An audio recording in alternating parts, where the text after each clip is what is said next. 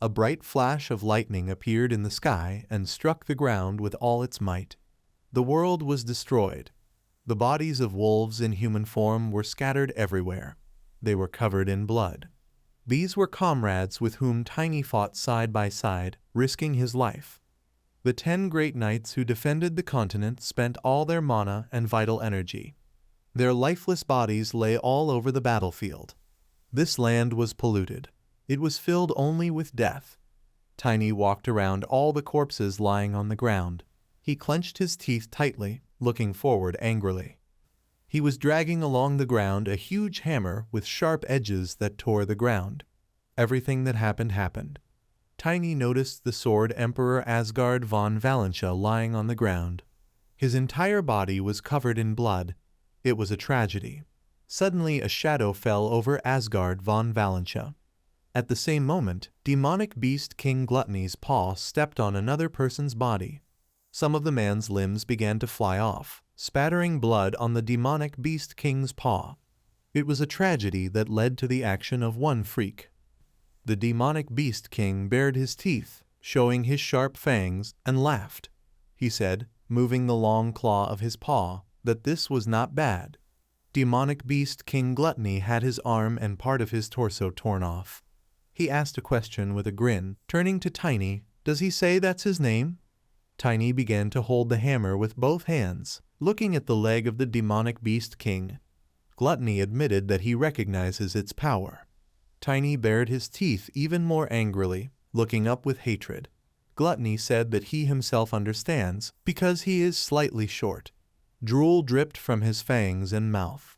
Gluttony added so he won't be able to reach out and take his life. Tiny's hammer began to glow with a red aura. Tiny began to lift it up. The next moment he began to run forward, pushing off the ground with his foot.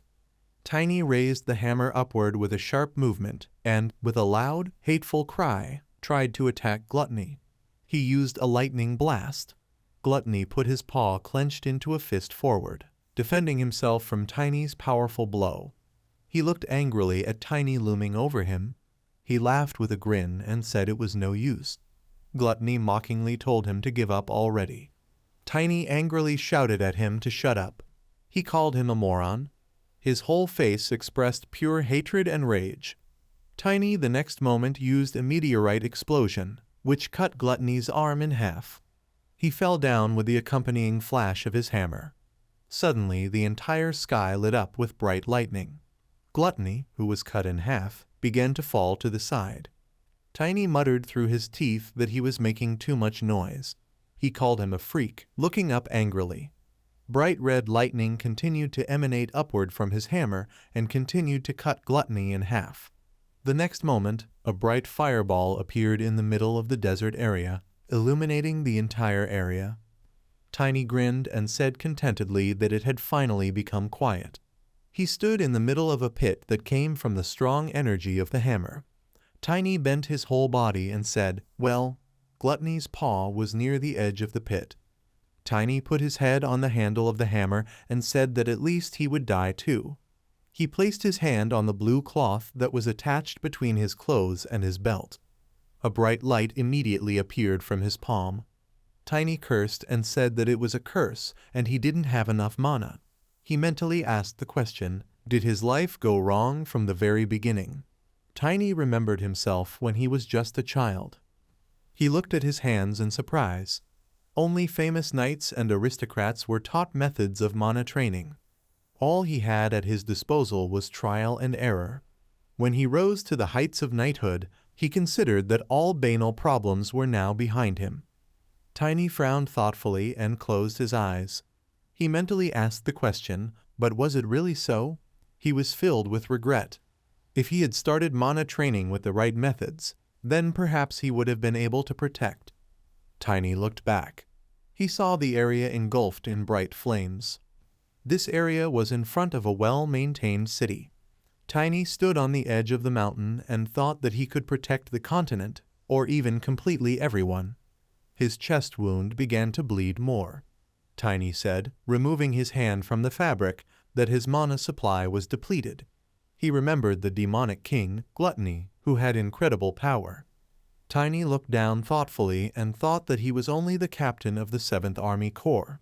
He asked the question, imagining the other captains. How strong were the others? Suddenly a voice was heard, addressing Tiny by name. Tiny forlornly continued to lean on the handle of the hammer. Suddenly he turned back in surprise. Tiny asked, puzzled, is he still alive? Asgard von Valentia leaned on his hands, trying to sit on the ground. He looked ahead with an exhausted gaze. Asgard von Valentia closed his eyes with regret and said that, alas, he was already dying. A single stream of blood flowed from his mouth. Asgard von Valentia said that before he departs for another world, he wants to ask him one question. He tried to push away with his weakened hand Gluttony's severed arm, which was piercing his torso with a sharp claw. Asgard von Valentia asked the question, why didn't he run away from the battlefield? Tiny began to gradually get up and asked in surprise, why such a question? Asgard von Valentia leaned on his wounded arm and admitted that he had heard that he was born into a poor family. He asked the question, doesn't he have something to protect? He said that he must have suffered for a long time. Tiny responded with disappointment that he was curious about what old people talk about before they die. He said in disappointment, what a shame it was. Asgard von Valentia asked in a weakened voice, what? Tiny desperately shouted that he didn't like looking weak. He said, looking up, that a real man should hold his head high. Tiny rudely said that he was against desertion. Suddenly Asgard von Valentia began to laugh. His laughter gradually became louder. Asgard von Valentia closed his eyes from a strong fit of laughter. He continued to laugh hard. Tiny turned to him displeased and said, he looks like he has the strength left to laugh. Asgard von Valentia said through laughter that it was okay. He immediately added that enough was enough. He added that he convinced him that he would believe in his talent. Asgard von Valentia said that pride helped him become one of the 10 great knights. He said with a grin that when he returns, he should look for him. Tiny looked at him puzzled and asked the question, how to understand this? Asgard von Valentia said that of course he wouldn't believe him if he just came to him. He said that was why he remembered one of his secrets. Asgard von Valentia pointed to the ring on his hand and said that his unborn daughter's name was Lilia. He named her that in honor of his and his wife's favorite flower. Tiny suddenly noticed how bright blue mana began to emanate from his body in all directions. He looked at it dumbfounded. Asgard von Valentia closed his weakened eyes, clenched his fist with the ring, and said, although he didn't like it that much, it was the most important part of the secret. He added so that he would not forget it. Asgard von Valentia lowered his head even more weakened, lighting up with blue bars of mana, and told him to find it as quickly as possible. Tiny looked at him stunned and said that the next moment he stopped seeing anything in front of him. Seeing the black void, he mentally concluded that he was losing consciousness. Tiny asked the question, did he die? Suddenly the pitch darkness gave way to white light. Tiny opened his sleepy eyes. There were bruises all over his cheeks. He looked up and concluded that the room looked familiar. Next to him sat his sister Irina, who rested her head on her folded arms. Irina was sitting on a chair in front of Tiny's bed. Tiny, meanwhile, mentally asked the question, do the dead also dream? He weakly turned his head to the side and thought that he was having this dream again. Even after death, he has to look again at his painful past, in which he saw the death of Irina. He mentally added that and stealing her corpse. Tiny clenched his teeth angrily and looked up with hatred. He thought when she died, those guys burst in. Suddenly a voice was heard from behind the door. When he remembers that it was Irina who hid the gold ring, he begins to boil with anger. Tiny immediately thought, looking at the wooden door, that he had hidden the ring. He remembered how 2 guys beat Irina, who was protecting Tiny with her entire body. Tiny thought that his sister was covering for him and was getting hit. At the same time, 2 guys kicked the door open and shouted that Wolf almost beat them up because of this girl. He added that she should be punished a couple more times so that she doesn't make mistakes in the future. The bald guy kicked the chair where Irina was sitting. He asked her a question. How can she sleep? Tiny looked to the side, seeing her falling down, and thought that he had been on death's door for several days. Irina did not treat her wounds and looked after him all the time, which is why she died. Irina landed on her head with all her strength. The two guys looked at her expectantly. One of them asked the question, "What? Did she die from such a blow?" The other one turned to him and asked with a grin, "Did he see that?" He said he calls it a hectopascal stroke. Tiny clenched his teeth with hatred and thought. They knew that she died, but they didn't care. He remembered that they would still take her body. The bald man asked a question, and what should they do with her if she was already dead? The other guy replied that he didn't know. He said with a grin that there are all sorts of corpse lovers. He said, even if you sell them for organs, you can make good money with them. Tiny looked away angrily and said no. He closed his eyes tightly with hatred and thought that he was in a dream. He asked the question, will he not be able to protect her? Tiny gave an order to himself to start moving. Suddenly his hand rose slightly upward, beginning to shake violently. Tiny mentally exclaimed to make it move. He said, "Go ahead." Suddenly, blue mana began to spread from his hand in all directions. Tiny raised his head, looking at this in surprise, and with a stutter mentally asked the question, did he succeed? He immediately jumped out of bed, starting to fly straight towards one of the guys who was pulling Irina away. Tiny jumped forward from the bed and shouted angrily for them to stop. He pushed this guy away with all his might. The guy hit his head against the wall with all his might, clenching his teeth tightly in pain. He looked at Tiny standing in front of him, from whom mana was emanating in all directions, and asked the question, "How is this?" Tiny leaned on Irina, trying to protect her. He turned angrily towards the two guys and clenched his teeth threateningly. The guy said with hatred that it was because of his sister's death. He asked him a question, is he crazy or what?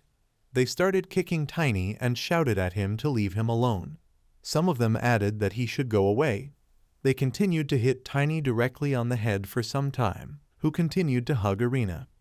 Suddenly the guys froze, starting to dust off their shoulders. They looked down with undisguised excitement and contempt. One of them said he was a disgusting idiot. The other guy turned around, starting to walk away, and said that he was happy to be left with the corpse. Tiny continued to cover Irina's body. At this time the guys closed the door and left. Tiny asked, stunned, what was going on. He looked at Irina's body and said that everything was different. He looked at her hands, covered with abrasions and bruises, and began to think that he had this dream every day, but now the ending had changed. He mentally asked a question, looking at his palms, how did this suddenly happen?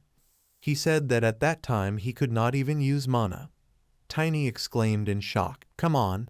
He remembered the words of Asgard von Valentia, who told him to find him. Tiny asked a question, still looking at his palms. Did he really bring him back to the past? He clenched his teeth angrily and asked the question, is everything really happening? He thought dumbfounded and asked a question, can he change the future? Tiny cursed angrily and called the old man a moron with tears in his eyes. He added that since he decided to return it back, he could have done it a couple of days earlier. He desperately asked the question, why at this moment? Suddenly Tiny started coughing blood loudly. He said stunnedly, starting to shake his whole body, what a weak body he has. Tiny mentally thought that he understood. There was no reason to be angry. He began to think further with resentment that the Sword Emperor himself was not confident in his strength. Tiny looked at Irina's dead body and said, he will consider that he has a chance to say goodbye to her. Tears began to appear in his eyes again, and he began to think further that in a past life such an opportunity had not presented itself. Tiny again remembered Asgard von Valentia's words to find him as soon as possible. Tiny put his hand to his face, starting to wipe away his tears, and mentally told him to wait a little. He decided that as soon as he dealt with what he had to deal with, he would immediately rush to search. The freak who killed his sister was named Wolf. In his past life, he had difficulty dealing with it. Tiny clenched his fist angrily and thought that in this life he would take full revenge. He decided that first. Tiny tried to turn Arena over and thought that he needed to visit somewhere with her. Some time later, next to a fenced-in church, Tiny looked at Arena lying in a coffin among the petals of the flowers and mentally addressed her. He thought that she was not his relative. Tiny looked down with regret and began to think that they both simply had dark hair, which was very rare on the continent. Black was considered the color of bad luck. That is why many people avoided him and bullied him. However, to Arena he reminded her of the brother she had lost. She gave him the name Tiny and cared for him like her own.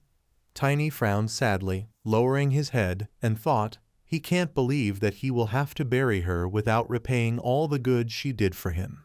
The priest opened the book and began to read a prayer from there. In the name of the goddess, creator of heaven and earth.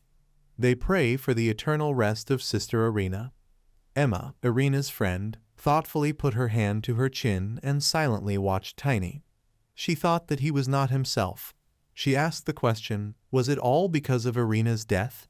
Emma looked at him again and thought that even now, some time ago. Emma looked at Tiny eating next to Arena's corpse and asked the question, what? She continued to watch this in horror. Emma looked into his plate and mentally ordered herself to stop thinking. She asked the question, is he able to eat in front of the dead Arena? Tiny frowned and tried to chew his food as quickly as possible. Suddenly his cheeks were clear of bruises, swelling and deep abrasions. Emma asked the question, what's going on? She looked at it all in fear and mentally exclaimed that his wounds had disappeared. After a while, Tiny picked up Arena, holding her tightly by the neck and waist. Emma tried to stop him with her hands and told him to stop. She asked the question, where is he taking her? Tiny told her that everything was fine. He held Arena on his shoulders. Emma, stunned and angrily, asked the question, in what order? She touched his head and asked a question, why did he obey only Arena and ignore her even now? Tiny looked at her with a cool gaze and addressed her by name. He thanked her for the food. Emma opened her eyes in shock as the door almost completely closed. Tiny promised her that he would pay her for her help. Emma continued to stand alone in the pitch darkness, looking forward in shock. Emma suddenly screamed for him to stop. Tiny continued to move away from home. Emma came back from her memories and thought that he arranged a funeral for Arena. She looked at Tiny again and asked what was going on in his head. Tiny at this time looked forward desolately and thought that this was the only way he could repay her for her kindness. He sadly looked down again and decided that there was no need to blame himself and look down. He knew Arena would be against it. He remembered her smilingly telling him to always keep his head held high. She also told him not to be ashamed of anything and to look forward. Tiny thought she didn't stop repeating it. He came closer to her coffin and mentally addressed her. Tiny looked up and asked her to watch him from heaven. He will have nothing to regret in this life. A month later, Tiny grinned with anticipation and thought that he should go ahead. He walked with confident steps along the stone road. Suddenly one of the guys asked a question, is this not the one who asks a lot? Another guy next to him replied that the tax collector was about to come to them. Tiny frowned and clearly said that wolf. He asked him a question, is he there? One of the guys began to roll up his sleeves and asked what? How dare he say his name out loud? Tiny walked towards him fearlessly. At this time, the guy angrily clenched his teeth together and began to wave his hand. He asked the question, is he completely crazy? Tiny looked at him fearlessly. With a sharp movement of his hand, he intercepted the hand of the guy who tried to hit him. He asked the question, what? The guy froze in place, stunned. Tiny grabbed his wrist as tightly as possible, starting to twist it, and asked the question, should he not say his name? The guy's hand began to swell and fill with blood from the inside. He began to scream desperately from severe pain. A moment later, he fell to the ground, bending over with his whole body in pain, and said that his hand. Tiny at this time went to another guy, lowering his head down. The guy mentally asked the question, what is this? Why is he behaving this way? He asked the question. Was he out of his mind? The guy immediately put his hand forward and decided that let him, because he was just a child. He grabbed him by the collar of his clothes and tried to lift him up. He began to shake his whole body from strong persistence, but he was unable to lift Tiny up. He still thought he would just throw him out. He immediately looked down with confusion and asked the question, "What is it?" He thought that it weighed like a huge piece of iron. Tiny mockingly said that he was heavier than he looked. He added that he was overwhelmed with strength. Later, he kicked him in the chest with all his might and told him not to overwork himself, because it was all to no avail. The guy started coughing from severe pain. Tiny thought, "Great," with a grin. His body glowed with blue mana. He concluded that his mana body was in place. Tiny thought that in a past life it was in the wrong position, which caused the discord. The secret of the secret technique that Tiny invented was that he uses his body. This was in order to be strengthened many times over. Due to the perfect combination of a body consisting of mana, a body of mana, and one's own. Tiny thought the effects were secret techniques, which was good. He decided that to start staying in shape, it was important to eat well. He remembered how Emma nervously handed him a plate and said that this was all her food for 10 days. Tiny continued to eat the potatoes with inexorable hunger. He thought that Emma had helped him. The guy, trying to slow down with his hands, fell with all his strength onto his back. Tiny began to walk towards him with a gloomy look and said that, having created a body from mana, this time he understood the reason why everything turned out badly in his previous life. The guy began to run away from him on all fours, helping himself with his hands to get over the stone barriers. He mentally asked the question, "Is the body made of mana?" Tiny said with a menacing look that with weak, newly awakened mana. He added that with a wounded body it would be easier to find the right place. Tiny grabbed the guy by the leg, not allowing him to get further. The guy looked back in fear and asked him a question. What is he talking about? Tiny waved it off, starting to pull his leg with all his strength, and said that yes. He said he thanked him. Tiny swung at this guy, starting to run towards the gate, and shouted, "This is because they beat him almost to a pulp." He threw it with all his might. The guy broke through the gate, starting to fly straight into the door of the house. Later, he flew at full speed into the wall of the house, breaking through it. People in the hall began to jump to the sides and lie down on the floor to protect themselves from this. One of the men looked to the side with a question. Someone from behind began to run away, shouting that they had an uninvited guest. At this time, the guy who broke through the gate and the house was lying lifeless on the steps. Tiny began to enter the broken door, surrounded by dust. Someone asked the question, "Who is this?" Tiny grinned as he looked ahead. Meanwhile, someone asked a question, "Is this the boy who begs a lot?" Tiny glowed a bright blue as he continued to approach the men lined up in a row.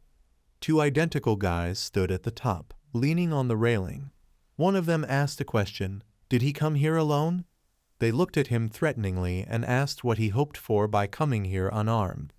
Tiny leaned down sharply, trying to pick up something, and asked the question, "What makes them think that he doesn't have this?" Suddenly, he grabbed the man by the leg, dragging him towards him.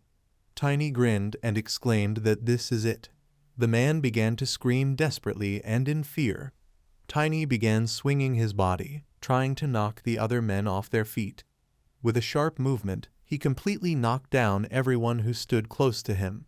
All the men began to fall down with desperate screams. Some of them flew straight at the guy who broke through the house. He looked at it with undisguised fear, without moving. Tiny at that time approached the man with the man in his hands and swung right at the guy with all his might. The man landed on him. The guy deftly tilted his head to the side, opening his lifeless mouth. The man had broken teeth and was looking up with the same lifeless gaze. Tiny stood still.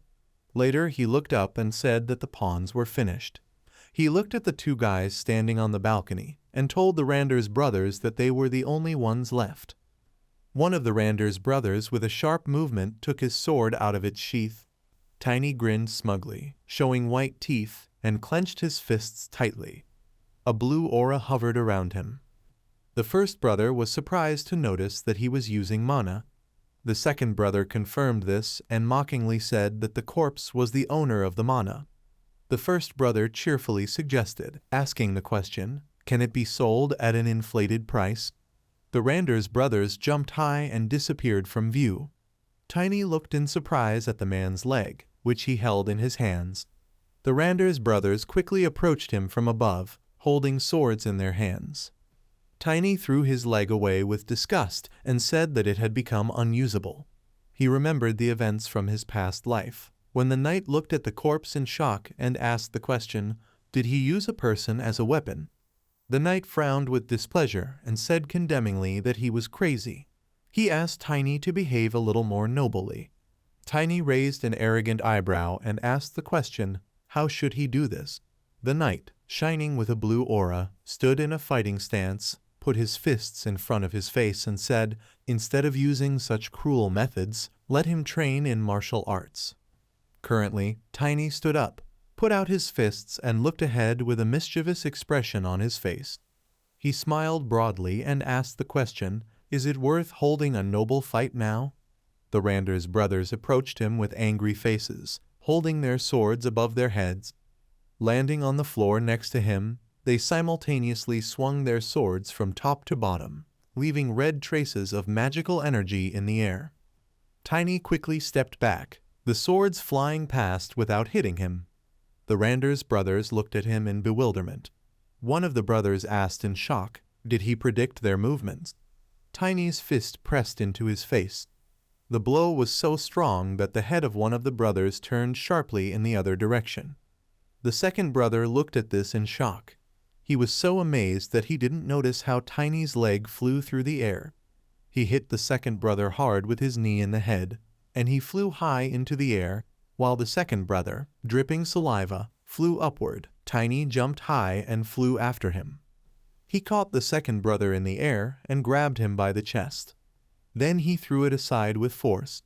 The second Randers brother broke the fence on the balcony with his body. He flew down the second-floor corridor, arching his back unnaturally. Tiny caught up to him, sliding his feet along the floor to slow down. He swung his leg, intending to strike Brother Randers. In a large multi-story building, lights were burning in the windows. The second Randers brother crashed to the floor in one of the rooms of the Wolf house, raising a cloud of dust. Wolf frowned with displeasure and closed his eyes. Opening his eyes, he looked to the side and asked the question, "Who is there?" Tiny took a decisive step forward. In a past life, he was very surprised that the wolf, who led a robber lifestyle in a remote territory, turned out to be not a person, but a beastman, whose race is considered one of the strongest. Moreover, he is a silver wolf, a special creature among beastmen. A ferocious wolf with red eyes and a toothy mouth, because this characteristic only appears in the direct descendants of the werewolf imperial family.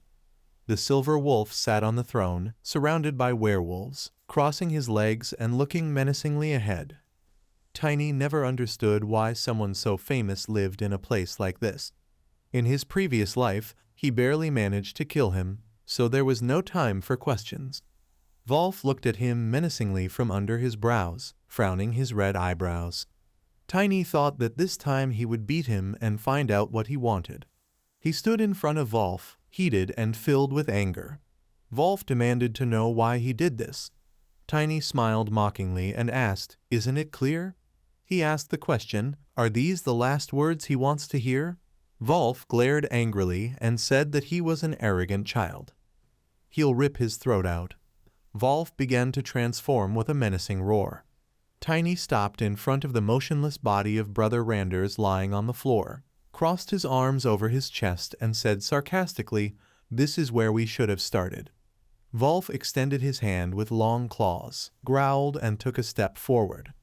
A powerful beastman stood in front of Tiny. He walked towards him, saying, like this. Taking a closer look, Tiny opened his eyes wide and asked in surprise, "What's the matter?" With his hands on his hips, he looked at the beastman and said that his fur was not silver. Tiny mockingly suggested, asking the question, "Is he the son of a dog?" These words pierced Wolf to the core. His eyes flashing angrily, he asked again, "Who? Dogs?" Growling, he angrily slammed his fist onto the floor. Tiny asked in surprise what was going on there. Wolf attacked with his front paw, but Tiny managed to jump to the side. He thought that Wolf was stronger and faster than the Randers brothers. Wolf, with an angry grin, immediately tried to hit with his other paw, but Tiny jumped back in the other direction, thinking that he was weaker than he was in his previous life. Tiny grabbed him by the muzzle and swung his fist. He growled angrily. Tiny angrily asked the question, "Does Wolf think he returned for such a pitiful spectacle?" He grabbed the wolf's mouth tightly with his fingers, using mana. Lightning bolts flew out of Wolf's eyes in pain. He grabbed his muzzle with both hands, from which blood was pouring, and growled desperately. Tiny recalled with gloating how his fellow beastmen had said that he would teach him how to deal with members of his race when they fell into madness. Wolf, his eyes sparkling with rage and spewing streams of blood, extended his clawed paw towards him. He growled angrily and waved his front paws, trying to catch him. Tiny deftly dodged his attacks. Running around Wolf on the right, he said that a good thrashing is the best cure for dog rabies. He kicked Wolf hard. He flew back and fell to the floor with a crash, spewing out a stream of blood. Tiny smiled arrogantly and said, "Let him not die yet." He kicked him in the stomach and said with a malicious grin that he was just getting started. Wolf howled heart-rendingly in pain. Tiny remembered the words of a fellow beastman, who said that they need to be treated more roughly, since representatives of his race have a cancelled ability to regenerate. Tiny hit Wolf hard again, sending him flying backwards. He crashed back into the wall with a crash. The wall was cracked and partially broken. There was something glowing blue inside. Tiny, noticing this, looked in that direction with interest. Wolf turned into a bloody man. After a while, Wolf opened his eyes wide and looked at Tiny in fear. Tiny asked a question. Has he come to his senses? Shaking his whole body, Wolf asked what he was doing here. What does he need? Tiny, flexing his fist, angrily barked at him to shut up. This time it won't end with his broken spine. Wolf widened his eyes in fear and, trembling all over, groaned. His look asked, will he beat him again? Tiny angrily ordered him to quickly beg for his sister's forgiveness. Over time, Tiny folded his blood-stained palms in prayer, closed his eyes, and said with hope that this would help Arena calm down. In front of him on the floor lay a beaten Wolf, who was trembling helplessly with fear. Tiny put his hand in front of him and said that he really wanted to break his neck. Wolf instantly jumped up, knelt down, folded his palms in front of him in prayer, and pitifully asked Arena for forgiveness, saying that he was very sorry. He bowed his head low, bleeding, and desperately repeated that he was very sorry. Tiny looked at him disdainfully and said he would like to chop him into pieces and bring him to her grave. Wolf continued to bow deeply and beg Arena's forgiveness. In horror, he repeated in a whisper that he was very sorry. Tiny winced with disgust and said that she would not want to meet him in the afterlife. Therefore, while he beats him, let him tell him why beastmen live in such places. Wolf did not seem to hear his words and continued to desperately pray in a whisper, turning to Arena that he was sorry. Tiny, stretching his shoulder, looked to the side and saw some glowing object lying on the floor. He thought in surprise, "What is this?" Taking it in his hand, he said that in his previous life he had not found such a stone. Tiny looked at the stone in his hand, from which a stream of red magical energy gushed out. He said in surprise that this was demonic energy. Realizing this, his eyes widened in shock. From the flow of red magical energy, the image of a lunar wolf appeared, tightly bound with chains. Tiny looked at this in surprise. The lunar wolf flashed its red eyes and opened its toothy mouth. Tiny looked at him excitedly. Tiny remembered the moments of walking with a girl among the rocks and forest, where there were many different animals and birds. He carried a hammer on his back and asked her a question. What does she want to show him? Estina extended her hand forward and pointed her finger, saying that the mystical creatures that lived here, mystical creatures were creatures that appeared as their organisms accumulated mana over several centuries.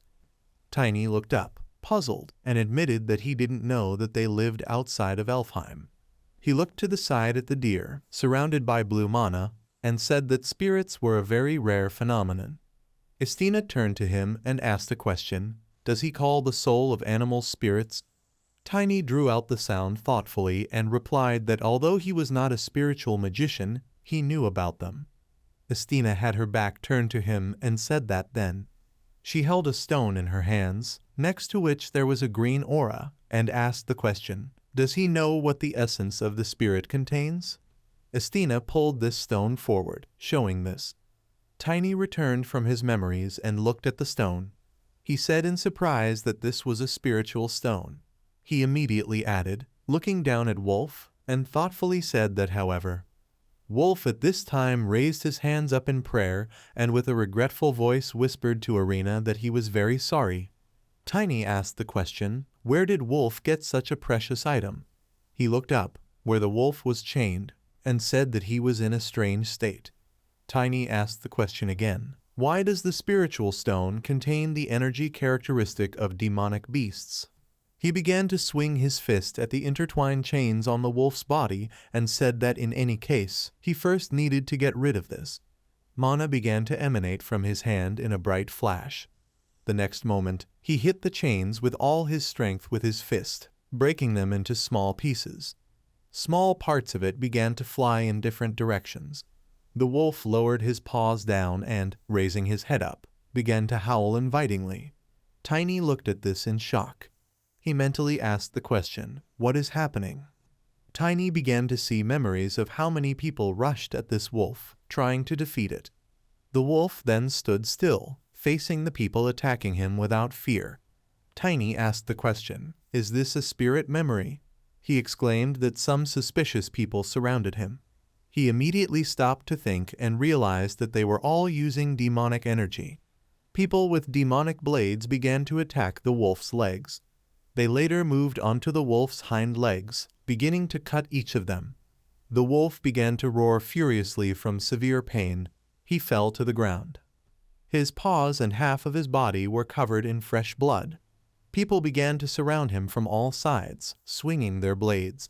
One of them gripped the hilt of the sword as tightly as possible, from which zigzag threads of black demonic energy emanated to the sides.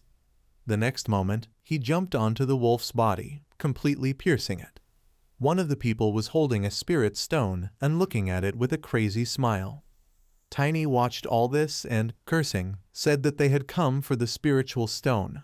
The man gave the stone to the child, who looked at it in shock. Tiny asked the question, who is this child? Why was the stone given to him? The next moment, the child's body began to become covered with fur. His legs began to transform into paws, and his head acquired a wolf shape. He began to growl very loudly. Tiny shrewdly said that these freaks are trying to absorb the spiritual stone to create people who turn into beasts. He realized that this child was a wolf. The wolf spirit behind him bared its teeth angrily, looking down menacingly. Tiny asked him a question. Did someone create it? Wolf began to shake his whole body and whispered to Arena that he was very sorry. Tiny noticed something strange to the side and looked sharply at it. The wolf spirit opened its mouth and approached the wolf threateningly to attack. Tiny blocked his path with a sharp movement and ordered him to stop. The wolf spirit braked with its front paws. Tiny extended his hand forward and said that this freak must suffer properly before he dies. The wolf spirit closed its mouth and looked warily to the side. Tiny asked a question in surprise. Does he understand him? He admitted that it was surprising. He didn't know that he was predisposed to spiritual magic. Tiny again remembered Estina, who asked him a question if he was interested in whether a person could become a spiritual magician. She said this is possible if he has a pure soul and a decent amount of mana. Tiny then thoughtfully scratched his head and looked down. Estina said that children are innocent enough for this. Tiny came back from his memories and said that Estina said something like that. he said with a hunch that now he was just a child. He immediately objected, turning back to the shaking wolf. He wasn't sure he was innocent enough. He added in a quieter voice that he was not innocent at all. The wolf spirit obediently closed its eyes and began to shake its head from side to side. Tiny looked at him in surprise and made a thoughtful sound. The spirit of the wolf tilted its head towards him, burying its nose directly into Tiny's forehead. Tiny froze in place, stunned. He said, "The spirit says when he removed the spell, Tiny's mana entered his spirit stone." Tiny began to remember recent events and added that it all filled in the chips of the spiritual stone. He asked the question, "Is that why they understand each other?" The wolf spirit shook its head from top to bottom, agreeing with this. Tiny looked up and concluded by asking the question, "Can they make a contract now?" The wolf spirit again shook its head positively, agreeing with this. Tiny smiled, extended his hand, and said that it was good. He immediately invited him to do it. Tiny began to remember that spirits did not need constant attention like magic. As long as mana supports their existence, they will help. Most spirits become stronger to match their magician. That's why Astina was one of the 10 great knights. The wolf spirit immediately began to bark angrily. Tiny made a thoughtful sound and asked a question. Did he have a request? The wolf bared his teeth and looked forward meaningfully. Tiny frowned and realized that he was asking for revenge for him. He clenched his fist and said with a smile that it was simple. He was still going to kill everyone associated with demons. The wolf spirit barked as if thanking him. Tiny reached out a hand to his fur, stroking it several times. The last stage of concluding a contract with the spirit was agreeing on the rules of coexistence. At the same moment, the blue shell of the wolf gradually began to separate from his body and rise upward. Tiny asked a question, what should he call it? He leaned down, shook the wolf's paw, and said that he would choose a name for him that he liked. Tiny said that he is a lunar wolf. Lunar wolf barked in agreement. Tiny turned towards the crying wolf and asked the question, what should we do with him? Wolf continued to ask Arena for forgiveness. Lunar wolf looked at him with undisguised anger. Tiny said, he can't believe that someone created a beastman using a spiritual stone. Judging by the demonic energy they possessed, they must be demon followers. These were fans who renounced the goddess and worshipped the demon race. Tiny put his hand to his chin thoughtfully and thought that they had caused too many problems even before the arrival of the Demon King's army. He added that he was in the labyrinth at the time, so he didn't know the details. Wolf asked Arena for forgiveness again. Tiny kicked him sharply in the side, knocking him down. He told him to shut up. Tiny asked the question, did the demon's followers give him the spiritual stone? Wolf curled his whole body on the floor and turned to Arena again. Tiny concluded that he was completely out of his mind. He immediately called out to him and commanded him to regain consciousness. Lunar Wolf stood over Wolf and began to growl menacingly. Wolf was frightened, looking up in shock. He again began to shake his whole body and asked again, is this a wolf? Tiny asked him a question, where are those who gave him the spiritual stone? Wolf began to cover himself with his hands and said that their organization. Tiny quietly asked a question, so can he talk already? He asked more loudly, where is their organization located and what does it do? Wolf began to lean on his hands and tried to get up. He began to cough loudly and said through his teeth that they... He looked down with a crazy look and added that they would not let them go. He was just a test subject. Wolf continued to look down even more crazily and with an abnormal smile exclaimed that they were extremely strong. Suddenly his head exploded. Tiny put his hands forward, trying to protect himself from this explosion. He looked at it dumbfounded. Tiny ran his hand through his hair and, cursing, asked a question, did a spell work on him so that he would not say anything unnecessary? Wolf's body fell down, and a large pool of blood began to form under it. Tiny assumed that he had heard something similar in a previous life. He remembered how, in his previous life, Wolf angrily shouted at him that the organization would come for him. Tiny thought then that he was talking about his subordinates who remained on the first floor. He added that in their previous life, they didn't even know that Wolf was a beastman. Tiny then crossed his arms over his chest and leaned towards him angrily, asking the question, should he hit him now or after he tells everything? The man then clasped his hands in prayer, looking at him in fear. Tiny stopped remembering. He waved his hand and said okay. He added that he is not one to think. He looked to the side, noticing a bright glowing thing in it. Tiny said that something else was important to him. He took Wolf's corpse in his hands and said, should he give back what he took? The next moment, he threw Wolf straight into the wall with all his strength. The next moment, the corpse broke through it and lay among the rubble. There was an iron hatch in the wall with a special round mechanism to open it. Tiny thought that the Sword Emperor would benefit from the information he obtained here. He decided that he should tell him when the opportunity arises. He looked at the iron hatch and said that for the sake of his former comrade. Tiny raised Wolf's hand, leaning it against the blue hole in it. After some time, the hatch opened. Tiny walked into this with a smug grin and said that no, this is for the sake of the trust of his future comrade. Lunar Wolf stood behind him, peering into it carefully. Tiny at this time reached out with his hand to the ring lying on the red pillow and said that he should take this too. It was a ring made of gold, on which in the middle was an eagle with spread wings. Tiny said that this is a Valentia family ring. Some time ago, Chloe von Valentia leaned down with a smile and asked the question, what is his name? Tiny, with a shaking voice, leaned his hands on the asphalt and said his name. Chloe von Valentia leaned her hands on her knees and asked again, is he Tiny? With a friendly smile, she began to remove the gold ring from her hand and said that it had a charming name.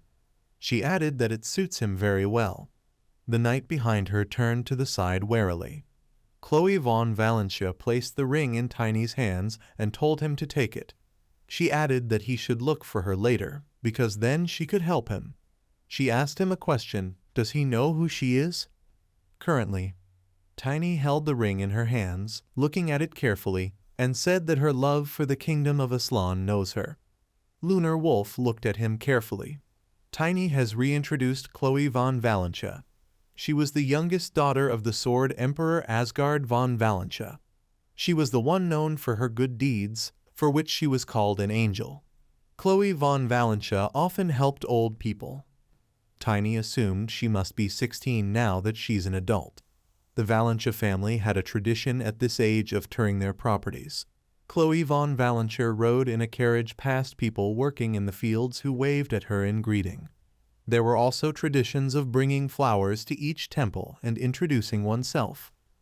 Tiny thought that this was why they met in the red light district, which is described in the documents as the most remote place in the duchy. He remembered again how she stood over him. Tiny then looked at her with undisguised hope. In his previous life, he did not return the ring because he took revenge later. Tiny stopped remembering. He held up the ring, which had a glare from the incoming light, and thought that this made it more difficult for him to gain support. Tiny put the ring in his pants pocket and thought that this time everything would be different. He added that with a ring it would be easier to face the Emperor with a sword. Someone's voice asked a question, and where is this idiot? Tiny turned towards the voice in the broken doorway. He grinned smugly and thought that they were just in time. Ram stood with his back turned. He clenched his fists warily, fully armored all over his body. He walked with confident steps through the hall, where corpses lay everywhere.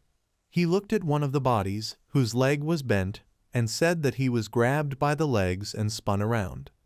Ram carefully looked around and confidently said that this was the work of the owner of the mana. He thoughtfully asked the question, did the child completely turn everything around here? The men behind him exclaimed with hope of salvation that yes. They added that this is exactly the case. Ram made a thoughtful sound. One of the men exclaimed that with his help they would deal with him very quickly. Ram immediately looked at them furiously, calling them idiots.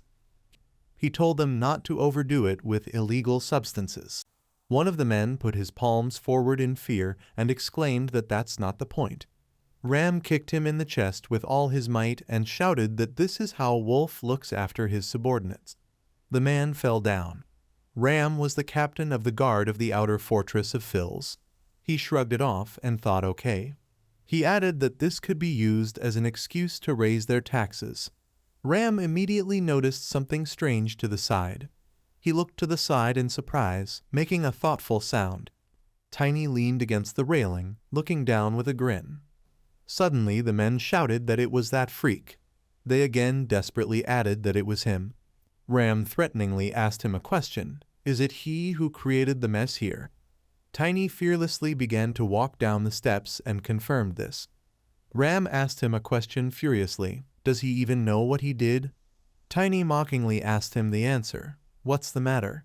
He explained that he was simply dealing with the robbers. Tiny replied that it doesn't matter. He asked Ram why he came here. Tiny put his hand on the railing and suggested that the wolf was paying them well. Ram froze in place, discouraged. Veins appeared on his forehead from anger, and he asked, does he have no feeling of fear at all? Ram quickly began to run forward, summoning red mana, and again asked him the question, how dare he? Tiny stood still, not moving. He watched Ram's hand approaching him. He thought, assuming that he was a mana owner who had not even reached the second level. Tiny hit Ram's palm with a slight movement of his hand. Ram looked stunned as the mana near his palms faded. Tiny thought that if so, then even now, he began to push off with his feet and decidedly thought that he could defeat him. He began to swing his leg, bent at the knees, right at Ram's body. The Ram was pushed slightly to the side by the force of the impact. He clenched his teeth with great tension and with a growl held Tiny's knee with his palm. Tiny thought that, however, he grinned, raising his hand, and said that it was better to limit himself to demonstrating his strength. Ram said through gritted teeth that this was not bad. The next moment, he pushed Tiny away from him with a slight wave. Tiny decided that he shouldn't antagonize Lord Files just yet. Tiny flew to the top of the stairs, landing on his back. He mentally concluded that since there are many knights serving him, Ram followed him closely. Tiny at this time moved to the top of the stairs in several jumps and mentally decided that he needed to make sure that he himself decided to retreat. Ram swore, calling him a rat. With a sharp movement of his hand, he grabbed the hilt of the sword and exclaimed, "He will see how he responds to this blow." Tiny grinned. A lunar wolf appeared behind him, looking down menacingly. Ram asked the question, "What?" He asked again, "Is this a spirit?" Lunar Wolf bared his teeth, his eyes flashing with menace. Ram pursed his lips tightly and looked up, stunned. Tiny quietly asked the question, was he scared? He mentally decided that in such a small room it was impossible not to notice the spirit. Tiny asked the question with a grin. Has he calmed down a little? He suggested that he talk first. Tiny said that they will be honest. He said he didn't care what happened here as long as the fee remained the same. He asked the question, is this correct? Ram still kept his hand on the hilt of the sword and asked the question, what is he hinting at? Tiny told him that he would give him money instead of the wolf. Ram and the men below looked at him dumbfounded. Ram laughed and said that this was an unexpected proposal from a child. He asked him a question, how old is he? Did he turn into a boy using magic? Tiny brushed aside the words about magic and said that the local lands were simply his home. He added that many of the invaders know him because of his dark hair. Ram sheathed his sword and said okay. He asked a question, but does he have 5 gold yongs? Tiny asked him a question mockingly, is he joking? He asked if he had overinflated the amount. Ram looked at him dumbfounded. Tiny suggested that he was most likely given 1 yang. He said he offered 1.5. Ram swore angrily, calling him obscene words. Tiny said if he doesn't want to, he can fight here and now. Lunar Wolf began to growl menacingly, showing his sharp teeth. Ram exhaled in fear, putting his sword aside. He began to look forward tensely. Ram turned around and began to walk away, and the world had become very sad. He couldn't believe the child was talking to him like that. Tiny asked him a question in the back. So what will he say? Ram told him to pay on time. The men began to run after him. I addressed him by name. One of them plaintively asked the question, will he just leave? Ram hit him on the head with all his might and ordered him to shut up. He called him a freak. Tiny shouted at his back to stop. The gold coin began to fly down at high speed and landed right in the palm of Ram, who looked up in surprise. Tiny told him that since the head of this place had changed, he should introduce himself to Lord Files. He asked him a question. Would he organize a meeting with him? Ram said in surprise that he would convey his request to him. He added that he should better bear in mind that if he did not pay the tax on time, he would suffer the wrath of the Lord. Tiny held the railing with his hands and said yes. Ram approached the door accompanied by men. Tiny smiled smugly and wondered if the next tax collection would even take place. He asked the leaving men, where are they going? The men froze in fear and turned in his direction. Tiny told them he only gave them 1 hour. He commanded that they gather the entire team and bring here all the women working for them and the poor people. He said that for every minute he was late, he would kill one of them. Lunar Wolf bared its mouth menacingly, looking down. Tiny leaned on his palms and with a menacing grin warned them to just try to escape because his spirit would hunt them down and finish them off. He told us so that they would remember that they only have 1 hour. The men began to run out of the house in fear. They ran forward quickly and screaming.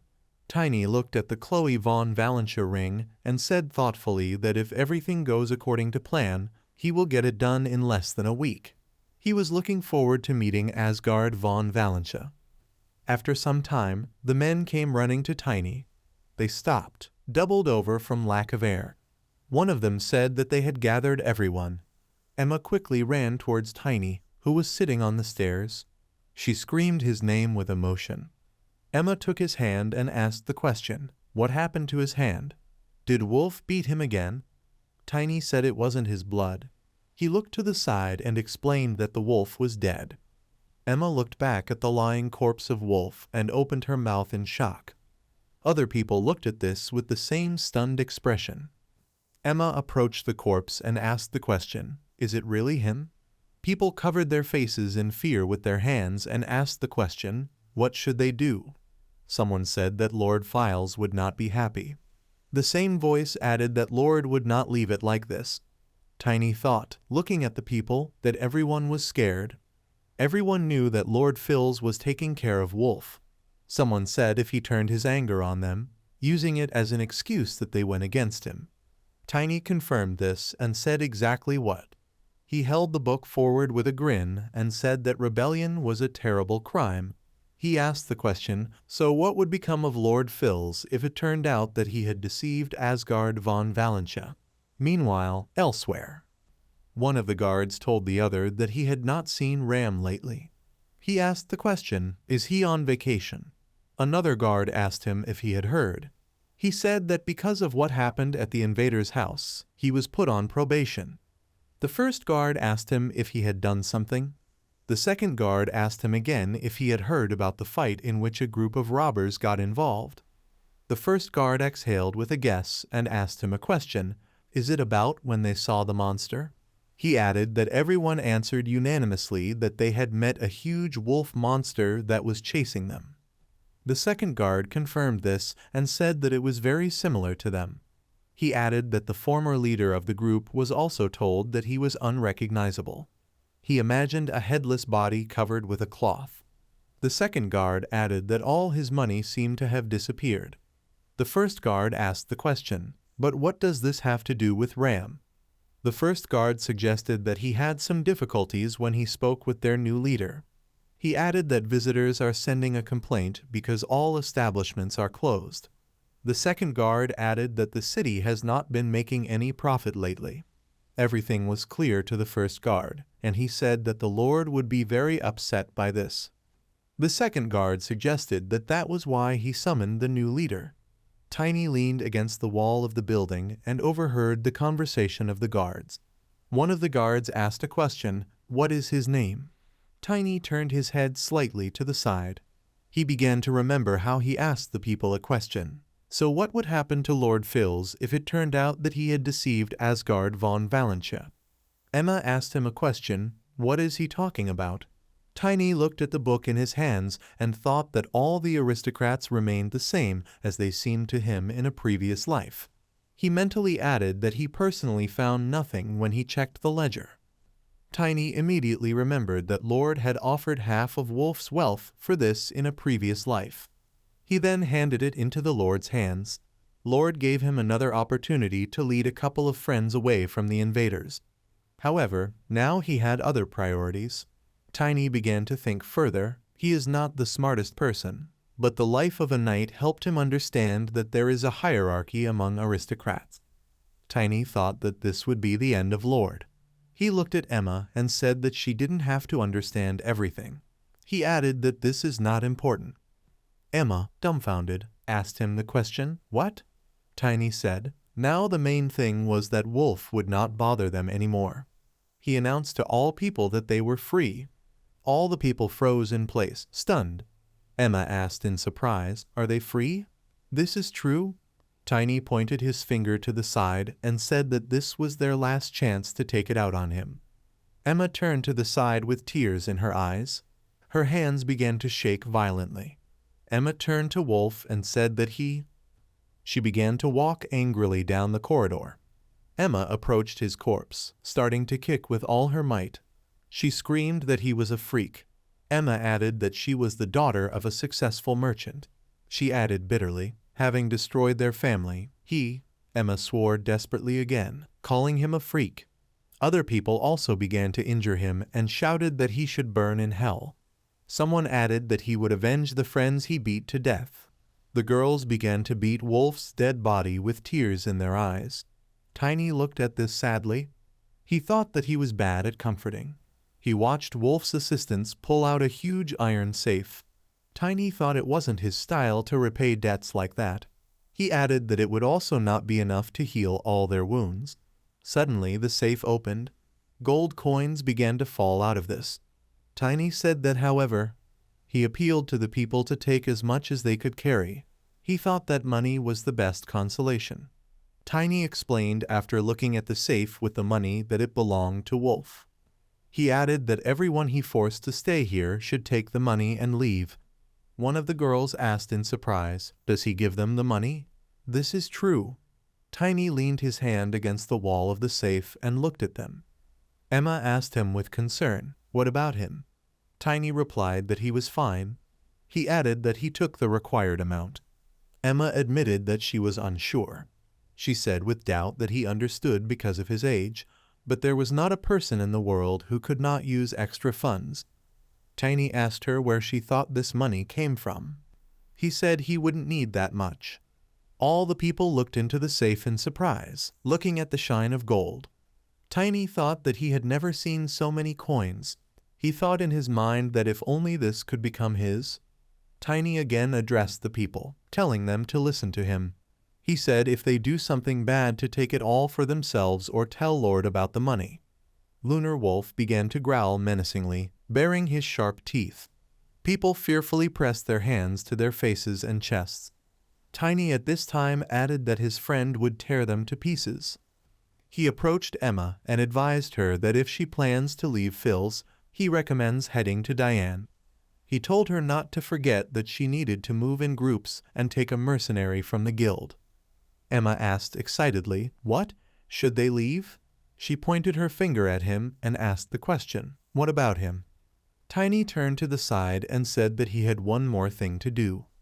Emma frowned sadly and called his name. She told him he was strong so he could take care of himself. She said they would do as he said. Tiny looked at her with a smile. Emma added that they would go to Diane. She asked him to visit her whenever he wanted to rest. She asked him, "Okay?" Tiny smiled warmly and thanked her for this. He said that from that day on, the red light district in Phil's was closed for business. Tiny was pulled out of his memories by the voice of a guard, who said that the new leader was called. Tiny came out to meet them and loudly pronounced his name, complimenting the guard's speech. The second guard asked in surprise, "Is it a child?" The first guard also asked how long has he been here. He said that Lord lives here. He said that ordinary people like him shouldn't hang around here. The second guard suddenly asked a question. How did he know the name of the new leader? Tiny said, so now he was the new boss. Lunar Wolf began to tilt his head down towards the guards, baring his teeth in order to greatly scare them. The next moment the guards ran away from the gate. Lunar Wolf looked forward at the vacated gate with a grin. Some time later, Tiny looked up boredly and sighed.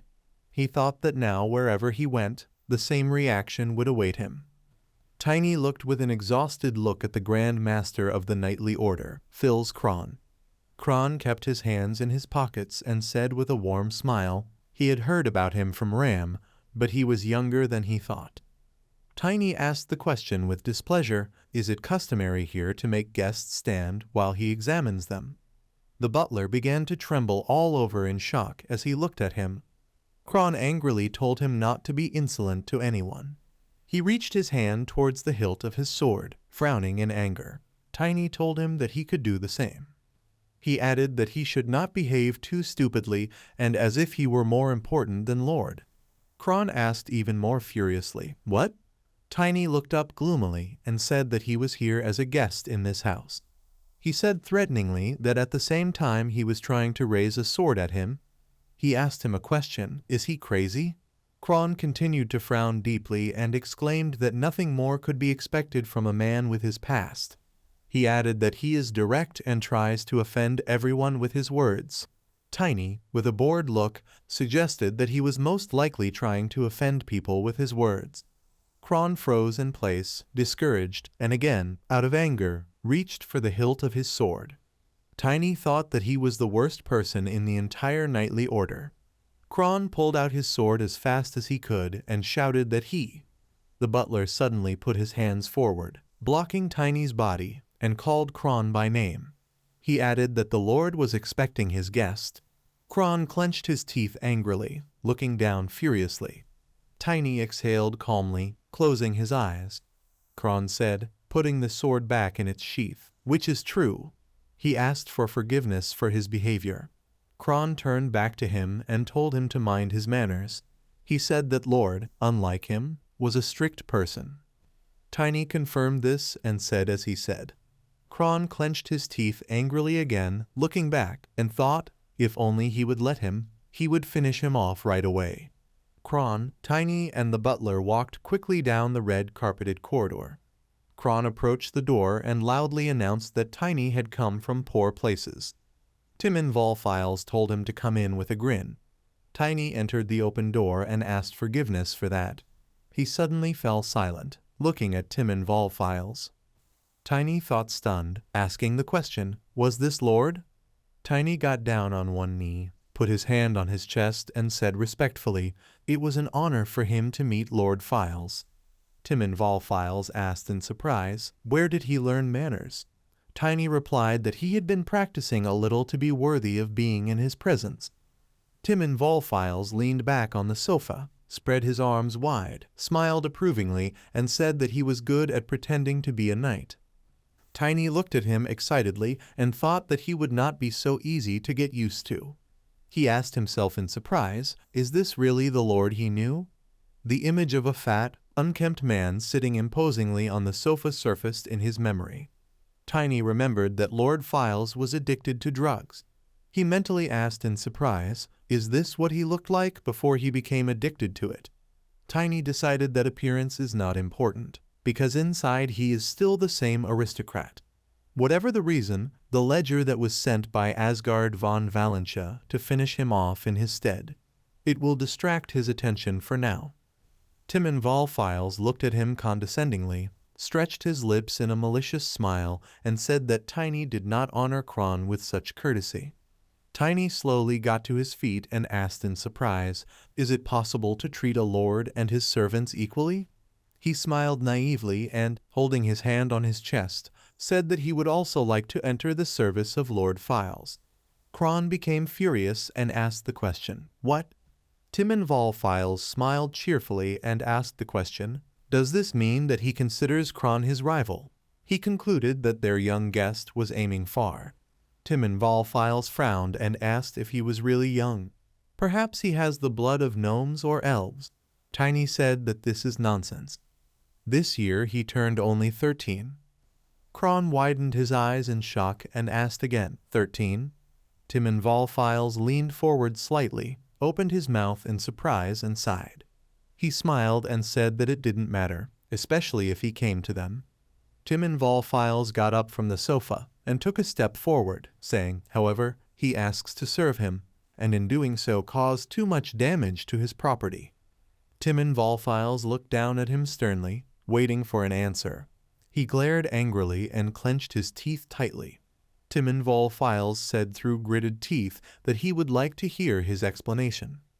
Tiny calmly looked him in the eye and replied that it was for his own good. Lord Files asked incredulously, for his own good? He said irritably that he thought Tiny was pretty smart, but he doesn't understand how the world works. Kron grabbed the sword from its sheath, looked questioningly at Tim and Volfiles, and said that if he wanted, he would get rid of it in an instant. Tiny looked down and asked, did they know that Asgard von Valentia began to fight the distribution of substances and corruption? Kron widened his eyes excitedly and asked what? Tiny ignored his question and said he was sure they were aware that Chloe von Valentia had visited their property some time ago. Her people told him about it. He just wanted to clean everything up for them before it became a mess. Tiny smiled smugly and boldly looked ahead. He thought it was true. Therefore, even if Lord Files decides to check his words, he will not find anything. Tim and Volfiles closed his eyes and thought hard, touching his temple with his index finger. He said thoughtfully that he had heard about it. During their youngest daughter's coming-of-age ceremony, they planned something big. Kron looked at him puzzled, holding his sword with his hand. He angrily shouted that the boy was lying to him. Valentino is full of brothels, so why them? Tim and Volfiles angrily interrupted his speech, ordering him to watch his words. Kron bowed respectfully, placing his hand on his chest, and asked for forgiveness. Tim and Volfiles turned sharply and said approvingly, although his approach is primitive, but if what he said is true, he should be rewarded. Tiny bowed respectfully and thanked him. Tim and Volfiles said that he still needs to make sure of something. As it turns out, he has a spirit under his control. Tim and Volfiles sat on the sofa, crossing his legs, and lit a pipe. His eyes flashing angrily, he asked, was he the one who stole it from the Volf's spiritual stone? Tiny looked down, puzzled, and asked himself, how did he know? Lunar Wolf. His eyes widened in realization. He remembered the image of the purple heart and mentally asked, is it a circle made of demonic energy? He looked closely at Tim and Volfiles, surrounded by a violet-blue aura, and asked in shock, is he a dark magician? Demons never lend their power without sacrifice. A second-level magician is either a lunatic who has killed hundreds of people, or sacrificed the lives of dozens of people. Tiny remembered how one of Arena's killers asked, puzzled, what should they do with her, since she was already dead? The second killer answered with a smile that he did not know. There are all sorts of necrophiliac perverts. Even if a corpse is sold for organs, you can make good money. He then remembered the Randers brothers, who were cheerfully discussing how the Mana owner's corpse could be sold at an inflated price. Tiny looked ahead in shock. He realized that Tim and Volfiles was buying corpses from the invaders. He mentally wondered if there was a dark magician behind him supporting him. Volf idiot, he thought, bowing his head respectfully to Tim and Volfiles. Kron stood nearby and watched him. Tim and Volfiles, losing patience, reminded that he was waiting for an answer. Tiny looked at him excitedly and said that he didn't understand his question. Tim and Volfiles angrily gave the order for Kron to act.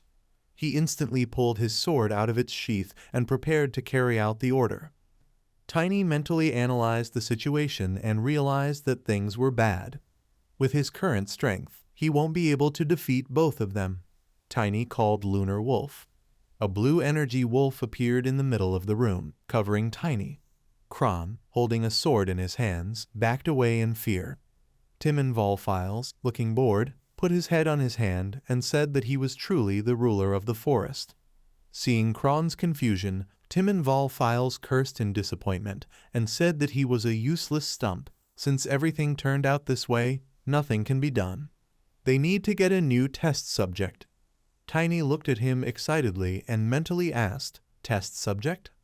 Does he want to use it instead of Volf?" Timon Volfiles, addressing Kron, asked the question, "How strong is the boy?" Kron replied over his shoulder that he would soon reach level 2. Timon Volfiles asked in surprise, "Does he mean that Tiny is equal to the knights?" Kron theorized that he was either from a noble family, where he had been trained to use mana since childhood, or a genius. Timon Volfiles demandedly asked, "Is this so?" Kron looked closely at Tiny, glowing with blue mana, and said that there was no way he could learn this on his own. Not a single thread of mana leaks out, and the circulation is quite stable. Holding the sword in front of him, he added that someone taught him this. Timon Volfiles asked the question with interest. What would he say to this? Tiny looked in front of him, puzzled, and mentally asked, "Is it worth coming up with someone who taught him?" They probably wouldn't believe him if he insisted that he trained himself. Tiny said confidently these were his late parents, before he arrived in Phil's. Timon Volfiles asked in disbelief, "What?" Tiny excitedly added that he had been learning this breathing technique since he was a baby. Holding his hand on his chest, he took a deep breath and exhaled, saying that gradually his strength increased and he realized that this was special. Timon Volfiles looked at him in disbelief, raised an eyebrow, and chuckled. Tiny thought he would need luck to find out if it was true. He grinned maliciously, remembering how many refugees passed through the city gates at that time. Timon Volfiles accepted refugees from everywhere so that the invaders could profit. There is no way for him to figure it out. Tiny spread his arms to the sides with a cheerful smile and said that the fact that he is standing in front of him proves the veracity of his words. Timon Volfiles looked at him thoughtfully. Lighting his pipe, he said, "That's right. He believes." Tiny was relieved that it was easier than he expected. His eyes flashed angrily, and he added that he would still clarify the details. Tiny mentally asked in surprise, "Is he?" Timon Volfiles smiled slyly and said, "Let him live here for a while." Tiny lowered his hands down in confusion and clarified by asking the question, "Is he?" Timon Volfiles sternly said that he killed Volf and things went south. He needs to place the blame on someone. Tiny excitedly widened his eyes and mentally asked, "Guilt? Should someone take charge of this? Are we talking about one of the members of the organization that Volf mentioned? If Timon Volfiles is afraid of him, then it must be some kind of scary dark magician." He concluded that it was dangerous. He was brought out of his thoughts by the voice of Timon Volfiles, who said with displeasure that he was not answering again. Tiny looked at him excitedly. Timon Volfiles asked a question with a smile. Did he want to serve with him? Then his proposal should please him. Tiny bowed his head respectfully and said if this is his order, then he obeys. He unobtrusively inquired, asking the question, "Will this be his guest of honor?" Timon Volfiles, with a sly expression on his face, said that this was exactly the case. In his presence, let Tiny watch his manners even more carefully. He, without raising his head, thought that he still had an advantage. For about 3 days, the Duke's people will find out whether the ledger is real. 3 more will be spent on collecting a punitive army, and then 10 on the way to Phil's. As a result, it will take 15 days. If guest Timon Volfiles arrives after this, then everything will work out. Tiny inquired, asking when his guest would arrive. Timon Volfiles raised an eyebrow in surprise and asked why he needed to know this. Tiny explained to understand how much time he has to study etiquette. Timon Volfiles laughed cheerfully and said, "In a week. So don't let him down." Tiny frowned angrily, pursed his lower lip and mentally cursed. Over time, exercising his fists, Tiny thought that the guest would arrive in a week. He was warming up and thinking that he only had 2 options. The first is escape. The invaders should have already escaped. He needs to follow their example if he wants to get out of here. He imagined how he would quickly ride a lunar wolf, holding onto its fur and moving away from the guards. It will be easy for him to get around the Lord's people. However, he will be put on the wanted list, and then meeting the Sword Emperor Asgard von Valentia will be problematic. Tiny rotated his hand in a circle, stretching his shoulder, and thought that he needed to get something from him. Therefore, you should avoid anyone who is capable of causing him trouble in the future. Tiny punched his fist into the air in front of him. He thought excitedly that the mere thought of escaping made him angry. He may not have sufficient strength now, but looking for a way to defeat his enemies has always been his method of resolving issues. Tiny slowly walked forward, throwing powerful punches into the air in front of him. He thought intently that the second option concerned a guest who would arrive in a week. Tiny wondered, will this be an official visit? He remembered the words of Timon Volfiles, who said that he would visit them. He spoke about him as if he were some kind of high-ranking aristocrat. But then why wasn't there a commotion in the house? This aroused suspicion. Tiny assumed it was a secret visit. Whoever is behind Timon Volfiles can't just show himself in public.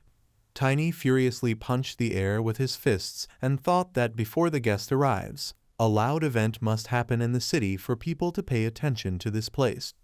He suggested that in this case the meeting would be postponed or cancelled. The risk is big, but that's his approach to business.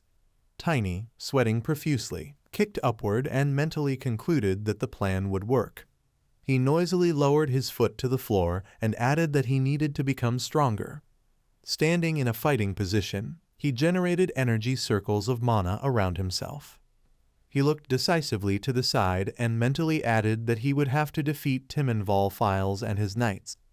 His stomach growled, telling him he was hungry. Clutching his stomach, Tiny headed towards the exit and asked the question, is it time for him to eat? After some time, the cook poured soup into the plate of one of the knights and spilled it past.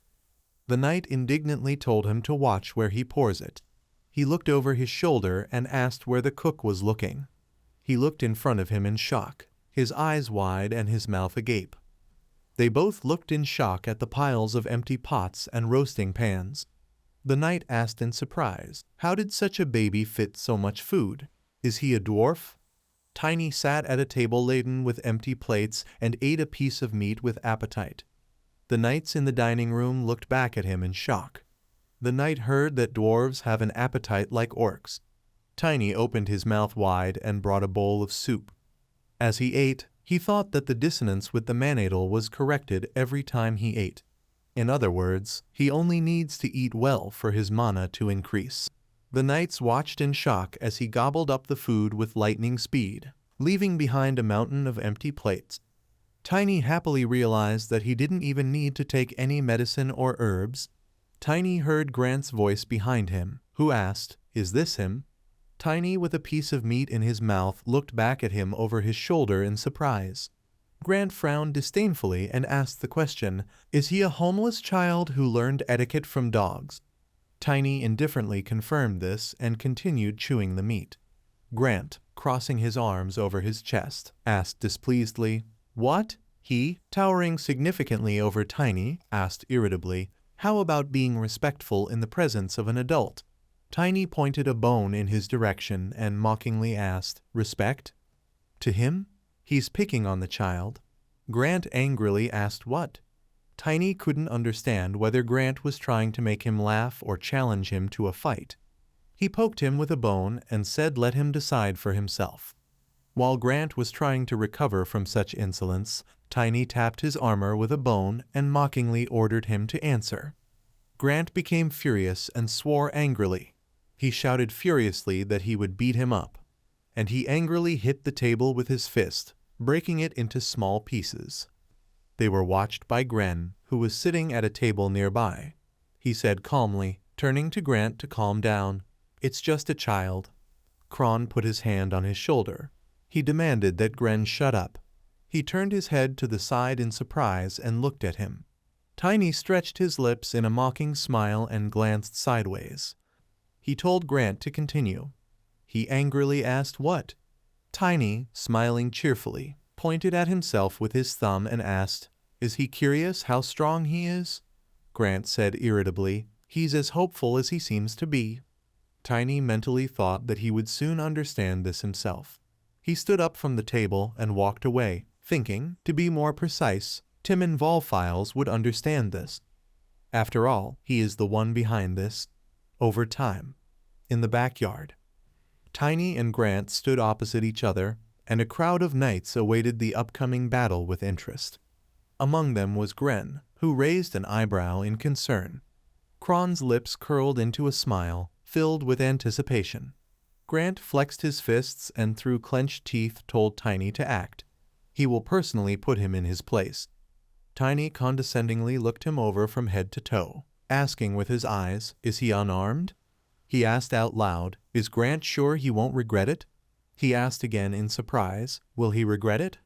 Then he laughed. Grant demanded that Tiny take out his sword. "He'll deal with it in a second." He saw that he was not afraid at all. Tiny, looking bored, put his hand on his neck and answered indifferently, since he himself asks so.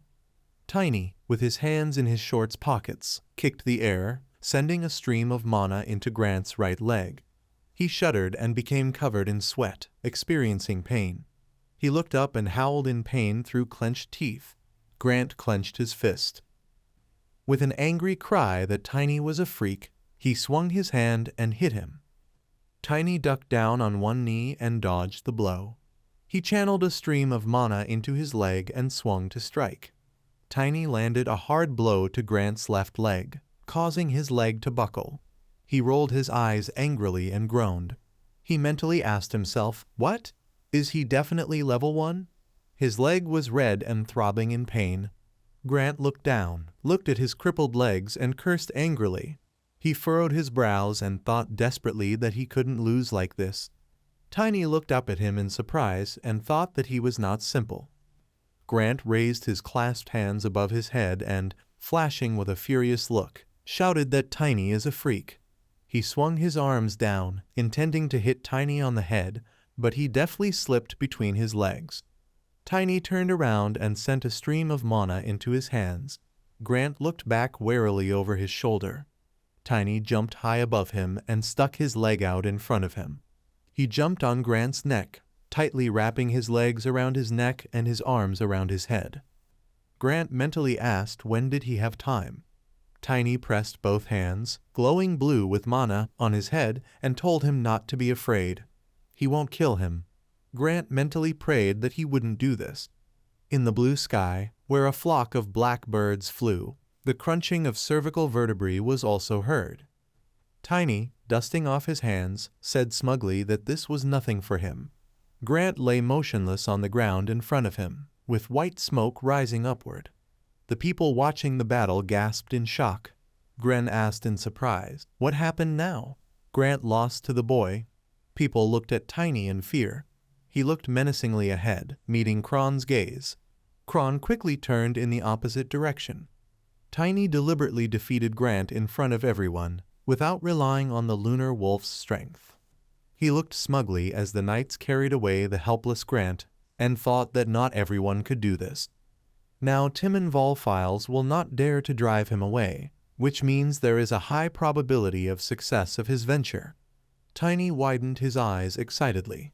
He looked ahead and could not focus his eyes. Everything around was blurry. Tiny began to fall back, exhausted.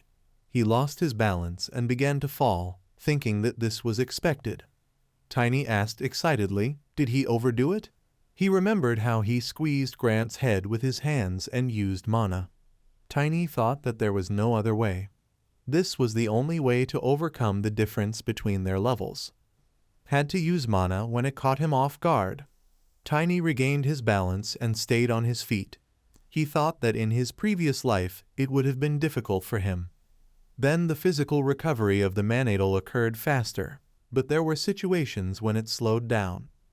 Now that the mana body has perfectly united with his body, this will not happen. Tiny stood up straight, put his hands on his hips and smiled joyfully, closing his eyes.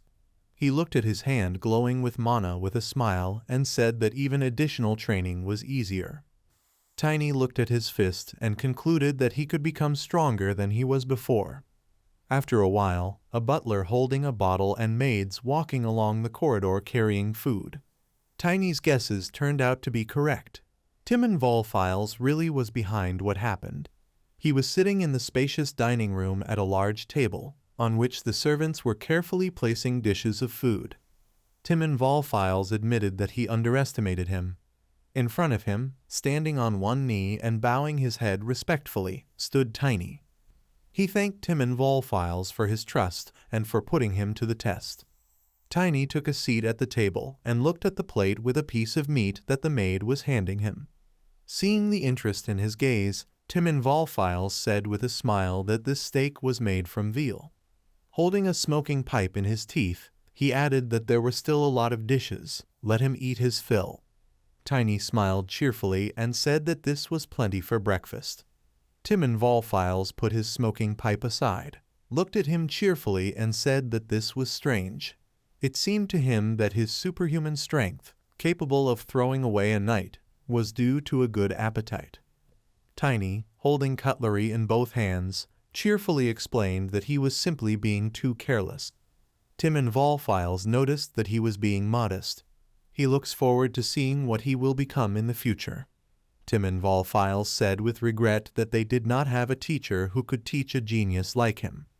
Tiny said that he knows that most of the knights who were mentioned raised themselves on their own, without teachers. Timon Volfiles looked at him with interest and chuckled incredulously. Tiny carefully cut a piece of meat using cutlery and said that ultimately all their power comes from God. Timon Volfiles smiled approvingly and asked, "Did he study history?" Then he added with a smile, "He sees what else? Table etiquette."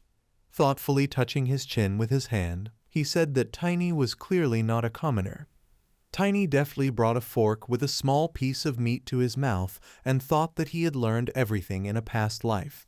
Timon Volfiles said with a smile that in the Empire and in neighboring states, dark-haired and dark-eyed aristocrats are rare. He added with a sly expression, "If you consider that place, then he has some ideas." Tiny mentally asked with a spoon in his mouth, "What place?" Timon Volfiles said, "He is beginning to understand what the man meant." How unexpected. Nobody knew that it would be so valuable. Tiny apologized in surprise, making it clear that he did not understand what he was talking about. Mentally, he asked himself, "What kind of nonsense is this?" Timon Volfiles said that that man would explain everything to him. He was very happy when he heard about Tiny yesterday. Timon Volfiles held a smoking pipe in his teeth and looked at him. Tiny didn't understand anything, but he knew for sure that this freak would become a drug addict. That's obvious.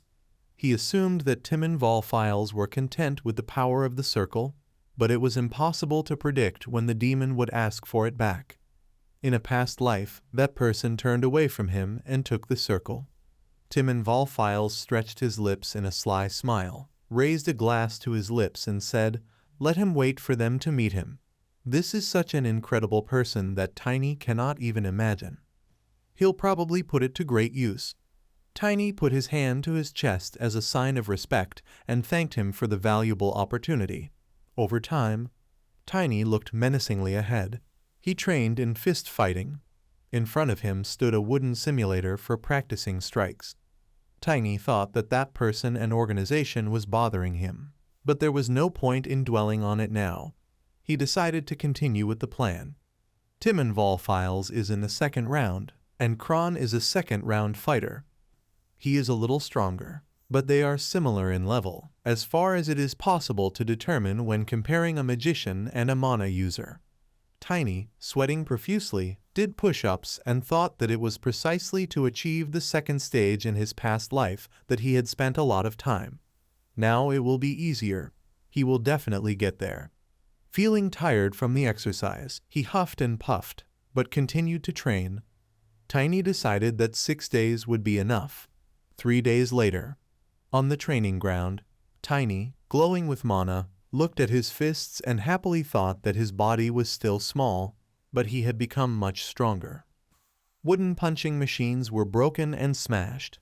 He punched the air in front of him with his fist and thought that his flexibility had increased along with the weight and strength. He began to move better than in his previous life. It wasn't until he started working on the basics again that he realized that being big was a problem. In his previous life, he wanted to become big and strong. Mono body, which was connected with the subconscious, reacted to this by disturbed harmony with his overly inflated body. Tiny happily realized that now he doesn't need to become so huge. This does not affect the strength in any way. He heard voices behind him. The two knights froze in fear at the sight of him. One of them said in a whisper that this was the same monster that hit Grant in the leg. The second knight suggested in a whisper that he should come another time. They turned around and quickly walked away. Tiny, crossing his arms over his chest, grinned smugly and thanked them for finding their way without him having to explain where they belonged. Tiny continued to go to training and eat a lot, so after 3 days everyone lost interest in him. Tiny noticed that Kron was walking towards him. He knew he would find him there. Tiny looked up at him in surprise and asked the question, "What's the matter?" Kron commanded him to follow him. He turned and walked forward, adding over his shoulder that Timon Volfiles had ordered him to be armed. Tiny looked at his sword hanging from Kron's waist. He thought happily that it was time. Over time. Kron said Timon Volfiles thinks highly of Tiny. They stood together in front of the wooden door, which the armory was trying to quickly open. Next to the door stood 2 knights armed with spears, guarding it. Kron haughtily said to be grateful. Tiny looked around with interest. His gaze fell on the armor, which looked expensive, but it would not suit him. He turned his gaze to the wall where the swords were, and thought with displeasure that among the weapons there was nothing like a mace or a battle axe. Tiny exhaled in disappointment and thought that there was no hope for additional income. He smiled, waved his hand to attract attention, and asked if he could have a sword similar to the Kron sword. Kron reached his hand towards the hilt of his sword and mockingly asked, "Does this look like trash?" This is a precious artifact called sorrow. This was done by the famous blacksmith Rogers. Kron looked with delight at his sword, which glowed blue with mana. He told Tiny not to look beyond his level. Tiny thoughtfully asked himself how much blood and sweat went into creating one such sword.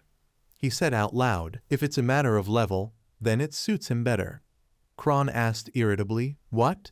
Tiny mockingly explained that a talented warrior should have a good weapon, for the well-being of Timon Volfiles as well. Kron was furious at such insolence. He angrily asked the question, "Is he running into trouble?" His scream could be heard outside the armory room. The guards looked at the door worriedly. Tiny confidently asked a question. If he didn't like his words, then why don't they have a fight and find out who is stronger? Tiny grabbed the tip of the sword with his hand. He said with a sly expression on his face that if he loses, then Kron can cut off his head. Kron frowned angrily. His eyes turned red with rage. He screamed with furious force, dripping saliva, that Tiny was an idiot. Suddenly, a very loud noise was heard outside the door. The guards guarding the entrance looked at the door in shock. A voice was heard behind the door apologizing to Kron. The same voice added that he would behave much better in the future. One of the guards pressed against the door, trying to eavesdrop on as many sounds as possible. The door opened slightly and Tiny looked out with white eyes. He came out of it, leaning his elbows and breathing heavily. The guards looked at him in surprise. Tiny's entire body was covered in bruises and abrasions. One of the guards quietly asked the question, "Did Kron treat the child this way?" Another guard added that when a person is small and yet talented, problems begin. He suggested that the rumors were true. Another guard quietly asked, "What rumors?" The second guard told him that the commander did not trust this boy.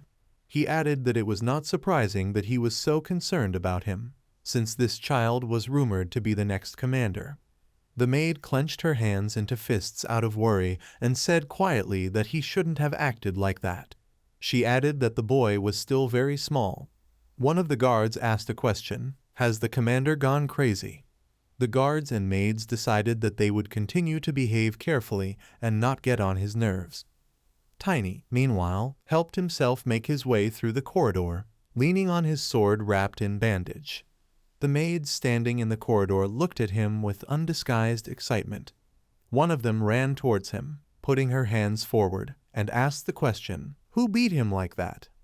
Tiny replied, Kron told him he would give him a weapon, so he went to get it. He said that's how it all turned out. The maid exhaled with excitement. Tiny walked past them. One of the maids asked him to go to his room and rest. She added that he should let them know if he needed anything. Tiny thanked them. After some time in another place, Timon Volfiles was sitting on a chair, holding his hand with a glass out to the side. The butler began to pour liquid from the vase into the glass. Timon Volfiles asked a question, looking at the glass, what happened to the victims? The butler leaned towards him and said that they were at his disposal. Timon Volfiles asked the question, were these corpses from the wolf group again? The butler confirmed yes. Timon Volfiles frowned and looked ahead gloomily. He thought that the boy had completely changed the life of the invaders. He told the butler that he could go. The butler bowed and replied that he was obeying. Timon Volfiles said thoughtfully that he would not understand him, but for now he would ignore such trifles. He thought that in a couple of days, as soon as his pedigree was confirmed, the path to success would open to him. He imagined scarlet blood dripping from Tiny's finger straight onto his palm. Timon Volfiles looked at the glass of wine that began to shake in his hands and thought that there was only one problem. He began to think further if it turned out that he was not from this family. Then not only Tiny, but he too, will be the leaders of the wolf. He continued to reason that they would then have to pay a terrible price for this. This won't happen. Given Tiny's manners and knowledge, he is sure that he is not from a respectable family. He can't defeat a knight at such a young age just by being talented. This was only possible if he learned that family's secret technique. Timon Volfiles thought that more important than this, he had dark eyes and hair. Meanwhile, he sat down on the bed and exhaled tiredly, saying that this was strong evidence. Timon Volfiles lay down on the bed, covered himself with a sheet, and put his hand under his head, saying that he was looking forward to the day of meeting that person. Suddenly a strange sound was heard. Timon Volfiles did not pay attention to this. Later the sound was repeated and became even more prolonged. Timon Volfiles frowned. The sound repeated and became even louder. Timon Volfiles mentally asked the question, was this warning magic? He stood up on the bed, starting to press hard on his face with his palm, and asked the question, is this a servant? He said how noisy he is. Suddenly the loud sound happened again. Timon Volfiles looked to the side, snapped his fingers, and said that he would simply sacrifice him. The sound sounded even louder again. Timon Volfiles continued to sit on the bed, rubbing his head vigorously. Someone began to approach him at high speed towards the bed. Timon Volfiles opened his eyes and noticed that it was Tiny, who put his sword forward to attack. Tiny pierced his chest and blood began to spray in all directions. Timon Volfiles began coughing desperately, looking up in fear. Tiny looked at him and said that this was his heaven's punishment. Timon Volfiles began to shake all over. He asked a question in a weakened voice, rolling his eyes. How? He started coughing very loudly again. A purple aura appeared above the wound and the sword, spreading throughout the entire atmosphere. Timon Volfiles' hand fell weakly onto the bed into a large pool of blood that soaked the fabric. Timon Volfiles lay dead on the bed, bleeding. Some time later, someone screamed very loudly. This scream was heard outside the palace. The maid, with undisguised horror, pressed her hands to her face and looked forward. Her body was shaking with fear. She looked into the room and said that Lord Ram asked a question, stunned. Is he a dark magician? He said with fear that this could not be. Gren stood next to Timon Volfiles' bed and said that the priest had already entered. He said he would report to the parish that he noticed demonic energy. Gren added, looking ahead gloomily, that the Imperial Investigation Department would be heading here soon. He was a knight of the Order of Fills. The knight looked at him and asked a question, "But why is the body in such a state?" He explained that he had been dead for a couple of weeks. Gren explained, looking at the decaying faces of Timon Volfiles, and said, "Many say that the dark magician caused the corpses to rot as soon as he died." One of the knights looked down in fear and said that this was an abomination. Ram exhaled and crossed his arms over his chest. Gren remained silent, looking down. He mentally asked the question why Timon Volfiles made this choice. He mentally added that he had traded his bloodline and the honor of being an aristocrat of the empire in order to be killed rather than exposed. Gren adjusted his armor and said that you can't learn anything from a dead person. He explained that they only had one problem left. Gren looked at the sword and said that this sword is similar to the one Kron wields. One of the knights exclaimed that it couldn't be him. Ram protested in disbelief that he should not make them laugh. Another knight asked a question. Did that capable boy personally meet with the Lord? He asked the question. Hadn't they discussed him becoming the next commander? He said that the commander must have been angry when he heard this. Gren asked a question, putting his palm forward. What? He asked. Is that the whole reason? He said that it was impossible for him to go crazy because of this. He mentally asked the question. But even if so, where was Kron now? Gren put his hands on the sides and said that we couldn't leave everything as it was. He commanded that they conduct a small investigation. After some time, the knights stood in front of the maids, interrogating them. The next people they questioned were the guards. Gren looked around thoughtfully. He began to remember all the workers in the palace and thought that they saw Tiny and how Kron beat him. He turned around, saying that everyone was pointing to the same person. Gren ordered that Tiny be called here. Some time later, Tiny sat on a chair, looking down sadly, and began to explain that yesterday he followed the commander because he asked him to choose a weapon. Gren exhaled angrily, resting his face on his hand. Tiny began to explain further. He did not expect that he would suddenly begin to beat him. He said that, of course, they never gave him the weapon. Gren sharply leaned his elbows on the table, hitting him with his palm. He pointed his finger forward and shouted that they had already inspected the vault. He added angrily, they found traces that the captain had been there, but he left. He said that, however, no one on the estate saw him. Gren's face turned red with anger, and he added that it simply disappeared after meeting him. Gren angrily asked Tiny, did he really not see him anymore? Tiny started crying and said no. Gren asked him again, is this correct? He asked again whether he had noticed anything special in his behavior. Tiny responded that Kron was unhappy with Lord's decision to hire him. He began to stroke his bruised cheek and said that after that they did not meet with him. Gren rested his chin on his hands and thought that his story matched the words of the servants. He said that everything was clear to him. Tiny excitedly asked him the question, what will happen to him? He conveyed Lord's words that he would provide him with a future. Gren frowned and remained silent.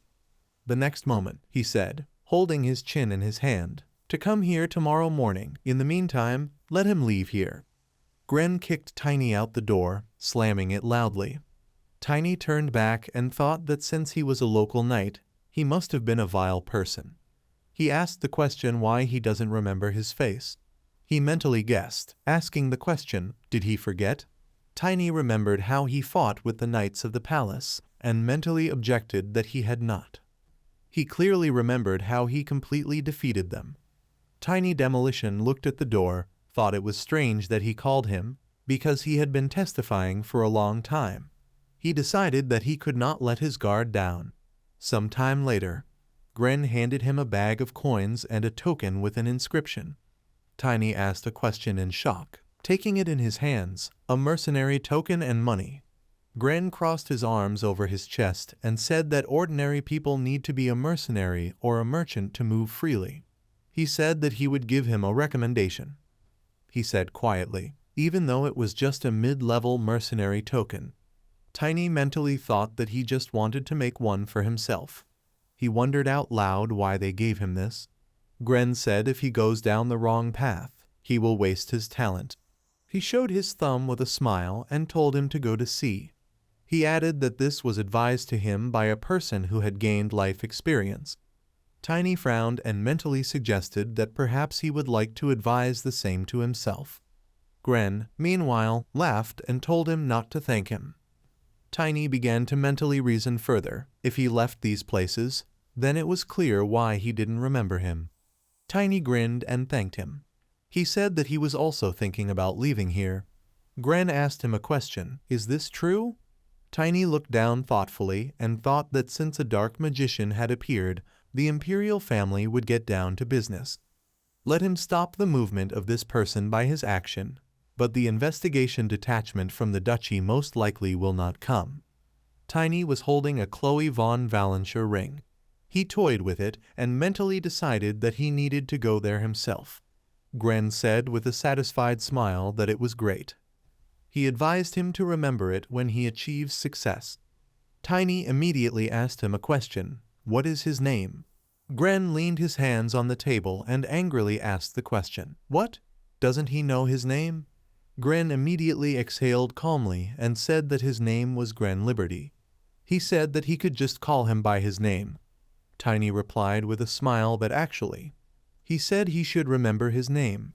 Some time later, Tiny walked along a deserted street among houses. He looked back at the palace and said that now that Lord and Kron were not around, it would be very difficult for him. He added that he was even a little ashamed of him. Tiny remembered leaving the office. Gren then desperately pressed his palm to his forehead and said that they needed magicians who specialized in tracking traces to reach Kron. He thought they were finished. Tiny said mockingly, he is leaving the problem unresolved. He added quietly that there was nothing more to be done about it. Tiny reached into his pocket, taking out a token, and said that with this mercenary token, it would be possible to rent a horse from the guild. Suddenly, he noticed a strange blue glow to the side. This was the lunar wolf, who happily began waving his tail. He barked in greeting. Tiny asked him a question. What? Does he want him to ride it? He said that the road is long and difficult even for him. Tiny remembered how the orc mockingly shouted the question, does a man want to ride on the back of a dire wolf? An orc was riding a wolf and shouted that he would be turned inside out in less than 10 minutes. Tiny crossed his arms over his chest and thought that only creatures like orcs, who have a lost sense of balance, could do this. Lunar Wolf tried to object and barked several times. Tiny sat on the back of Lunar Wolf and said in surprise that okay. He bent his knees, looking down, and said that he was smaller in physical form. Tiny remembered Astina, who was standing on top of the eagle, and thought that the spirits take the largest form. In the physical body, their size depends on the level of the summoner. Tiny began to press his palms to the fur. Blue mana came from it. Tiny began to look around in shock, noticing how the space had acquired a completely dark hue. Lunar Wolf growled in surprise. Tiny continued to look forward in surprise and mentally asked the question. First, they need to synchronize their souls and feelings. Tiny closed his eyes, trying to concentrate, and mentally thought that this is it. He suggested Lunar Wolf for them to try. Lunar Wolf and Tiny closed their eyes. Tiny thought he was a second-level spirit summoner. It was a connection of souls. Tiny and Lunar Wolf gradually seemed to begin to connect their bodies with each other. Lunar Wolf stood glowing with blue mana. Tiny made a surprised sound and said that his body. Lunar Wolf moved his leg. Tiny gasped in surprise, opening his mouth. Pronounced muscles appeared on Lunar Wolf's chest. Tiny remembered the words of Astina, who asked him a question. What else can a summoner do after becoming stronger? She said it all depended on the level. She added to her explanation that its characteristics would be reflected in the spirit's physical form. Tiny looked at Lunar Wolf enthusiastically. He was stunned to think that he had become stronger and stronger. He mentally asked the question, is this how the summoner's characteristics are affected? Suddenly, the Lunar Wolf suddenly began to run. Tiny leaned down heavily, not expecting such a sudden movement. He grabbed the fur with his hands, trying to stay on the Lunar Wolf. Tiny noticed that all his senses were greatly heightened. He thought the movement was Lunar Wolf, his sight and sense of smell. All this helped reduce the travel time to Envender. Lunar Wolf continued to run rapidly in the forest. Tiny thought that what was even more important was that he would be able to travel long distances faster than before. He thought, suggesting that he might even get to Korun, where the first disaster happened. In his previous life on the continent, numerous misfortunes happened one after another. It was like a harbinger of the appearance of the Demon King's army. This greatly drained the strength of humanity. Tiny began to mentally reason further that it all started with the disappearance of a divine object in Korun. He added that he needed to prevent this from happening first. All the jewels of humanity that the goddess gave them. 7 more great divine items. This was all supposed to be the last stronghold, but in a past life it was stolen. Tiny thought that he would grow stronger by preventing all misfortunes. He decided that he would fight the Demon King's army with people who were fully prepared to fight. Lunar Wolf continued to quickly cover the distance through the forest. Tiny thought that the first misfortune would happen in the kingdom of Korun. He began to think further that he would go there as soon as he dropped into the Asgard von Valentia estate. Meanwhile, elsewhere, people stood next to the signboard and asked the question, "Was Lord killed?"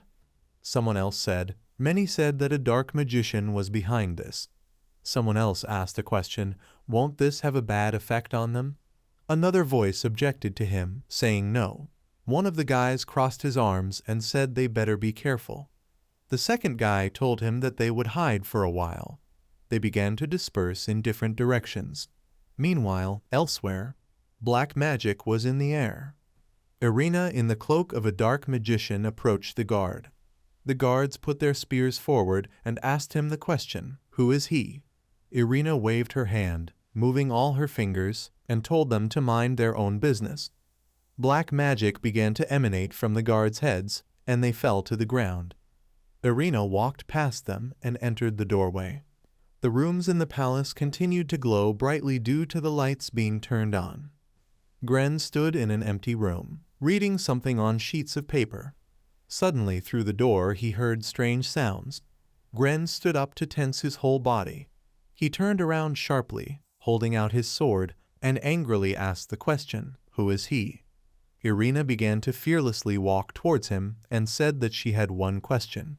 She told him, snapping her fingers, that he would tell her everything he knew about Lord's death. Gren opened his mouth in surprise, and black energy began to emanate from his forehead. He humbly began to say that everything had begun.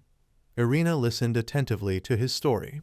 She asked the question, "Where is his body?" Gren replied that they put him in a coffin and left him in his chambers, as they were ordered. He said it was for the Imperial Family Investigation Squad. Irina put her index finger up and said that it was good. She said that he would fall asleep now and wake up in an hour. Some time later, Gren opened his eyes and exhaled in shock. He leaned his elbows on the pillar and asked in surprise, "Did he doze off?" Gren put his hand on his head and suggested that he had been working a lot lately. Suddenly one of the guards exclaimed that they were in big trouble. He added that Lord's body had disappeared. Gren opened his eyes in shock. He turned to the side. Gren, cursing, thought that this was a very important piece of evidence indicating the intervention of a dark magician. Meanwhile, in the forest outside the Phil's estate, Irina walked among the dense forest. She ran her hand over the blade of the sword that had recently pierced Timon Volfiles. Irina thought that the owner of the sword was dead by the time it was thrown away. He concluded that the freak who got rid of Wolf was to blame. Irina introduced Tiny and confidently thought that this dark-haired boy was involved, because he disappeared immediately after the incident. Irina looked to the side warily and thought that he would pay for ruining the plans of their organization. Meanwhile, at the gates of the western castle, Lucentia, a huge crowd of people entered the gate and were animatedly talking about something. Tiny walked among them. He looked around curiously and thought that Lucentius had many guests. He walked among the fruit stalls and noticed that everything was calm here. He began to think further that this could change if that person began to act first. Tiny breathed a sigh of relief and thought it was time for him to buy some equipment. He emptied a few coins from the bag and thanked him sarcastically for this gesture of goodwill. He added that this was not enough. Tiny looked at the shadow that appeared on his palms. He looked up. Someone asked him a threatening question. Did he have money? Timon and Eric were holding knives and swords.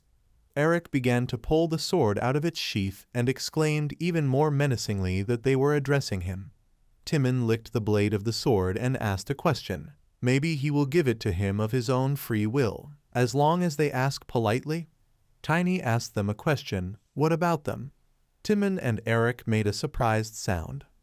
Tiny began to flex his fists and threateningly asked them a question. Do they have money? In a past life, there was one unwritten rule in the courtyard.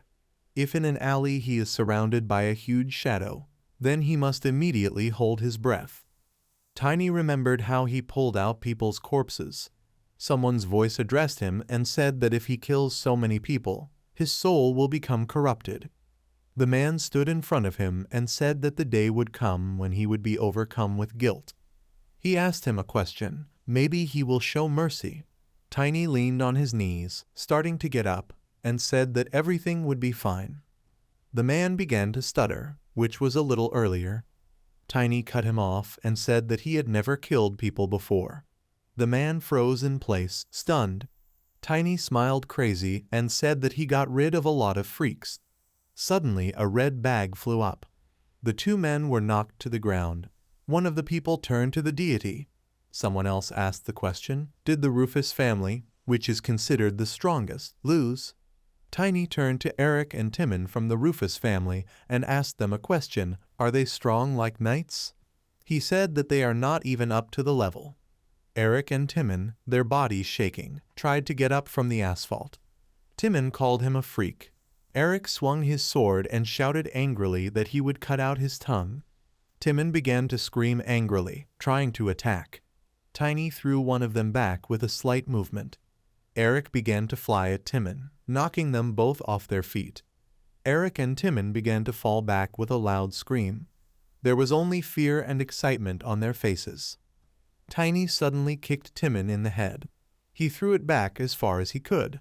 After some time, Eric, Timon, and other people were thrown onto the asphalt and lay lifeless. Tiny reached down, taking the bag from Eric. Eric muttered through his teeth that his boss would not leave it like that. Tiny began to pour coins out of the bag with an anticipatory smile and said with delight that he had a lot of money in his bag. Eric raised his trembling hand up and said that he would not let him go. Tiny, meanwhile, said that he would find a good use for this. He thanked them mockingly. Some time later in the forge, the blacksmith said that this armor was made from an iron bull that lived in the southern mountains. Tiny at this time was holding the weapon in his hands, looking carefully. The blacksmith said, clasping his hands together, that this would deflect most arrows. Tiny said that these two weapons were quite smart. He swung with a sharp movement, trying to hit the void. One of the men near the forge said that they couldn't come close. Another guy suggested to him that they could watch from afar. He heard she was beautiful. Tiny approached the blacksmith and asked a question, is there going to be some kind of event here? The blacksmith asked him a question, but he didn't know. He explained that Chloe von Valentia would be making the rounds. Tiny froze in place, stunned.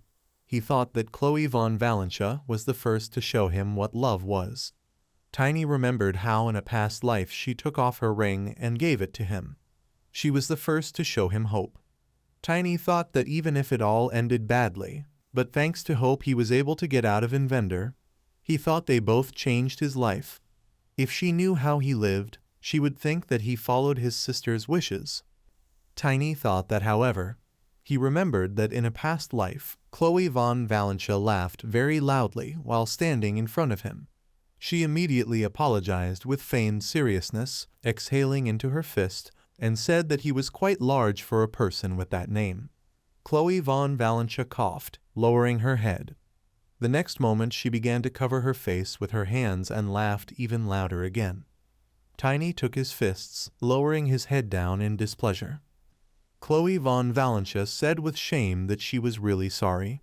Tiny came back from the memories and thought that she didn't remember him. He began to run quickly and thought in his mind, but since they would meet earlier in this life, she would definitely remember him. He decided that he should ask her to help her meet the Sword Emperor. Meanwhile, elsewhere, the voice of Edmund von Lucent said that Lucentia was one of the largest cities in the central region. He added with a satisfied smile that this is what he specializes in. Chloe von Valentia answered without interest that she understood. Edmund von Lucent was the eldest son of Lord Lucent. Edmund von Lucent and Chloe von Valentia were surrounded by knights. Edmund von Lucent went on to explain that Lucentia has the largest market in the area. He proudly added that they also had their own salmon. Edmund von Lucent hastened to add, but was abruptly interrupted by Chloe von Valentia. She firmly said that she was not interested in the business side of the issue. She asked whether she could visit the Poor Lands. Edmund von Lucent, stunned, asked the question, "What? Why does she need to go there?" Chloe von Valentia said that these residents were also their subjects. Edmund von Lucent began to laugh nervously, looking excitedly to the side. He immediately turned around, starting to walk forward, and with a stutter said that it was good. He said, waving his hand for her to follow him. Chloe von Valentia looked at him in surprise. She mentally asked the question, why did he react this way? She thought that he was the heir and had received proper education, so he should know the discipline of the empire. Chloe von Valentia remembered how Asgard von Valentia told her to keep an eye on the people from the Poor Lands. He said that only when their lives become better, then everything in their lands and in the country will also improve. Chloe von Valentia began to think further and asked the question, was her father strange for sticking to the values they were taught? She thought if she could, she would like to change people's perception of Poor Lands. But at her coming-of-age ceremony, her fiancé was announced. That is why she will soon not be able to lead her usual lifestyle. Chloe von Valentia looked up and mentally asked the question, maybe she should go to the temple. She thought that they had been wanting to take her in for a long time. Chloe von Valentia exhaled tiredly and began to mentally reason further that, however, her father would most likely be upset. She knew he wouldn't want her to be alone for the rest of her life. Suddenly someone screamed. Another voice asked the question, where did this baby come from? Chloe von Valentia looked to the side in surprise, feeling curious. She saw knights running towards Tiny, trying to scare him away. Tiny froze warily in place, looking at them angrily. Edmund von Lucent excitedly asked the question, what's wrong with him? Where is he from? Someone yelled at Tiny to get out of here. Tiny reached into his pocket, starting to look for something. He immediately put his hand forward and shouted that Chloe von Valentia gave this ring to him personally. Chloe von Valentia looked at this in shock. Tiny came up to her, knelt down, and said that she asked to find her. He said that even if he was late, he would allow him to express his respect to her. Vivian angrily asked him a question, coming forward. What kind of nonsense is he talking about? Chloe von Valentia continued to look at it in surprise and mentally said that this is the same. She took the ring in her hands and said that this was really her ring. Vivian angrily asked the question, is this her ring? Chloe von Valentia said it was very strange. She gave it to a child from a poor land. Tiny opened his eyes in shock. Chloe von Valentia looked at him contemptuously and asked the question, how did he get it? Tiny looked up in shock and thought with excitement, asking the question, what? Suddenly the knights put their swords to his throat. Tiny looked at this dumbfounded. The knights pinned him on both sides, not allowing him to move anywhere.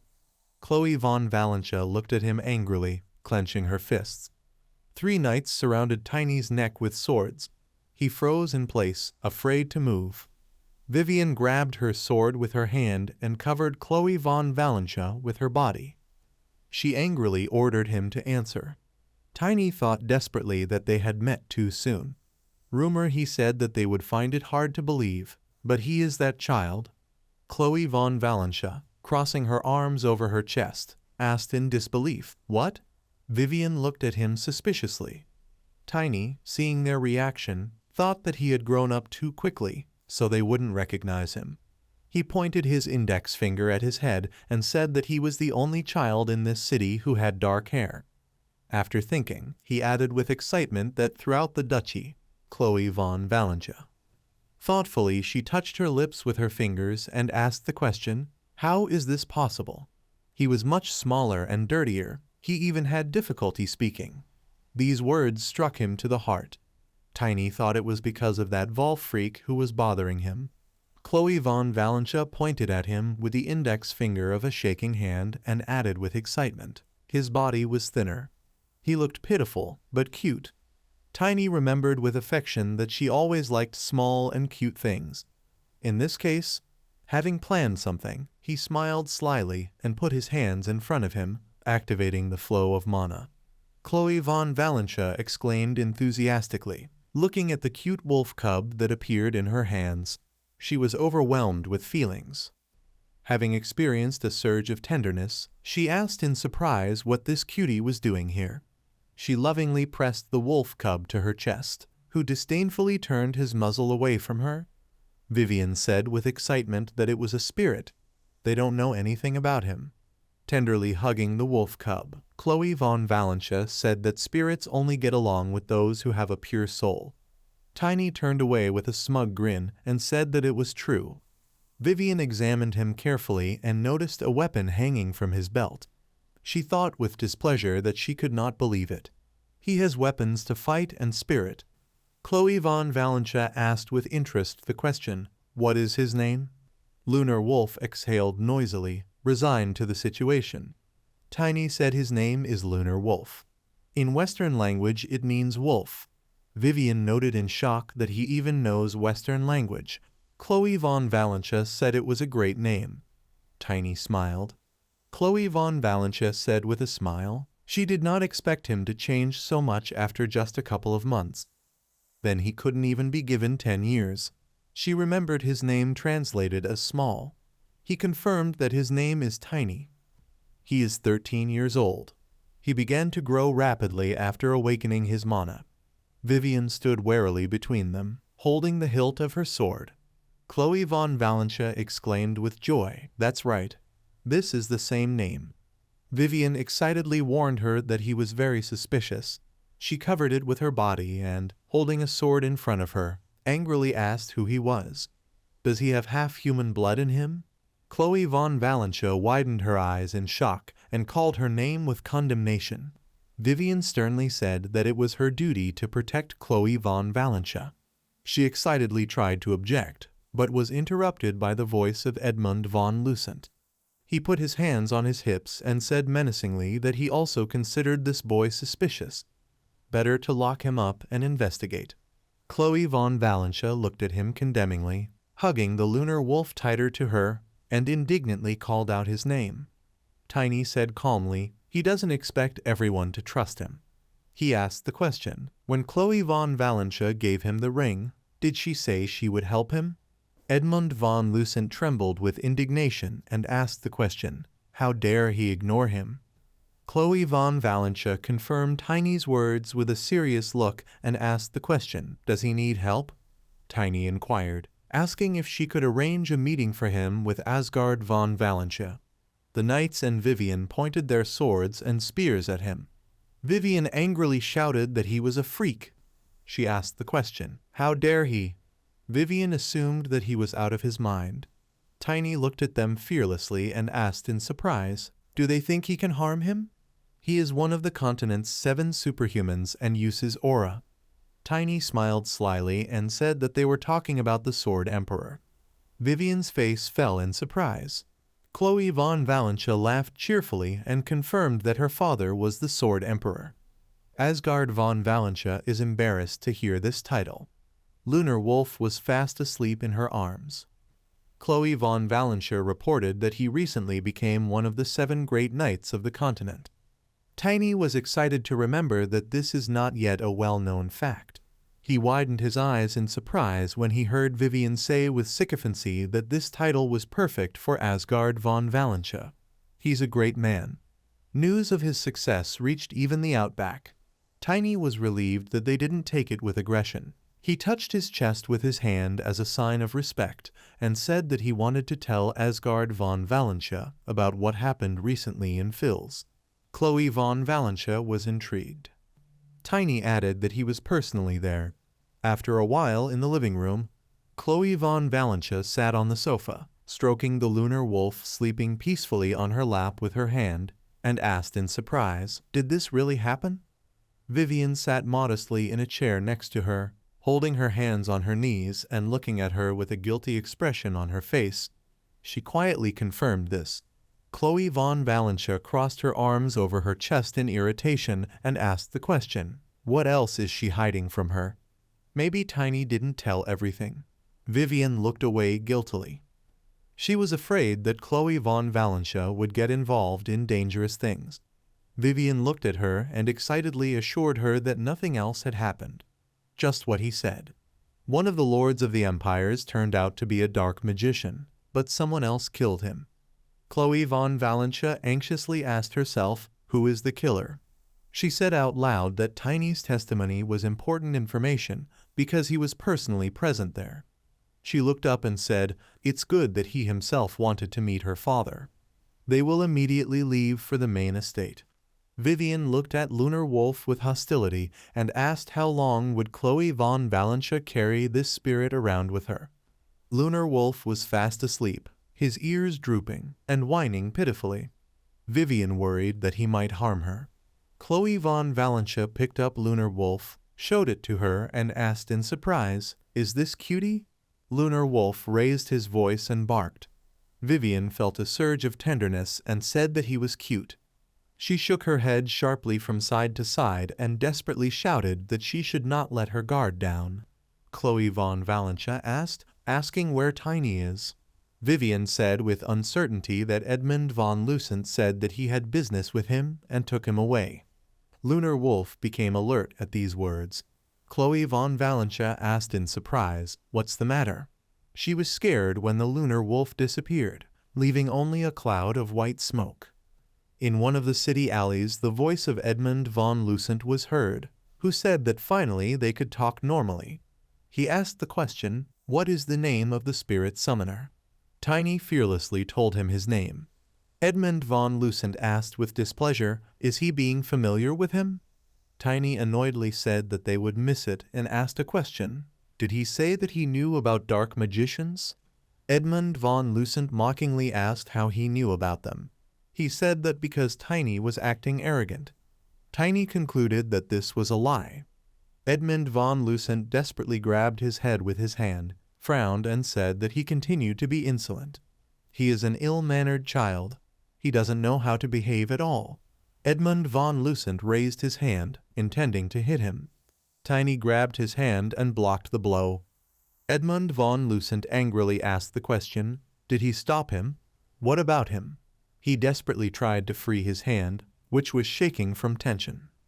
Gritting his teeth and bulging his eyes from the strain, he realized with disappointment that he could not escape his grip. Edmund von Lucent raised his other hand and shouted that if he disrespects him one more time, he will make Chloe von Valentia take responsibility for it. He angrily asked the question, "How dare he harm an aristocrat?"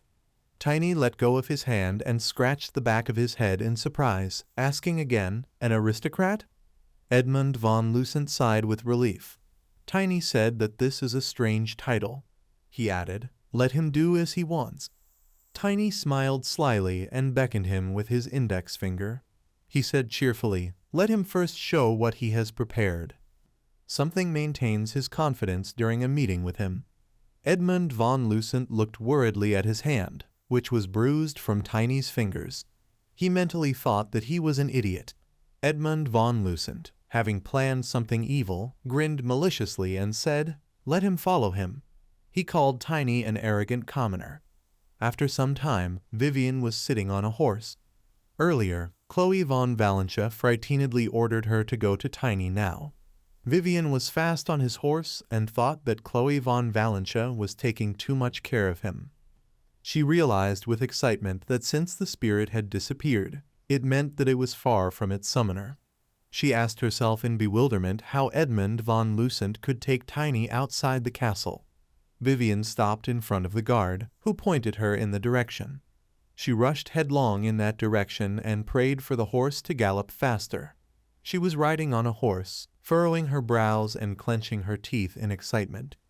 Vivian hoped she wouldn't be late. At this time, Edmund von Lucent and Tiny stood in front of the entrance to a beautiful snow-white house. Edmund von Lucent looked with a malicious grin at Tiny, who was indifferently picking his nose with his finger. A large man almost ran out of the door to meet them, who, spreading his arms, asked in bewilderment what brought the young lord here. Then, escorting the guests inside, he added that there was still time before the tax collection day, or did he come for the goods? They were met by the eldest of the Rufus family along with his subordinates, who were also puzzled by their arrival. Sighing tiredly, Tiny thought to himself that this was quite expected. Edmund von Lucent at first discreetly noted that he did not care about the product. Then, pointing his finger at him, he began to historically shout that he wanted to teach this ignorant commoner a good lesson. Rufus, looking to the side, asked in confusion, "What? Teach a child a lesson?" But then Edmund, taking a step forward, gives him a resounding slap in the face, continuing to shout. He should not be insolent to him. He was told to teach a lesson, not to argue. Being at a loss, Rufus agreed, saying that he understood everything. He then gave a strict order to the second and third most important men in their gang, Eric and Tillman. They must teach this boy a good lesson. However, having come forward quite confidently, they almost immediately froze in place as soon as they saw Tiny. He also crossed his arms over his chest and looked at them, and after a few seconds of silence, he greeted them with a wide, but not sincere smile. Eric and Tillman, remembering him, panicked. Rufus, starting to get angry, barked at them. What are they waiting for? However, the next moment they both fell at his feet and began vying with each other to say that this was the same freak they were talking about. They really ask you to avenge them. Then Rufus, grabbing the mace, headed towards Tiny, almost growling along the way. Today is not his day. He shouldn't have crossed the line. Edmund von Lucent, who was watching from the side, immediately clenched his fist with glee, thinking that now this guy will wipe the arrogant grin off the face of this idiot. He's finished. But as soon as Rufus swung his weapon, a chuckle was heard, and at the same time Tiny hit him backhand, throwing him far back and forcing him to smash several steps of the snow-white stairs. All this time the smile did not fall from his face, but everyone else, seeing what had happened, could not contain their surprise, but could barely exclaim, "What was it?"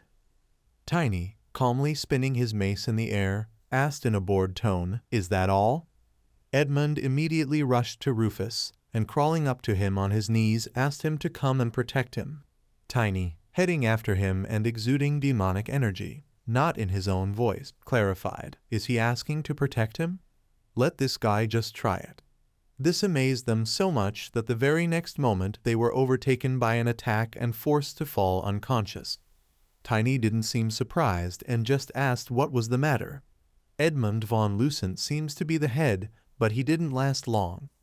Then he announced louder that that was enough. From this, the rest of the subordinates shuddered, and Tiny, turning at them, grinning ominously, asked what the guys were going to do. They felt a strong trembling throughout their whole body. After some time, Vivian burst through the open doors, loudly calling Tiny, but immediately froze. All members of the Rufus family were unconscious, and only Eric and Tillman put the huge safe on the floor on which he was sitting. Her gaze slid to Edmund, who was very impressed by what he saw, and Tiny. He jumped off the safe and asked why she came. Vivian explained that the princess ordered her because she was worried about him. What even happened here? Tiny, ignoring the question, put the book in front of her, saying that here is a list of bribes. She, having accepted the thing, still asked what it was. He continued, noting that they were involved in human trafficking.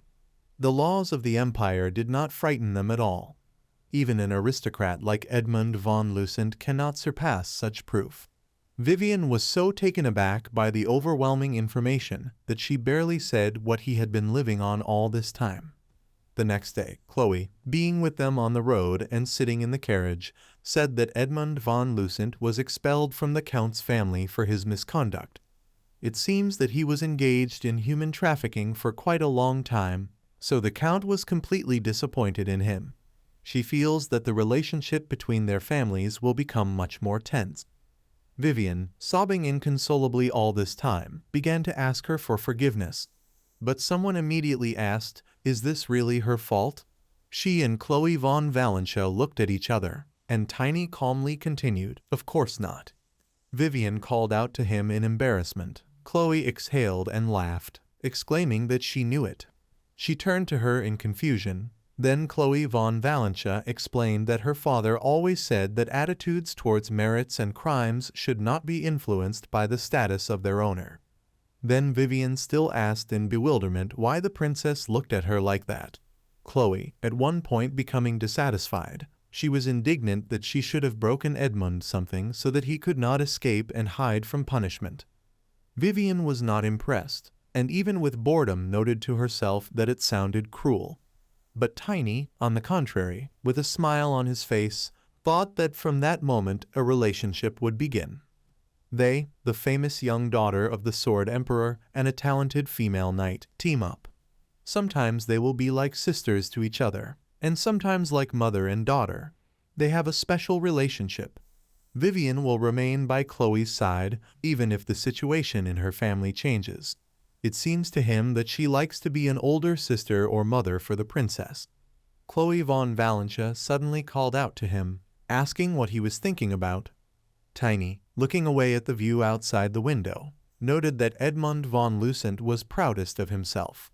Now, when one name is not enough to get rid of his sins, and his own family is persecuting him, he received the most suitable punishment for himself.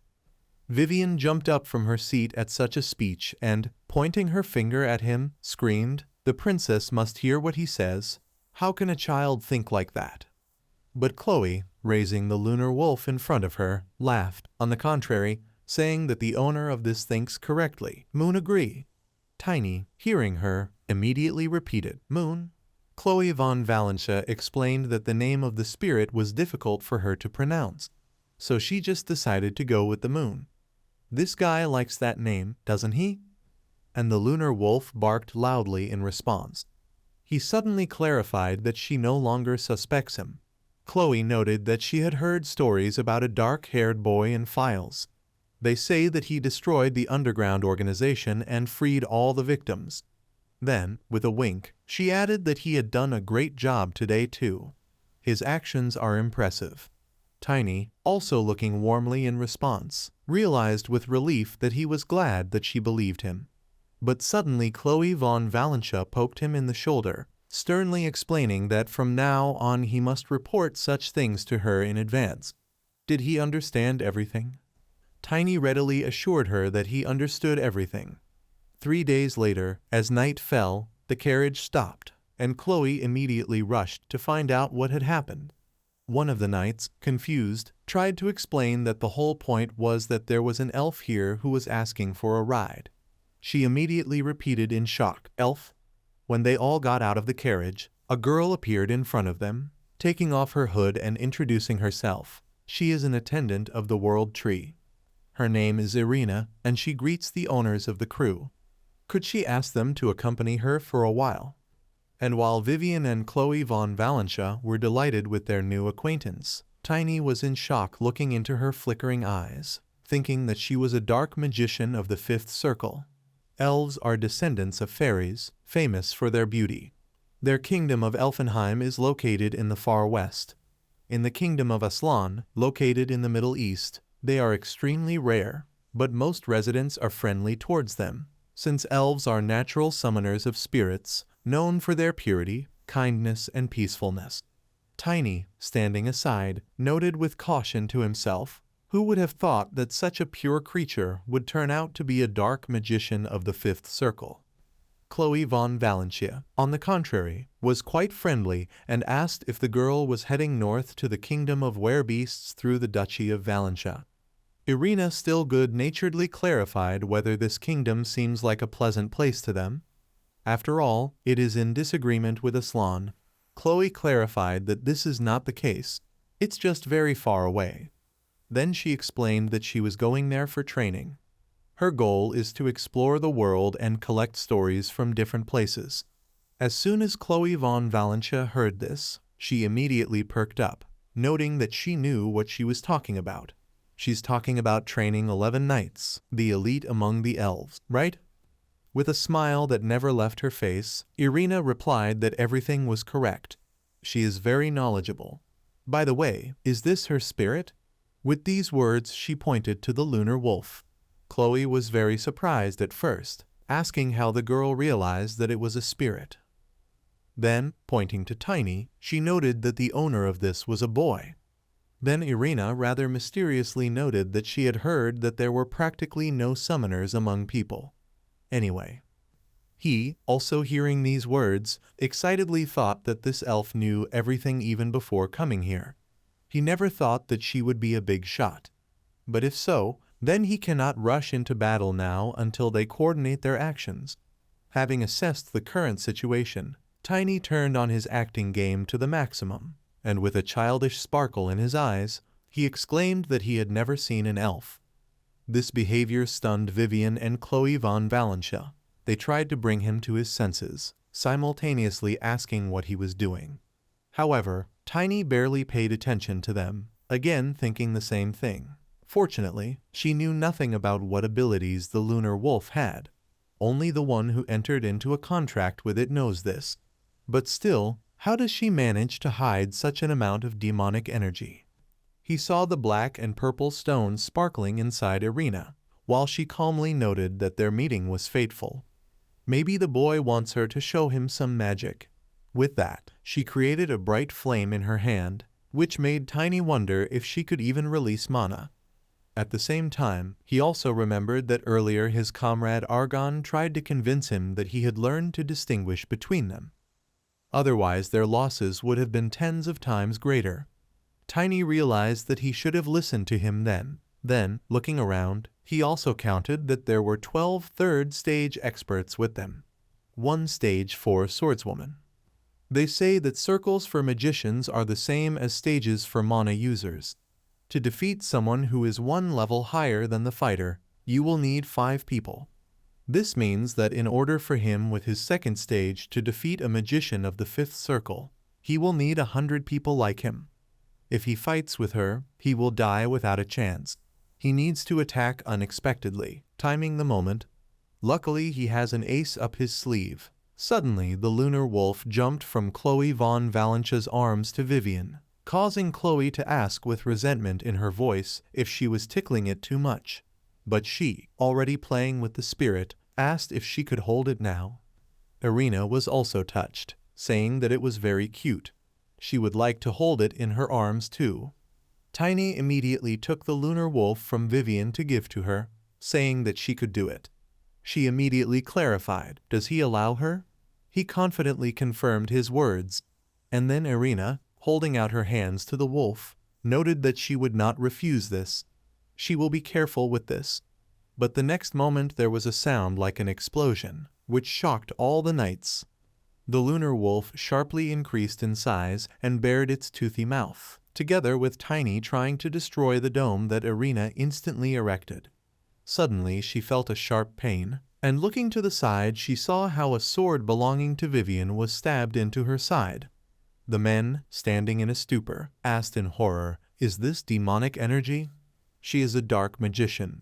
Irina said in a trembling voice that they were freaks. When did they understand? Chloe von Valentia thought with determination in her eyes that she had done the right thing by trusting Tiny.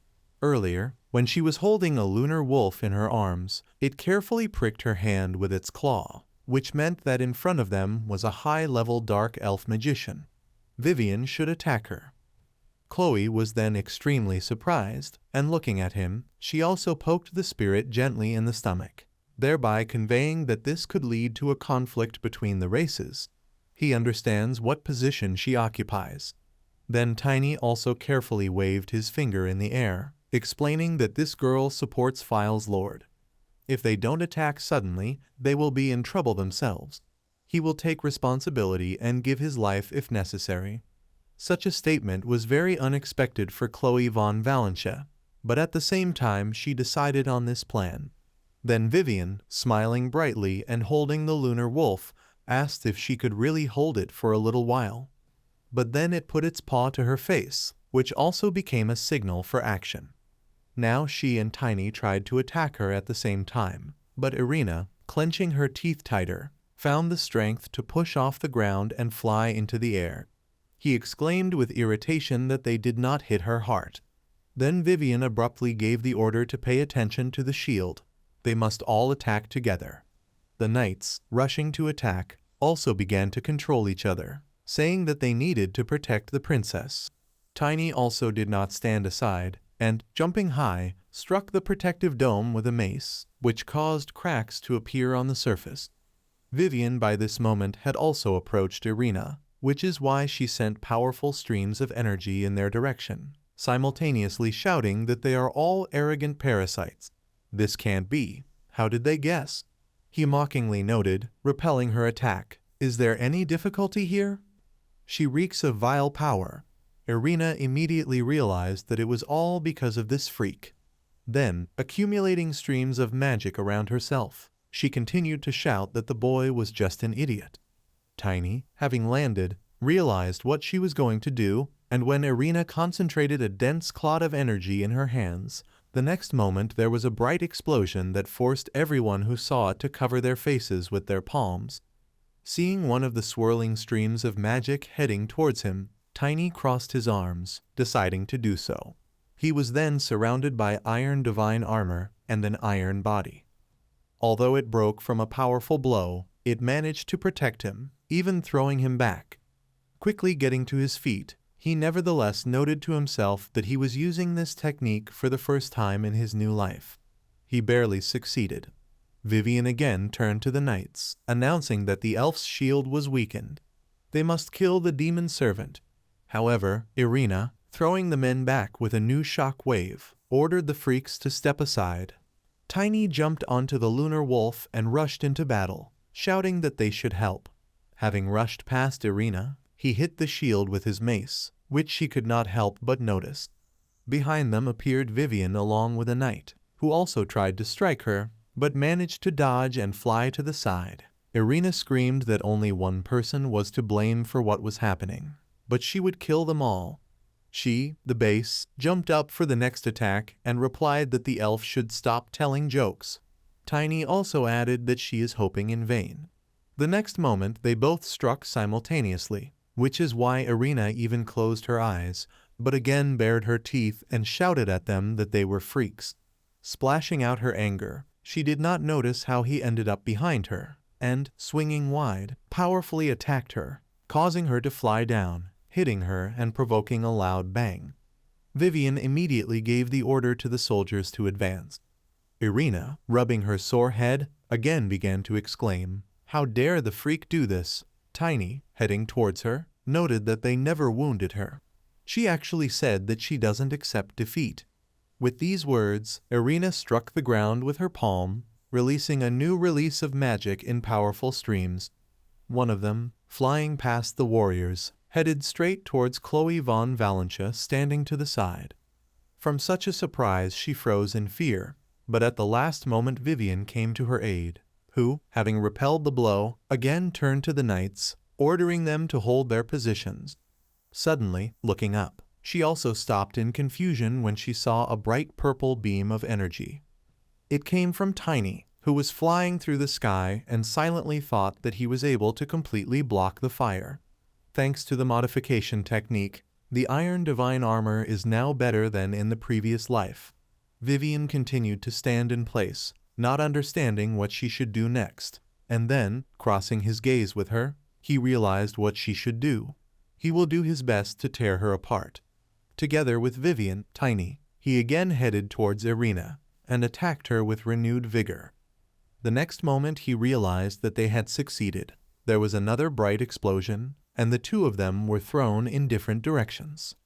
Tiny's fall was softened by Lunar Wolf, but it was still quite painful. Having slightly opened his closed eyes, he saw Irina, who was now left without a dome and was holding her bloody side. Rushing straight towards her with it, Tiny noted that he was able to do it. He needs to do it again, and further, Vivian helped him in this.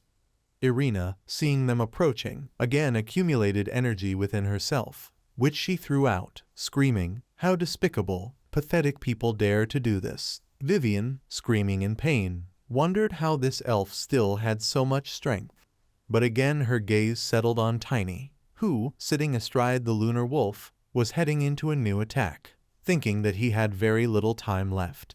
Swinging his weapon, he hit Irina with all his might, and Vivian immediately ordered the knights to finish her off. They boldly rushed forward, but they were stopped by the fact that Irina soared up, which is why even Tiny got angry, displeasedly saying that she ran away. Their enemy is fleeing. They must catch her and kill her. Irina, frozen in the air, flashed her red eyes and said loudly, "In honor of his will." The next moment, a huge silhouette of a creature appeared behind her, with sparkling slits in its helmet, and he immediately realized that this technique was the last resort of demon followers. They sacrificed themselves to enhance their own mana. This is definitely a fiery sacrifice, creating ever new flows of energy. Irina screamed for everything here to burn to the ground. The blows fell first on the warriors, and even Tiny had to run back. Looking around, he realized that the knights were at their limit. They now need the power to finish her off. With this, he turned to Chloe von Valentia, declaring that they had bought enough time. Mentally, he added with hope that now it was her turn. Chloe immediately activated her powers, and as soon as she concentrated, a warm glow surrounded her. Shaking her hands up, she announced that there would be light. The power granted through repentance and blessing is sacred power. A person who repented, was baptized, and became a priest, from that moment on will begin to have anti-demonic power. But there are those who have it from birth.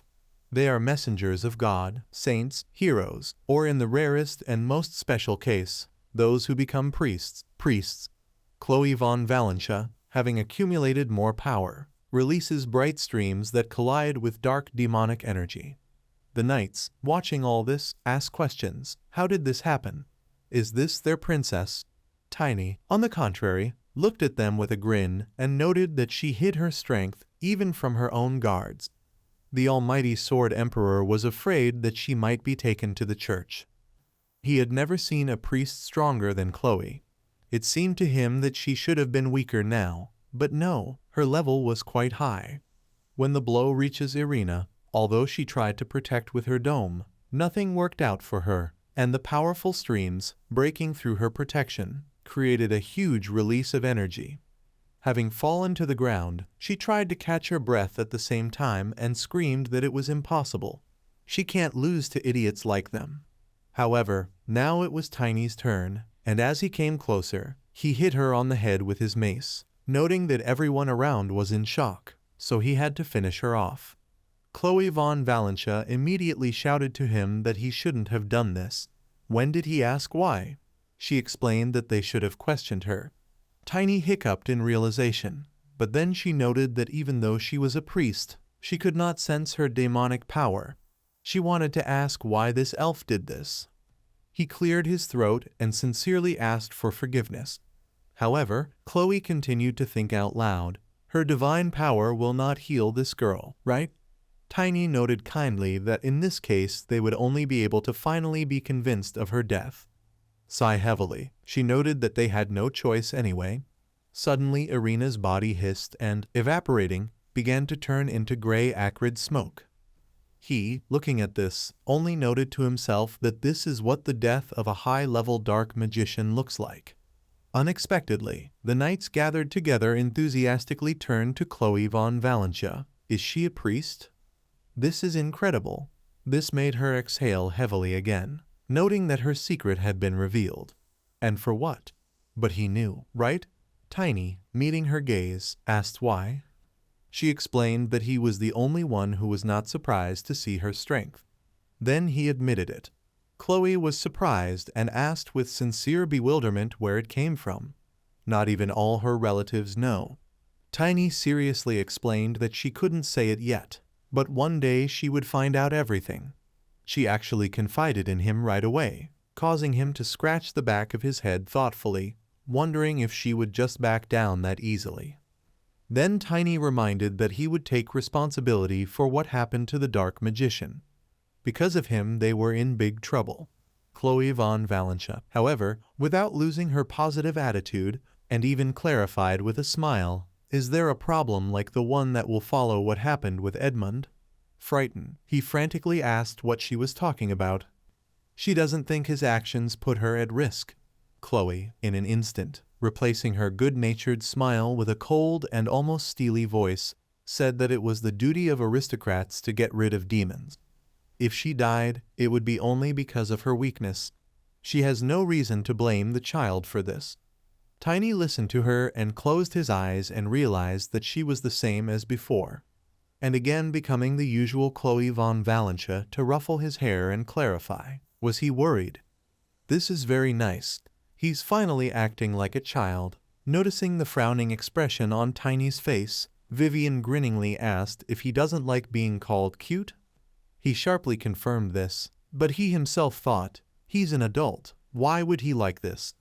Then she suddenly added that the boy was really just a baby. Tiny turned around, with wide eyes, and immediately asked what she said. Vivian, coming up to him and also beginning to gently pat his cheek, explained that children his age do not like to be called cute. It turns out he has a human side too. Trying to remove her hands from his face, he said displeasedly that he did not want to hear such things. And while the two of them were arguing, Chloe von Valentia, turning again and paying attention to the handful of ashes on the ground, reminded them that they needed to quickly report what had happened to their father. They must send him a message from the nearest town. After some time they came to the main gate of Fiven. Tiny was quite relaxed and did not pay attention to the ongoing crowd, noting with pleasure that he knew that the Sword Emperor doted on his daughter. However, Chloe, who was standing next to her, was extremely embarrassed and, covering her face with her hands, bashfully exclaimed, "Why did her father do this?" The townspeople, watching them, noted with surprise that it seemed that the rumors were true, and all because the Order of the Blue Wing Knights stood right in front of them. He, looking at the sparkling armor, noted that power emanated from them. They are worthy to be called the elite of the Duchy of Valentia. Everyone in the group has at least the rank of expert. There is no one stronger in the empire. Suddenly, one of the men, whose armor shone with gold, fell right in front of them and announced that he was the vice-captain of the Order of the Blue Wing, Garen Clement. All his 103 comrades are with him. They all need to show respect to their Princess Chloe now. At his command, the men immediately knelt down, following his example. She immediately began to wave her hand, thanking him for coming and for the knights coming with him. They can all stand up. Garen, being the god of speed, carried out her order and noted that he was glad to see her in health. Her father was very worried about her. Chloe von Valentia clicked her tongue in displeasure, noting that she wrote in the message that everything was fine with her. He had no need to meet her. Garen Clement politely reminded her that the Dark Magician had attacked her after all. If they were not ready to set out immediately, her father would personally come in their place. This completely puzzled her, which is why she immediately clarified what he was talking about. He noted with slight confusion that the whole point was that about a month ago, the family jewel, Tempest, suddenly disappeared. This came as a big shock to all three, and Chloe hastened to say that her father always wore this. Garen agreed, that's the problem. When he woke up in the morning, the jewel was no longer there. Tiny was struck by an electric shock from this news. He immediately wondered how this was possible. Then he even clarified that this, by chance, is not an artifact. Chloe von Valentia agreed with him, saying it was likely. He was puzzled by her uncertainty, and she explained that it was a secret that only priests knew, so she could only assume that it was a powerful artifact. Tiny, sadly lowering his head, replied that everything was clear to him now. Chloe seemed to know why it was missing. Puzzled the others, which is why they immediately tried to ask him where from. But Tiny asked to be allowed to meet with the Duke. He himself will explain everything to him. The crew set off again, and Garen couldn't help but wonder how this child could know the reason. At the same time, he also asked the knight who was walking next to him, who was this child? The man clarified with a smile, does he mean Tiny? Garen Clement realized that he had heard this name again. The brown-haired man continued that this boy is incredible. His contribution to the victory over the dark magician is very great. From what he heard is that this child will soon become an expert. This made Garen even more shocked, causing him to exclaim, at such and such an age. He mentally continued that even the 7 great knights of his age were not so talented. He's a genius. No, he's a monster. He is obliged to bring him into his family. But suddenly it dawned on him, and repeating the name again, he surprised the knight, who immediately clarified that something was wrong. Garen Clement explained that he remembered that this was the person who sent the letters from files. The colleague would also be surprised by such information, but he added that this name is very rare, and he is sure that this is the same boy. During the ride, in a carriage bouncing on the rocks, Chloe was most impressed by the view of a large field covered with fragrant flowers that opened before her. Tiny, after observing her reaction, asked if she likes lilies. Chloe von Valencia immediately exclaimed with delight, of course she loves them. Her deceased mother and father loved them too. They even called her that in childhood. He agreed that this name would suit her. Vivian suddenly spoke up, noting that the love story of the Duke and his wife was very famous. She is the only woman he has ever loved. Has the boy heard of this? Tiny answered hesitantly. He thought he heard it. Although at the same time he remembered the words of Asgard von Valencia, who, back in his past life, admitted that he did not like lilies that much. This is the most important part of the secret that he must not forget. Now smiling contentedly with his thoughts, Tiny noted to himself, it is not surprising that the Sword Emperor kept this a secret. He most likely does not remember his past life. But since he asked him to find himself as soon as possible, then he is sure that he has a way to make him stronger. He must meet him, start training, and find a way to become an aura master. His main goal is to gain greater strength, because without an aura, he will not be able to even leave a scratch on monsters with the level of a corps commander. In this life, he will definitely break the hands of all of them. Finally, the crew arrived at Valentino, the place where Valencia Duke's main castle is situated. It is one of the few huge cities of the Aslan Empire. First of all, the knights were delighted, who, having fallen to their knees, did not cease to rejoice. They were on their native lands. Chloe turned to Tiny and asked if he had been here before. He replied with a smile that this was his first time here. She immediately focused her attention on his phrase, repeating her words, now? But they were interrupted by a continuous noise, and all eyes were immediately drawn to one direction. Asgard ran towards them, loudly sobbing and screaming. Opening his arms for a hug, he did not bother to ask, his daughter, she wasn't hurt? Tiny was very puzzled to see these tears, although Chloe von Valencia just rolled her eyes in displeasure. Moments later, Asgard von Valencia fell to the ground, running past her and tripping. In a trembling voice he asked why she was doing this. Chloe, losing patience, exclaimed that people were looking at them. A father must not forget about dignity. She really asks him about it. But he immediately, with the same pitiful expression on his face, asked whether it was wrong for a father to worry about his daughter. Chloe von Valencia insisted. She won't fall for it. He shouldn't push for pity. He better apologize to the knights he disturbed. Finally getting up and putting himself in order, Asgard cleared his throat and loudly announced that they had all done a good job. Thanks to them, his daughter returned unharmed. He asks them to accept his gratitude not just as the Lord of Valencia, but as the father of a daughter. He's already organized a party for them, so they should enjoy it to the fullest. The knights, as if on command, bowed their knees again, promising that they would do just that. Finally, Asgard von Valencia noticed Tiny and asked in surprise who this child was. He turned to him and realized that the Duke still didn't recognize him.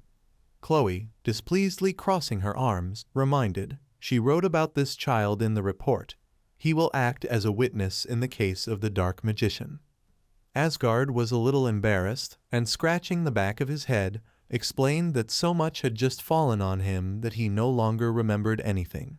Suddenly Tiny, approaching him, announced that he had to say something. "It concerns the Tempest." His act almost horrified those around him, and even Chloe von Valentia no longer seemed so irritated. But Asgard von Valentia, looking down at him, said in a deep voice, which felt like a bolt from the blue, "What a brave boy." Tiny even had to sit down a little from the spiritual pressure that had piled up. But at the same time he still grinned and realized that the Sword Emperor also had a lot to learn. He can't believe it. His skill is at the level of an aura user. Even Astina, who is also one of the 7 greatest knights, has long reached the level of aura exceeder. And as of now, Jirik must be facing the bottleneck to become an aura exceeder. But he will overcome this pressure, using the strength of spirit accumulated in a past life. Having made this decision, Tiny immediately began to exude even stronger energy and confidently noted that he could tell everything right here. This surprised Asgard, who could hardly answer anything clearly. Then Chloe von Valentia, running up to him, hastened to say that this child is ignorant due to his age. But Asgard von Valentia had already noted with confidence that this was not the case. This boy would not have behaved this way out of ignorance alone. Now it was her turn to be perplexed, and Asgard, on the contrary, declared that he would talk to this impudent person. Soon, the two of them were in his office, and sitting down at the table, Asgard von Valentia began. "So does the guy know about the disappearance of the Tempest?" Tiny, standing opposite, confirmed this. "He even has an assumption." Asgard noted with interest that he was ready to listen to this. He suddenly fell into thought for a few moments, noting that Tempest was one of the few ancient words he knew. It means time or opportunity, and since the treasure disappeared a month ago. Then Tiny continued his thoughts, but now out loud, "Perhaps it has the power to turn back time." Asgard von Valentia, without taking his gaze off him, noted that the guy could continue. He noted that everything will begin with an incident that will happen in 20 years. Then Tiny tried to tell in as much detail as possible about everything that he himself had once experienced, and he finished only with the onset of the golden sunset. Leaning back in his chair, Asgard admitted that the guy's story was too well organized. A child wouldn't have come up with that. Guardian of the World Tree and the first hammer of the dwarves, he even knows the name of the great warrior of the orc tribe. Tiny sadly noted that they had all been comrades for a whole year. Leaning over the wooden surface again, Asgard rubbed the bridge of his nose, clarifying, "Are these comrades his enemies, with whom he has been fighting for a long time?" Then, standing up, he repeated, "Tempest means time and opportunity. She can transport only one person into the past, taking the life of a Superman as a sacrifice. Descendants used this very carefully and wisely. This information was passed down from generation to generation along with the item. To be honest, he never believed it was true. It turns out that everything was in vain if the guy doesn't deceive him after all. However, he can hardly believe that he made such a decision then. Did he rely on the guy's talent and send him past?" Tiny's face suddenly stretched out in surprise, and Asgard von Valentia, pacing around the office, continued that if he returned, he could benefit from the experience of his past life, preparing the forces of humanity to fight against the army of the Demon King. But instead he sent the boy and not himself. At these words, that same spiritual pressure appeared around him again, and his eyes sparkled with a piercing blue light.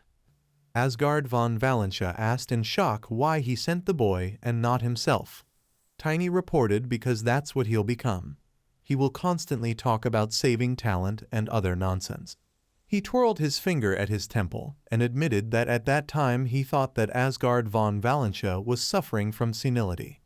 Asgard von Valentia frowned with displeasure. He walked around the room excitedly, putting his hands behind his back, and said that everything was clear to him. He suggested that there was no way to know in advance how far back in time someone could be sent. Tiny said that he used a power on him that he wasn't even sure he had. Asgard von Valentia sat down on the chair and put his hands on the armrests. He asked the question, where does this confidence come from if he has never done anything like this? Asgard von Valentia suggested with a smile. He told him something like he would be sent back to the moment when the influence on his soul was the strongest. Tiny was dumbfounded by these words. Asgard von Valentia added where his personality was formed. Tiny looked at him in despair, trying to cope with the surging feelings. Asgard von Valentia suggested that the future him predicted this. Tiny clenched his teeth in rage, remembering the murdered arena. He realized that this was why he had traveled to the day his sister died. Asgard von Valentia clenched his hands into fists and asked the question, is he wrong? Tiny tried to cope with anger and despair by clenching his fists. He said Asgard von Valentia was right. Tiny mentally admitted that this was not the Sword Emperor's fault, and unclenched his palms. He understood that he should be grateful just for being able to see her again. Asgard von Valentia said he had one last question. Tiny looked at him questioningly and asked which one. Asgard von Valentia asked if in the future he only asked him to look for him. Tiny had to tell him something to gain his trust. Tiny rolled his eyes thoughtfully. Remembering, he said that his daughter's childhood name was Leela. They chose this because he and his wife liked this flower. Asgard von Valentia frowned with displeasure, put his elbows on the table and rested his chin in his hands. He sternly said that everyone knows about this. Tiny added that he doesn't really like it. Asgard von Valentia separated his palms. Tiny added that he said this is the most important part of the truth. Asgard von Valentia bowed his head and sighed in shock. Clutching his stomach, he laughed cheerfully, leaning back in his chair. Having calmed down, he grabbed his face with his hand and admitted that he could say such a thing. This is true. Hiding his face in his hands, Asgard von Valentia said that even after her death he could not admit it, so he did not tell anyone. Cursing, he stood up from his chair, hit the table with both hands and admitted that it was all true. He didn't know whether to laugh or cry. Tiny asked, does he believe him? Asgard von Valentia clenched his fist in a victory gesture and said joyfully, now he understands why his family's jewel was stolen. Right from his hands in his chambers. Tiny looked at him in surprise and said that he was glad to hear this. He mentally asked with interest, is it because he went back 20 years ago that he is more capricious than then? Asgard von Valentia demanded that despite this, he still needed special proof. Tiny's eyes widened in shock. Asgard von Valentia ordered that the Knight Royer be summoned to him. Tiny looked around in fear and looked at the door. The voice of the butler was heard, who obediently announced that this order would be carried out. Tiny excitedly asked the question, for what? Asgard von Valentia looked down at him menacingly and said, he was convinced that he had really returned from the future, but he was not yet completely sure about himself. Asgard von Valentia asked sternly, did he say his name is Tiny? Is he one of the 10 future great knights? If so, then let him show it. Tiny looked at him in bewilderment. Asgard von Valentia demanded that he show him a future ability that he would appreciate. Tiny grinned smugly. A little while later, they walked together along the bridge, covered with a red carpet. Tiny frowned at Asgard von Valentia and thought that this was somehow dishonest. He asked to find it, and now he is testing it. Tiny looked out from behind Asgard von Valentia, smiled slyly, and mentally asked if he should play a prank on him. He asked a question. He was curious. What would the future be like?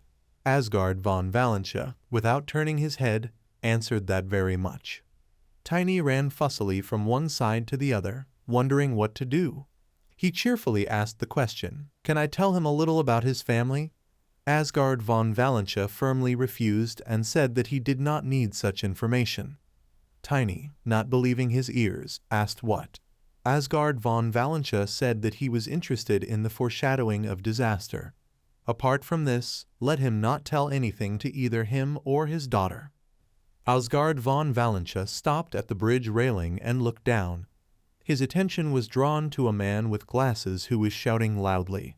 Tiny asked in bewilderment why. Asgard von Valentia replied that people grow through mistakes and mistakes. From the bridge he watched a man in glasses who was examining some object with great interest. Asgard von Valentia said he was proud to have raised a daughter who would not despair or break in the face of adversity. He looked back and excitedly asked Tiny not to take away her opportunity to develop. Tiny thought about his words. With a bored look, he stretched his hands behind his head and said that he knew very little about her. Nothing at all about his family. Asgard von Valentia looked at him dumbfounded. Tiny, not noticing his reaction, said that at that time he was trying very hard to save himself, so he was not interested in his affairs. Asgard von Valentia was shocked to the core. Not believing his ears, he mentally asked, "What?" Asgard von Valentia shouted angrily, "Don't let Tiny say that he doesn't know where their world will go next." He grabbed him by the shoulders and shook him from side to side several times. Tiny desperately said that he only knew which incident would cause a huge commotion. Asgard von Valentia asked indignantly, "Is that all?" Tiny, not understanding, asked what else he wanted to know. Asgard von Valentia angrily said that in the future there will be people who will unite the army he was talking about. He must know what happened before.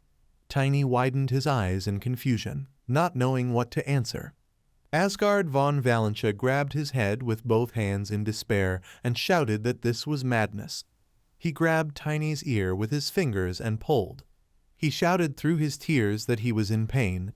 Tiny grabbed his hand and tried to free himself. Asgard von Valentia menacingly advised him to quickly remember before he destroys him.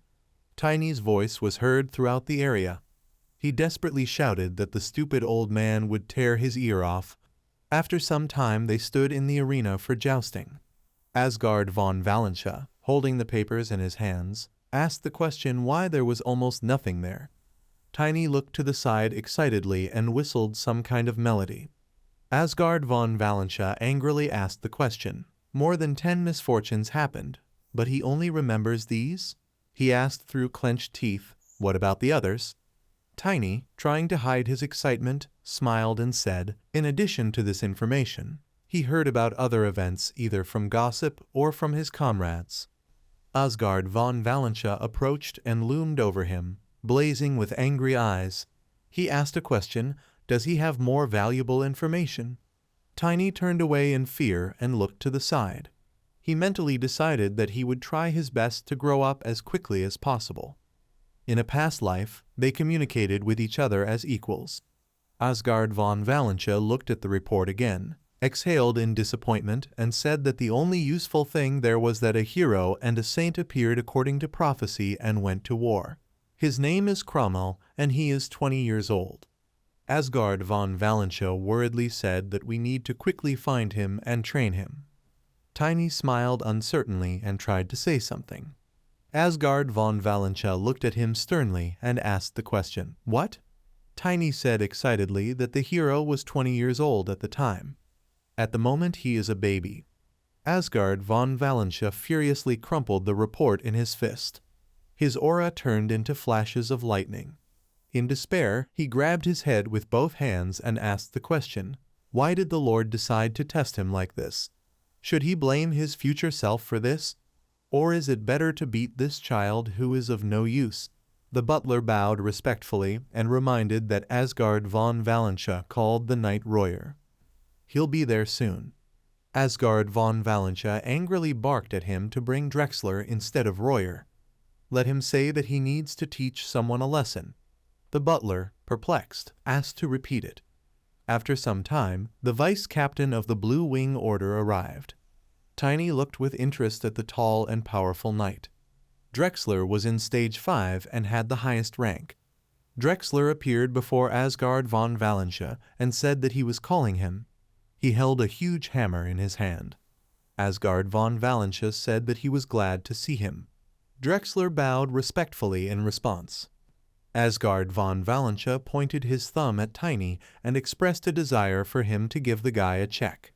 We need to see if he has any bragging rights. Drexler widened his eyes in shock and asked the question, will he have to fight with the child? Asgard von Valentia confirmed this. Drexler wondered in bewilderment why he called the vice-captain to deal with such stupidity. Did he do something wrong and is now one step away from relegation? Drexler continued to escalate, thinking that if he lost his salary, he would not be able to maintain his estate. Anxious thoughts like flashes of lightning pierced his head. He was brought out of his thoughts by the stern voice of Asgard von Valentia, who called him by name. Drexler stood at attention and prepared to listen to orders. Asgard von Valentia, crossing his arms over his chest, frowned at him and said that he had thought too much again. This is his weakness. He will give him an important task. It is necessary to fight Tiny and carefully test his abilities. Drexler readily responded that it would be done. He looked at the little boy in front of him in surprise and mentally asked what Asgard von Valentia was up to. His eyes widened in surprise.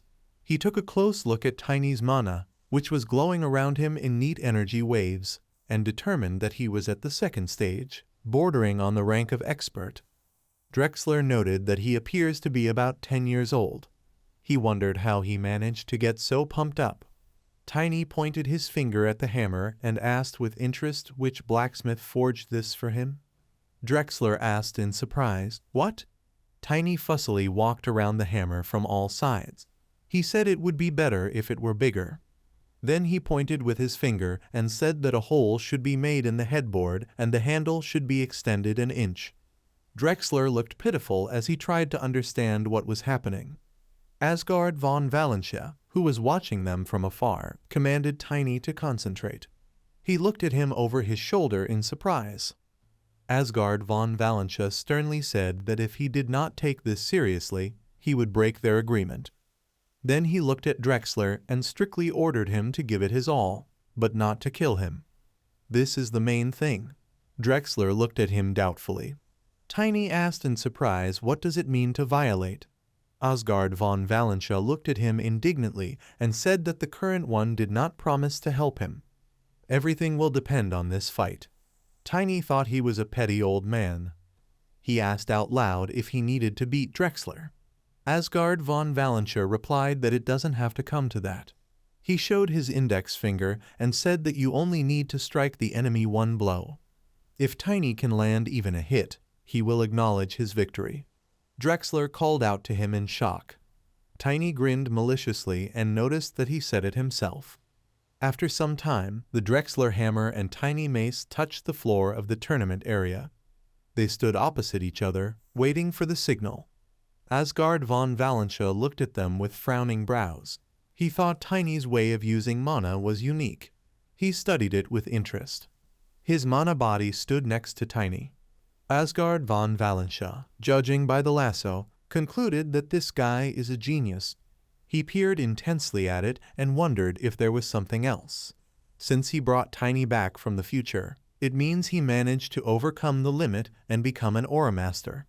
Asgard von Valentia looked at Tiny, who was picking his nose with his finger, and came to the conclusion that since he ordered this guy to go back in time, then he had outstanding talent. He excitedly asked himself what could he see in him then. Asgard von Valentia ordered Drexler to try his best. Tiny looked forward resolutely and realized that he needed to prove himself once again.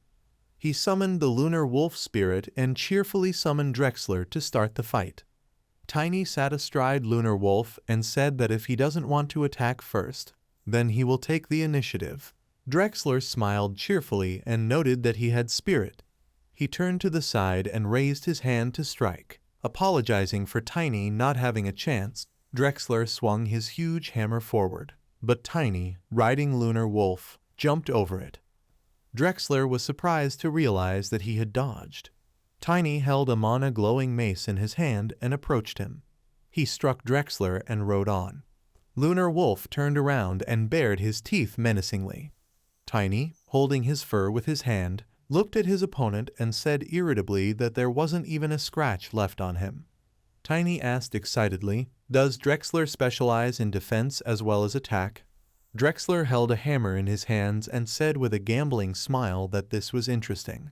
He swung his hammer over his head and told Tiny not to worry. He would hold back the force so that he would survive. The Drexler hammer glowed brightly with golden mana, creating magic circles around it. Drexler hit the hammer, but Lunar Wolf with Tiny on his back jumped high into the air. The hammer hit the floor with force, illuminating everything with a bright flash. Tiny decided that he would beat him in speed. He activated his mana, which sparkled with white lightning. Lunar Wolf moved with lightning speed under the ceiling, flying from one column to another. Drexler looked up, mouth agape. He channeled mana into the hammer and cursed angrily. Drexler slammed it hard onto the floor. The floor became covered with cracks, glowing with a golden light, and began to collapse. Tiny barely had time to jump away from the column, which collapsed into pieces, and exclaimed excitedly. Tiny looked away. He froze in fear, his eyes wide open and his teeth clenched tightly. A hammer flew upward at a short distance in front of them. Lunar Wolf jumped to the side. Tiny looked over his shoulder and was shocked to think that Drexler was wielding a hammer, which was longer than a bastard sword, with one hand. This means that he usually has a shield in his other hand. Tiny concluded that his defense is better developed. Drexler ran after him and angrily asked how much longer he was going to dodge. He swung his hammer angrily, leaving a trail of gold in the air. Lunar Wolf with Tiny on his back dodged the blow by jumping over it. Drexler turned around, glared at him, and said he was a good runner. Asgard von Valentia watched them with his arms crossed over his chest. He realized that Tiny was reading his opponent's movements. Drexler furiously swung his hammer from side to side, but Tiny deftly dodged the others. Asgard von Valentia concluded that he had not lost his past experience, accumulated over 10 years as a knight.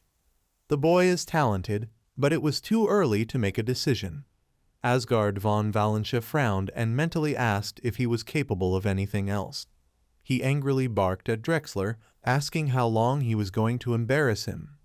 Drexler became furious, his eyes flashed with angry fire, and his teeth clenched tightly.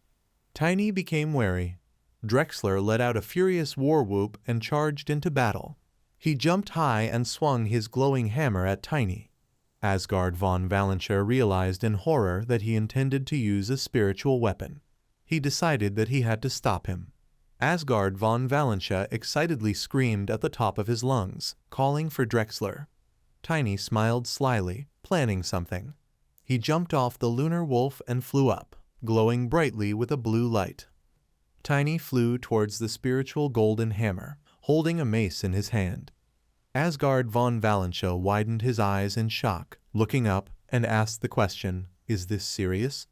When the blue spiritual energy and the golden one met, a powerful explosion occurred in the air. Asgard von Valentia froze in shock. Tiny began to scream loudly, flying back from the explosion. Asgard von Valentia angrily shouted that he was crazy. Drexler Ainen began to land down in fear and shouted an apology. He added that he had completely forgotten. Asgard von Valentia leaned towards Tiny and angrily shouted that he told him to demonstrate his talent. Drexler Ainen also began to run up to Tiny. Asgard von Valentia added that, but not courage. Tiny started coughing loudly. Later he said weakly that he had won. He pointed with a shaking hand at Drexler Ainen. Asgard von Valentia looked to the side in shock. Drexler Ainen looked down in shame and said what it was. He began to remember the stages of the battle when Tiny and he were approaching each other at a fast speed. Tiny then brought his mace closer to the hammer. The next moment, blue mana began to flow out of his hand in a huge stream, destroying the shell of the hammer. Tiny let go of the club, pushing it straight towards Drexler Ainen, and began to fly down. Drexler Ainen tried to dodge Tiny's weapon, but it scratched his cheek. He thought that he had managed to do it at the last moment. Asgard von Valentia turned his back to Drexler Ainen and thought angrily that this was where he was aiming. He immediately shouted angrily that he could have died. He asked the question, "Why do something so crazy to win a fight?" Tiny began to get up. not paying attention to the strong shaking of his body, and said that he was not dead. He added that he even won. Asgard von Valentia angrily asked the question, was he so reckless in his previous life? Tiny looked at him with a grin and asked the question, why is he asking such obvious things? Asgard von Valentia furiously shouted the question, what is obvious here? Tiny replied in a calm voice, if he hadn't behaved like that, he wouldn't have achieved anything on the streets. Asgard von Valentia fell silent, realizing Tiny's behavior. Tiny at this time firmly said that he was obliged to win at any cost. He looked up with a smile and said that it was thanks to this approach that he managed to survive. Tiny pressed his hand to his chest and said what was more important was what he thought about it. Asgard von Valentia began to climb up, leaning on his knees. Tiny asked him a question, did he live up to his expectations? Asgard von Valentia frowned and answered yes. He crossed his arms and said that if it were him, he wouldn't do that. Asgard von Valentia looked down thoughtfully and thought that he from the future believed in him, seeing how reckless he was. Asgard von Valentia closed his eyes with bitterness. Later he said that he would keep his promise. He added, he will give him what he needs most now. Tiny smiled gratefully and said thank you. The next moment, he began to fall unconscious. Drexler Ainen called out to him, jumping on the spot.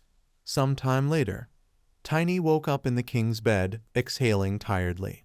Asgard von Valentia stood over him. Tiny looked at him and asked the question, where is he? Asgard von Valentia calmly replied that he recovered faster than he expected. He turned his back to him, clasped his hands together, and said that they had a lot to discuss, so let him follow him. Tiny soon followed him and asked the question, how long did he sleep? Asgard von Valentia replied that it was almost half a day. Tiny asked a question in surprise. He asked, did he call a high-class priest to see him? Suddenly, someone shouted loudly, calling Asgard von Valentia. It was Chloe von Valentia, who said dissatisfiedly that she had prescribed him more rest. She asked a question. He just woke up. Where is he leading him already? She asked the question again. Did she hope he wasn't going to hurt him again? Asgard von Valentia looked angrily at Tiny and said that this idiot had gotten himself into trouble. He asked the question, and would he harm the savior of his daughter? Tiny looked to the side in surprise and mentally asked the question, is he the savior of Chloe von Valentia? He began to think further. Until now it seemed to him that everything was the other way around. Chloe von Valentia approached him and, putting her hands on her hips, displeasedly asked a question. Does he know that he just woke up, having previously had one foot in the grave? Tiny's lips began to stretch into a grin. He scratched his head awkwardly and said, as Lord said, it was all to blame for his excessive ambitions. Chloe von Valentia opened her eyes in shock. Tiny at this time apologized with a sweet smile for making her worry. Chloe von Valentia awkwardly began to smile as she stroked his head and told him not to be so serious. Asgard von Valentia leaned towards Tiny's ear and threateningly asked him what kind of look was that. Tiny opened his mouth in fear. Asgard von Valentia grabbed him by the shoulders and said, although he is still a child, he is already well versed in beauty. He warned him if he courted his daughter. Chloe von Valentia called his name loudly, starting to shake with anger. Tiny smiled a little tensely and said that he was just surprised when he called him Chloe von Valentia's savior. He said that last time he didn't catch the dark magician and didn't save her. Asgard von Valentia looked at him in shock, beginning to get very worried. He mentally asked the question, so this is a new event for him. Chloe von Valentia raised her hand to the side in surprise, as if trying to reach someone, and asked the question, what does he mean? Asgard von Valentia told her not to think about it. He explained that he would tell her everything later if she was interested. He said that for now let her concentrate on the coming-of-age ceremony, because it would be soon. Asgard von Valentia added that he had prepared everything, and she would definitely like it. Chloe von Valentia's mouth opened in surprise. Later, she bit her lip with sad feelings and said that it was good. She obediently turned around and began to walk away with slumped shoulders. Asgard von Valentia and Tiny watched her closely. Tiny remained silent, frowningly looking ahead. Some time later, Asgard von Valentia sat at the table and said that he forgot to give him important advice. He said that from that moment on, the fact remained that he had returned to the past. He said that it should be kept secret. Tiny explained that he wasn't going to go around shouting about it. Asgard von Valentia said that the priests in particular should not learn anything. Tiny continued to listen to him carefully.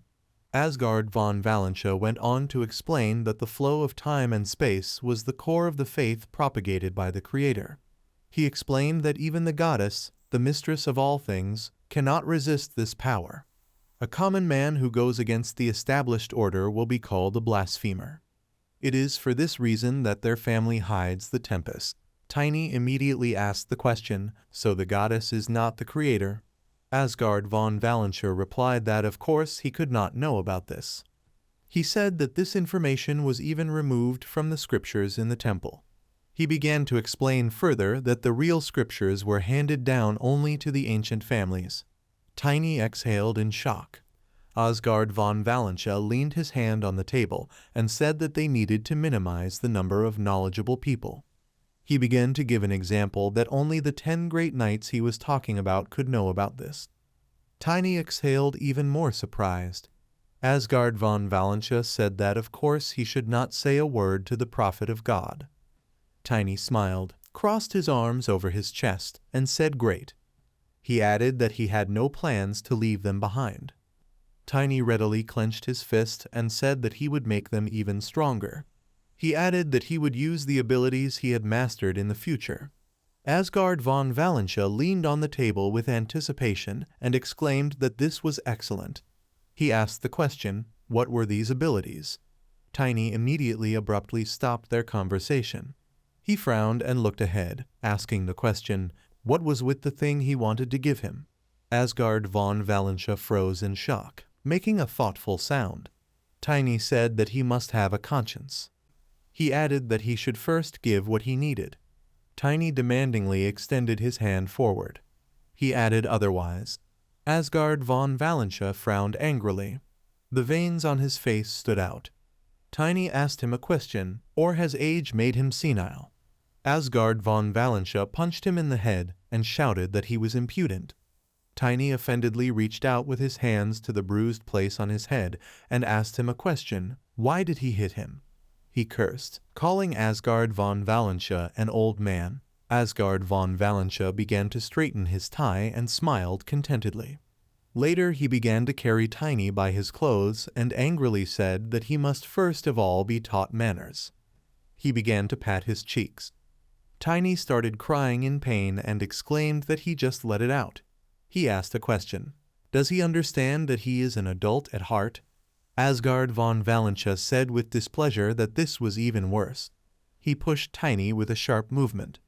Asgard von Valentia said, since he promised, he will have to fulfill what he said. Tiny screamed as he fell.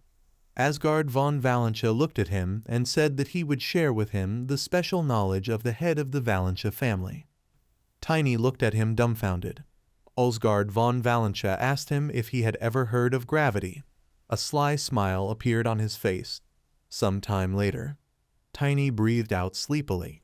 He continued to sleep in place, inflating a huge water bladder. Suddenly, someone hit him on the head and shouted angrily that they hadn't started yet, but he was already asleep. Tiny looked down in fear. He immediately stood up and shouted with resentment to stop beating him. Asgard von Valentia told him to listen carefully then. He began to explain that the secrets of their family were represented by 4 techniques. The first technique was mana training. The second is a defensive and attacking sword technique. The third technique for obtaining internal skills in the 3rd stage. The 4th technique was to obtain special skills to achieve the 7th stage. Tiny clenched his fists in anticipation and asked a question. Just 4. He exclaimed that it was not for nothing that their family was considered the best. Asgard von Valentia nodded his head with pride and said exactly what. He winked and said with a smile, He said that he uses striking weapons, which means he does not need the attacking technique of a sword.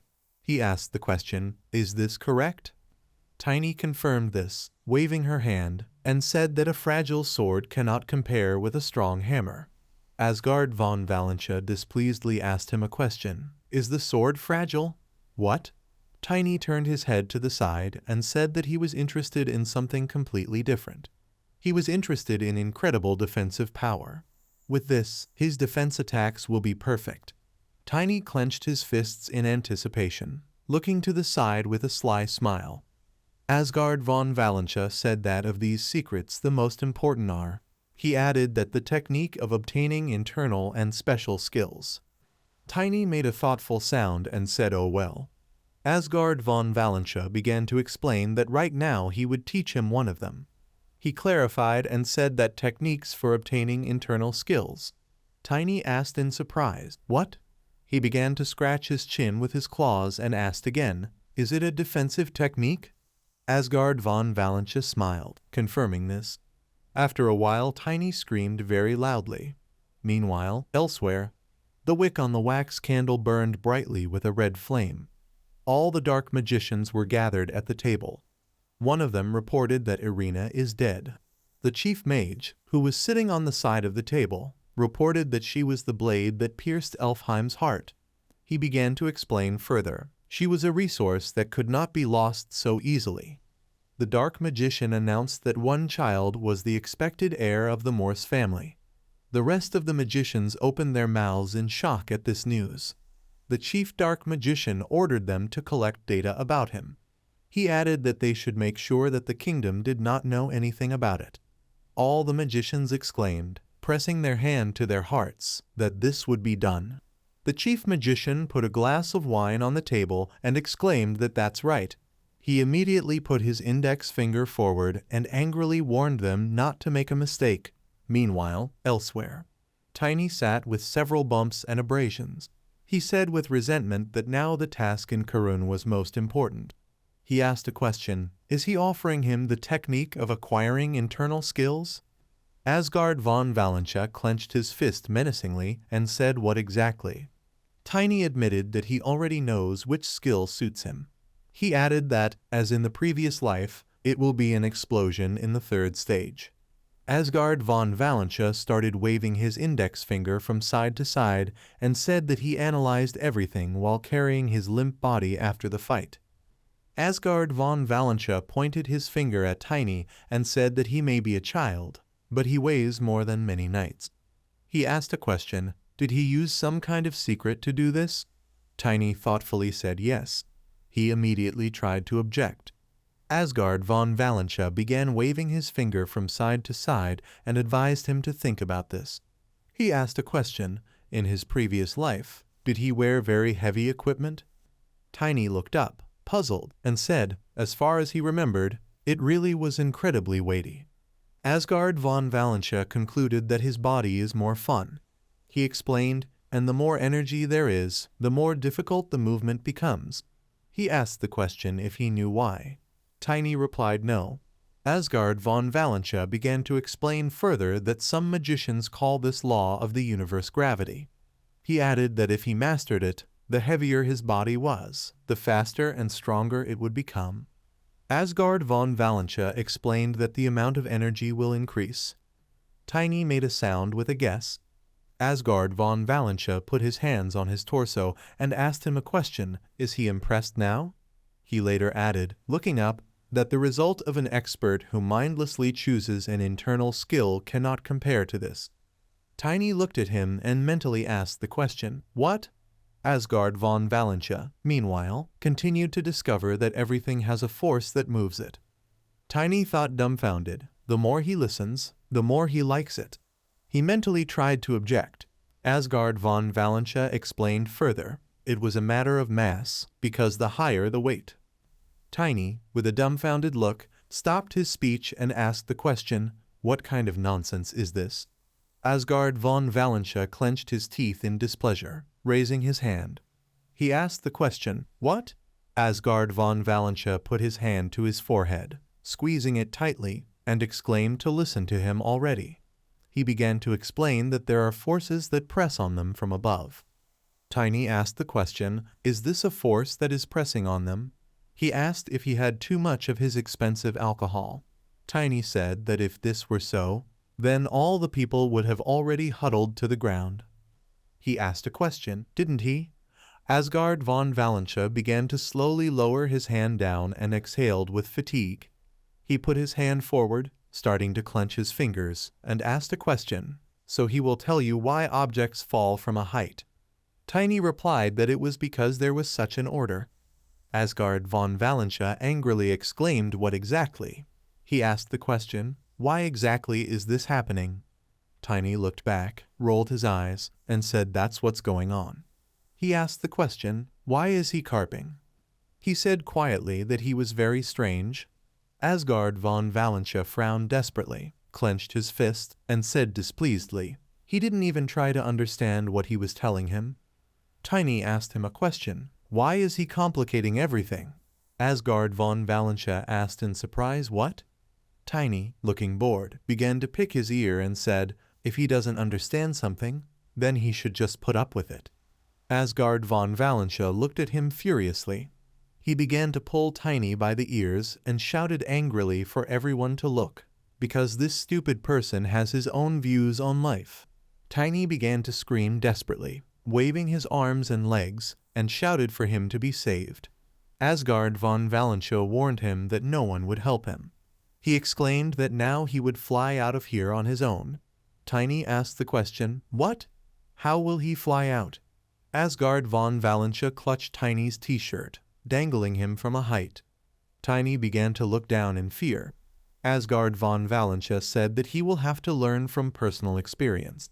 Tiny looked at him excitedly. Suddenly his chest glowed a pale blue color. He asked in fear what? Was it a mana freeze? Asgard von Valentia angrily and firmly said that he would ask him again. He asked the question, why do things fall from heights? Tiny asked again in fear and with a stutter, gravity. Is this the point? Asgard von Valentia released Tiny, who began to fly down with a scared look on his face. He began waving his arms and legs in different directions, screaming heart-rendingly. Asgard von Valentia frowned and told him to feel it on his own body. Tiny desperately shouted that he was a crazy old man. He looked back in panic, noticing how the asphalt gradually began to approach. Tiny swore angrily. He desperately thought he was going to die. Tiny crossed his arms and began to use the iron divine armor. He cursed when he couldn't do it. Tiny shouted desperately, turning to Lunar Wolf. Lunar Wolf appeared below, looking questioningly at the shadow approaching him. He looked up, noticing Tiny flying straight towards him. Tiny laughed awkwardly. Lunar Wolf opened its mouth in shock. Tiny bumped into him and shouted an apology very loudly. Lunar Wolf began to howl in severe pain. Tiny was lying on Lunar Wolf, who put his paws in different directions. Dust spread from them in all directions. Lunar Wolf began to bark desperately. Tiny said with a relaxed smile that he was really sorry. Suddenly he noticed how someone's shadow fell on his face. Asgard von Valentia looked at him with a grin and asked the question, did he feel the great force of gravity? Tiny turned his head to the side with difficulty and said yes. He added that even every centimeter of his body. Tiny sarcastically noted that it was a very refreshing experience. Asgard von Valentia confirmed this and said of course. He added that a fall from such a height would not have killed him. He asked the question, does he think he can control gravity? Tiny, dumbfounded and frightened, asked the question, what? Asgard von Valentia suggested that this should be repeated again. Tiny shouted desperately, starting to stutter, that no. He added that a verbal explanation would be enough. Asgard von Valentia told him that he would get by. He explained that he learns much faster through practice. After a while, Tiny began to fly down again and angrily shouted that no. He added that the old man would finally explain it to him in words. Some time later, Tiny took a deep breath, eyes wide. Someone placed a hand against his chest, from which bright yellow mana emanated. Tiny got up on the bed and began to look around. He mentally asked the question, where is he? Chloe von Valencia pressed her hand to herself with a kind smile and said that he had finally woken up. She added with a smile that it was amazing. She heard that he had already become an expert. Tiny looked at her in surprise and mentally asked the question, is he already an expert? Tiny remembered how Asgard once again threw him down from the window, and shook. He wondered in shock. Did it really work? Crossing her arms over her chest with displeasure, Chloe von Valencia sternly asked why he trained so hard. She understands that being her father's student is a great joy, but it's not worth it. However, he bit his lip and not daring to look into her eyes, wondering, was this all a training? She suddenly changed her mood again, and now happily clapping her hands, she said that it was great that he had become an expert. Everyone in the Order of the Blue Wing went crazy over this news. But her joy was interrupted by Tiny, who sharply asked, is it okay that she's here? Chloe seemed confused and froze, not continuing to clap. He explained that she probably had a lot to do with her upcoming coming-of-age ceremony. Over the next few seconds, there was an awkward pause between them, and finally Chloe von Valencia replied that this was not entirely true. She just needs to work on her etiquette, so she doesn't have much to do. Tiny suddenly frowned sternly and noted that he was sure that she could handle it. She immediately clarified with what exactly. He suddenly grinned and answered with ceremony. Suddenly Chloe von Valencia gave him a resounding slap on the head. He exclaimed, what else? On this day she will be the main star. Then, regretting her action, she immediately added embarrassedly, is it noticeable that she is worried? He admitted, stroking the bruise, that it seemed to him that everyone she was close to had noticed it. Chloe first asked him again, but then abruptly announced, although there is nothing wrong with that, he's like family to her now. Tiny did not immediately understand her and asked what she said. She explained, smiling brightly, that since her father teaches him, then we can say that they are family. From now on he can address her as sister. It puzzled him at first when he heard the word and chuckled thoughtfully. Chloe von Valencia didn't like this and immediately asked what kind of reaction this was. It is an honor. She's actually the Duke's daughter. At these words, Tiny grinned, hiding his smile behind his fist, and then she again asked, what's so funny? Since they are now family, he must keep their conversation a secret. Nodding his head, he promised to do it. Chloe then exclaimed that she forgot to say that Drexler was looking for him. Tiny could not hide his surprise, clarifying, was he looking for him? There were several people sitting on the stands of the arena, including Garen Clement. All of them were dressed in uniform. Drexler Ainen, now standing on stage with a shield, addressed Tiny, noting that he had heard that the guy had become an expert. He confirmed this and asked why he was called here. Then, looking around at those present, he added that this did not look like ordinary competitions. Drexler suddenly threw his hammer on the floor and replied displeasedly that the guy might not pay attention to them. Should he say what he thinks about a rematch? Tiny, noticing his gesture, clarified, without weapons? At the same time, I also wondered, is this all because of the sparring last time? Closing his eyes, Drexler Ainen admitted that this was so. The fact that he lost his mind in a battle with a child is unworthy behavior for a knight. Then, activating his energy, he shouted that the guy could attack. He can fight the way he wants. It will help the child get used to the new power.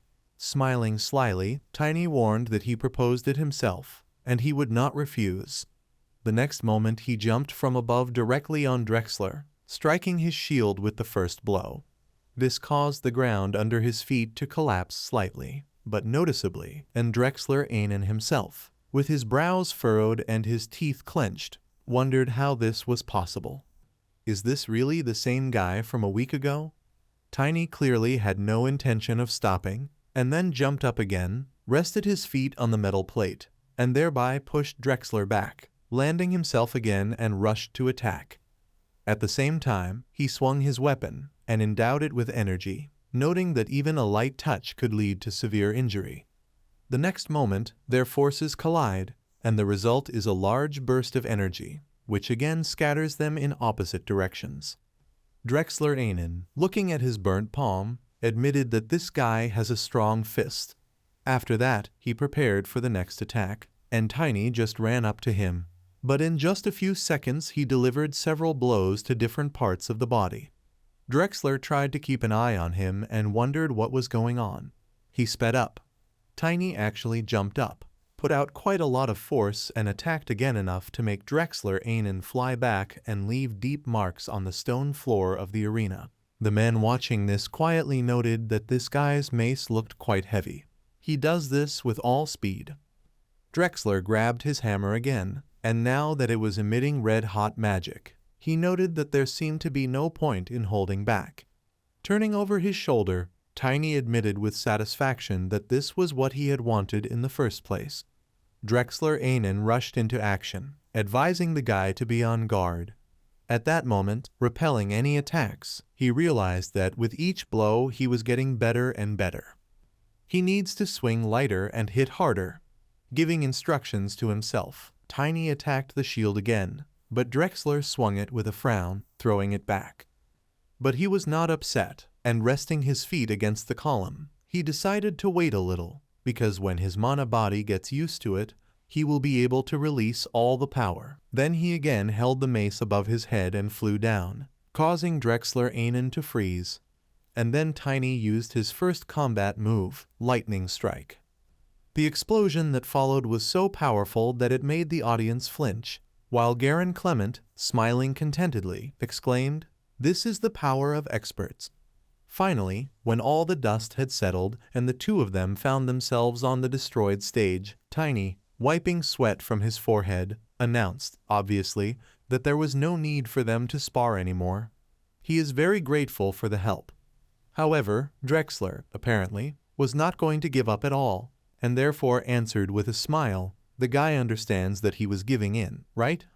But he also stretched his lips in a smile and replied that he did that too. Drexler Ainen did not understand what he meant, and then Tiny, crossing his arms contentedly while the silhouette of a lunar wolf appeared behind him, clarified, "Did the vice captain forget? He is also a spirit summoner." Laughing, Drexler agreed with this, and, painfully rising to his feet, to the jubilant screams of the audience, announced that the guy had passed. He is glad to welcome him to the Blue Wing. However, Tiny took this with bewilderment, and immediately noted that he did not plan to join the Order of Knights. Didn't the Duke tell him? As soon as Drexler Ainen heard this, his eyes widened, and he howled with sincere chagrin, asking why. Then he tried to insist, but the guy even learned the secret technique of the Valentia family. Later in his office, Asgard von Valentia, standing in front of the sunlit window, admitted that he forgot to tell them. Anyone who is planning to travel the world should not join anyone. The guy did a good job and his expectation happened. Tiny, still standing opposite the table, remembered how quite recently he had to fall from a great height, and frantically replied that he thanked his lordship for his help. Asgard, slowly turning around, also announced that preparations to deal with the first disaster were almost complete. He still asked, "What does almost mean? What else is missing?" Asgard von Valentia explained that he would make an artifact for the guy, a warhammer. An artifact is a weapon enchanted with magic. They vary in value, but the cost can be equal to the knight's income for several years. Tiny tried to refuse, answering that the Duke shouldn't have done it. It would take a long time to make, right? However, Asgard noted that they have been doing this for several months. This shocked him, and he immediately exclaimed, "How did his lordship know that it would be needed?" Asgard von Valentia grinned and said mysteriously that it was a secret. But then he added that it was supposed to be a gift from Drexler for his long service. Tiny just sighed sympathetically in response. Soon he came to Valentia's best smithy under the name Rendal's Hammer. Dwarf Master Crafter Rendal himself was extremely surprised, and clarified with displeasure. The Duke wants him to customize the hammer for some child. The next moment, with furious indignation, he shouted that he would rather refuse the order and pay compensation. How dare the Duke treat his creation like a child's toy?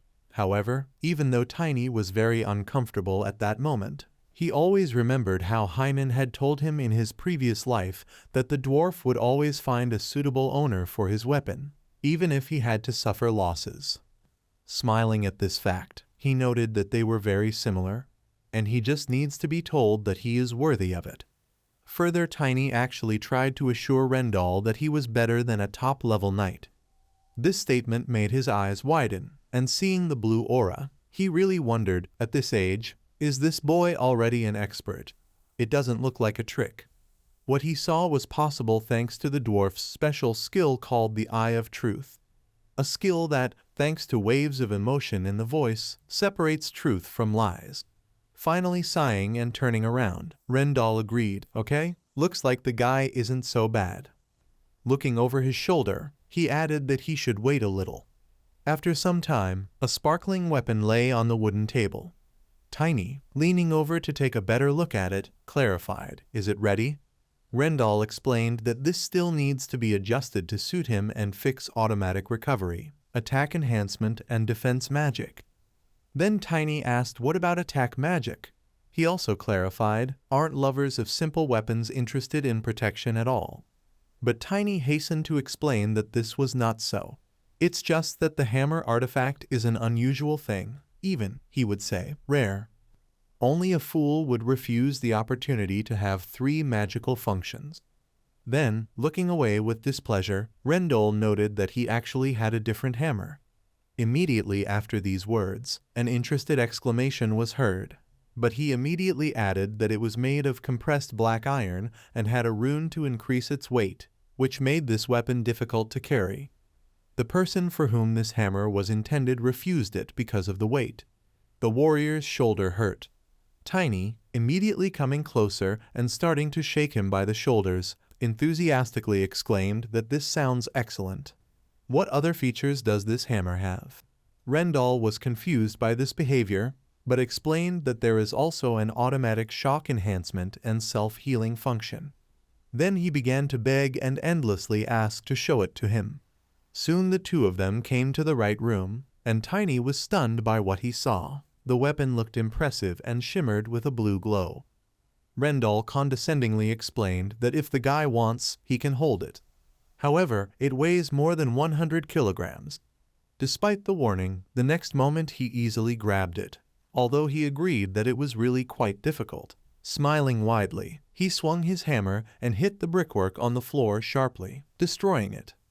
Rendall, jumping on the spot from fear, shouted displeasedly, "The child here is now going to destroy everything." Tiny didn't listen to him at all, and even hugging the weapon, he exclaimed in the same loving tone. He knew it was cool, and while Rendall was indignant, considering him crazy, he, on the contrary, noted that the weapon was a little short for him, but similar to the nocturne that he used in a past life. Then Tiny turned and asked if the blacksmith could adapt the handle so that he could use it when he grew up. He was in no hurry to stop being angry, and reminded that he must pay first.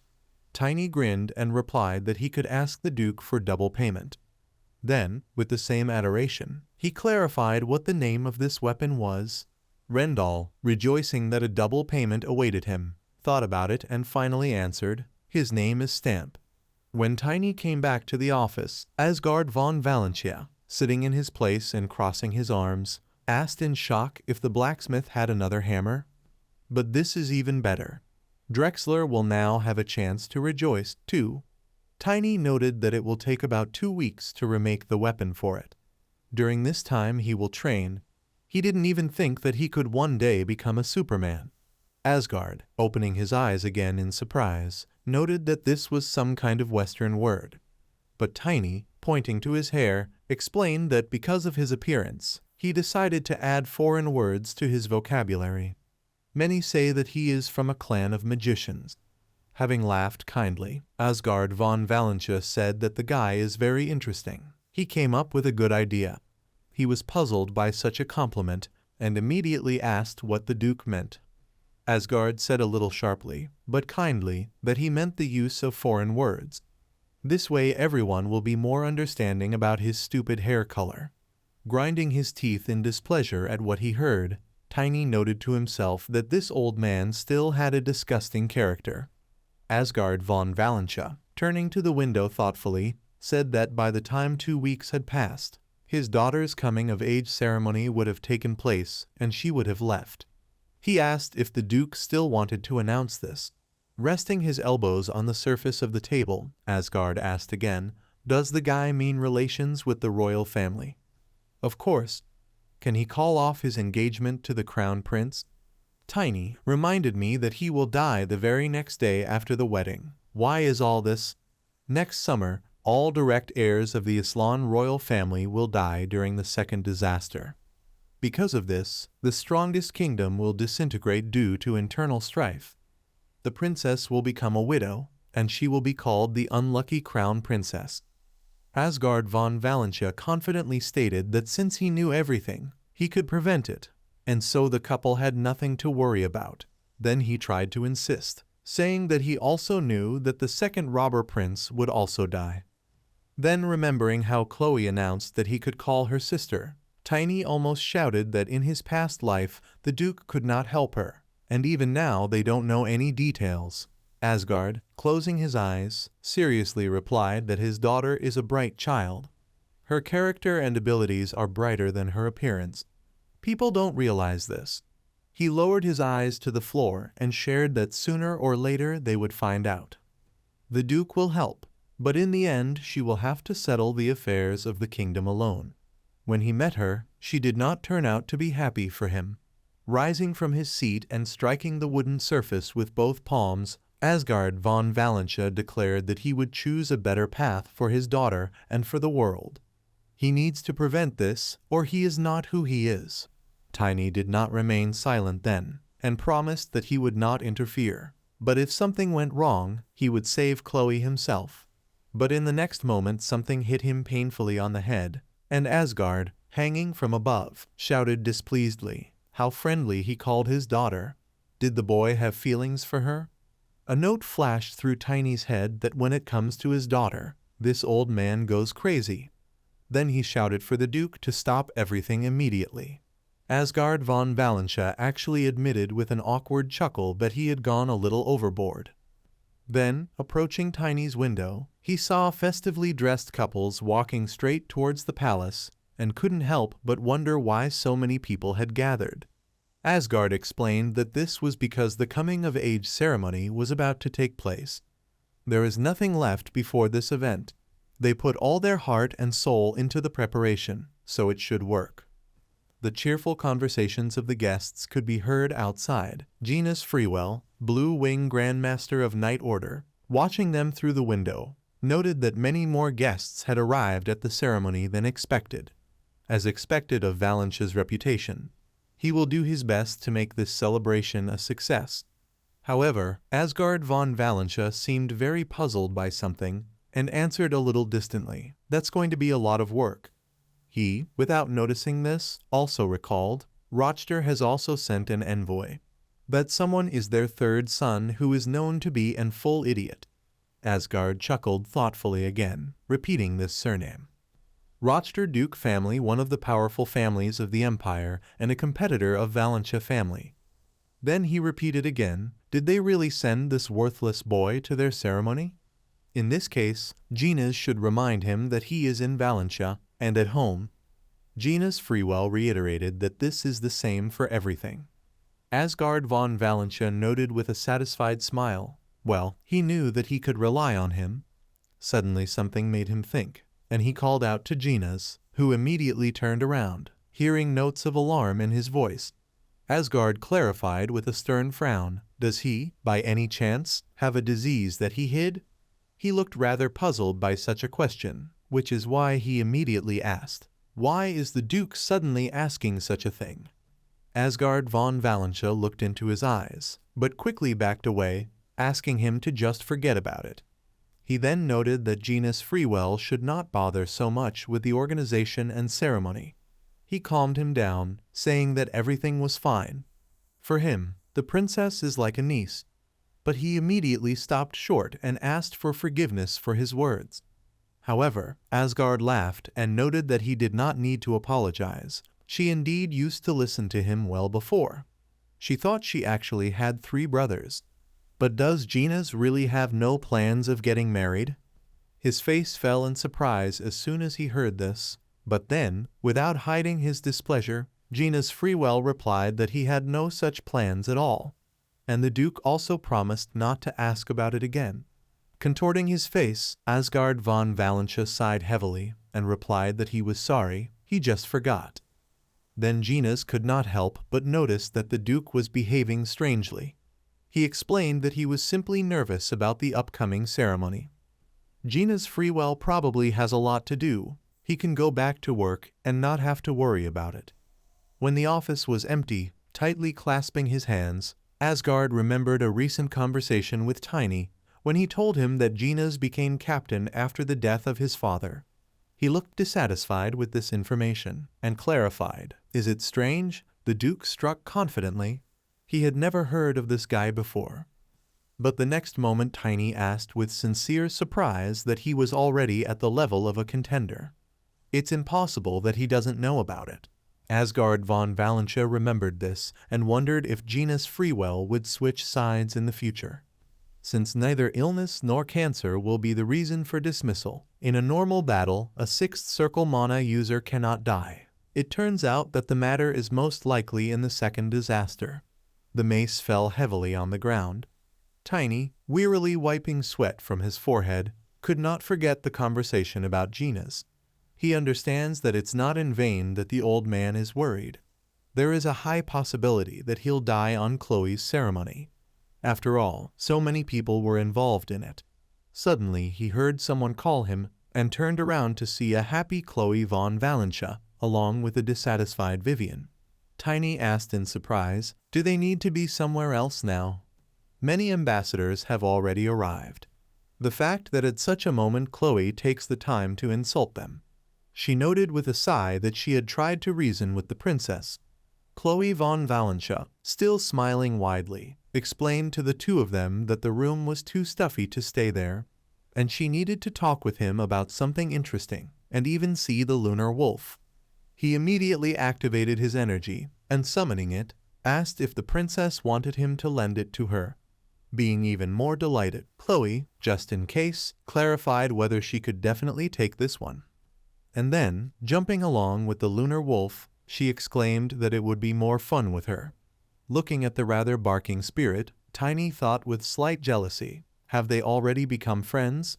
Where did the old hostility go? Suddenly their calm was interrupted by someone's very loud voice, the owner of which exclaimed, completely out of place, "The angel of Valentia? She is so beautiful." Then, bending his knee, the young man added that he also dared to note that she was the most beautiful girl he, Tibron von Rochter, had ever met. This made Chloe von Valentia and Vivian horrified. She immediately clarified, "Did he say Rochter?" Laughing falsely, he confirmed it. He's from the prestigious family that rivals Valentia in good faith. Pursing her lips, Chloe still politely said that she was glad to meet the young master. Tibron finally stood up and added that he was happy too. But he very much asks you to give him a little time so that their first acquaintance will be imprinted in his memory. Chloe von Valentia was taken aback by such words and carefully noted that he shouldn't be so obvious. Tibron von Valentia, completely ineptly, and even with a stupid wink, insisted, "Who knows, maybe they will become friends for life. They should talk a little." For this reason he even grabbed drinks. Tiny, listening to their awkward conversation in every sense, was angry and wondering what was wrong with this crazy man. How dare he offer a drink to an underage girl who was about to be engaged? Finally, Vivian could not restrain herself and stepped forward, who persistently asked Tibron to step aside. The princess cannot accept his offer. She needs to return to the guests. Crossing his arms over his chest, he asked contemptuously, "Is this a female knight? How dare some girl get in his way? Graham needs to sort this out." He immediately loomed over her. Being a huge, strong man in armor, and in a low bass voice, he ordered that the lady should not interfere. Let the children chat. Vivian, however, was not afraid, and even objected, saying that what was happening was absurd. He also now walked straight up to Chloe, boldly declaring that his young master was sincere. He had been waiting for the chance to meet her for many years, and now he asks for forgiveness if the master was discourteous. Tibron von Rochter echoed these words and also exclaimed that he was asking for forgiveness and another chance. All this time, Graham's impudent wide smile did not leave his face, and Tiny, without taking his eyes off him, was nervous, thinking about how dare he grin? Some kind of suspicious guy. It seems that the time has come for him to shine. Having come up with another insidious plan, he approached Chloe von Valencia, and turning to her as a sister, with childish naivety asked, "Who are those weird old men?" She was at a loss, and Tibron, noticing the dark hair, asked who this boy was. Then, with a wave of his hand, he ordered Graham to get him out of here. But Tiny, as if he had been waiting for just this moment, ran up and, giving him an extremely strong slap in the face, shouted that he had mastered garbage collection best of all. Graham immediately rushed to the defense, but Tiny threw him back with a similar blow. Turning over in the air, they both fell with a loud noise and clouds of dust. This altercation was noticed from the window by one of the barons, who immediately asked what was that. That kid knocked out a knight with one hit. No way. Looking at Graham and Tibron von Rochter, who clearly would not regain consciousness for a long time, and at Tiny, who was smiling contentedly at his action, the man urgently asked who he was. At that moment, when Graham landed painfully on his back, he asked only one question: why did everything turn out this way? Earlier, when he met with a gray-haired man, he, looking at the night view outside the window, ordered him to take Tibron to the princess. They will cause a scandal in Valencia. He, in response to this, noted in fear that the Lord understands that this will also harm the reputation of his entire family. The man shared that Tibron will soon be expelled from the Rochter family. Graham's eyes widened in surprise, and the Lord calmly continued, saying that solving their main problem by losing only one useless person was an excellent exchange. The guy should accompany this idiot and keep quiet about their plan. He will still be waiting for news. However, now their plan was almost in jeopardy. The blonde, approaching his colleague, explained with some fear that he was a genius who could only appear in fairy tales. No, most likely he is a monster. In response to this, the man laughed, clarifying, "Does this mean the Duke of Asgard is raising a monster?" They should have met. Everything would be fine, but that old snake, Duke Alon von Rochter, really plans to continue to interfere with the royal family. The man suggested that perhaps he wanted to remain in their sight. Most likely, he must have wanted to stop Valencia from establishing a relationship with the imperial family. The brunette was impressed by this information, but noted that this attempt was very pathetic. It's not like Rochter can handle Valencia. It's been years since Duke Valencia became an aura user. The blonde also added that he doesn't want Asgard von Valencia to surpass him. Suddenly, they were distracted by an incomprehensible sound, and the colleague agreed, this must be so. First, they need to deal with these guys, and also it was a waste that they remained in stealth. However, the man, on the contrary, noted that he did not think that they should reveal themselves. At the same time, he immediately explained to his surprised colleague that they say, young masters of Valencia family love their youngest sibling like crazy. Fortunately, they are back now. The man, just in case, clarified whether it was true. Asgard von Valencia, sitting at his desk, addressed Tiny standing opposite him, starting from afar. He heard that Tibron von Rochter had caused a commotion. Thanks to this, he will not be caught for attacking an aristocrat. He, calmly eating the fragrant cookies, answered without much interest that it was good. The next moment Asgard suddenly jumped up from behind his table and began screaming loudly. Okay, the guy was just lucky. For God's sake, he should stay away. He doesn't need to swing his fists forever.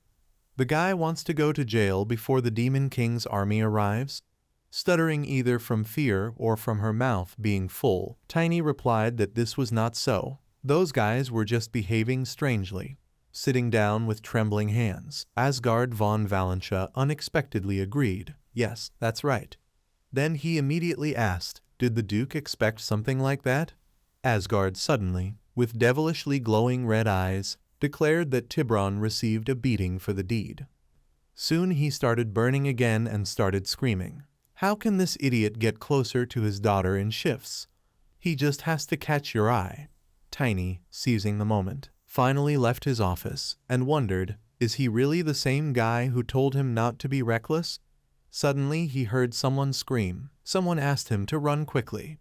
Along with this, heavy sounds of footsteps were heard, and as soon as Tiny turned his head to the side, two embittered twins rushed towards him, simultaneously shouting, "How did this freak dare to look at their dear Chloe? They will teach him good lessons." He didn't have time to react properly, but it dawned on him that these faces were familiar to him. The next moment Tren was the first to try to hit him, but he himself flew far back, screaming in fear. Aaron, seeing this, was perplexed. His brother is an expert, and yet this boy pushed him. Having looked at Tiny and seeing the bright blue glow emanating from him, he immediately asked if he was by chance the famous child. Tren, shuddering, also added, "The guy who fought with Drexler?" Awkwardly scratching the back of his head, he confirmed that this was so. But Drexler Ainen gave in and did not use the soul weapon. Then they both admitted that the rumors were true. This boy is actually high enough to learn their family's secret, but it's a pity that they met at such a time. They now have business. Tren even patted Tiny on the shoulder, meaning that the child is truly amazing. Finally, they added that they will see each other again. Now the disgusting Tiburon awaits them. They will personally throw him out of their dukedom. He won't get off that easy. They will definitely finish him off. Looking after them, Tiny suddenly realized the name of one of them is Aaron. This is the name of the heir of the Valencia family. It is not surprising that one face seemed familiar to him. But who is this guy next to him? In the future, there was only one young master in their family. Will he really have the same fate as Genus? Soon, walking through the royal courtyard, he continued to be indignant. The Aslan royal family cannot be stupid. Members of the ruling family consider their Aslan family to be the most aristocratic, so they only allow those who have a great connection with them. Because of this, even in the Valencia family, few can communicate with them. This will lead to disaster in the future. Gritting his teeth, Tiny complained, "Stupid aristocrats with their stupid relationship with the golden dragon." But even now he was stopped by someone's laughter that came from behind. Two barons walked towards him, and the brunette, even smiling broadly, noted that it was better for the young knight to say such things when no one was around. He was wary of the appearance of a stranger, and therefore asked who he was. But at the same time Tiny suggested, "Is this an aristocrat? His disgusting fake face is made by magic." And indeed, despite all the smiling, the man's face shone like a flame, and he, continuing to smile widely, noted that he had forgotten to introduce himself. He is Baron Rendley von Narsa. He came here as a guest for the princess's coming-of-age ceremony. Having heard how the guy defeated the knight, he wanted to meet him. He's related to the Valencia family, right? However, Tiny coldly and directly said that he was a guest in this house and a debtor. Renly showed surprise on his face, which did not seem sincere, and at the same time noted what a short-sighted person the Duke turned out to be. He's interested in it. He sternly noted that the Baron was now on his lands, so it was not very kind for him to speak about the ruler like that. Rendley von Narsa was even confused by such a remark, but immediately laughed out loud and exclaimed, "The guy is right. Are they even now?" Tiny, watching such strange outbursts of emotions, wondered, what's wrong with this person? Rendley has already continued, they give each other advice like true friends. In honor of their friendship, he would like to treat the boy to lunch. What will he say to this? He crossed his arms dissatisfied and asked again, "What does this mean?" With a wink, Rendley von Narsa exclaimed that the guy shouldn't refuse. They should have fun and talk. Along with these words, he also showed a thumbs up, and Tiny really wondered if he should attack this crazy man and find out who he really is. But remembering the dissatisfaction that Asgard von Valencia had recently expressed to him, he still sighed and decided that, for now, he would just take a closer look at this man. However, the next moment Rendley said something that he clearly shouldn't have. He heard that the young knight was quite close to the young princess. Could he arrange a meeting for them? But Tiny's response was a strong slap in the face, which he gave him, causing Rendley von Narsa to flip in the air in a familiar manner and land right on top of his frightened blonde colleague. Tiny, dusting off his palms, grinned and resolutely thought, whatever. Rendley von Narsa, meanwhile, flew past him and landed on his back a short distance away. Trin and Tiny followed up on this. Tiny excitedly began to shake off his shoulder and exhaled in fear. He awkwardly concluded that he would get a lot of punishment for this. Suddenly, someone swung a sword, trying to wound him in the shoulder. Tiny dodged this blow from Tren by bending his back backwards. He asked the question, "What?" Tren again swung his sword, which he held behind his head, and shouted that he was very impudent. His eyes shone with anger. Tren's sword made contact with Tiny's hand, which was bent into a fist. Tiny used mana to strengthen his body. Tren, meanwhile, angrily muttered through his teeth that he would tear him apart. He continued to press the blade of the sword hard into his hand. Tiny frowned deeply and through clenched teeth asked the question again, why would this happen all of a sudden? His whole body was shaking desperately. He suddenly paused in thought as he noticed something. He looked around completely at the entire space around him, which was filled with orange mana. Tiny mentally asked the question, is this mana territory control? He knelt down, trying to resist Tren's attack, and thought, wow. He mentally asked the question, did he have the level of an applicant? Tren muttered through his teeth that first he would cut off his hands. Tiny gritted his teeth in panic as he continued to push away the attack, and thought that his iron divine armor, it started to show cracks.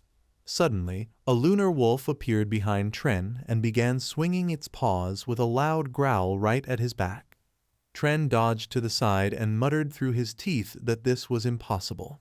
Lunar Wolf, meanwhile, jumped away from him. Tren said, since he has a mana wolf, it means he was a summoner. He frowned and looked away.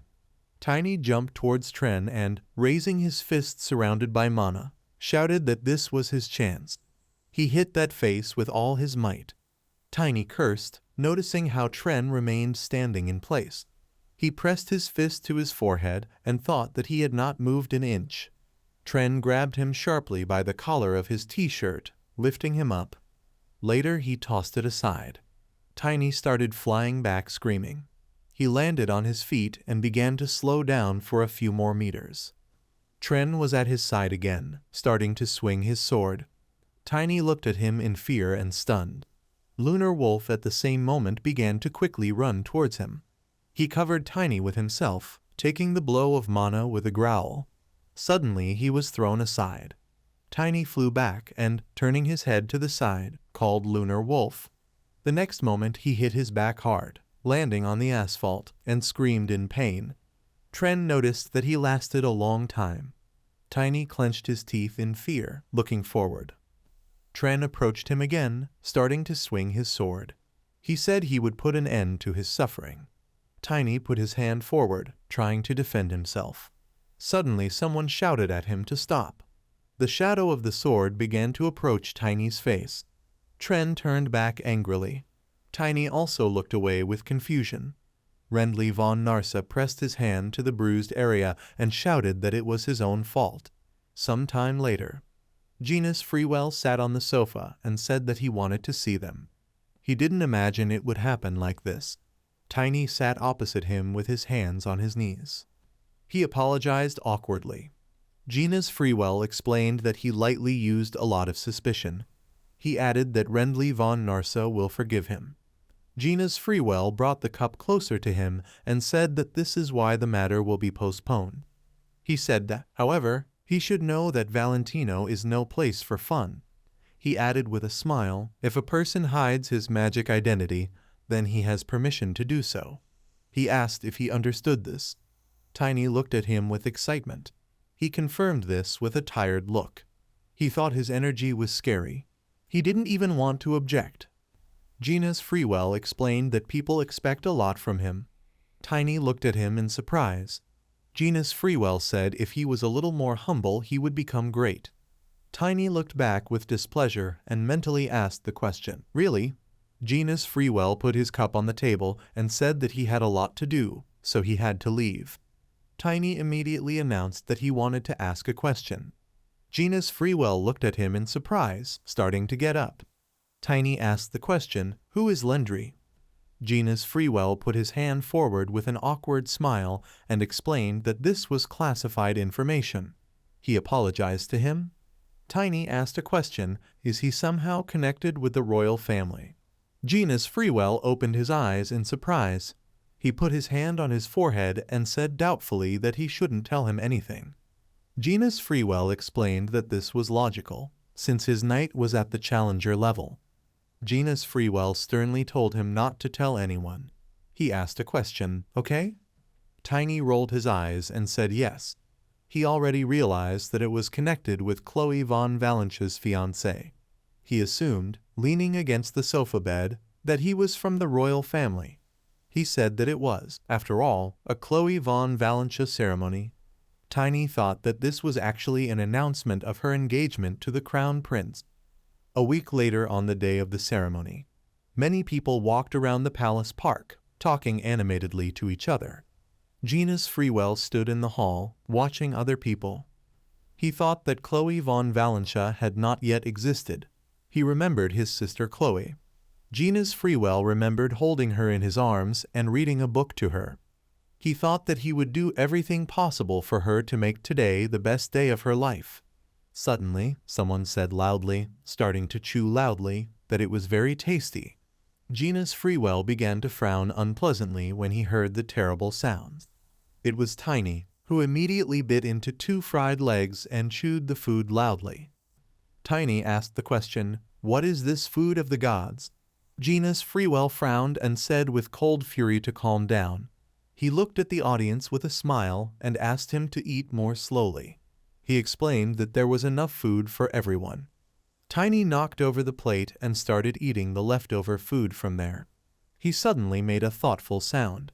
His cheeks were full of food and he said that he was eating slowly anyway. Genus Freewell laughed awkwardly. He looked to the side with displeasure and through gritted teeth told him to stop stuffing his mouth. His jaw would fall off. Tiny was stunned and loudly asked the question, "What did he say?" Genus Freewell began to step aside in fear. He put his hand to his heart and said it was nothing. He added that he should forget. Tiny narrowed his eyes and watched him carefully. Genus Freewell said it was because he was at an age when he needed to eat more to grow. Suddenly someone laughed loudly and said to the young knight that there he was. Tiny looked away with his mouth full. Renly von Narsa explained with a smile that Genus Freewell is a very busy person. He asked a question, so he wouldn't mind talking to him instead.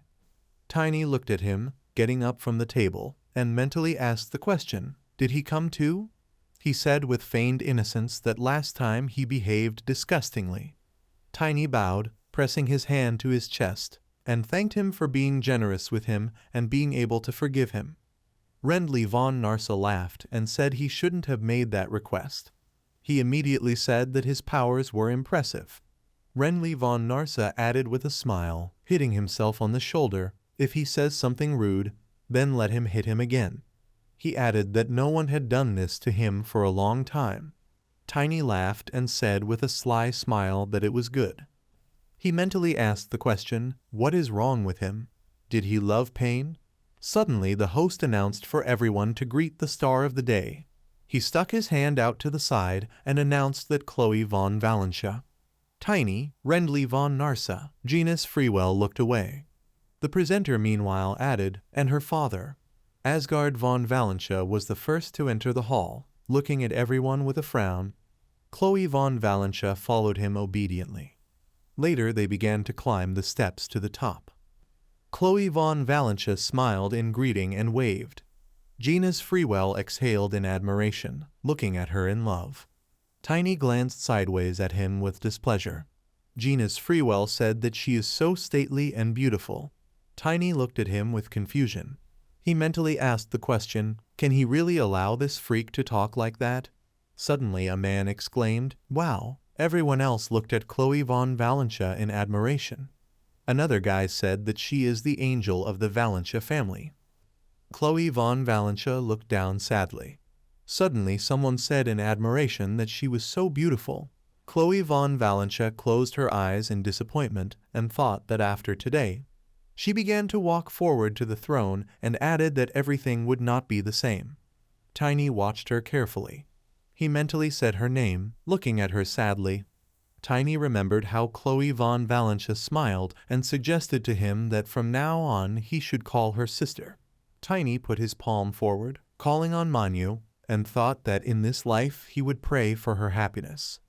Gina's Freewell watched him in shock. From Tiny's hand, a lunar wolf rose to the top through the bright blue color, joyfully wagging its tail. All the people looked up in delight, watching him fly above. Lunar Wolf ran up to Chloe von Valencia, who was watching him enthusiastically. He moved closer to her face, starting to lick her with his tongue. Asgard von Valencia looked at him in surprise and said, "This is a Tiny's wolf." Chloe von Valencia started laughing loudly and exclaimed that she was ticklish. A moment later, she sat on the throne, holding the lunar wolf in her hands. She turned to the moon and told him to sit still. Lunar Wolf sighed sleepily. Someone asked the question, "Why is she with the dog?" Was this part of the idea? Asgard von Valencia and Aaron exhaled tensely, closing their eyes. Suddenly, the lunar wolf began to glow a bright blue color. Chloe von Valencia raised her hands to the side in surprise and made a thoughtful sound. Later, she looked at the huge lunar wolf that stood next to her throne. She turned to the deity out of great surprise. Lunar Wolf lay down next to her, resting his head on his outstretched paws. Chloe von Valencia began stroking his neck with a smile. People looked at all this in surprise. Suddenly one of them exclaimed that it was a spirit. Another man added that the angel is together with the divine creation. Rendley von Narsa asked with a satisfied smile, "Is this the real form of the spirit?" He said, "How elegant." Tiny looked at him with irritation. Rendley von Narsa thanked him with a smile for his brilliant performance. Tiny dissatisfiedly asked the question in his head, who does he think he is to thank him for this? He thought that this man was somehow suspicious. Tiny mentally added that he would like to hit him again. Asgard approached Chloe and said, "He knows what he has already said." He thanked her again for growing up so wonderful. Asgard von Valencia sadly lowered his gaze and said, if only her mother could see her now. He added that that would be great. Tears began to appear in Chloe von Valencia's eyes. She quietly turned to her father. Many people standing in the hall closed their eyes with bitterness and pinched their noses so that the sobs could not be heard. The man asked in surprise, "What are they doing?" Someone asked him a question in response. "He doesn't know the history of Lord." The man made a thoughtful sound. Tiny looked in their direction with irritation. Asgard von Valencia began to stretch the red ribbon forward. He placed it around Chloe's neck. People began to look at each other with happiness. The presenter put his hands out to the sides and exclaimed that now the main event is the ceremony. He added that it was time to introduce Chloe von Valencia's fiancé to all of them. Asgard von Valencia announced that he will become his daughter's husband. He pointed his finger in the direction from which yellow mana began to emanate and said that he was a man. A huge yellow ball appeared in the air, in the middle of which there was a bright light. One of the guests asked in surprise, "Is it a magical projection?" This one featured Bradley Van Aslan. He looked down with a smile and loudly introduced himself. He is incredibly happy that the angel of the Valencia family will become his companion. On this joyful day, he will not be able to be present in person. Vivian asked in shock, "Is this true?" She exclaimed that he was literally the reincarnation of the wise king. Tiny thought that whether he was wise or not, in his previous life he died in vain. Rendley von Narsa said with a smile that it was time for him to perform. Suddenly Tiny grabbed his hand, not allowing him to move anywhere. He asked the question, where was he going? Rendley von Narsa looked puzzled as he squeezed his hand. Tiny said dissatisfiedly. He very much doubts that now is the time for his speech. Rendley von Narcissus smiled, stroked his head, and addressed him as a young knight. Tiny asked the question, puzzled. What? Rendley von Narcissus said with a smile that he understood his concern. He said he didn't need to be careful about it. Rendley von Narsa advised him to try saying Narsa backwards. Tiny mentally asked the question, what? He clearly said that it would turn out to be Aslan. Bradley Van Aslan's hands began to glow with yellow mana, and he looked to the side with a sly look, running his hand over his chin. Bradley Van Aslan waved his hand and said with a smile that they would see each other again. He began to walk towards the Chloe von Valentia throne. Someone exclaimed for everyone to look, because it was His Highness the Crown Prince. Tiny exhaled in shock. Someone again exclaimed that he personally came to the ceremony. Tiny mentally asked a question, remembering moments from the past. Does he hit the Crown Prince in the face? He mentally cursed and thought doomedly that he had made a very big mistake. Tiny narrowed his eyes and mentally asked the question. Maybe let him die at the wedding next year. Genus Freewell looked at him with a smile and asked him a question. What was he thinking about? Tiny shook his whole body in fear and screamed. He immediately laughed in confusion and said that it was hot outside today. Genus Freewell told him with a smile not to worry. He looked to the side thoughtfully and added that His Highness had already forgiven him. Tiny looked at him in surprise. Genus Freewell, watching as Bradley Van Aslan took the hand of the shocked Chloe von Valentia, said that even if he was unhappy, he would be safe on the territory of the duchy. Tiny raised his head thoughtfully and made an incomprehensible sound. Genus Freewell, meanwhile, continued to explain that the one who went against the will of the Emperor, who chose Rochester, and insisted on this marriage, was the Crown Prince himself. Tiny understood everything. He thought that he wished to unite with Valentia. Genus Freewell suddenly remembered some news. He put his index finger forward and said that his lordship had asked him to tell him something. Tiny asked a question in surprise. So what? Genus Freewell said with a sly smile that the preparations were complete. He told him to come see him after the ceremony, some time later. Tiny stood in the night office of Asgard von Valentia. On his desk lay a token and paper with a seal. Asgard von Valentia scratched his mustache and thanked him for the spirit. He said he was able to calm her down a little. Tiny grinned and thought that these were all simple situations. He asked the question, is everything ready yet? Asgard von Valentia frowned and firmly said yes.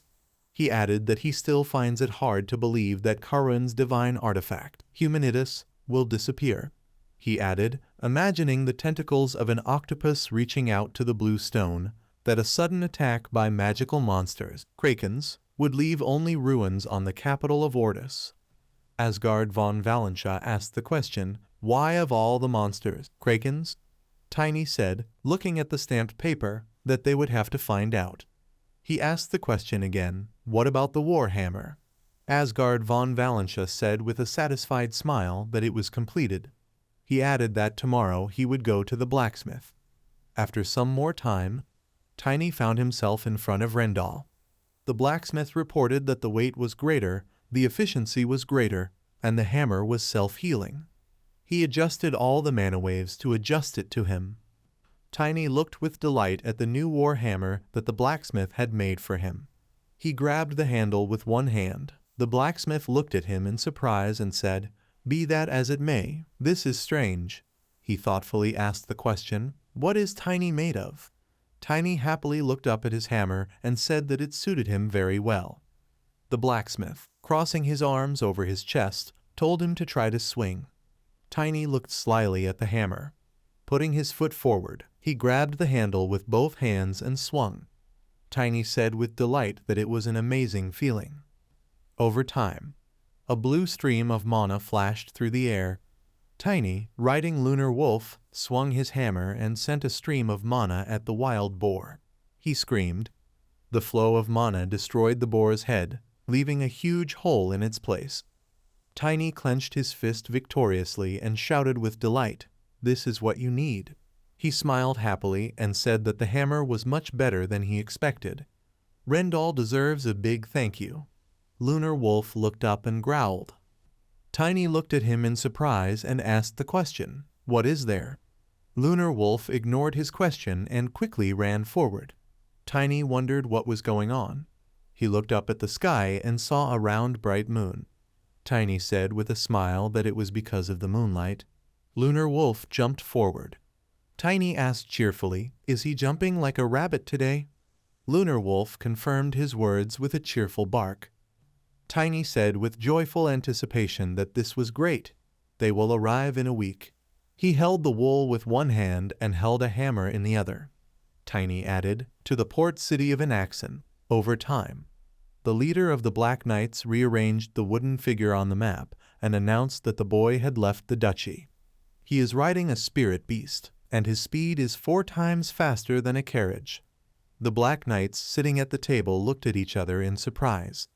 The leader asked the question, "Where is he going?" The Black Knight put his palm to his chest as a sign of respect and excitedly announced that this was the closest city towards Charon in Axon. The Black Knights gaped in shock. The leader, his red eyes flashing angrily, said that this infuriated him. He held a wooden figure in his hand and ordered the Black Knights to take the opportunity to get rid of him. Over time, in the forest, the Black Knights blocked the path of Tiny, who was riding Lunar Wolf. One of them said, "Let them call the tamer." Tiny looked down at them condescendingly, sighed irritably, and asked the question, "Who are these freaks?" The Black Knights frowned angrily and asked again, "Freaks?"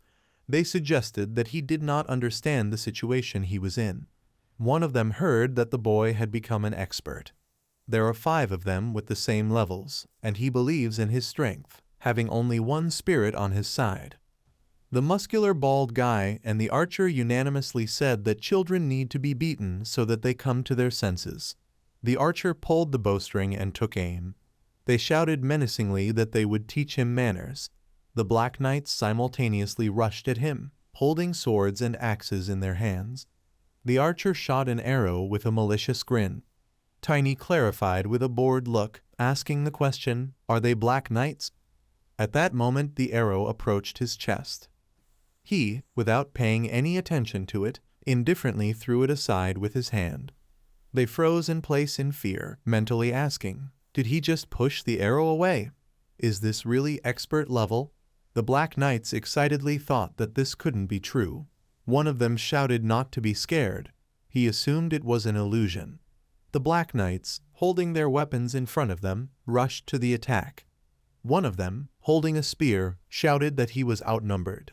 Tiny picked up the hammer and said that they were talking nonsense. Against stupidity, he prescribes a hammer blow for them. Tiny raised the hammer, glowing blue, over his head and grinned maliciously. He hit the Black Knight with a hammer in the stomach, who was running ahead of everyone, holding a spear in his hands. The others stopped in fear, their eyes wide. The Black Knight with the spear spewed out a stream of blood and thought that this was truly an expert level. He flew back and fell to the ground with a crash, raising a cloud of dust. Tiny looked at the defeated enemy and mockingly said that such a great Black Knight. He looked at them menacingly and added that they were parasites and minions of the demon.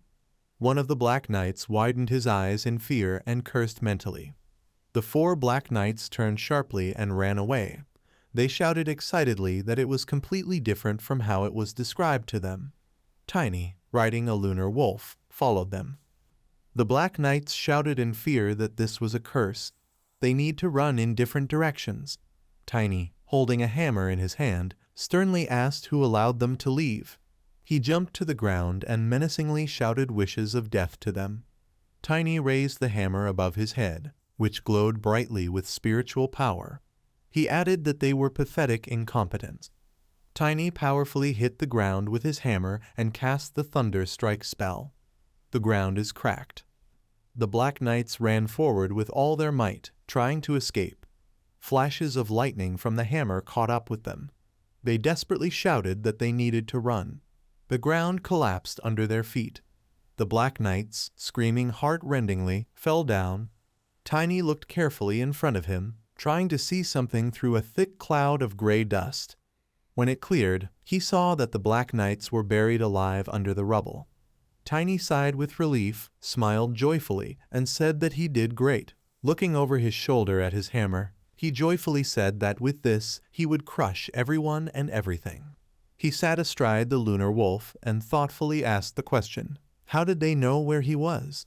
He sadly said that at least one should have been left alive. Tiny heard a crash and became alert. Someone was hiding behind a thick tree trunk in front of him. The broken tree fell with a crash. Lunar Wolf and Tiny managed to dodge. They looked angrily in the direction from which the broken tree had come. Tiny irritably asked the question, what is this? A two-headed troll emerged from behind a thick tree trunk. Tiny, not believing his own eyes, asked in shock, is this a two-headed troll? The troll, his red eyes sparkling, opened his toothy mouth fearfully and growled. He stepped forward with a roar. Tiny clenched his teeth excitedly and mentally asked why a top-level monster appeared there. A tall and fat troll towered over him menacingly, swinging an axe. The level of monsters is determined based on how their strength correlates with human strength.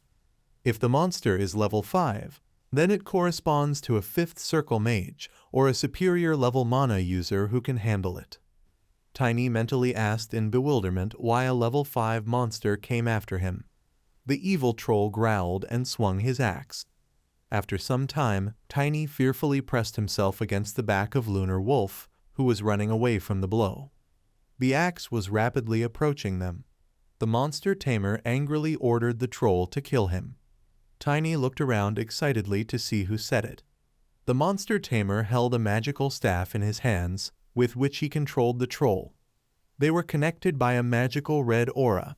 The huge troll missed, hitting the stone with his axe, crushing it. The monster tamer angrily shouted that he was just a worthless boy who was interfering with their organization. He, his eyes flashing angrily, ordered the troll to beat him until there was nothing left of him. Tiny was wondering where this troll came from, but it turned out that it was a monster tamer. He jumped from the lunar wolf to the ground and grabbed the handle of the hammer. Tiny extended his hand to the side and pointed his index finger at the monster tamer, ordering Lunar Wolf to grab him. Lunar Wolf jumped high and rushed to carry out the order, growling menacingly. The monster tamer grinned angrily and said that he wouldn't succeed.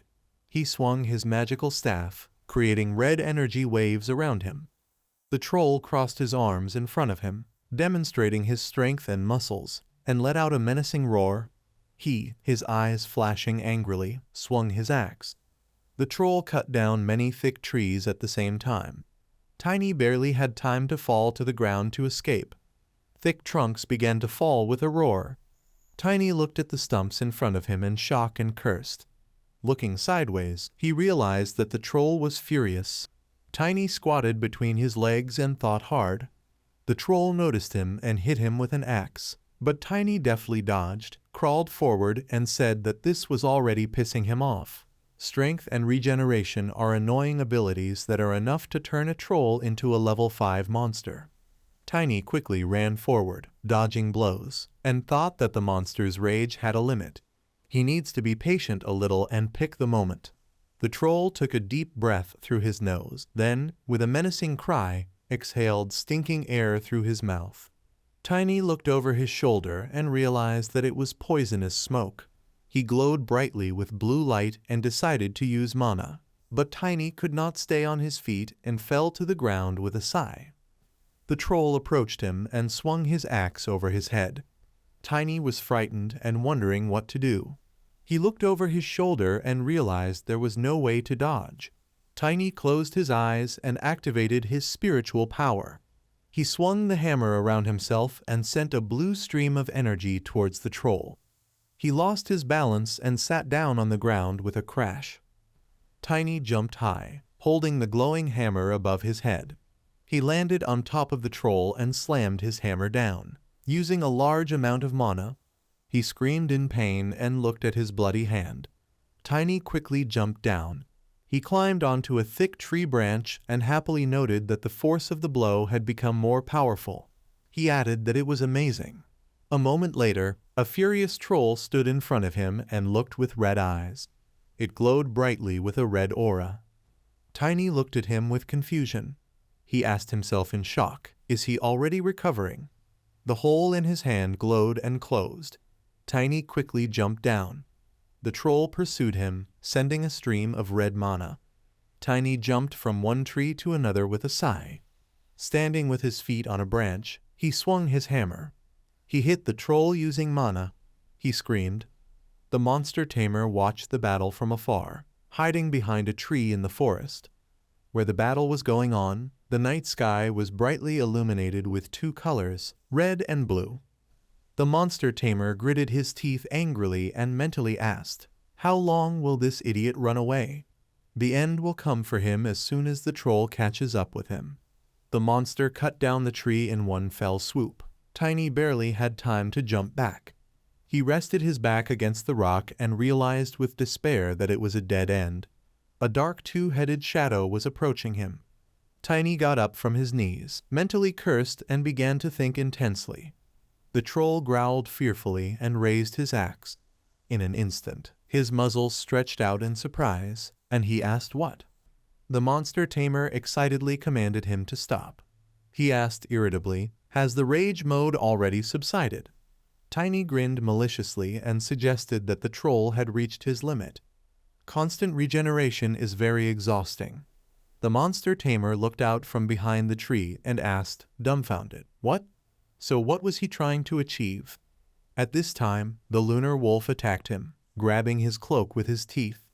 He knocked the monster tamer to the ground and, with a menacing roar, began to bite into him with his teeth. He screamed in fear. Tiny smiled approvingly and praised Lunar Wolf for his good work. He turned to the troll, swung his hammer, and commanded that Lunar Wolf continue to hold him down. Tiny raised his hammer above his head and let out a war whoop. He hit the ground with his hammer, creating a pillar of lightning. This strike was called a lightning strike. Lightning struck the troll and a powerful explosion occurred. Everything around became bright blue. When the smoke cleared a little, it was possible to see that Tiny was holding two huge green heads in his hands. He walked up to the monster tamer lying on the ground and said that it was time for them to talk frankly. After a while, Tiny, with a thoughtful expression on his face, touched his chin with his hand and asked again, "Does this mean their organization headquarters is located in the lawless city of the Alliance, and their head is the mayor?" The monster tamer, kneeling, shook his head from top to bottom in confirmation and said that this is exactly how it is. Tiny said emphatically that this was a lie. The monster tamer asked excitedly, "What?" Tiny suggested with a smile that if this were so, then a speech control spell would be cast on him. But he is quite talkative, even though he is a 5th level magical beast tamer. The monster tamer's face fell in surprise. Tiny asked a question, "Are they planning to steal the divine artifact Karun?" The monster tamer, sweating profusely with excitement, desperately shouted that this was not so. Tiny snapped his fingers with a smile and said that he believed in it. He asked another question, "What is the name of the person responsible for this task?" If the monster tamer answers the truth, then Tiny will let him go. The monster tamer looked at him in disbelief and asked a question. Will he definitely let him go? Tiny told him to think well. He asked a question. The monster tamer has heard about how people die when their skull is crushed. Tiny leaned over him and smiled slyly. The monster tamer fearfully confirmed this. Tiny said with an angry fire in his eyes, there was a higher chance of this happening to him than him finishing him off with his bare hands. The monster tamer looked at him fearfully and questioningly. Over time, Port City of Anaxon. In the sky above the green mountain peaks, city residents looked with curiosity at the bright flash from the explosion. Tiny walked towards them, indifferently whistling some melody. People asked in surprise, "What is this? Did someone set off fireworks?" Earlier, Asgard von Valentia smiled happily and announced that everything was ready. Tiny will be waiting at the pub in Anaxon. At the moment he was standing in front of the entrance to the establishment and asked the question, "Is this here?" After a while, he widened his eyes in shock and looked ahead. Tiny, not believing his eyes, mentally asked, "Will the Sword Emperor help him?" Placing his palm to his face and sharply waving it to the side. The man who at first looked exactly like Asgard von Valentia now appeared before him as a young man who with a smile informed him that they do not sell alcohol to children. Tiny was in shock, and with his mouth open, wondered what happened. His face changed, and not because of the mage's disguise. Does he not sense the presence of Mana at all? The visitors sitting at the tables and seeing his reaction laughed kindly, while he himself suggested, "Did he imagine it?" Suddenly, these two men turned to him. The brunette noted that this was not a place for children. The brown-haired man added that this applies even more so to dark-haired people. The owner will lose all his clients this way. But when the next moment the lunar wolf appeared above them, uttering a menacing warning roar, both visitors were terribly shocked by this, and crouched down and screamed loudly. The spirit flew past, knocking their mugs off the table. Tiny, with his hands on his hips, tiredly noted that he always has to put everyone in their place. Then the owner's voice was heard again, who understood that the child was a summoner. Turns out he's the customer who made the special order. Having bowed, the man apologized and with a meek smile explained that he did not recognize him right away. The young man can follow him. All this was accompanied by puzzled looks from customers and staff. When they soon entered a small room, the owner, taking the token from Tiny's hands, said that it definitely belonged to his lordship. Valentia's secret organization, Blackwing. Not only are they proficient with a sword, but they are also unrivaled when it comes to finding information and making connections. And bowing again, the owner introduced himself. He is the commander of the Black Wing, J. Tiny immediately made a note to himself that he was in charge. He then also noted that he wanted to ask a question. As a leader, he should be at the blader level, but the presence of Mana is not felt next to him. How does a commander hide his abilities? He, to his great surprise, admitted that his Mana had not awakened. Tiny again opened his eyes wide and asked what, and then Jay again did the trick of changing his face to the appearance of an Asgard, at the same time saying that if he tried to hide it, it would be difficult for him to disguise himself like that. Does the guy agree? He, taking a step back in shock, again clarified, so this is the most common disguise. Jay, returning to his usual appearance, confirmed this, and then he realized that it means he had not imagined this before. Further, he clarified, doesn't the commander think it's a little risky? Jay grinned and replied that it was rather exciting. Tiny, still not over the strange feeling, said that he had interesting preferences. Jay advised the guy to think better about his task. Tiny was again not ready for such a statement, so he repeated the task. He said that the Mage of Sea Waves, who should have received the letter of recommendation, Gail Anderson, went missing. Tiny screamed in complete confusion. The magician is missing. However, at the same time he also remembered, Mage is a nickname given to a seventh circle magician. The fact that he bears the title of the Mage of Sea Waves should mean that he is particularly strong in the seas. Jay also shared that they lost contact with him while he was exploring the sea. 2 weeks have passed since his expected date of return. Tiny added that it is now obvious that it will be difficult for him to get a recommendation. He agreed, but announced that there was a plan B. Taking out another sparkling token, Jay noted that the guy could get to know his new personality. Tiny immediately took the item and said with a wide smile that the Sword Emperor had chosen the right assistant. Then he suddenly remembered, by the way, can the commander find out anything about Hustle? But Jay immediately asked who it was. Tiny that it is the demon follower who is responsible for the incident in Karan. This sounded rather harsh, but with a smile he added that he was sure of it, since the informant's head would explode if he lied to him. Jay already thoughtfully suggested that this name sounds like it belongs to either a beastman or an orc. But he will mean it. Suddenly they knocked on the door and began to ask the owner to come out. They are here. Tiny asked with interest, are they? Jay said mysteriously, it looks like it's time for him to go. A large fish appeared. He was still wary, But as soon as he went out into the main hall, he began to watch as even more people appeared at the tables. And then Tiny realized with displeasure. The big fish turned out to be an influx of customers. The guests laughed merrily and asked about their orders. When will their chicken be ready? Jay deftly maneuvered between the tables, delivering plates and taking away empty ones, shouting to the cooks that they still had orders. 3 other waiters standing to the side clapped their hands and apologized sobbingly, repeating that it was all because of the master. They even prayed that there wouldn't be so many of them. Tiny, watching everything that was happening, could not help but wonder why things were going so well in this fake pub. 2 days later, the ship Flaxen, lying at the pier, was ready to set sail, and one of the sailors shouted loudly about it. Suddenly someone in a brown cloak appeared in front of him and asked, "Is this the ship to Charon?" The man, with his hands on his hips, asked sternly if the little client could show him his identification badge.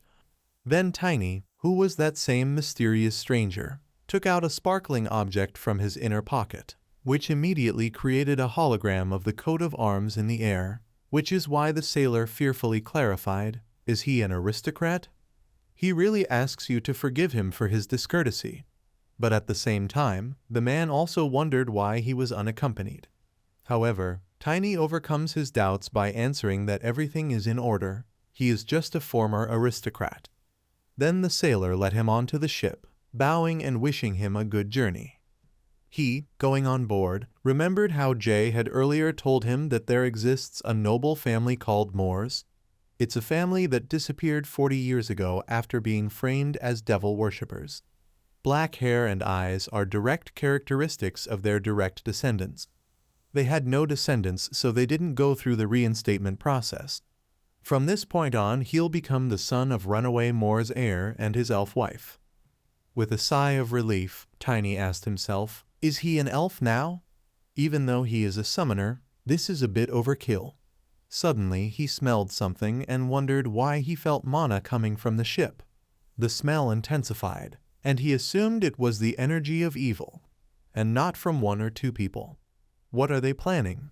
Do they really want to kill everyone here? While Tiny was spinning around, an unknown man approached him from behind, who abruptly pulled out a sword from the inner pocket of his jacket and was about to stick it right in his head. But in an instant, activating his energy, he stopped the stranger and broke his arm, forcing him to scream in sharp pain. The rest of the passengers immediately turned around at the noise and began shouting in bewilderment, "What is this?" Blood. 2 sailors tried to approach Tiny, and stretching their arms forward in warning, they exclaimed, "What is the guy doing? He must let him go now." But Tiny just looked down, and noticing the dagger, he immediately kicked it into the air and kicked it at the right moment, causing the weapon to pierce the attacker's chest. The men fell into a stupor from this, and the blonde rolled his eyes and fell dead. The next moment, mysterious dark streams suddenly began to emanate from the body. Some people immediately began to feel sick from the smell, and someone began to ask why smoke was coming from his body. Some passengers exclaimed that they had heard of such a thing.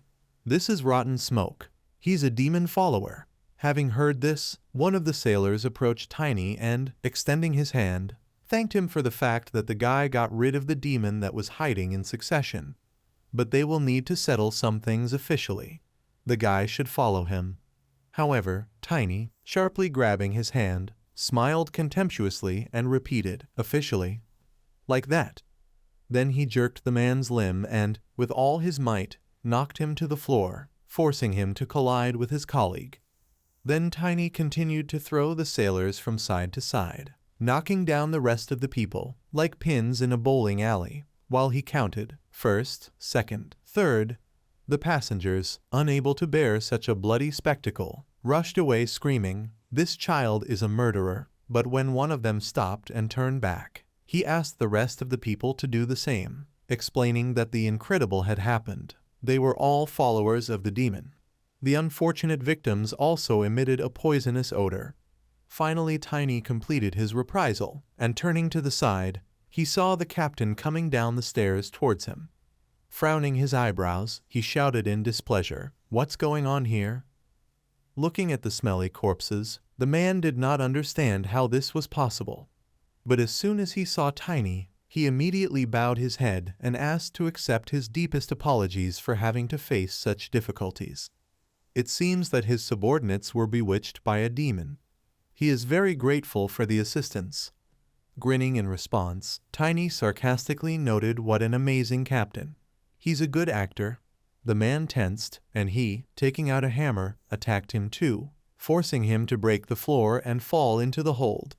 The passengers, coming closer and looking down, saw that treacherous currents were now emanating from the captain's body.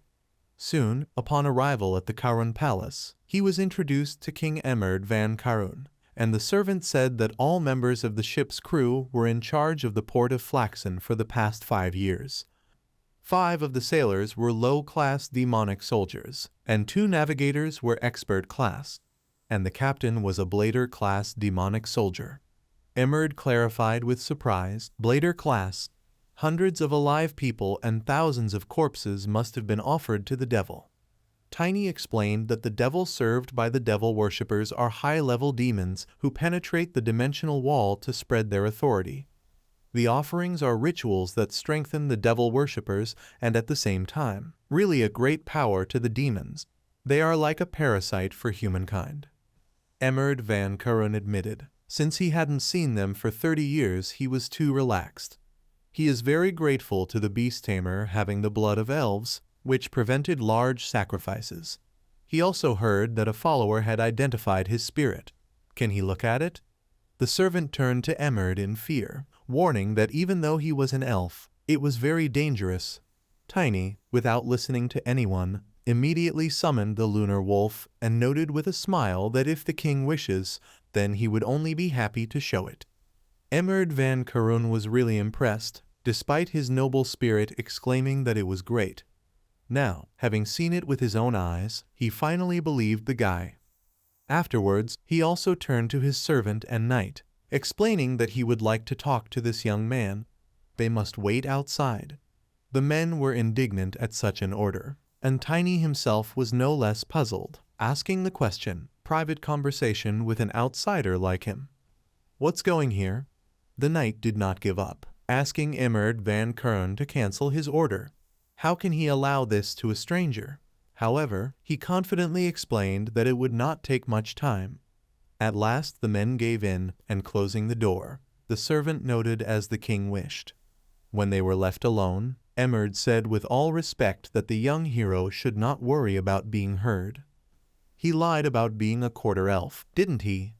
Tiny was dumbfounded by this, and Emerd van Karun explained that he wanted to know the real purpose of his arrival here.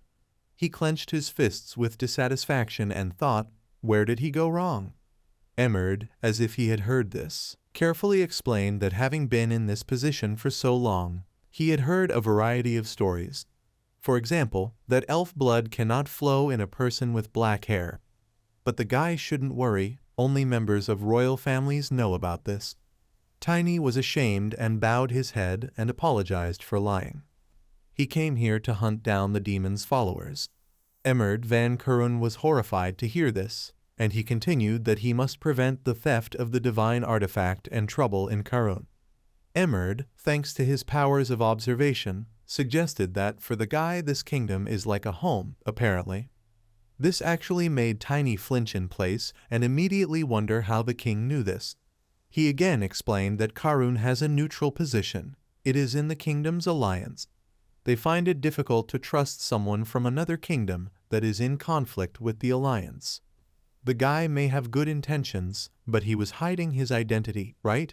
Tiny's surprise kept growing, and now he realized that it's not for nothing that the king is called wise.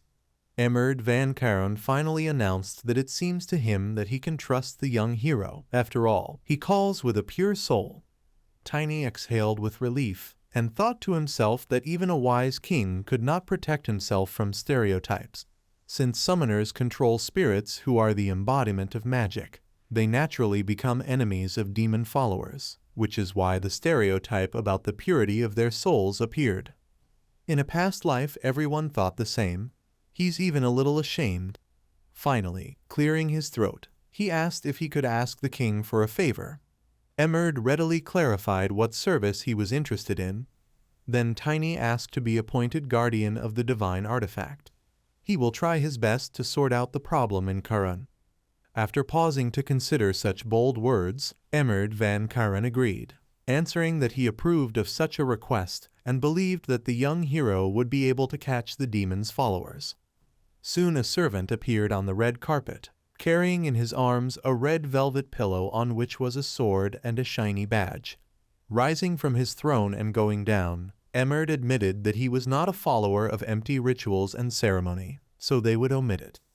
Then, taking the golden thing, he handed it to Tiny, who was bending down on one knee, and said, "The young man has already proven his worth as a knight. In the name of the royal family of Karun, he appoints him, Tiny von Moors, as a knight, assigned with the duty to protect the divine artifact." He, accepting the offering and hanging it on his chest, thought that he was receiving the title of knight for the first time. And then, turning to Arena, he mentally promised her that he would start life anew. This time everything will be different. Before Emerd van Karan was about to leave, Tiny announced that he had something to tell. Emerd froze in place, waiting with interest for new information, and he briefly explained that someone named Hustle was behind the incident. This name is used by either orcs or beastmen. Does His Highness know anything about this? Obvious horror flashed in Emerd van Karan's eyes, but just in case, he asked if the young man was sure of this. Tiny, having noticed the changes, wondered to himself what kind of facial expression it was. But he further explained that the fifth circle saint said so before his head exploded. Emerd then only asked him to leave. He needed to think about the words of the young hero. The staff, emitting a rich blue glow, touched something. The next moment the protective dome was covered with cracks, and inside it appeared a creature resembling a huge octopus with terribly glowing eyes. The old man holding the staff was almost lying on the ground, and behind him the voices of people were heard. They noted that everything was as expected. It was perfect. But it becomes difficult for the Hail magician. Suddenly someone walked past him, and, rising to his knees, he tried to scream. But Hustle, who stood with his back to him, did not pay attention to this at all. He angrily said, "Child, he can see through the veil. He will not let his plan come true." Several knights were gathered at the royal training court. When they saw Tiny, they naturally began to whisper. It was he who killed the followers of the demon on Flaxen's ship. Is it really this child? However, they were heard and interrupted by Divine Artifact Protection Troop member Mason, who corrected them. He's part elf, so they should not underestimate him even if he looks young and gather around. After all, he didn't do dirty tricks and got the rank of knight, and such a phenomenal person got the sole authority to operate and supervise the troop. The men were displeased to hear that someone much younger than them was allowed such privileges. Tiny himself, sighing tiredly, wondered who they take him for.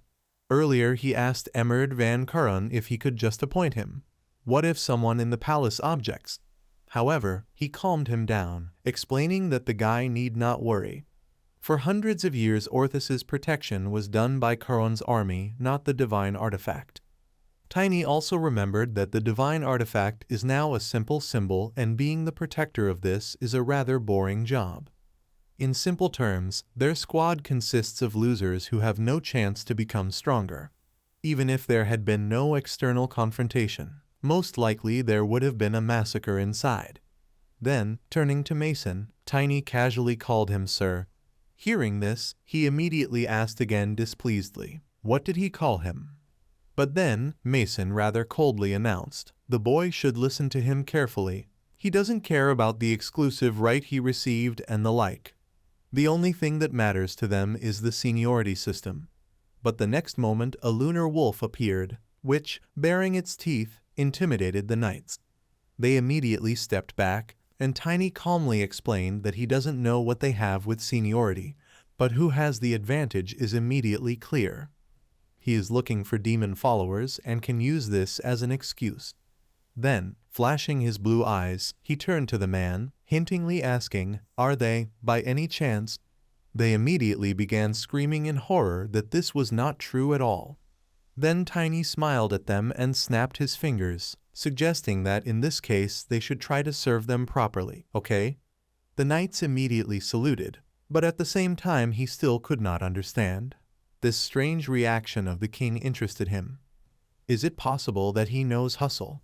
He was distracted by someone's laughter. The men, still not removing their hand from their temple, looked respectfully somewhere behind Tiny, and the man who approached asked, "Is he their new star?" "The one who captured the demon's followers. He is honored to meet the young man." Then, smiling and waving his hand in greeting, he introduced himself. His name is Truman. He is the captain of the squad for protecting the divine artifact. Tiny, seeing the blue glow emanating from his entire body, assumed he was just an expert. This is somehow weak for the captain.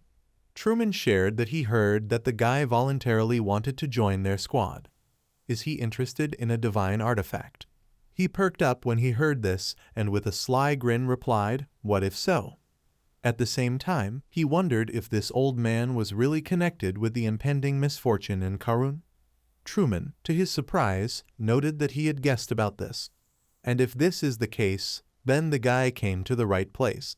It was after these words that Tiny found himself in the library, all the while wondering what was going on. Truman, placing stacks of thick books in front of him, explained that everyone says that the divine artifact is just a symbol.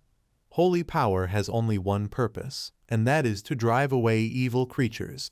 But it only acts within a kilometer radius and blocks demonic energy no higher than the first level. However, if the guy finds out more about it, his opinion will change. Tiny still didn't say a word, but he continued with the same zeal, and showing him various publications, joyfully exclaimed that he recommended getting acquainted with these books. Did the young man hear about the promise in the era of mythological times? Since ancient times, people have considered divine artifacts as jewelry. Tiny, listening to him without much interest, nevertheless noted that it was not surprising that demonic energy emanated from the old man. He was totally barking up the wrong tree.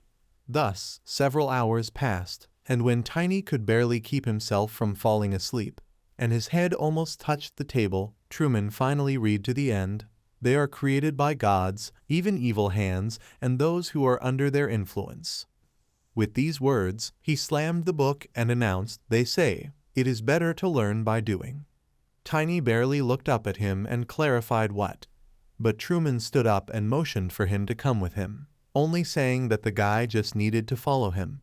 He will show the young man a real divine artifact. Soon, going down the stairs, illuminated by torches, they found themselves in the central part of the castle. Truman, stopping in front of the forge doors, suddenly clarified, "His name is Tiny, isn't it? Does he know why no one appreciates the work of the artifact protection team?" Tiny guessed because artifacts are perceived as simple symbols. But opening the doors, from which a bright light immediately burst out, Truman answered with a smile, "The reason is even simpler. The point is that it doesn't need protection." He immediately tried to look inside, but then they both finally walked into a spacious room, in the middle of which was the divine artifact Humanitas. Tiny couldn't restrain himself and immediately blurted out how huge and beautiful it was. Truman noted, however, that it is still not clear why it manages to float. There is a legend that a competent person will not even be able to touch the artifact. That's why it doesn't need protection. Okay, they should see if the guy has the skills to touch it. But as soon as he turned around, he was shocked that Tiny had already extended his hand to the Humanitas, which caused a small spark to appear, and he suddenly exclaimed, "This one has the 7th level." The next moment a voice was heard, a clot of light, which, it seems, is not capable of harming anyone from this world, has the power that can tear away everything that is alien. Tiny, not daring to withdraw his hand, wondered, is the barrier talking? Is he the only one who can hear it? Is it because of his distinctive sensitivity to mana? Then he asked out loud, regarding this radiance, so the barrier itself is an artifact. Can it even move? Truman immediately patted Tiny on the shoulder and barely said, "Did the guy just communicate with a divine artifact?" After a while, when they returned to the empty training ground, he said with delight, "The young man has a talent for surprising people. He spent many years in this detachment, but this is the first time he has seen this." Tiny, walking next to him and looking up at him, noted that this old man lacks strength, but at least he is proud of his work. The rest of the squad are not like him. Truman suddenly stopped, looked ahead and chuckled in surprise. They met a member of the kingdom's knightly order, Greg Simbo. He immediately asked what business he came for. However, Greg, passing by, rudely said that he had not come to see the captain.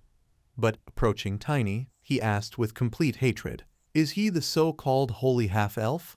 He, still feeling sleepy, noted that he is only a quarter elf. At the same time, Tiny added to himself that this was also a lie. Grinning contemptuously, Greg Simbo abruptly stood up in a fighting pose and repeated, "Elf? The hero who punished the dark magicians.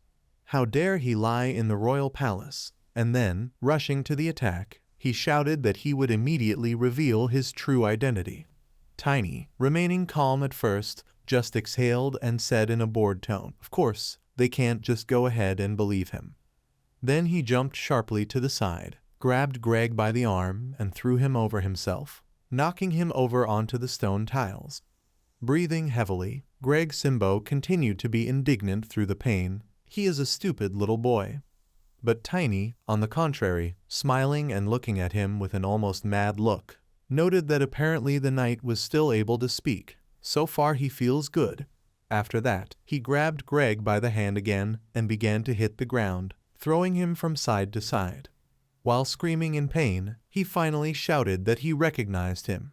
All this time Truman was watching them, and Tiny, remembering him, wondered if he should demonstrate good manners.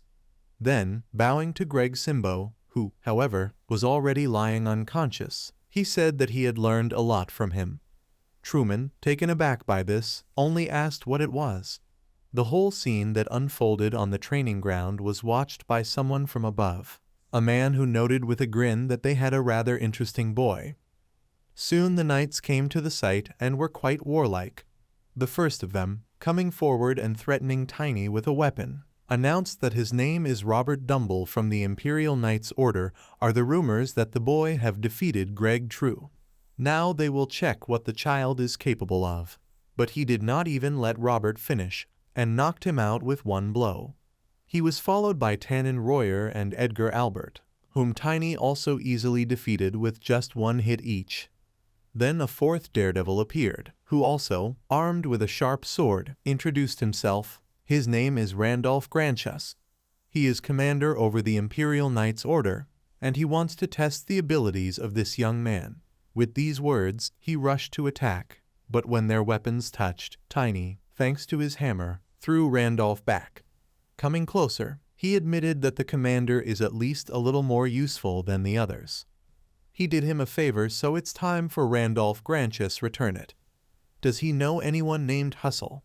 But Randolph, almost losing consciousness, honestly answered that he had never heard of him.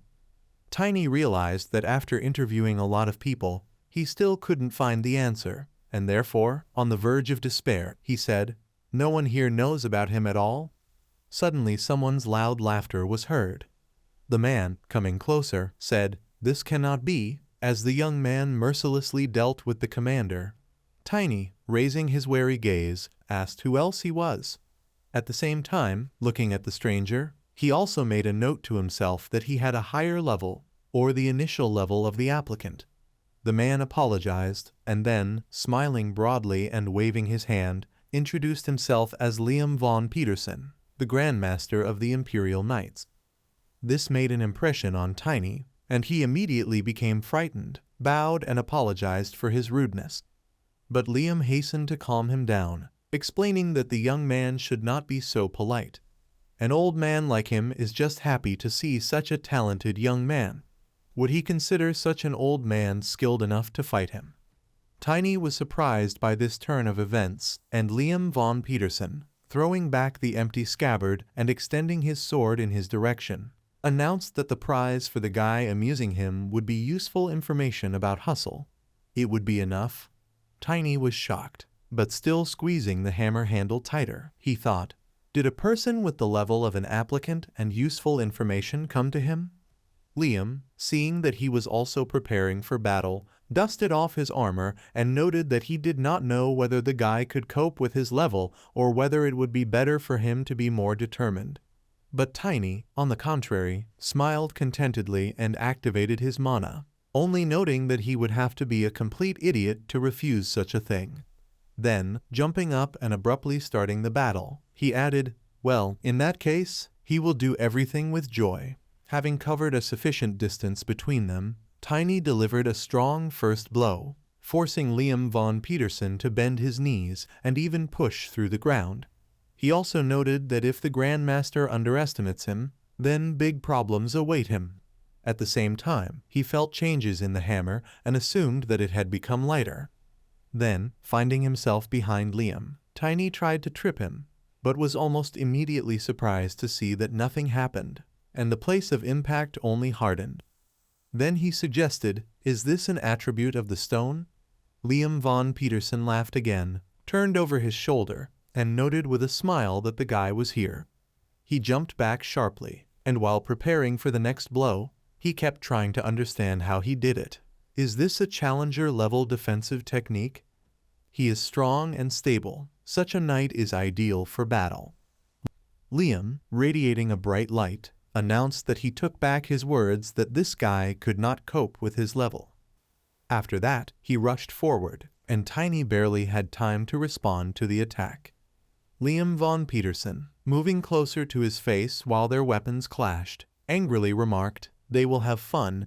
He agreed in a tone similar to his, but how could it be otherwise? Then, pushing the sword away with a hammer, Tiny again helped them move some distance away from each other.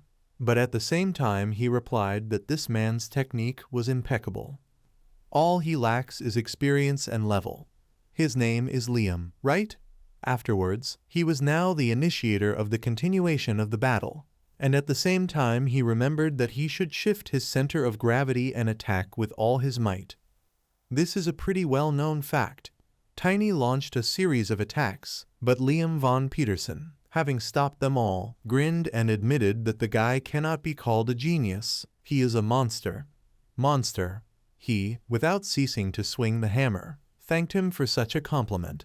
And when their weapons collided once again, Liam suddenly announced that they should finish now.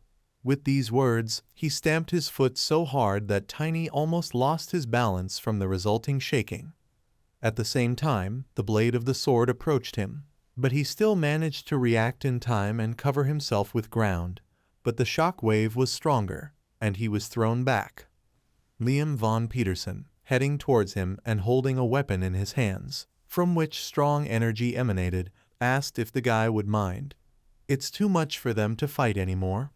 Not paying attention to the abrasions, Tiny agreed, thanking him.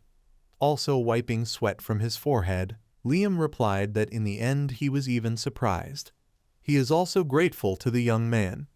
As a token of gratitude, he will tell him the promised information. Tiny was delighted and relieved. Finally, after some time, standing in the throne room and looking at the man towering before him, he wondered with suspicion whether he really was Hustle. Liam von Petersen rubbed his forehead with his fist and laughed, saying that he did not expect such a level from him. He thanked him for the fight. Tiny threw the hammer behind his back and said with a grin that they had a good sparring. He thought that Curran also had talented people. Liam von Petersen sheathed his sword and said with a smile that he would tell the promised information. Tiny looked at him joyfully and thought that finally.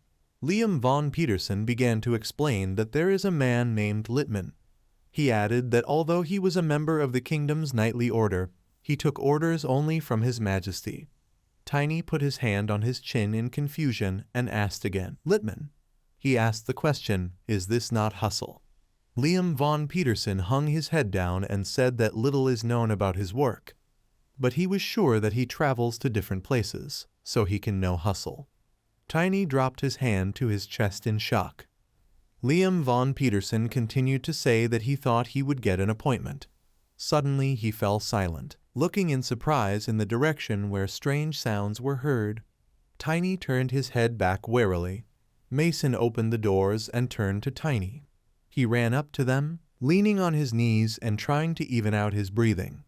Mason said that His Majesty urgently wishes to see him. Tiny asked, stunned, "What?" Some time later, Emmerd Van Karen told him to say hello. He explained that he had found the person he was looking for. Tiny looked forward in surprise.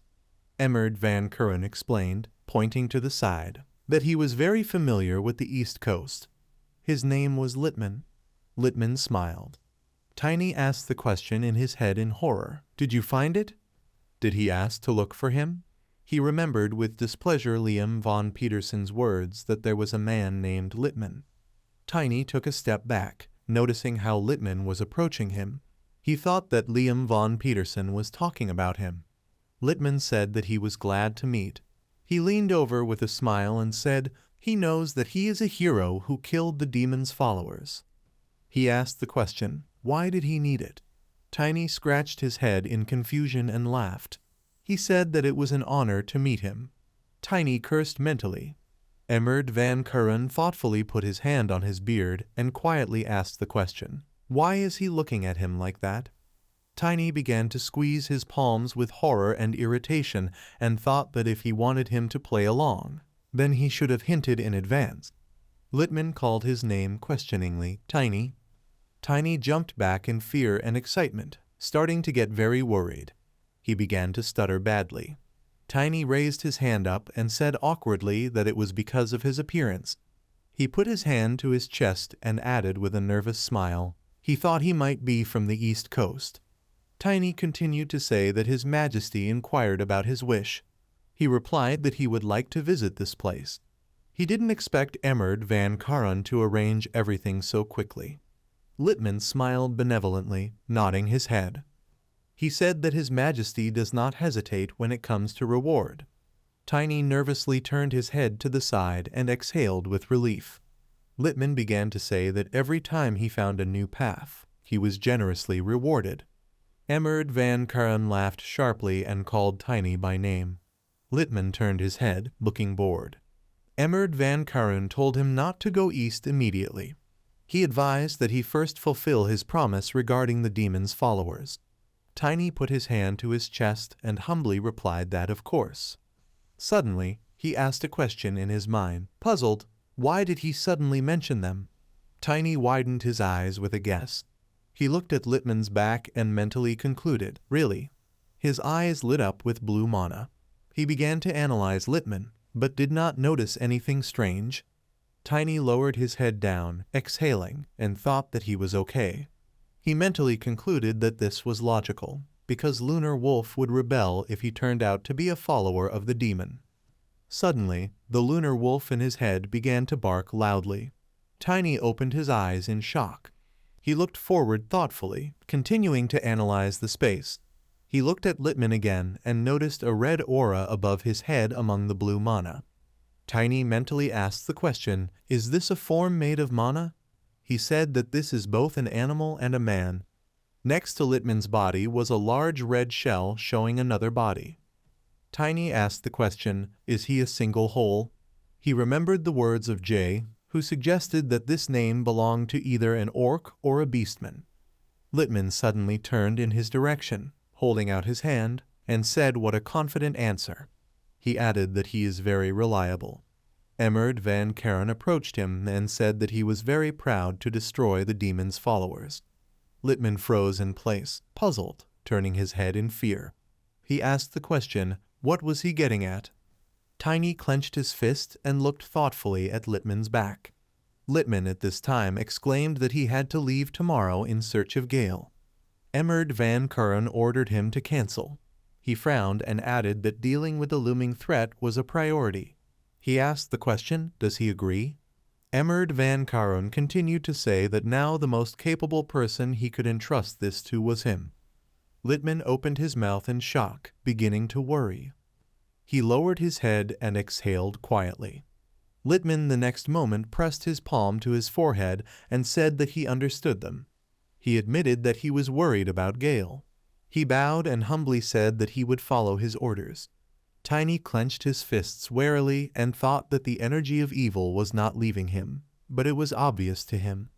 This man was Hustle. Some time later, in the night hall, someone asked a question, "How is it?" Tiny replied, "It didn't look like he was a demon follower." Emerd Van Kuren thoughtfully looked down, clasped his hands together, and said that he understood. He looked ahead and added that it was still better for him to make sure. Check him. Tiny asked why he didn't tell about it earlier. Emerd Van Kuren began to lower his hand to his chest that he had no choice. Suddenly, a bright yellow light began to spread from his palm in the darkness on all sides. Tiny said with the guess that this is an oath of mana. He asked the question, "Is this the reason?" Emerd Van Kuren nodded his head and said yes. The mana oath was an oath sealed with mana. Anyone who violates this will suffer a shock at the level of their circle. Tiny noticed how Emerd Van Kuren's heart was surrounded by 3 circles of mana. Tiny thought that the shock of the 3rd circle was not so dangerous. He immediately mentally added that it was not for an elderly person. He asked the question, why did he go so far?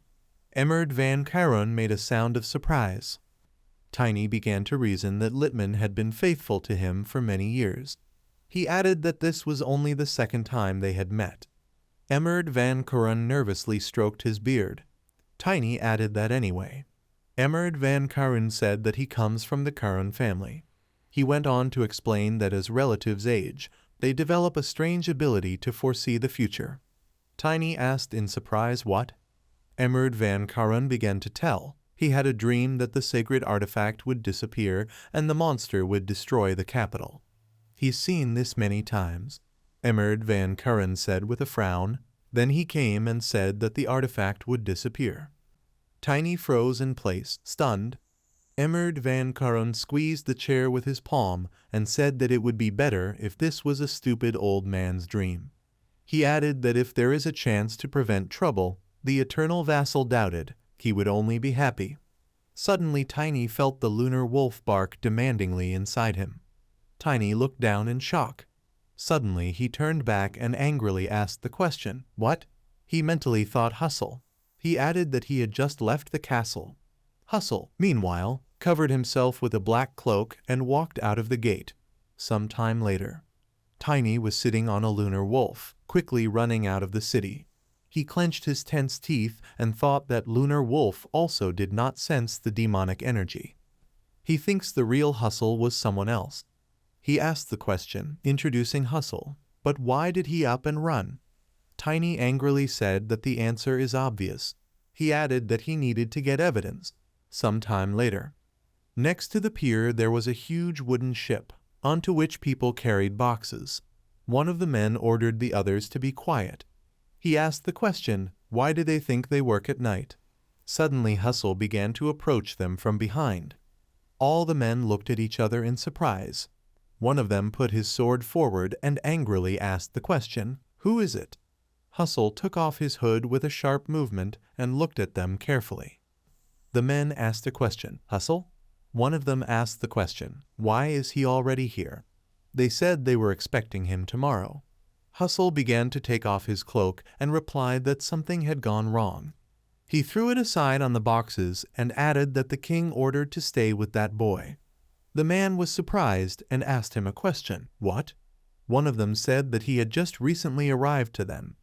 Hustle irritably put his hands on his hips and asked a question. And what is he thinking about? He immediately shouted for them to stop talking. He added that they should prepare to sail. The men immediately began to quickly run to the boxes and exclaimed that that's right. Suddenly, a ship exploded behind Hustle. Hustle turned back, mouth open in surprise. All the other men watched in shock.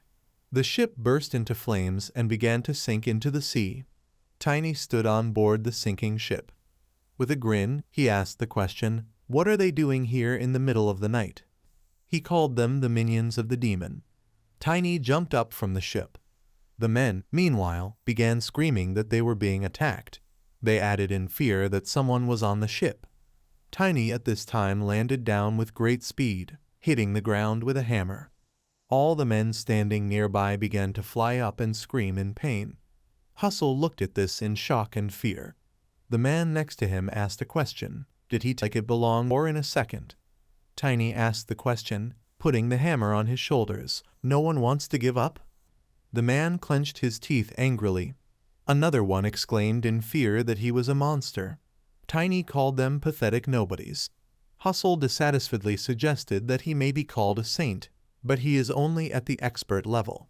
He added that he was quite exhausted after all these jumps. Tiny grinned widely. Hustle pointed his hands to the side and shouted at the men not to be fooled. He added that it was just a trick to buy time and restore mana. Tiny said with feigned fear and excitement that his plan had been found out. Hustle called him a moron. He said as he took out his sword, he didn't expect him to come alone.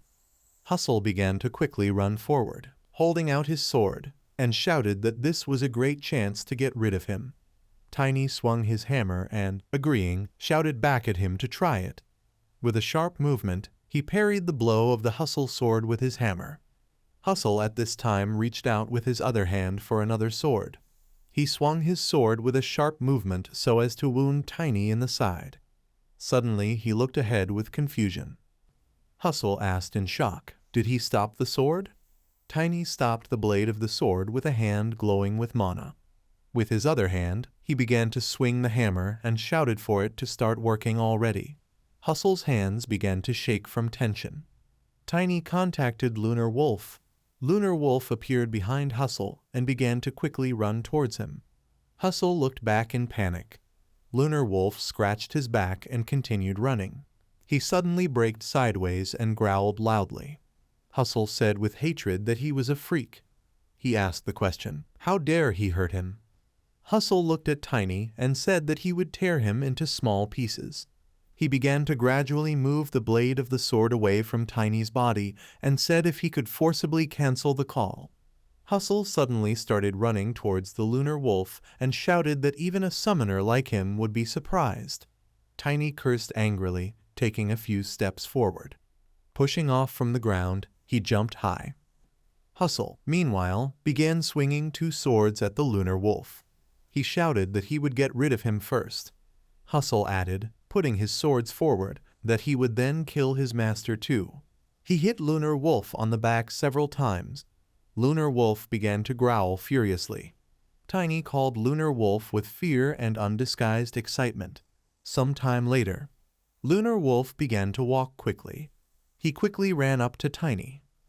Hustle clenched his teeth and followed him with his gaze in confusion.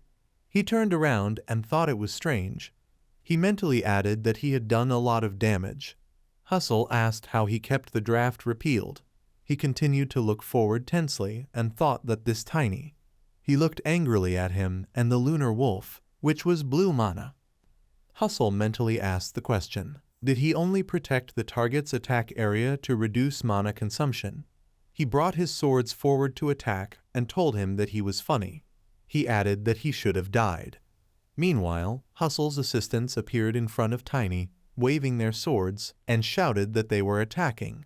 They added that they would help Hustle. Tiny swung his hammer sharply, breaking the heads of all the men who were screaming desperately. Tiny jumped onto the Lunar Wolf and looked to the side smugly. He shouted angrily that he was a crazy beast man. Hustle opened his mouth in fear. Tiny meanwhile turned to Lunar Wolf, telling him that he was low on mana, so let him control the movement himself. Lunar Wolf barked obediently.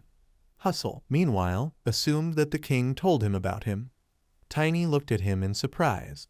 Hustle added gloomily that the old man had no sense of gratitude at all.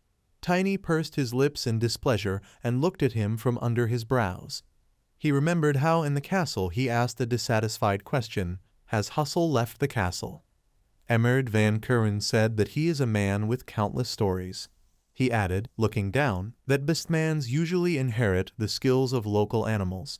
He explained that sometimes mutants are born. The beastmans kill such children immediately because they remind them of the tribe of mermaids who opposed their god. Tiny turned to him, puzzled, and asked the question, what is he talking about? Suddenly he opened his eyes wide, realizing. Emerd Van Kuren meanwhile continued that he somehow managed to survive. He lived away from his homeland, hiding his identity. He needed his features, so he voluntarily took the mana oath.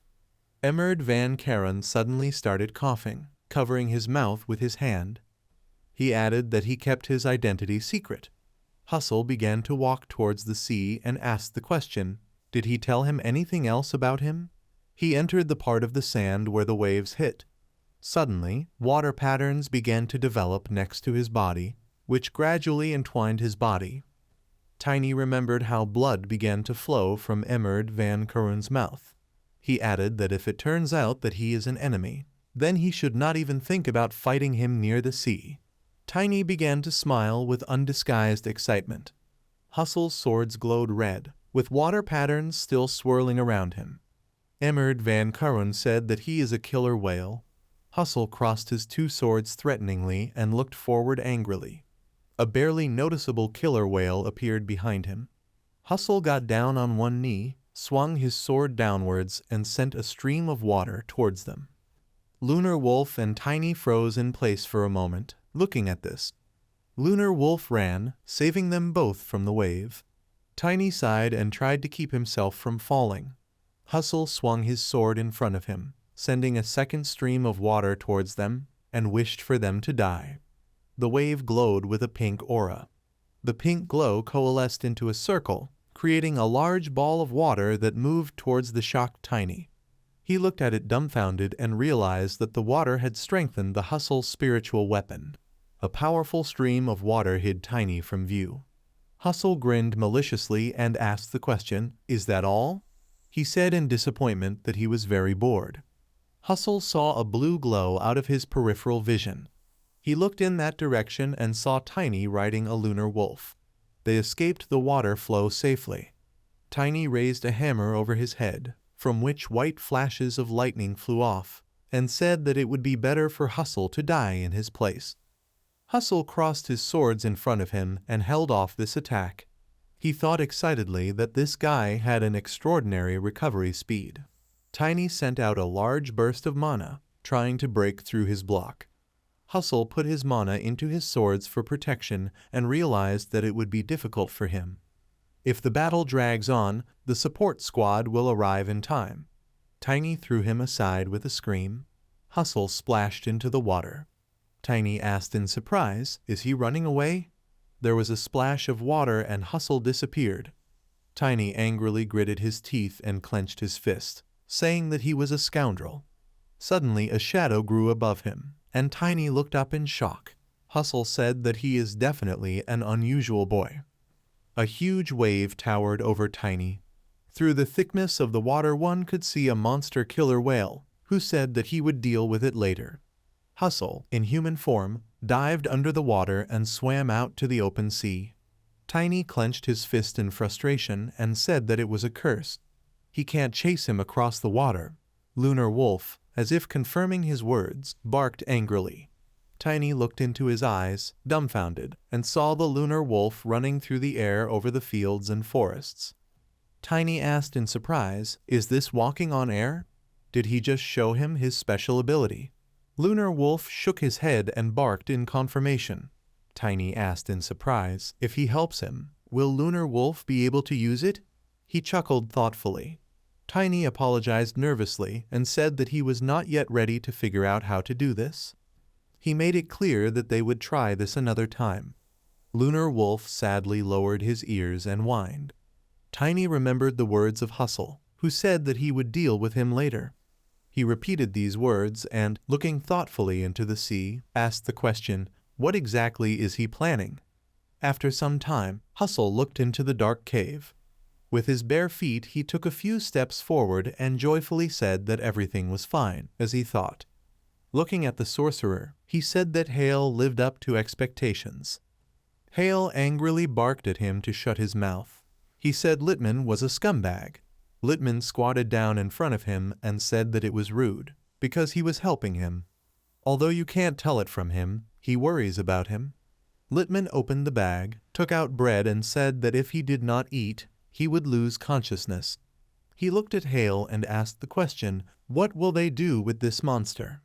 The monster hit the protective dome and it cracked. Hale exclaimed in fear, looked at the monster, and put his hands in front of him. The monster glowed brightly with white light. Hale used magic to put him to sleep. Littman laughed cheerfully and asked the question, "Isn't this amazing? It's a miracle that they got the monster. If they let him go, he will telepathically contact his mother, and if they kill her, she will know about it too. Then it will only be a matter of time before Karun is destroyed. To save his hometown, he needs to try harder." Hale looked at him angrily and said that his people would be overtaken by God's punishment. Littman grinned, kicked the bag of bread, and said that this struck him on his birthday. His eyes flashing angrily, he said that he was simply taking revenge. Over time, in a cave, Hale asked, "Did he leave?" Using magic, he floated in the air and looked at the monster. Hale cast a spell and directed a stream of magic at the monster, which made a sound. Hale said emphatically that Littman's plan would not come to fruition. Over time, Tiny and Liam von Petersen appeared before the king. Liam von Petersen reported that after checking, they found out that all the movers were followers of the demon. Emmerd van Kuren asked sternly, "What about the cargo?" Liam von Petersen replied that it consists of items that are used in magical rituals. If you add up the cost of this, you get half the kingdom's annual budget. He put his hand to his chest and bowed respectfully. Emmerd van Kuren grabbed his head in despair and said that he should have doubted Littman earlier. He is both a mutant and a man who is burning with a thirst to show the world what he is capable of. He really proved his skill. Emmerd van Kuren asked in bewilderment why things turned out this way in the end. Tiny bowed respectfully and apologized for interrupting.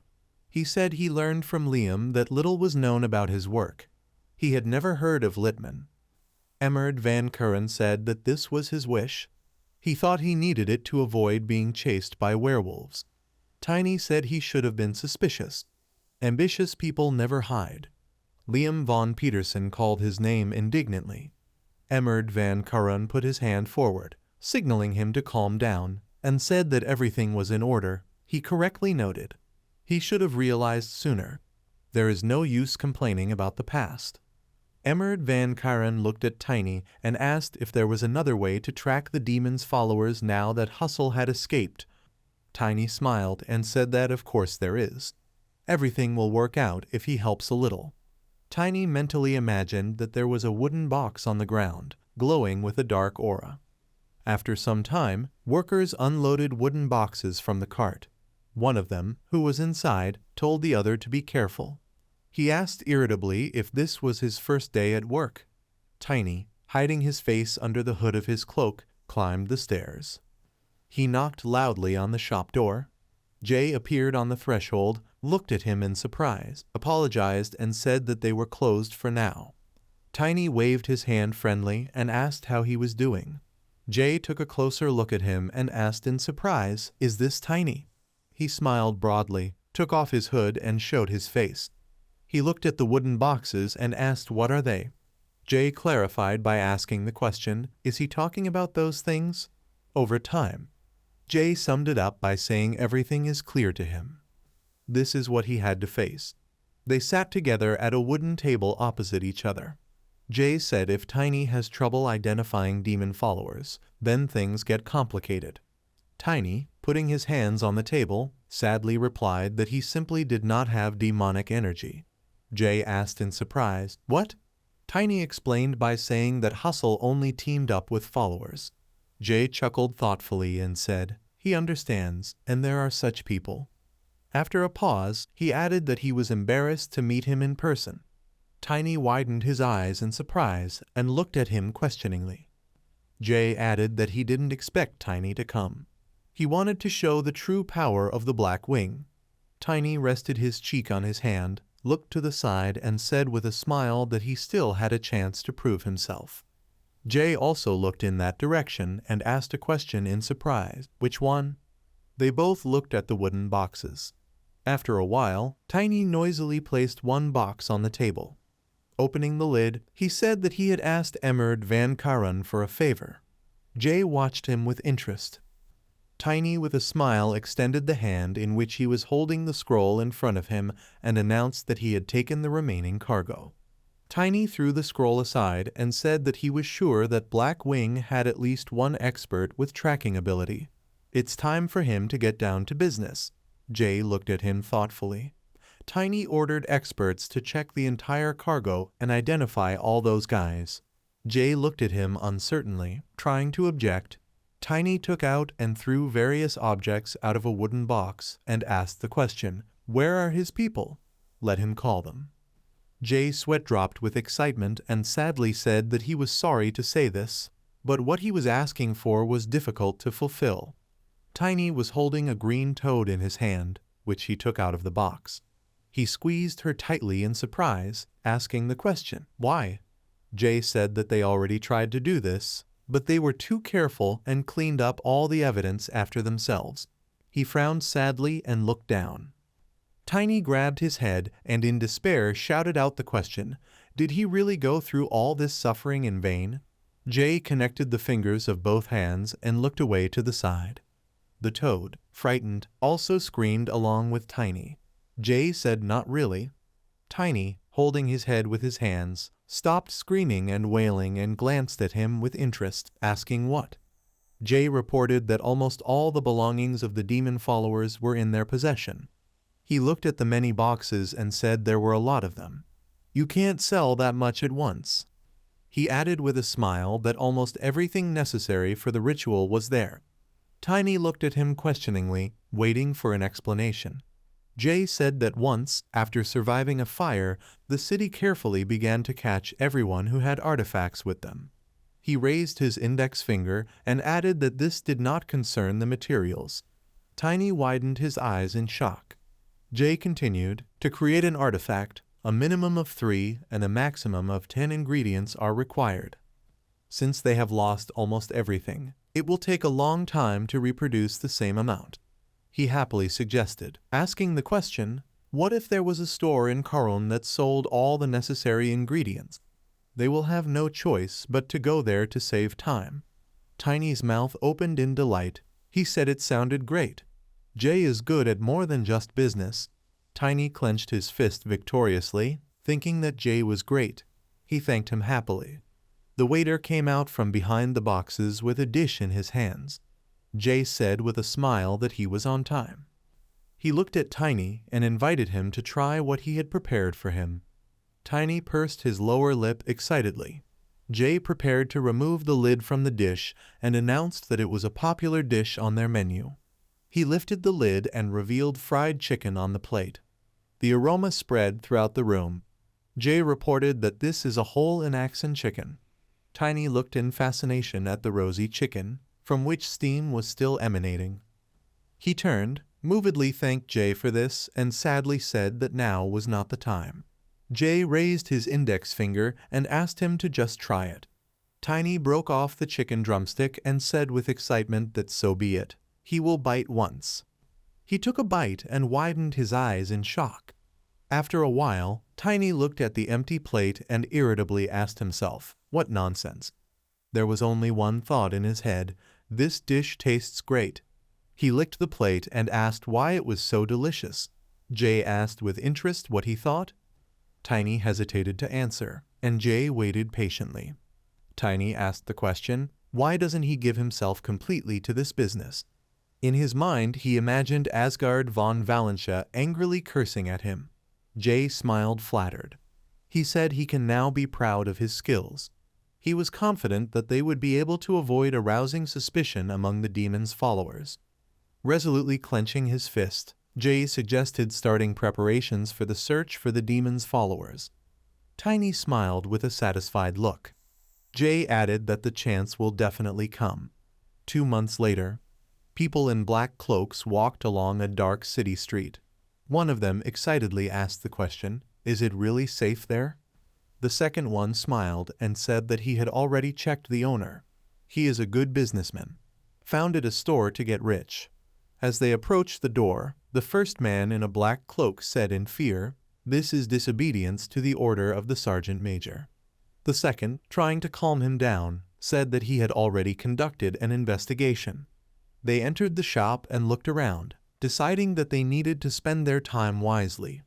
Jay greeted them and asked what they wanted. The demon's follower showed a sheet of notes and said that they had heard that he had a good product. Let him bring what is on the list. Jay began to read the list through a magnifying glass. With a sly grin, he said that he understood. He remembered how they spent these 2 months preparing to open the shop and mentally said that it was not in vain that they worked hard. Jay smiled and said that he would prepare everything right away.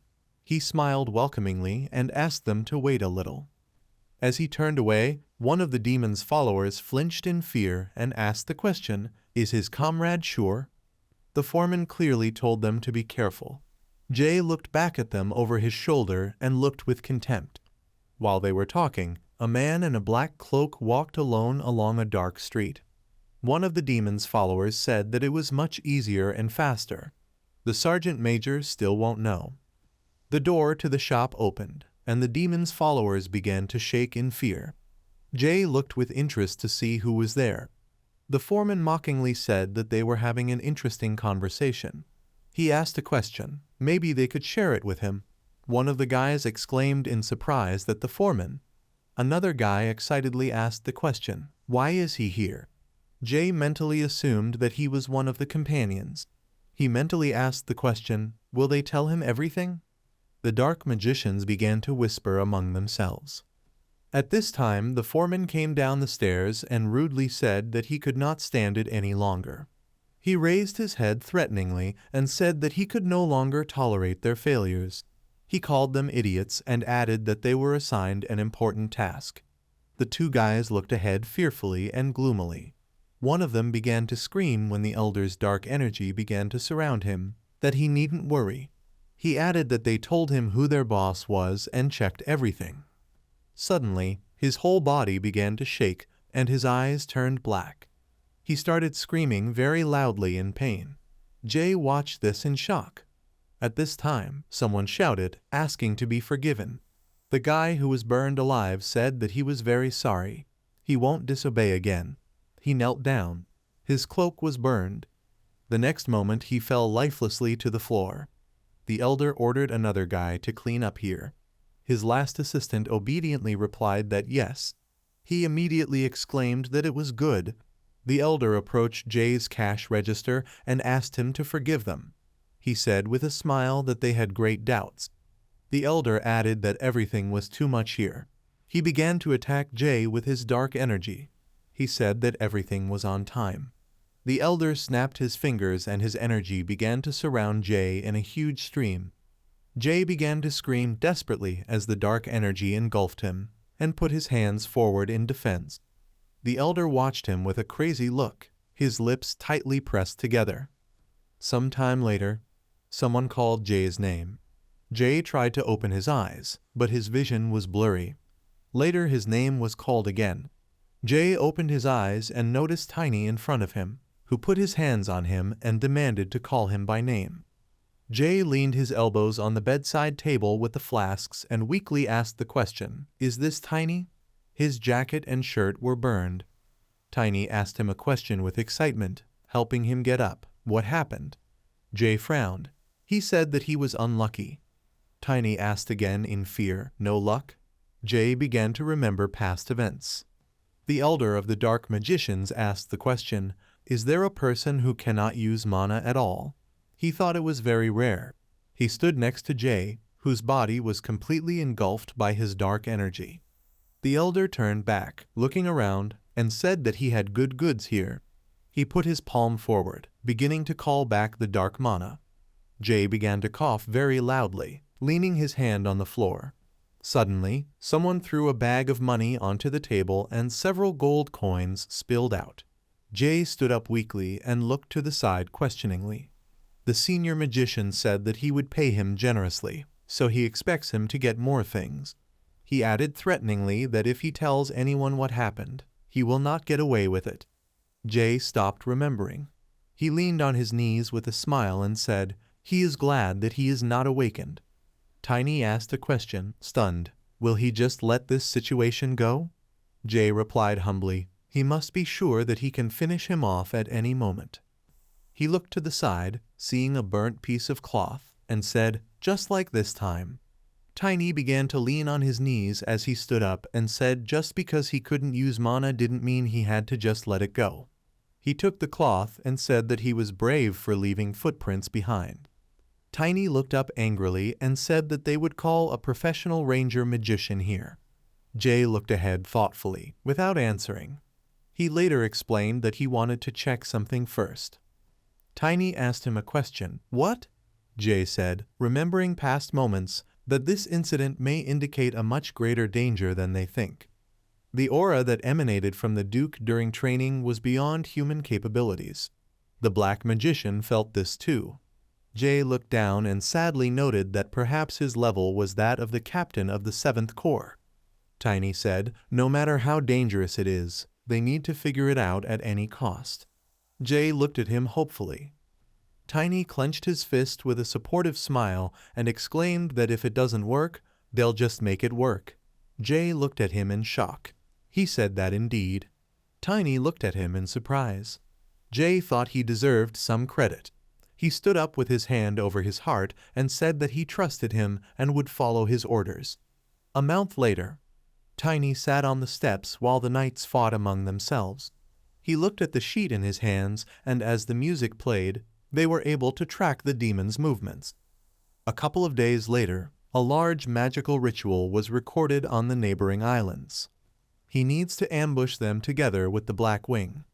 Tiny was tightly gripping the piece of paper. He thought that they were able to convey some information to the royal family, so they got help. Edgar Albert told Tannen Royer that he hasn't seen Liam von Petersen for a long time. Tannen Royer asked him a question, is he not on vacation? Tiny at this time thought that his lordship would also organize support for them. He asked a question, support? Suddenly the gate began to open with a loud creak. Truman stood in front of him and said that many knights were sent on vacation. Tiny looked at him confused. Truman added, starting to scratch his head, that Liam von Petersen also took a long day off. He added quietly, looking up awkwardly, that he would have to drink alone. Tiny asked him a question, hiding the letter in his clothes. Does Liam von Petersen have a good relationship? Truman answered animatedly that they were old friends and often drank together. He immediately remembered something and, putting his hand forward, said what exactly. Truman asked a question, would he like to join him for dinner? Tiny apologized in confusion as he stood up. Truman made a thoughtful sound. He exclaimed in confusion so that he wouldn't say that he was also going on vacation. Tiny said with a smile that it happened. Truman sadly lowered his gaze and said that he understood. He immediately added, exhaling, that he was sorry. Truman later wished him to rest well and return. Tiny thanked him.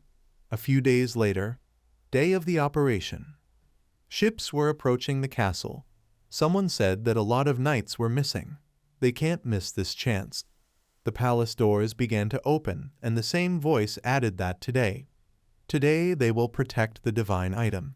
Several knights stood in front of Humanitas. Tiny stood behind the wall, crossed his arms, and said that he thought so. He said it was good that he decided to stay. Suddenly the knights began to look around in shock. Tiny came out from behind the wall, leaning on his knees, and apologized to them. He said they were being too obvious. Tiny said with anger, but he did not know that he would also be involved.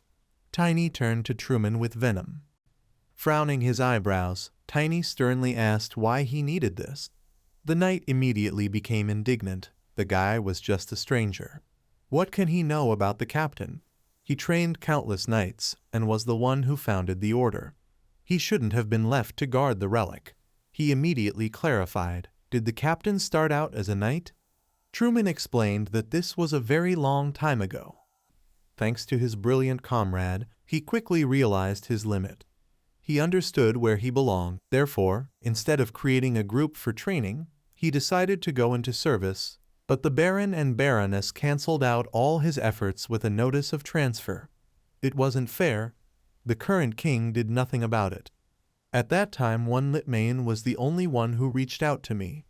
He who was also treated poorly because of his origins showed him in New Dream. a world that valued wisdom and not just individual strength. It was the dream of creating a new kingdom. However, Tiny was not impressed by such a fiery speech, and only grinned and repeated, "Yes, a new kingdom." Is this how he explains the union with the demon? Truman clenched his teeth at such straightforwardness, but immediately noted that there was no turning back. Then he gave the order to seize the obnoxious boy. The knights, at his command, rushed at Tiny with weapons. He, as if he was only glad of this, also took out a hammer from behind his back, noting, "Good. It actually suits him." It was with these words that he began to scatter men with weapons left and right. Truman stood in shock, not daring to move, while men fell around him, groaning painfully, barely conscious from bleeding wounds. They asked the captain to help. He, opening a small bag hanging on his belt, said irritably that he could not allow it to end like this. Then Truman threw some small red object at Tiny, which he immediately knocked back. It turned out to be a small ball, which, having fallen to the floor, cracked, and in addition to the red liquid, began to exude dark streams. They burst out abruptly, filling the room. Tiny tried to somehow duck down to avoid collisions with something terrible. Then the substance began to bubble, and the remains of the ball also began to swell, and soon the silhouette of a creature with clawed paws appeared from this too. The monster, revealing sharp teeth in an ominous smile, rose sharply and let out a piercing scream. Truman was horrified by this, asking if it was a demon. How is this possible? They are next to religion. Suddenly it grabbed him and, squeezing him tightly, began to catch his blood with its tongue. Tiny rushed to the rescue and jumped up and tried to strike the topic. It immediately threw Truman to the floor, who tried to ask him why he did it. However, Tiny interrupted him and clarified what interested him more. Where did it come from? Truman explained that he received this from Litmain, who said to use it as a last resort. Suddenly the demon let out a scream again, but now filled with pain. The light from Humanitas began to burn the wings like acid. Tiny immediately noted that this sacred barrier dissolves the monster. Even Truman is at a loss to ask why the barrier works on this. He, frozen in uncertainty, noted to himself that they could not know about it. And yet this freak... Finally, Tiny still ordered Truman to stay in place, since he still had many questions. Then he saw how an aggressive demon headed towards the relic, despite the pain, and then Tiny shouted to it, swinging his hammer so that it would not dare to do this. The next moment, he rushed forward like a comet and pierced the side of the monster. It instantly fell to the floor, but just as quickly came to its senses and, pushing off the floor with its feet, soared up. Tiny screamed indignation. This can't be. The demon was extremely close to Humanitas, and almost touched it. A ship moored to the clean sandy shore, drenched in the sun. Near the forest, in a small clearing, around a red seal inscribed on the ground, lay the corpses of the demon's followers. Someone in a robe holding a bloody sword turned to Jay standing nearby. It seems there is a disturbance on the island. Does he have any idea what could be wrong? He crouched down and took a closer look, noting that someone was using concealment magic. Then the man repeated in surprise, "Concealment? What does it mean?" Jay, taking a bag from his inner pocket and pouring the bright blue powder onto the ground, replied that he knew nothing about it, but they had better stop the ritual and go back. If they wanted to hide the magic circle, then their real target is Karun. The interlocutor, who turned out to be Genus Freewell, who changed his hair color to bright red, immediately exclaimed that if we are talking about Karun, then Tiny is in danger. At that moment he rushed in pursuit of the demon, realizing it's prioritizing the command over its life. The monster, despite its injured limbs, was ready to almost touch the artifact, when Tiny got behind and swung his hammer and shouted for it to remove its paws. With these words, he hit the monster on the head, hit it with all his strength, causing the demon to lose most of his body. Then Tiny walked towards the monster again, shouting that it was dead. The next moment he dealt a crushing blow, killing the demon.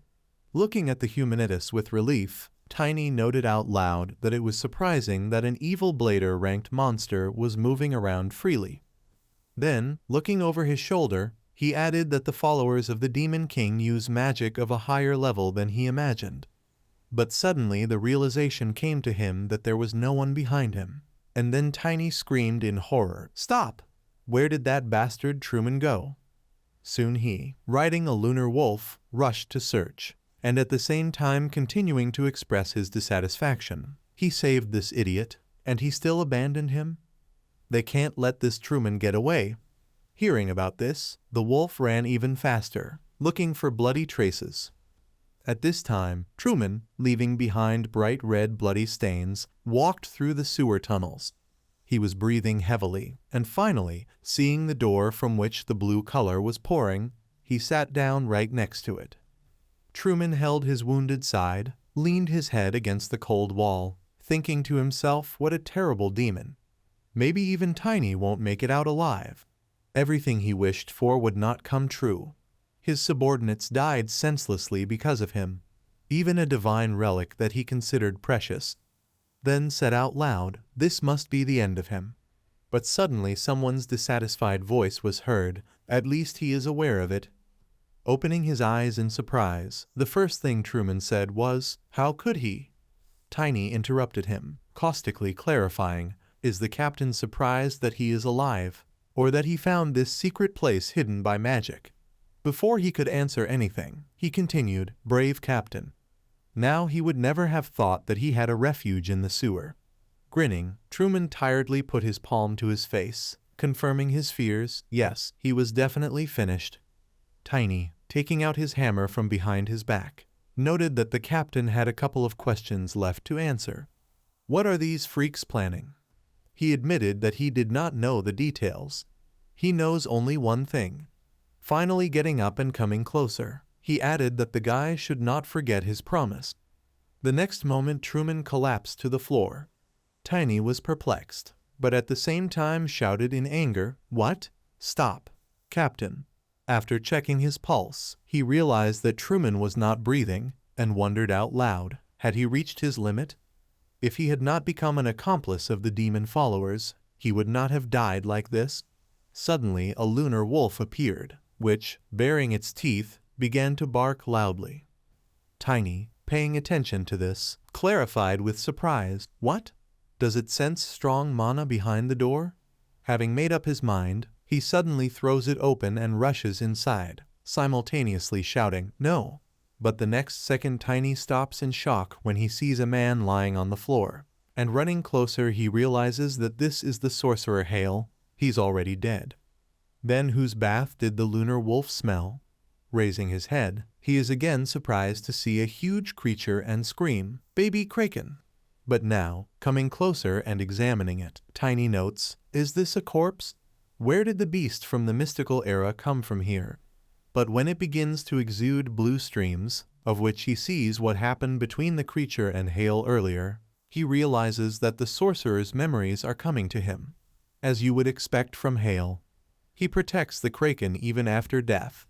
Suddenly Tiny feels an influx of new power, and realizes that it is a frightening, ominous aura. It's on the same level as gluttony. He then tries to break the seal placed on the dead creature, exclaiming, he doesn't have time. There are 2 spells left. To begin with, he will use the mana of the first spell that was suspended and restore it. Soon a powerful stream appears, which breaks out and rushes into the sky. Emmerd van Kuren, who came to the window and saw the symbols left in the night sky, exclaims, "That is Yahello's handwriting." Then he immediately realizes, Kraken, is it floating here? The next moment the doors of the hall swing open, and a man appears on the threshold, screaming in fear, "His Majesty." It was the first Prince Henry von Kuren, who, coming closer, accompanied by Mason, announces that they have a big problem. A huge tsunami is heading towards them. They can't get by with just evacuation. He asks the king to announce the highest level of warning. Emmerd, turning pale at the news he heard, began to reason that if this was really a kraken, then they would not be able to protect Karun from this. Then he asked doomedly, "Is this the end?" But after this, the voice of another person entered the hall was heard. "Are they already giving up?" All 3 turned around and saw Tiny carrying Yahello on his shoulder. Mason started shouting angrily, "How dare a guy burst in here?" However, Henry stopped him and sharply exclaimed, "Stop! Is this the sorcerer, Mr. Anderson?" Tiny, putting it on the floor, confirmed, yes, it was he. He fought for Karan until the very end, but died. Emmerd van Karan, clenching his fists, felt anger envelop him, and Henry von Karan hastened to clarify who did this to one of the 7 sorcerers of the circle. Tiny replied that he was killed by the demon's followers. This frightened Henry, causing him to scream, "Scoundrels, they have defeated one of the pillars of their kingdom." Tiny immediately reassured them by announcing that there was still hope. Even in this situation, Hale Anderson cared about the kingdom and left them something. Mason also clarified what. He continued, "They heard right. This is the shield that can save Karan." Henry von Karan clarified with hope, "Is this true?" Emmerd also finally said that he thinks that what Hale left is not enough to save Karan. Tiny was puzzled by such a statement, and immediately clarified what the king was talking about. Turning to the side, he mysteriously replied that he could not tell the young man about this yet. Holy power has a limit. Now Henry began to worry, and in confusion asked what His Majesty meant. Emmerd van Karan said that the divine artifact should protect them from animals, but this alone will not be enough to protect themselves from the kraken. Henry von Karan again asked, puzzled, "Is this the same monster from the legends? Does the king want to say that it caused the tsunami?"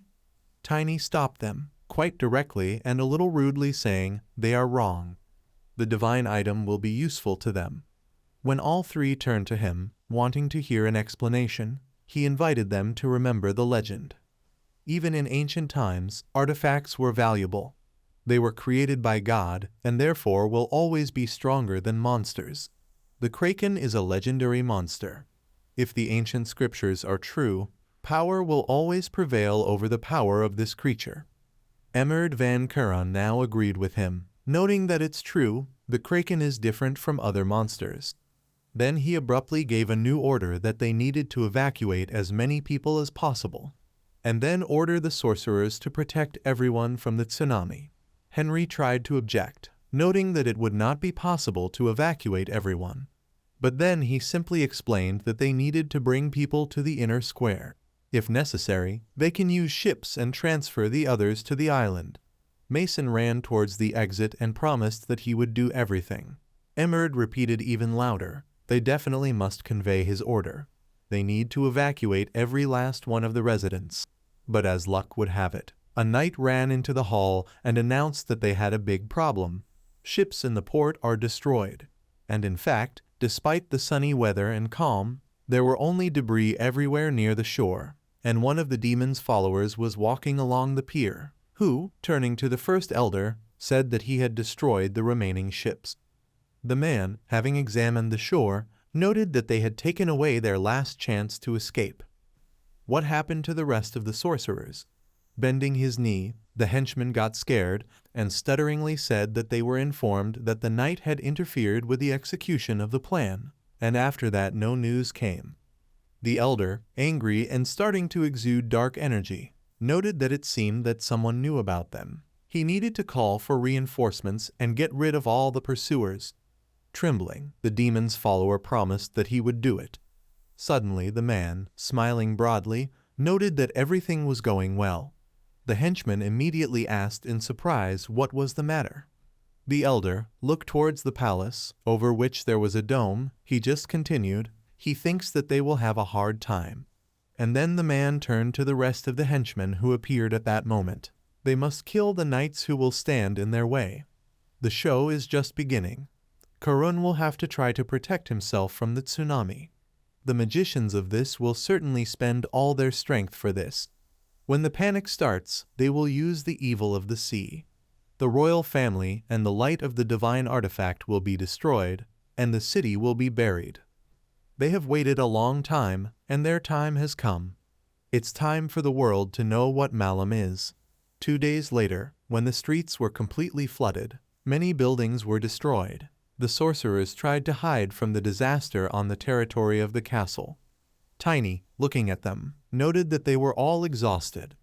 Emerd Van Karen, also breathing heavily, noted that this was natural. They defended themselves against the tsunami without respite. He, noticing Emerd's serious condition, fearfully clarified, "Is everything okay with His Majesty? Maybe he should rest a little."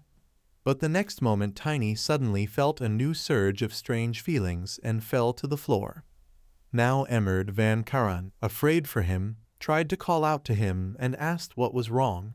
He tried to understand what kind of energy this was, and he told them that it was nothing to worry about. It just seems to him that he has sailed. At this time, people witnessed the appearance of a huge wave, from which even larger tentacles emerged, and a mysterious voice announced that this is what will determine Karan's fate.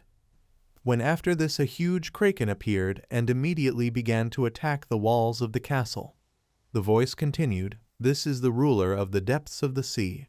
People, very frightened, rushed into the scattered debris, screaming in horror. When the head of the monster appeared near the walls of the high towers, everyone who was there also exclaimed, "What is this? Kraken?" But immediately Tiny, who, dragging a huge bag with him, called out to Emerd Van Karen. Emerd, noticing him, asked what the young man had there. He explained that this is what Hale left them. Tiny then addressed the lunar wolf, announcing that it was time for them to go. When they took off into the air together, Emerd Van Karen finally shouted that he was counting on the young hero. He, answering that he understood everything, opened the bag. Earlier, when they managed to listen to Hale Anderson's dying message, he asked His Majesty for forgiveness for leaving them. However, the king must know that for his sake and their people, he fought until the very end. He would leave the remains of his own loyalty to His Majesty and hope that they would serve him well. Now, Tiny dropped the bag, revealing the contents, which turned out to be a dead baby kraken. Then they stopped right in front of a huge monster, and when it raised one of its tentacles, which pierced the clouds, he said in shock, "This cannot be." Then the kraken, flashing its red eyes, struck one of the watchtowers, and Tiny realized that the main body of this was too far away. Then, turning to the wolf, he noted that there must still be a solution. But what? Suddenly, seeing how he was completely enveloped in a blue glow, Tiny noted that he had experienced this feeling before. Now that the two of them were enveloped in this aura, he resolutely exclaimed, "Okay, they should try it." In the next moment, Lunar Wolf flies into the air, and they use the third stage of Spirit Summoner, Force Link. Looking at the ground far below, he said smiling, "This is some kind of madness, but he likes it." Then Tiny gave the order to the wolf to get closer to the kraken. But as soon as they tried to do this, it noticed them and emitted powerful waves that almost deafened them. At the same time, the monster tried to attack them with one of its huge tentacles, and then they again had to dodge so as not to get hit. Tiny, holding the corpse of a sea creature on a rope, asked out loud, "Does it think that it was he who killed this child? Well, okay. He'll try to sort it out quickly." Along with this, he also remembered that the baby kraken's body had sealed the traces of this one's killer. Even though the kraken has the cognitive potential of an animal, it will still be able to sense and find the culprit. Now, swinging the hammer, to which the rope with the dead creature was tied, Tiny threw it forward, shouting for the monster to catch it. The corpse of the kraken headed straight towards its parent, who froze in place. When it was very close, a seal appeared on its body, and the kraken, having caught the cub's body with its tentacles, began to closely examine it. There was silence for a few moments, and Tiny even said hopefully, "Did it work?" But the next moment the monster let out a piercing scream, and he could barely shield himself from the oncoming flow of energy. At the same time, the kraken, becoming even more angry than before, hit with its tentacles the first thing it came across, and the house on the roof of which they were located flew into pieces. Tiny was thrown off the wolf, which also began to dissolve into thin air. He was very confused, screaming loudly. He couldn't cope. Looking at how the solid ground was getting closer, Tiny screamed loudly, when suddenly someone's calm voice was heard. He should calm down.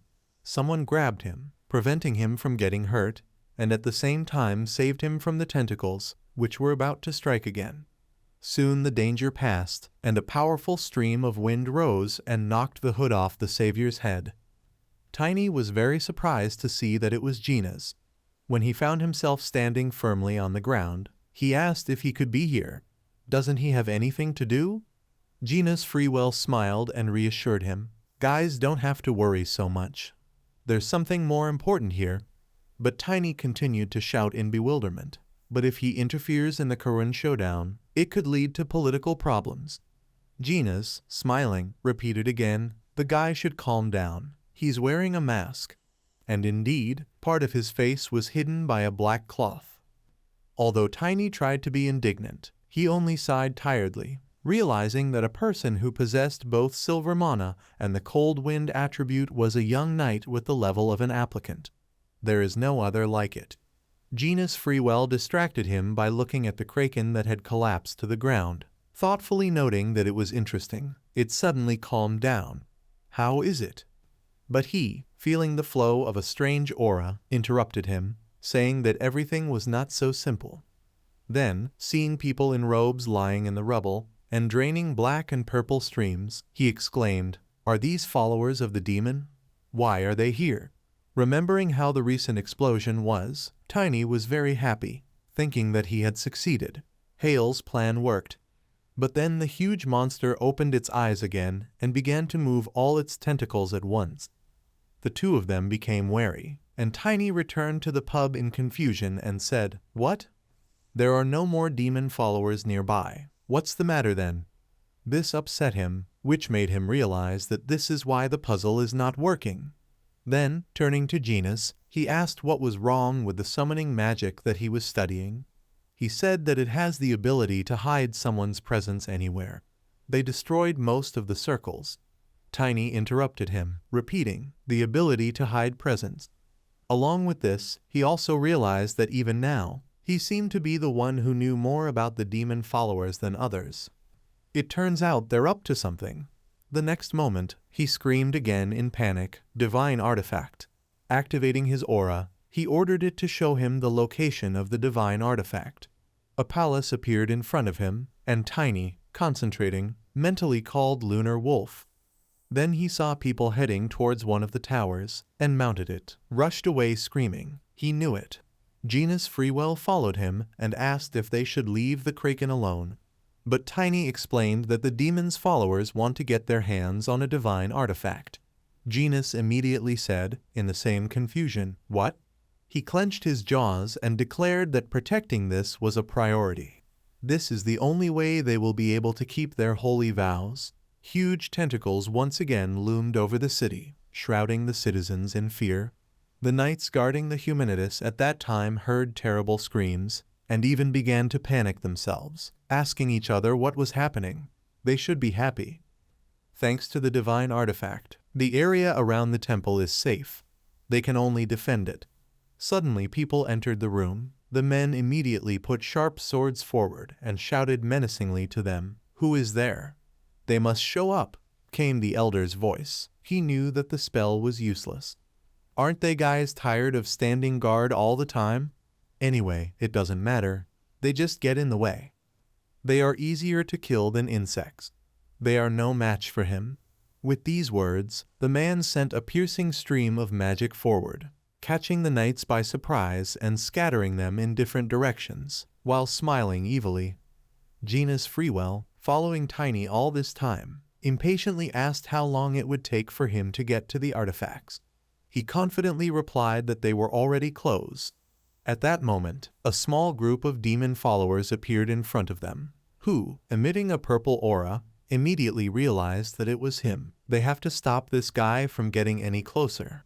Tiny, raising the ground above his head and swinging it, shouted irritably, "No, they already have enough to do without these crazy people." Genus promised that he would deal with them himself. The next moment, he activated his blue aura and rushed forward like a bullet. This scared the henchmen, but they were unable to do anything as he rushed past, defeating them in one go. Tiny, seeing this and smiling contentedly, thought to himself, "This was expected. He's incredibly fast." When Genus Freewell caught up with him, he immediately clarified, Will demon followers even be able to touch a divine object? There must be some kind of protection against them.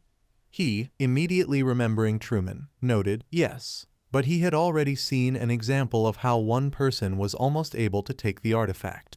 In fact, he has a bad feeling about it. They caused a big commotion with the Kraken. Things can only get worse from here. Gina's immediately focused on one word and clarified what it means worse. But they were abruptly distracted by someone's voice. The man loudly announced, "You just have to look who's here, Sir Tiny." Raising their heads, they saw Liam von Peterson, who, standing on the roof of the house, noted that they had not seen each other for a long time. Then, jumping down, he added, "What happened?" Tiny was about to answer something, but they were abruptly thrown aside by one of the Kraken's tentacles that suddenly appeared, causing him to immediately shout, "What is this?" But the next moment he falls silent, and seeing how two followers of the demon come out of a thick cloud of smoke towards him, and in the hands of one of them something shines, locked in a vessel and sealed with ribbons, he wonders in horror, "This cannot be the core divine artifact?" But then he shouted, "It was they who stole the humanitas. That's why the Kraken is here. Due to the theft of a divine artifact, holy vows cannot be kept." Grinning, Genus noted that it was now clear to him what the word worse meant. First the Kraken, now one of the dark sorcerers with the seventh circle. Rubbing his chin contentedly, the elder said, as if to confirm them, "They arrived earlier than he expected. He thinks it will be fun. The heir of Moors and two challenger-level knights. He doesn't know who they are, but they seem to be strong enough to stop their plan. So he will finish them off right now." But with a wave of his hands, the sorcerer directed a stream of dark magic at them, which rushed straight into Tiny. Genus Freewell, seeing this, immediately realized that the guy was in danger. The next second he rushed forward and stood in the way of a powerful blow, smashing it with his sword. Tiny, scared for him, called out, but looking to the side, he saw that Liam had done the same. The elder proudly said that resistance was useless. However, they did not give up. Although he understood that they would not last long like this, they needed to return the artifact. Where did the one who had it run away? Raising his head up, he noticed a demon's minion, who, using magic, flew into the air and shouted that he was a freak. Then, riding the lunar wolf, Tiny gave chase so that he would give up the artifact. The sorcerer, also noticing what he was doing, aimed a blow at him, saying that the guy would not succeed. Genus, looking up, realized that he was aiming at Tiny. No. But the very next moment the dark force finds itself crushed by the blue aura, and Genus Freewell himself, who did this, began to evade subsequent attacks. Liam von Peterson, following his actions, wondered in bewilderment. Did this guy repulse the blow of one of the sorcerers with the seventh circle? What recklessness! But Genus did not stop, and heading towards the sorcerer he used the art of the sword Valentia, the first equinox, the song of the frozen blade. But despite all the power, there were still small clots of energy that reached him and threw him back. Genus did not despair, but only understood that protecting Tiny should be a priority. Previously, even Asgard von Valentia strictly punished him that this was necessary for the common good, for the safety of the whole world. If Genus Freewell doesn't trust this kid, he should at least trust him. Now, having landed again, he said that he could not fail to carry out the king's order. The sorcerer's opponent is he. Liam, standing nearby, pointed the blade of his sword forward and warned that it would be difficult. The sorcerer himself, stretching his lips in a creepy smile, asked if they were trying to provoke him. However, Gina's only mentally addressed Tiny, did not answer anything, but decisively realized that he was counting on him. The elder continued disdainfully, 2 knights of the challenger level, then, they should look at what they're made of. With these words, he concentrated and threw out dark energy to the side. The 2 of them prepared themselves, and as the streams, sharp as lightning, approached them, Liam von Peterson was the first to take the blow and throw it away, and then, activating the power of his sword, sent a counter blow, shouting for the freak to try it. A fiery fissure appeared on the ground, which stretched straight towards the sorcerer. but he just grinned and said that it was a good try, but useless. And exactly when the blows were about to touch him, the elder simply concentrated magic on the tip of his index finger, colliding it with Liam's attack, causing him to become confused. The man asked, continuing to mock, did the knight think that everything would go according to his plan? But he did not manage to finish the thought, when suddenly, hearing a hissing behind him, he thought with surprise, wait, what kind of energy is this? And two, he managed to turn around when he saw Gina's Freewell, who, taking advantage of the chance, crept up behind him and, swinging his sword, dealt a powerful blow. The elder found himself caught in a blue hurricane, which began to circle him. Liam von Peterson ran up to Gina's and noted with relief that they seemed to have managed it. All thanks to him. He didn't know that Tiny had such a friend. Although this touched him deep down, without showing it, Gina's repeated, suddenly? Well, sort of. Their warm communication was interrupted by the elder, who managed to break free from the grip of the blue aura, thereby almost taking them by surprise. Rising into the air, wrapped in a protective dome, he menacingly announced that he finally realized who he was. The guy thinks he has the right to fool around. Isn't he Valentino's guard dog? Liam, hearing this, asked again in surprise, Valentino? Gina's Freewell himself noted with a frown that he knew that his disguise would not last long. The sorcerer, again raising his hand for a subsequent attack, said that since the guy himself had appeared, he would get rid of him with his own hands. The two of them prepared themselves as they saw a clot of energy with a bright core created by the man. Pointing it directly at them, he said only one thing, they must die. The blow, as if a comet was heading towards them, and they simultaneously realized that they would not be able to block this blow. When the attack was very close, the only thing they could do was run away in different directions, thus avoiding a collision. But the powerful core, leaving a deep ditch on the ground, exploded, splitting the earth and raising blocks of stone into the air. Genus, also jumping up and dodging stones, finally admitted that this sorcerer is very dangerous, until he attacked again, but something needs to be done about it. Looking towards the man, he noticed a shadow, and turning back he saw a huge tentacle heading straight towards him. Gina's Freewell froze on the spot, trying to think of something, but didn't have time, and the monster's limb fell right on him. At this time, Tiny, who was chasing the demon's minion, shouted at him to stop. When the man looked over his shoulder, he stretched his hand forward and shouted. He was caught. However, none of them noticed how they ended up on the edge of the cliff, and the henchman fell into the water, while continuing to hold the artifact. Tiny didn't show any sympathy. He just thought irritably, what a freak he is, followed by a voice that surprised him, how stupid he was. Looking into the water, he saw the one who was running away from him swim to the surface, and it turned out to be Hustle. Grinning evilly, he proudly noted that only a fool would fight him in the water. But Tiny surprised him with the fact that, but more precisely, does he really think so? And while Hustle was confused, Lunar Wolf ran straight down the cliff, and Tiny exclaimed that this time everything will be different. Hustle, raising waves on both sides of himself, said, okay, the guy can try to defeat him. At the same time, he also created several whirlpools and, standing on the surface of the water, held a sword in his hands and declared that the sea would become the grave for the boy.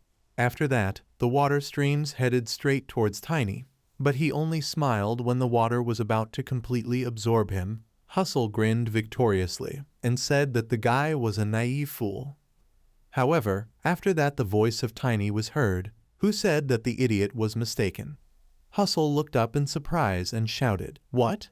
The guy flies?" At the same time, I also thought, to my horror, this cannot be. This boy's strength had increased significantly over time.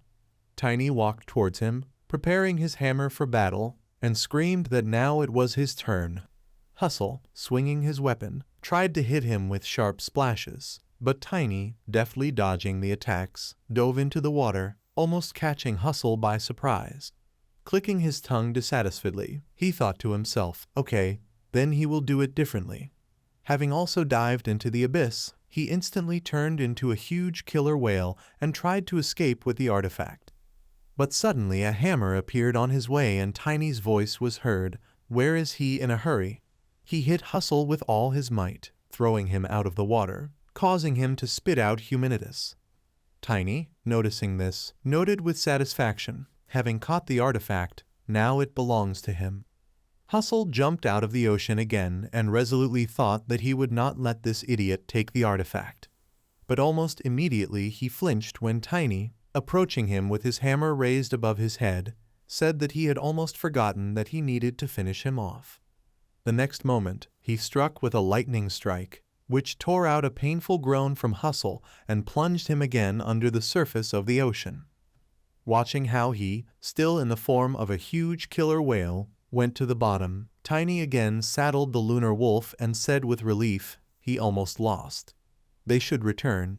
Looking towards the shore, he saw the huge kraken crawling out towards the city again, and was horrified, screamed, "No!" Heading towards the monster, Tiny thought in fear that he would not be able to save the artifact and Charon would be destroyed. He must stop the kraken. Tiny, holding the divine artifact in his hand, covered his face with his other hand to protect himself from the ultrasonic waves sent by kraken. He realized that the evil force is very powerful. Tiny thought his head was going to split. He began to slowly remove the tape that was wrapped around the lamp with the divine artifact of humanitas. A bright blue light illuminated everything around. Tiny put forward his hand with a lamp and called the divine monster kraken. He asked him to stop attacking. Tiny reported that innocent creatures are suffering. Kraken replied that he didn't care. Tiny looked at him in despair. Kraken angrily announced that sacrifices were inevitable so that he could cleanse this world of evil. He sent ultrasonic waves at Tiny and said that the divine artifact was no longer in Charon. He raised a huge tentacle and pointed it at the city, ominously saying that he would not break his promise even if he killed its inhabitants. A black shadow fell over the city, and people looked up in fear and saw a tentacle. Tiny shouted in protest that there was no need to do this. He asked him to stop. Kraken ignored his request and raised its tentacle higher, glowing with a red aura. Tiny angrily demanded that the evil clan stop. Kraken looked at him and noticed that he had the divine artifact. His pupils constricted and his eyes became bloodshot. He angrily asked the question, is he asking him to forget the pain of losing his child? Kraken sent powerful ultrasonic waves at Lunar Wolf and Tiny. Lunar Wolf spread its paws wide and pressed closer to the water to withstand this attack. Tiny, closing his eyes and gritting his teeth, grabbed his fur tightly, trying to hold on. Lunar Wolf growled desperately. Tiny coughed and spewed out a stream of blood, realizing that the kraken's rage was strong. He looked at the huge monster and thought that even through the distance and aggression he could feel its deep sadness. Tiny shouted that he would bring him those who killed his child. He desperately asked Kraken to trust him and stop.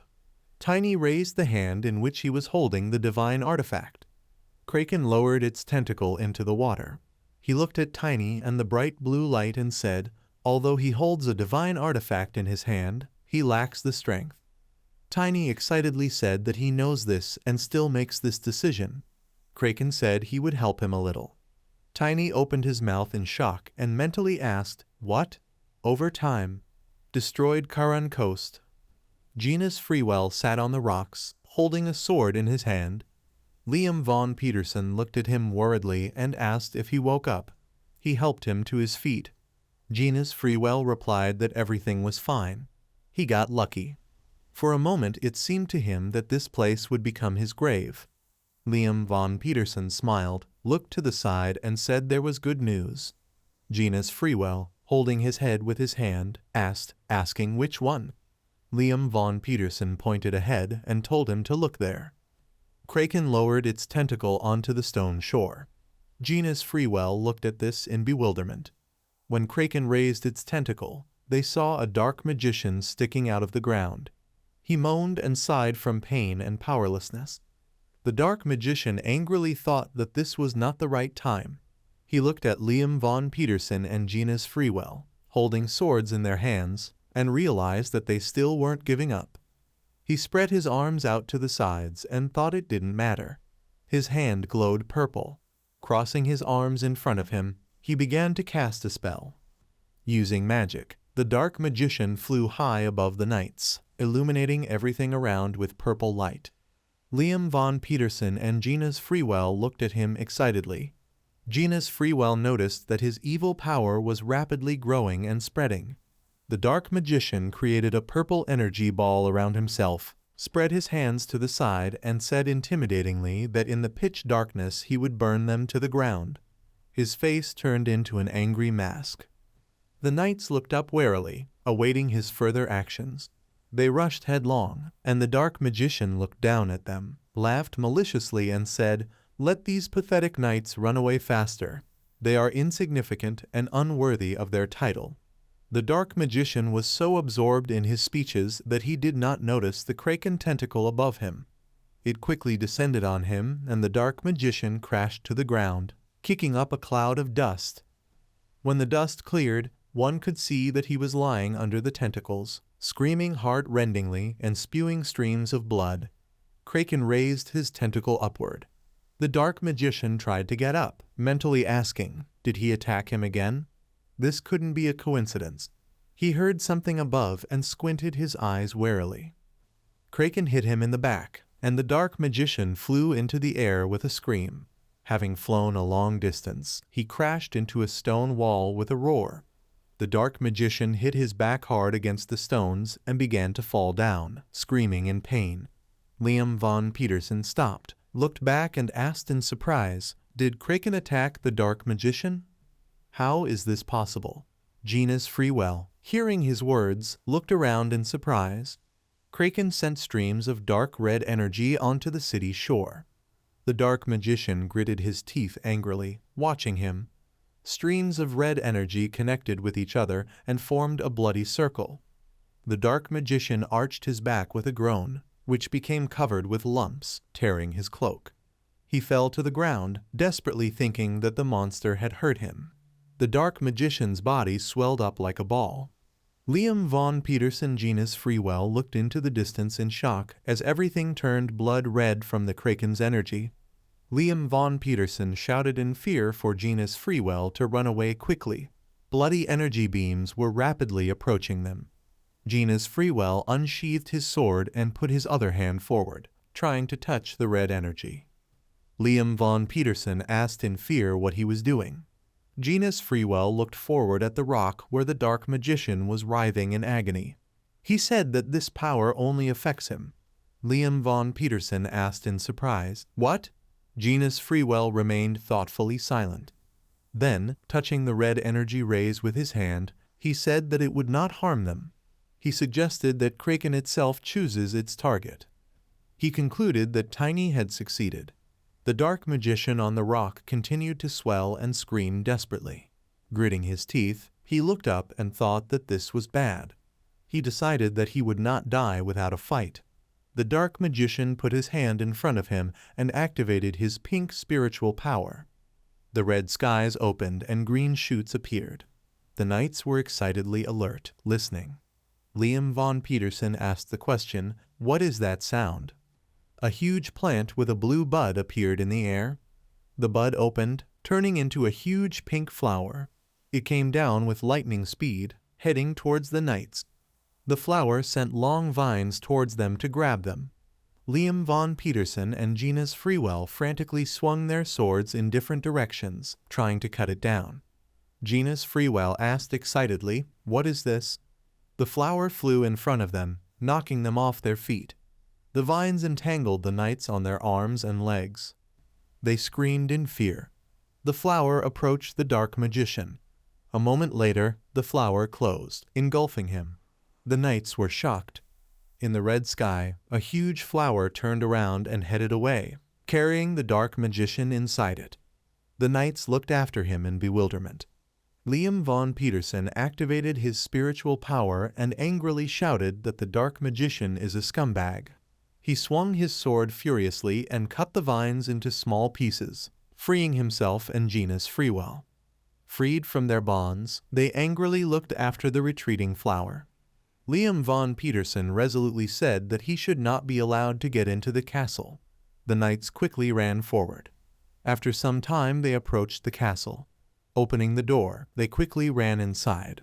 Liam von Petersen and Genus Freewell stood frozen in place, looking ahead in shock. Liam von Petersen asked the question, "What is this?" A dark magician stood on the balcony, and down in the hall many enchanted knights were looking at him. They all looked around and rushed towards Liam von Petersen and Genus Freewell, intending to kill them. The dark magician bewitched them, turning them into an obedient army. The enchanted knights held out their swords and pitchforks and muttered that they must die. This is the order of a man endowed with power.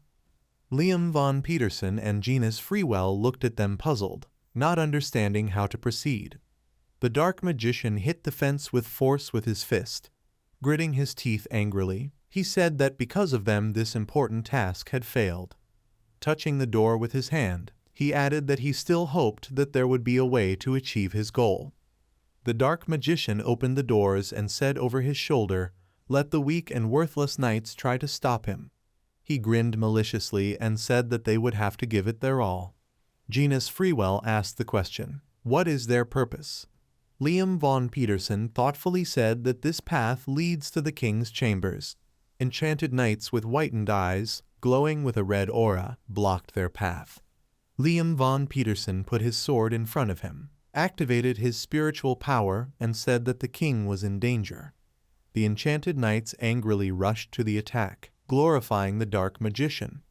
Liam von Petersen said emphatically that he would deal with them. He took a fighting stance and created a spiritual weapon using mana. He swung his sword and sent a stream of golden energy towards them. The enchanted knight flew back a great distance. He crashed into the stone wall with a crash, spewing blood. Genus Freewell asked uncertainly, "Is Liam von Petersen really going to do it alone?" Liam von Petersen said he hits them with the side of his sword so they don't die. Raising his sword, he rushed to the attack and said that they must get to the king. He angrily ordered the enchanted knights to clear the way. Liam von Petersen swung his sword and scattered them in different directions.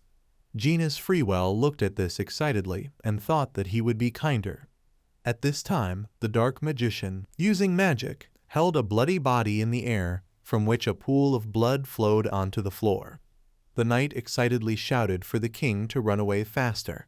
The dark magician threw it on the floor, shattering it. Streams of blood splattered the floor and walls. The dark magician took a step forward among the corpses on the blood-stained floor and said that he should have introduced himself first, but these people prevented him. He grinned smugly, spread his arms to the sides, and said that he would at least greet the king as expected. Henry von Curran stepped forward, holding a magic staff in his hand, and covered Emmerd van Curran with himself. At this time, the dark magician greeted the king. The king angrily barked that it was his fault for everything that happened. The dark magician confirmed this and said that they understood everything correctly. He spread his arms to the sides and created many magical streams of blue and purple colors around him. The dark magician said that as a reward he would put an end to the Curran bloodline today. Genus Freewell said menacingly, "First of all." The dark magician looked around excitedly. He saw Genus Freewell with a sword in his hands, who was approaching him from top to bottom, and said that the end would come for him. The dark magician admitted that he was brave for following him. He mockingly put his hands in front of him, glowing with magical power, and said that his blows were useless. Liam von Petersen sneaked up behind him and swung his sword. He cut the back of the dark magician, from which blood gushed out. Liam von Petersen, without turning around, apologized to Emmerd van Curran for being late and said that they had just arrived at the palace.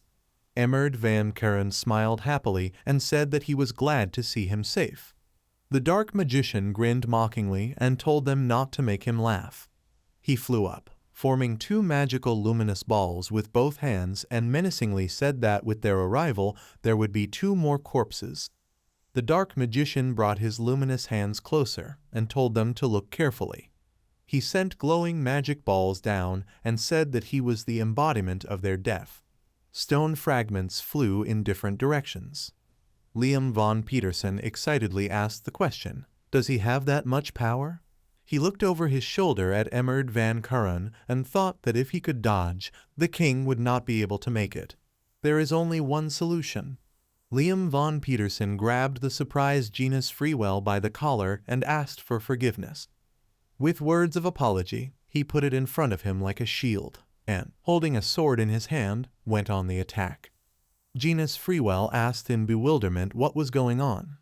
Liam von Petersen used his spiritual power to cover Genus Freewell with stone armor and said that he must do whatever was necessary to protect the king. He went out to meet the destructive magic balls.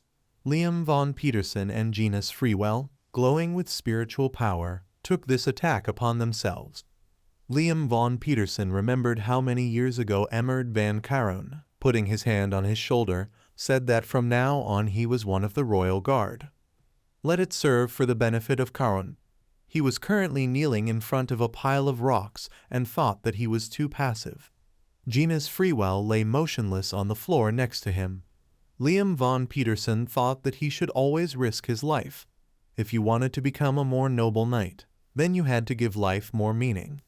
He sat on the floor with white eyes, shrouded in the magical energy of the dark magician. Liam von Petersen realized that an evil force was trying to attack the most vulnerable parts of his mind. His mind cleared, and he opened his eyes excitedly, having overcome the magical obsession. Emmerd van Kuren came up behind him, put his hand on his shoulder, and told him not to give in. The king helped him overcome the spell with his spiritual power. Emmerd van Kuren added that even if he committed a thoughtless act, it is important not to give up in the end. Liam von Petersen rose to his feet, looked at the king, and told him not to overwork himself. Emmerd van Kuren said it's okay, it's not difficult. Liam von Petersen thanked him with a smile and said that he felt better now. Genus Freewell annoyedly told him to stop talking nonsense. He is alive only thanks to him. Genus Freewell put his hand on his sword and tried to stand up. He reproachfully said that he came there to help him and he used him as a shield. He annoyedly asked the question, where was his consciousness at that moment? Genus Freewell looked at him and said that he would never forget what he did today. Liam von Petersen apologized excitedly and said he would repay him somehow. He looked up at the dark mage and said that they needed to deal with him first. The dark magician looked at them through the stone barrier and asked in surprise, did they survive? His hand glowed with magical light, and he angrily asked, how dare they? The dark magician, hovering in the air, arched his back and began to exude magical waves with his whole body. Genus Freewell, looking up, told Liam von Petersen that they only had one chance. They need to completely destroy this evil magic. The dark magician put both hands in front of him and sent powerful black streams of magical energy towards them, saying that this is the end. Genus Freewell channeled the spiritual power of blue light into his sword and summoned Valanche's swordsmanship and Xena's technique. Genus Freewell swung his sword from side to side and generated many energy swords in front of him. He swung his sword and directed it at the dark magician. Genus Freewell shouted a spell called the Song of Mad Wings and put his hand with the sword in front of him. Blue energy streams formed a ball and headed towards the dark magician. The dark magician crossed his arms in fear in front of him, trying to create a protective barrier around himself, but the energy swords easily penetrated this and pierced his body. He shouted in despair that this couldn't be. He asked in shock, how could a person with the level of an applicant do this? The dark magician frowned angrily and looked over his shoulder. Liam von Petersen stood behind him and pointed his sword in his direction. He summoned the Royal Guard's Kuren technique, Liam's lethal strike. His sword glowed brightly with spiritual power and was covered in stone armor. Liam von Petersen swung his hand and threw it forcefully at the dark magician. When the sword came close enough, he summoned a Wallenstrike. An energy flow carrying many stones overtook the dark magician, who screamed in pain. He looked down angrily and screamed desperately. An explosion occurred high above the ceiling, and a bright flash of light illuminated the chambers. Liam von Petersen looked up with hope and excitedly asked the question, "Did it work?" Emmerd van Karen pressed his hand to his chest, bowed and thanked him. Holding his heart with his hand, he fell to his knees, bowed his head exhaustedly, and turned to the Lord. Liam von Petersen looked at him excitedly and called out. Henry von Karen, noticing that the king felt bad, quickly rushed to his aid, screaming in fear. Liam von Petersen excitedly asked the question, "Did he just pass out?" Genus Freewell squatted, his back turned to them, and intently peered ahead. Jumping abruptly to his feet, he swore angrily. Liam von Petersen looked at him puzzled and asked the question, "What's wrong?" Genus Freewell showed off the severed hand of a black magician and worriedly told them to look at it. They only managed to cut off one of his hands. He escaped. At this time, the dark magician was running through the air, holding his bloody wound. The dark magician, walking across the sky, cursed several times. He pressed his hand over the wound and shouted a curse word louder. He looked down where the dead black knights lay and asked the question why the shadows did not answer him. He bandaged his hand while tying the knot and thought angrily that they had lost 30% of their men on this mission. He began to think further that he had even somehow managed to get injured. The dark magician suddenly noticed a bright blue light in front of him. He froze in fear. He saw Tiny on a lunar wolf stop in front of him. He named him the Morse Child. The dark magician asked the question, "Why is he holding a divine artifact in his hand?" Tiny smiled smugly and put the lamp with the artifact forward. He imprisoned the dark magician and himself in a mana cube. Tiny asked if he had any guesses. He looked forward with a predatory smile. The dark magician raised his hand upward, calling on his energy, and said through his teeth, "He doesn't know how he got it." He began to direct his dark energy forward and angrily shouted that it didn't matter now. It began to rapidly advance towards the frightened Tiny. The dark magician shouted at him to get out of here. Tiny smiled readily and told Lunar Wolf to get started. Lunar Wolf barked readily. He began to run forward, kicking through the air with his feet. Dark energy was rapidly approaching them. The dark magician incomprehensibly asked the question, "Why is he running towards him?" Tiny bit the lamp and began to use the armor of the Iron God. He thought it was harder when he accelerated. Tiny in the next moment pushed off from the back of Lunar Wolf and began to fly forward. He thought that he felt better when he started to act. Tiny began to swing his staff, and transparent blue armor appeared above his hands. It was an iron body.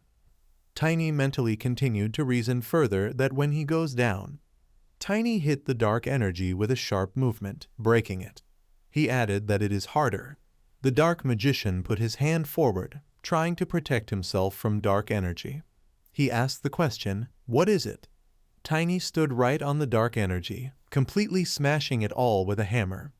The dark magician, stunned, asked the question, "Was he able to break through?" Tiny started swinging his sword again and exclaimed that yes.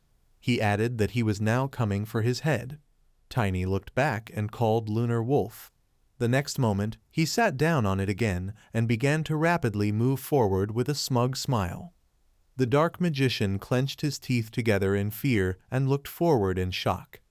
Tiny hit him hard on the chest with a hammer and pushed him back. The dark magician slowed down with his feet and pressed his hand to the one that had been torn off, starting to cough loudly. Blood began to come out in drops from his mouth. He angrily said that he was a freak. Tiny continued to swing the hammer with a predatory smile and thought that he was definitely weaker than he was before. He said loudly that they were continuing further. Lunar Wolf put its paws in all directions, taking a fighting pose. Suddenly Tiny noticed something strange to the side and looked closely there. The dark energy emanating from the hands of the dark mage began to pierce Tiny's mana dome. It began to become covered with cracks and completely collapse. Tiny asked the question, "What is this?" The dark magician grinned triumphantly. The next moment, a bright purple glow appeared from his hand and spread everywhere. The glow gradually grew into a dark tentacle, which began to move at high speed in different directions. The dark magician said that he forced him to resort to this. he added, still saying through gritted teeth that he would never forgive him. Suddenly, the dark magician's leg began to disappear. Tiny was stunned and thought it was a fire sacrifice. He looked forward and thought that his energy was evil. The dark magician stood in the middle of a huge dark ball. Tiny realized that energy was rapidly gathering. The dark magician with a gloomy expression said that he was a filthy idiot Morse.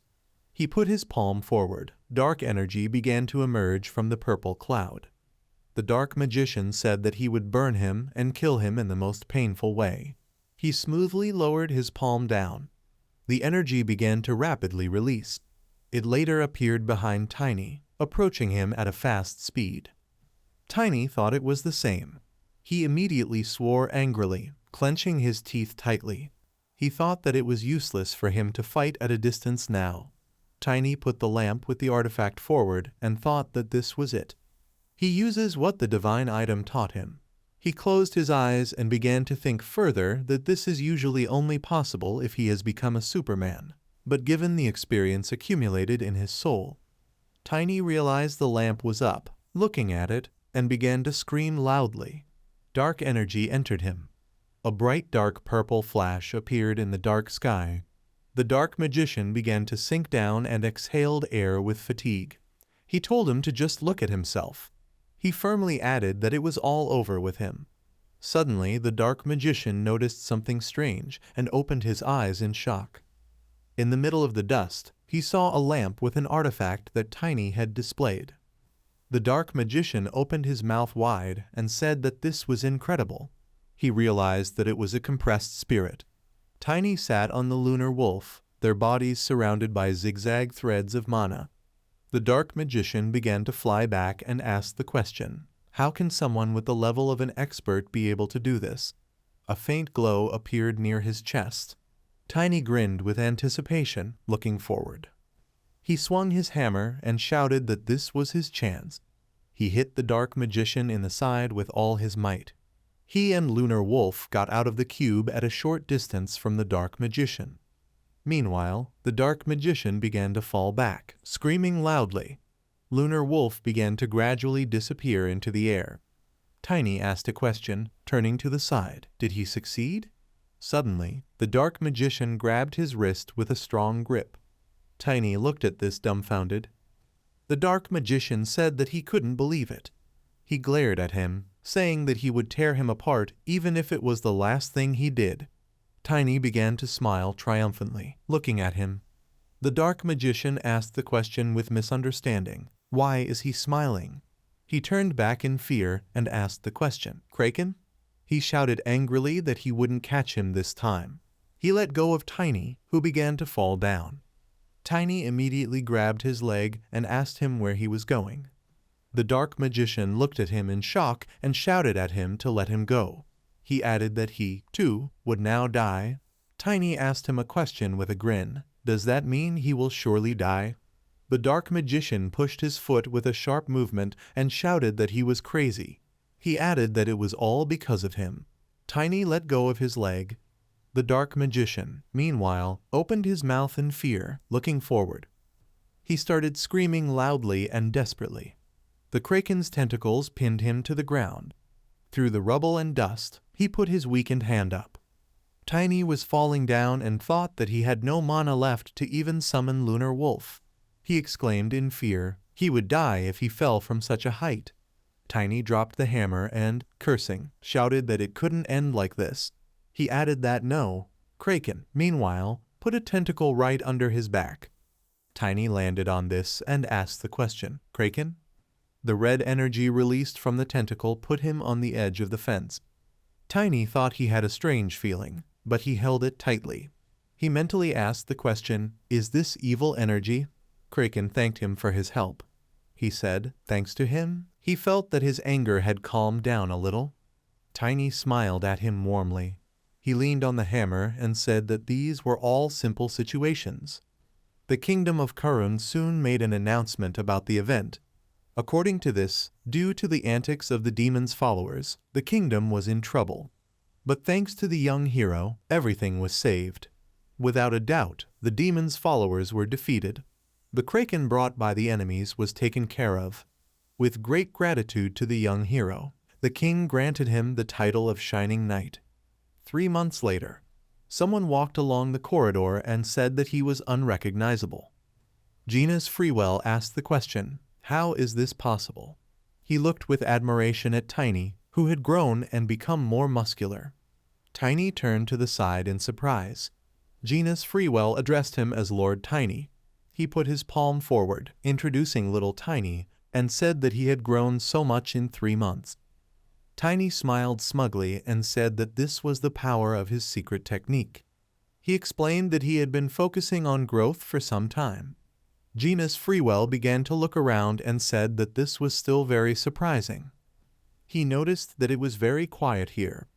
Tiny said thoughtfully, "This is because the coronation is approaching." Genus Freewell suggested with a smile that they should also go and see such a great event.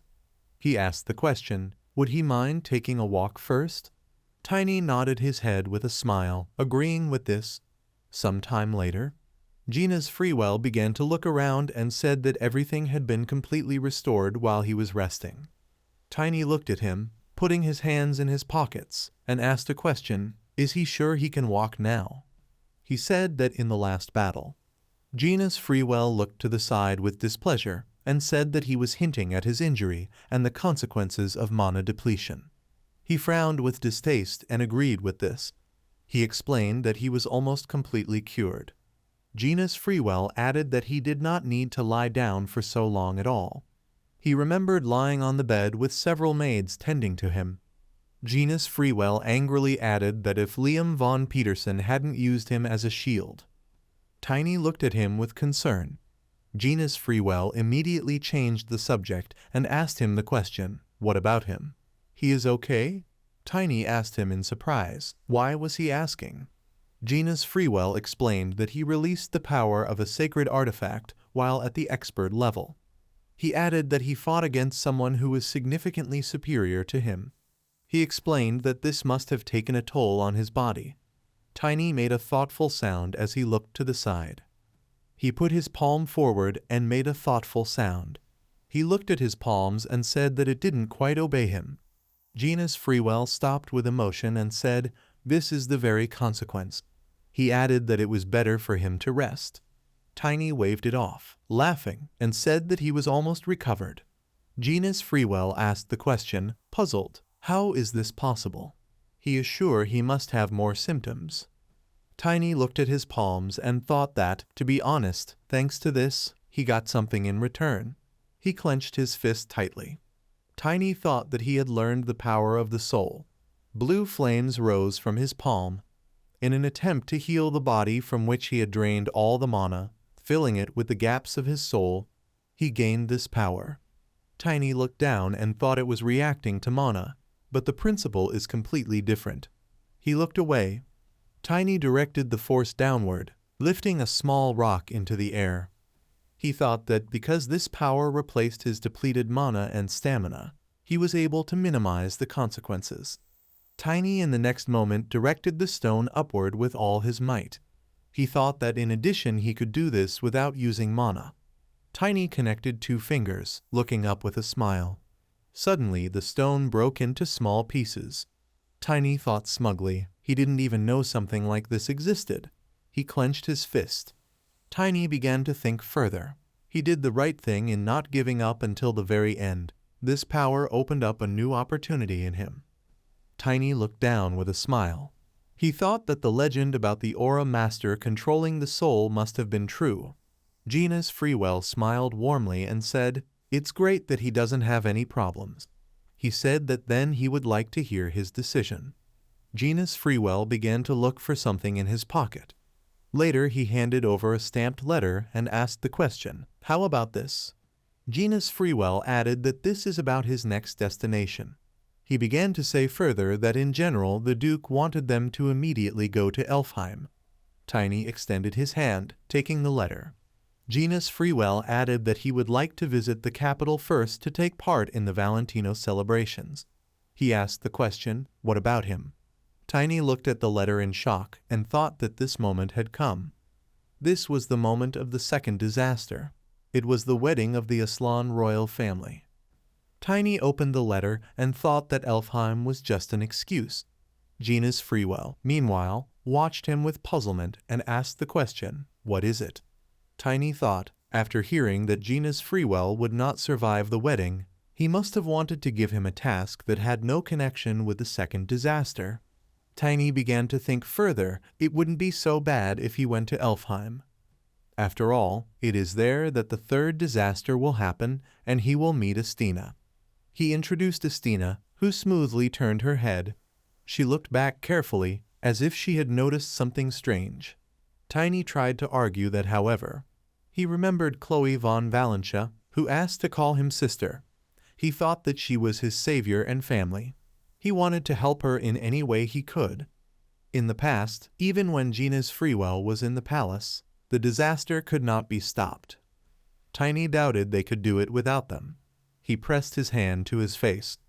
Gina's Freewell called his name questioningly, extending his palm forward. Tiny firmly said that he had decided.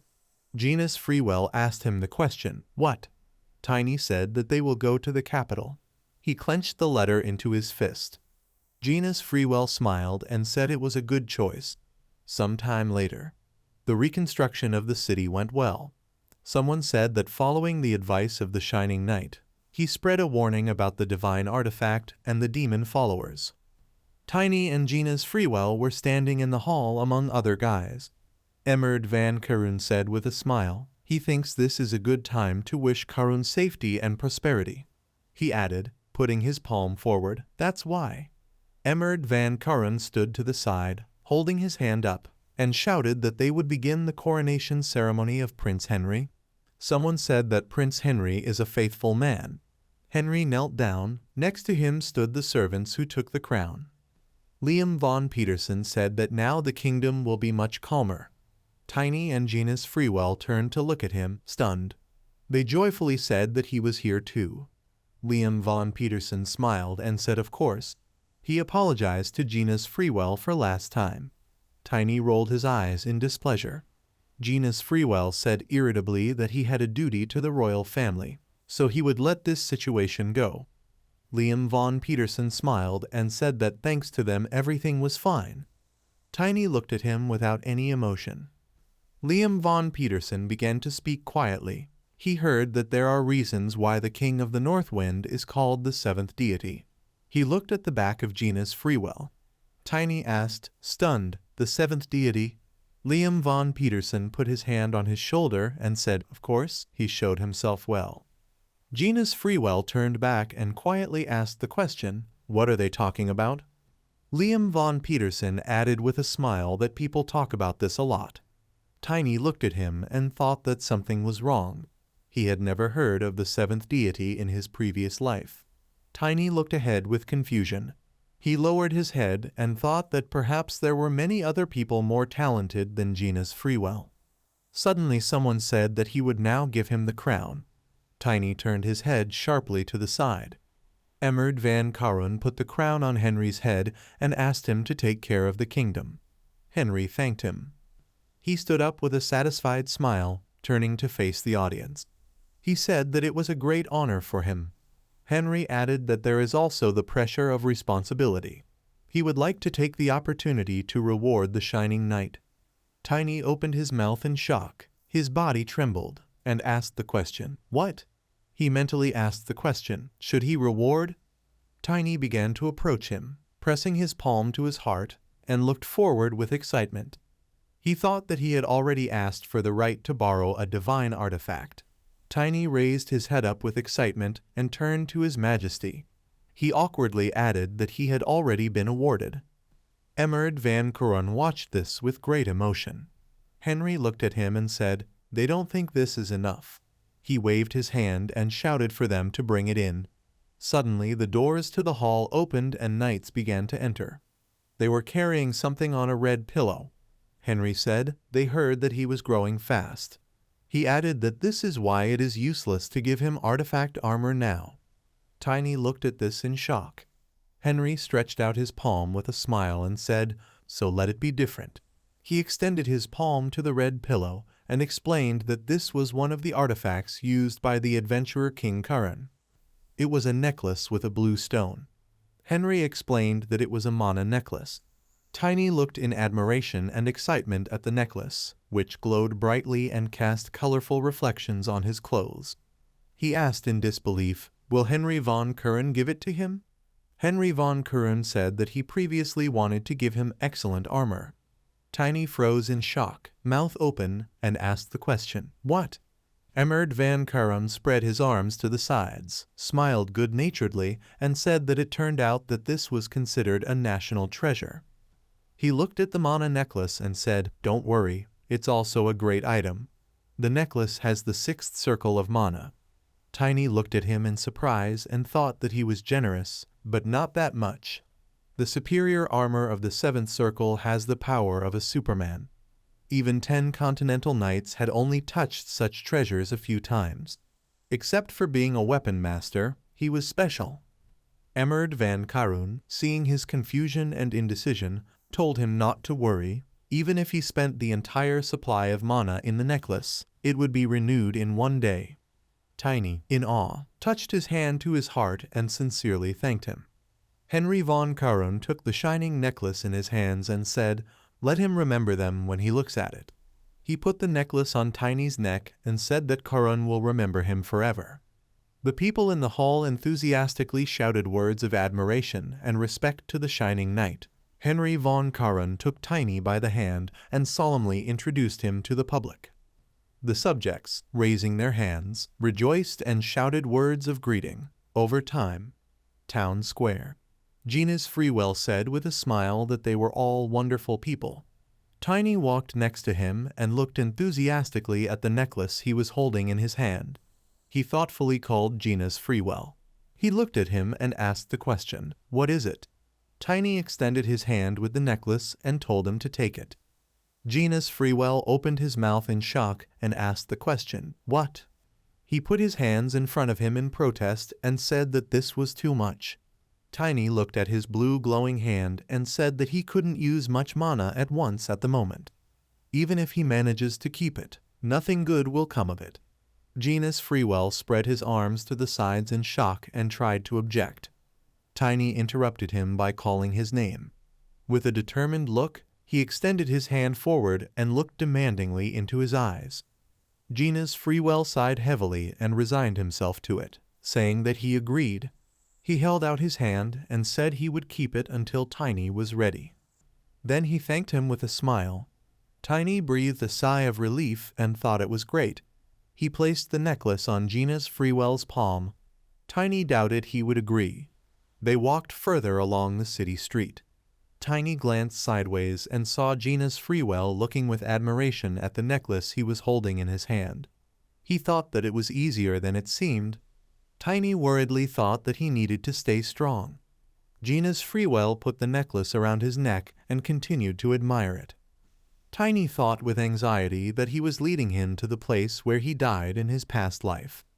After a while, they stood on the sandy beach and looked at the endless blue ocean. Gina's Freewell suggested that they should take a boat. Tiny smiled, stretched his arms forward, and activated his spiritual power. He said there was no need for that. They won't need a boat. Gina's Freewell looked at him in bewilderment. Tiny put his hand on Lunar Wolf and offered to save time and money with a smile. After some time, they rowed over the ocean on a Lunar Wolf. Gina's Freewell sat in the back and held Tiny tightly with his hands. His face expressed extreme despair and anguish. Tiny looked at him over his shoulder and asked how he was feeling. Gina's Freewell just moaned in response. Fighting back a wave of nausea, he added that it would be better if they went by boat. Tiny strictly told him not to talk nonsense. They're almost there. Tiny clenched his teeth in irritation. He forgot that for the owner of the Lunar Wolf, this is nothing, but for an ordinary person riding it is hell. Gina's Freewell covered his mouth with his hand, holding back a bout of vomiting. Tiny noticed this and asked worriedly, "Is he holding on?" Gina's Freewell vomited right on him. Tiny screamed indignantly. He demanded that Gina's Freewell turn his head to the side. After some time, noise and barking were heard on the city pier. Passers-by stopped and looked at Gina's Freewell and Tiny in surprise. They asked the question, "Who are these tramps?" Gina's Freewell and Tiny were lying on the asphalt and breathing heavily. Tiny, with a haggard face, moaned pitifully. Gina's Freewell, holding his hand to his stomach, said desperately he was sure he was going to die. After a short silence, he suggested hiring a horse on the way back. Gina's Freewell exclaimed, puzzled. Tiny inquired, asking what was wrong. He widened his eyes in shock and froze in place. Tiny excitedly felt himself and realized with horror that it was gone. They both clutched their heads in despair and thought that their wallets were missing. Tiny remembered that it could have fallen into the ocean when Gina's Freewell became ill. Gina's Freewell said with regret that it was his fault. Tiny looked at him thoughtfully. He cheerfully said that they could always make money. Gina's Freewell looked at him questioningly. Tiny smiled slyly and asked a question. Did he know? He looked forward at the hooligans who were intimidating and offending the guy. Tiny added with a sly smile that such people, like money bags, were created for such situations. There was a frightened cry. Over time, having left the city, Tiny said that the city was free, that's why it happened. He shook a wallet with coins in his hand in front of him and said that those hooligans had little money in their pockets. Gina's Freewell rode silently ahead on his horse. He looked at the wallet disapprovingly and called Tiny by name. Shaking with indignation, he added that he had the title of a shining knight. Tiny looked at him in bewilderment and chuckled. Gina's Freewell angrily pulled the horse's reins. She reared up indignantly and neighed. Gina's Freewell angrily asked the question, "Does he want to lose this?" He did not investigate or evaluate their sins, but simply used brute force. The horse sank noisily to the ground. Tiny looked back in fear, driving the lunar wolf to a safe distance. Gina's Freewell morally added that such behavior will lead society to chaos. Tiny smiled cheerfully and thought that he was too correct, but at the same time great.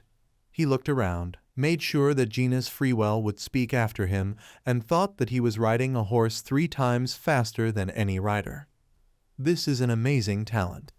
Tiny thought hopefully that he had made the right decision to take him with him. Gina's Freewell caught up with him and punched him, saying he was hit. Tiny fell back from his blow, but was able to stay on top. Using mana, he sharply turned the lunar wolf in the air. Lunar wolf pushed off with his paws and did a somersault.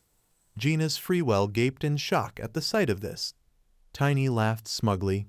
Gina's Freewell gritted his teeth in frustration, clenched his fist and growled. Tiny wanted him to know something before the ceremony began. Gina's Freewell chuckled in surprise. Tiny asked with interest, "Does he know anything about the second prince?" Gina's Freewell looked at him thoughtfully and said that the second prince's reputation was fine. He heard that he was close to the crown prince. Tiny asked in surprise, "What? Are they close?" He remembered that in his previous life there were rumors that the second prince staged a coup and they died. Tiny mentally asked in bewilderment what was going on in the royal family. Over time, royal palace. Karsha affectionately stroked the head of her son sleeping on her lap. She said that the crown prince almost woke up. She calmed him down and told him to sleep well. In front of her on the table on a soft pink pillow was a magic ball. Karsha asked the question, did their plan not work? The second queen of Karsha was very tense as she asked her question. From a glass ball lying on a velvet pillow came the voice of one of the demon's followers. Yes, he cannot tell the details, but the queen need not worry about the result. She did note that she had already heard about what happened at Karun. This is a terrible failure. The man tried to answer her something, but Karsha, interrupting him, began to express all her dissatisfaction. They had been hatching plans for several years and spent 3 months preparing. And now he says the plan failed. How much longer can she trust these scoundrels? The henchman clicked his tongue dissatisfiedly and, smiling again, replied that even if the queen did not believe them, he doubted that they would be able to break the contract. She asked in bewilderment, "What did he say?" And then the man said mysteriously and very ominously, "Because otherwise they would be very sad." She wanted to kill all the members of the Aslan clan that she hated. Is that what she said? She should think carefully. Such an opportunity rarely comes. So what will the queen do? Barely holding back a tremble, Karsha clarified, is he sure that they will achieve the desired result? The demon repeated the sequence once again. Of course, he is sure. Suddenly the voice of a child was heard, sleeping peacefully on her lap. The boy called his mother, and she, looking at the glass ball, saw that her interlocutor had stopped their conversation and left. Then Karsha switched to him and smilingly said, her prince woke up. He, still sleepily rubbing his eyes, confirmed yes. She asked if class would start soon. In response, there was only a silent nod from the boy. But suddenly, still not raising his eyes to her, the prince asked if he could not go. He's only half royal, and he doesn't even have golden eyes. But Karsha, suddenly placing her hand on his head, said sternly, but still lovingly, that he should not upset her with such words. He should just continue to mature like he did before. This cheered up the boy, and he clenched his fist and joyfully exclaimed, good. When he gets older, like his brothers, he will put her on his back and run around the palace 10 times. This made her laugh, and Karsha sincerely replied how nice he was. She believes in her prince. Then the boy began to tell how his last lesson went, while she laughed, listening to him attentively. At this time, something flashed in the ball. The followers of the demon gathered in a secluded place began to disparagingly discuss her. She finally realized. Stupid woman. They couldn't help it even if they prepared more. Second elder must understand this. The first elder was seriously injured and is currently being treated. Many of their people died. Suddenly one of them could not restrain himself, and, hitting the table with his fists, exclaimed, it can't be. All this is because of that idiot from the Moor's family. What is he doing now? It seems he went to Assyrian. As soon as the others heard this name, people immediately began to whisper, is this a great thing going to happen there? It's probably an accident. He is also associated with Valentino. Unexpectedly, she stood second, baring her teeth, and ordered everyone to be silent. They need to keep monitoring this guy but not do anything. Now they are concentrating on a great cause and using the blue fox. A stern voice is heard in the throne room. The report is over. Bradley Van Aslan, looking at the document in his hands, clarified, did his brother come all this way to personally report this to him? Does he continue to make life difficult for himself? He is very grateful to him for this. Standing right in front of his desk was the rather serious second Prince Lot Van Aslan, who also coldly replied that he was currently working with the local information group. Didn't he do the same thing back in the day? Bradley, with a smug grin on his face, confirmed this a little, but it doesn't suit him. He is sure that his brother will lecture everyone and command his subordinates. Lot, unable to bear such rather rude treatment addressed to him, called out to him displeasedly, and then he, spreading his arms to the sides, finally calmed down, saying, okay, he is silent. By the way, how are the second queen and Tinel doing? He hadn't heard from them lately. Lot Van Aslan noted that it looked like their mother had summoned the head of the knights again. Hearing this, Bradley Van Aslan visibly narrowed his eyes, and he continued that the head is still in charge of the royal detachment of knights. This cannot continue like this. They need to strengthen the influence of this unit. Sighing heavily, Bradley thought that the policy of disdain for the royal knights must be to blame. When suddenly Lot added in a dissatisfied tone, and something else, she treats Tinel like a child, and he is already 14. Bradley Van Aslan immediately clarified that. 14? Grinning with his thoughts, he began to tap a weak rhythm on the table, until Lot Van Aslan exclaimed with even greater displeasure, because of this he is infantile. But noticing that Bradley had stopped listening to him, he called out to him, and then Bradley Van Aslan shared that he remembered someone the same age. One boy hit him in the face, causing him to even turn over in the air a couple of times.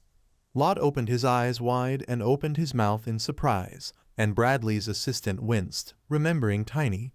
Bradley also noted that recently this boy became the main character of gossip. Lot Van Aslan suddenly boiled with anger, and hitting the wooden surface with his palms, he shouted, "How could his brother let this ignorant idiot go?" Again spreading his arms to the sides, Bradley Van Aslan reassured him, answering that everything was fine, it was his own fault. The guy was able to handle it. Lot again shouted in bewilderment, "What?" He, now with a satisfied smile, continued, saying that he was sure that his brother had also heard about him, about the shining knight who saved Karun. Lot Van Aslan really refreshed his memories, and hastened to clarify, a shining knight.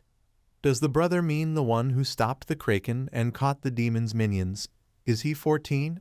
Rumor has it that he is a half-elf about 20 years old. Bradley calmly explained that he does not know about this. When they met, he was an ordinary child. Then, getting up and going to the window, he added that he would like to see him again.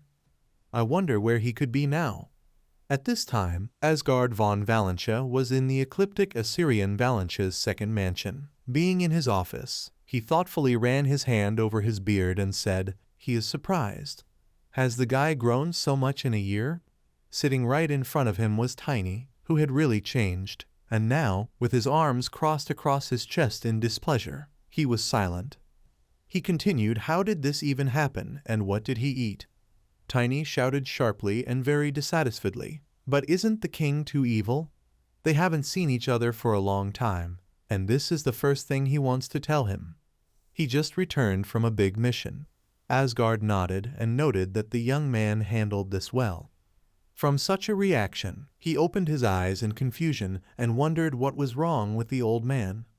Then, stretching his neck, he announced, "This is not about that now." Asgard von Valentia, now looking at him with a serious look and from under thick eyebrows, agreed, "Yes. More important is the second disaster that will occur in the royal palace during the wedding of the crown prince.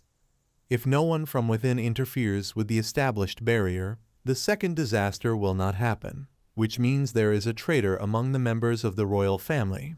The great magical barrier is an ancient relic connected to the outer Assyrian wall. It does not allow evil energy to pass through, freezes mana, and has magical effects. Restrictions do not apply only to members of the ruling family, imperial knights and magicians. Therefore, without the help of someone who can influence the barrier, the second disaster would not have happened, which means there is a traitor among the higher ranks." With each phrase, Asgard's voice became more and more serious. They can only trust the eldest prince. Is it possible that the criminal was fooled by demon followers? They're probably using it. But this is only possible if he is as stupid as the young man. As soon as Tiny heard this, he shouted angrily, "What?" But he immediately clarified, almost exuding flame. Did he incorrectly describe a careless idiot who never does what he is asked to do, no matter how many times he explains everything? Shyly turning away to the side, Tiny suddenly remembered that the only superhuman in the Royal Alliance is the weapons master Grid Van Sheldon. This man, in the battle between the kingdom and the Alliance, proved to the whole world how strong he is, having fought countless times with the Sword Master and keeping the Alliance united. He still fights the Sword Master even after the war is over. Their level is obvious. Grid became the owner of the aura 3 years ago, and the Sword Master 2 years ago. It was at that time that the world was shocked by the battle of these two supermen. Asgard von Valentia, at the same time reading the letter that the servant gave him, crushes the sheet in the iron grip of his fist and cries out in displeasure. He found the time. He doesn't understand where his place is? Does he really think that now is the right time to find out who is stronger? Tiny, understanding who he was talking about, clarified, why shouldn't the king accept the challenge? Asgard wanted to be indignant, but he raised his index finger and added, but with conditions. It will be useful for their plan. Weeks later, numerous residents gathered in the Colosseum arena outside the city. They were all surprised when they saw Tiny's dark hair standing in the arena, and immediately began to discuss, "This must be the Shining Knight?" "Hardly. They say he is much younger."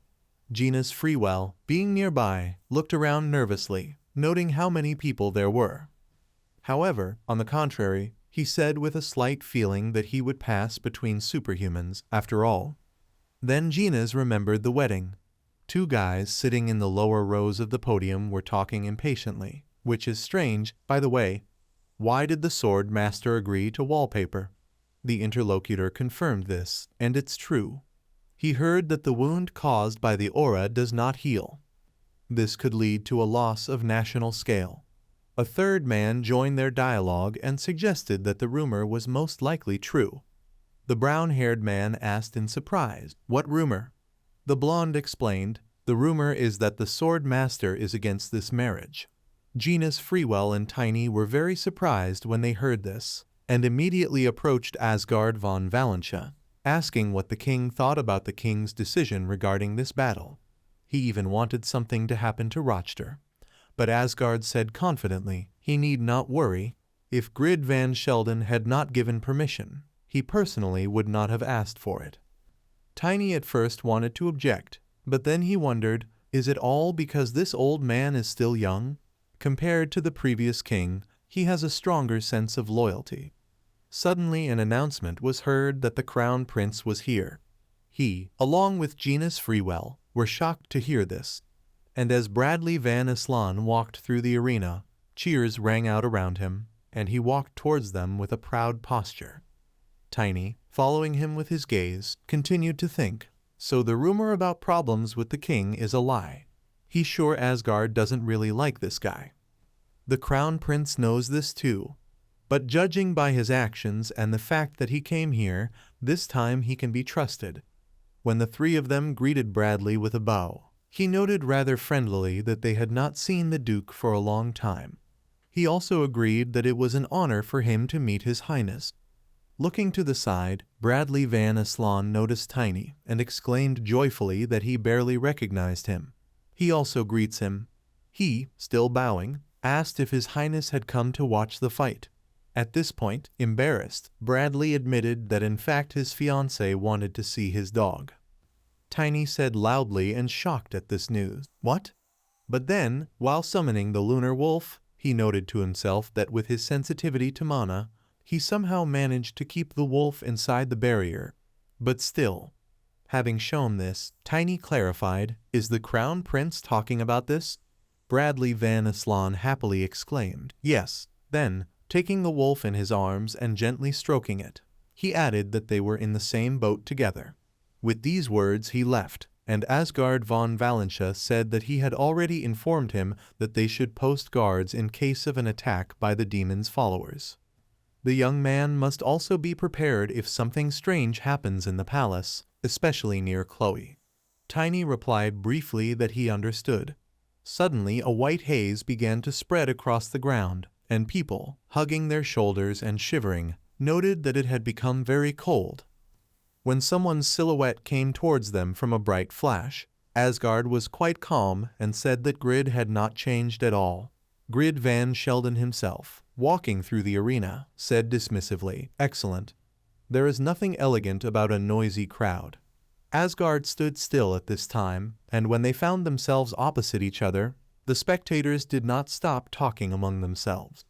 Sighing, Grid first noted that it seemed like he had finally managed to come to his senses. Asgard answered coldly, "He is the one who's messing around at a foreign nation's festival. His words are worthless. He must know his place." Grid Van Sheldon repeated with some resentment in his voice, "Messing around." Then, grinning and twirling his mustache, he noted why he thought he was a bore. The tone of his speeches does not correspond to the title of an aristocrat. Asgard, starting to get openly angry, asked if Grid had time to think about the tone of his voice. Then why not think about his actions? Then, flashing a red aura, he added that he thought his harsh remarks deserved more attention than his lack of class. Grid Van Sheldon, now also angry, activated his energy, ordering him to stop talking. The host, seeing that they were about to begin the battle, announced that the rules would be as follows. Unrivaled armor is prohibited for safety reasons. At the request of Asgard von Valentia, the loser will grant the winner's wish. Grid Van Sheldon unsheathed his sword and said, "They should end this." However, Asgard mockingly clarified in response, is he using a sword against him? It seems it's time for them to stop his pointless attempts. Grid didn't pay any attention to his words and noted that he realized something when he became an Aura Master and would teach him a lesson as a senior. Asgard von Valentia, clenching his jaw from the boiling hatred inside, directed a piercing gaze forward and declared, "They should look at this? What kind of lesson is this?" The next moment he was already next to Grid Van Sheldon and dealt the first blow directly to his head. However, after this, a grinding of metal was heard, and Grid, who managed to block the attack with his weapon, threw it back, asking, "Does he call this fencing?" When Asgard landed, Grid Van Sheldon, having also prepared a shield, exclaimed that he would show him real swordsmanship. With these words he rushed forward, and when the tip was right in front of Asgard von Valentia's face, he parried the blow, sending Grid in the other direction. However, although he was surprised at first, he then wondered, was he able to fend off the power of aura destruction using a beginner's trick? Asgard tried to strike him again, and Grid Van Sheldon, although he tried to defend himself, was still thrown back, but still took off in time. Asgard von Valentia, following him, pushed off the ground with his feet, saying, since he showed him good movements, he will show his own. Grid chuckled and said that this was stupidity. And then, armed with a bow and an ice arrow, he aimed it straight at Asgard, who was so surprised by this that he did not have time to repel the attack and fell to the ground. But still he managed to land on his feet, clenching his jaw, and with the help of his shield he began to reflect the flow of energy that rushed over him. When it all stopped, he looked up, where Grid Van Sheldon was shouting that this was not all. The next moment, he activated his vision ability and sent ice blossom arrows at him as a new attack. All of them had fairly sharp tips, but when the attack was very close to Asgard von Valentia, he rather proudly replied that although it was a great try, these ice arrows were useless against him. However, the next second he screamed in horror as the arrows began to explode next to him. Grid shouted to him that he had relaxed, and his vision is not so easy. Then Asgard, having calmed down, plunged his sword into the ground, which caused a bright splash of red aura to appear. Grid Van Sheldon, trying to somehow cope with this, wondered what it was. Then it landed, but residual currents reached the spectator seats. People began to scream in horror, asking what happened. They are so fast. Asgard von Valentia, not paying any attention to these exclamations, said Grid seemed to say that he would teach him a lesson. And this, as he considers, is the art of the Elder's sword? Laughing, Grid Van Sheldon agreed, that's right, but he couldn't defeat him with this sword. He is his sworn enemy. Asgard, lighting up with red energy, responded coldly, changing his word with a straight face. Grid began to laugh even harder, and also activating his blue aura, announced that they should start the second round. Now they must fight until one of them dies. Having said this, he already headed forward, and found himself near Asgard von Valentia, raising his sword above his head.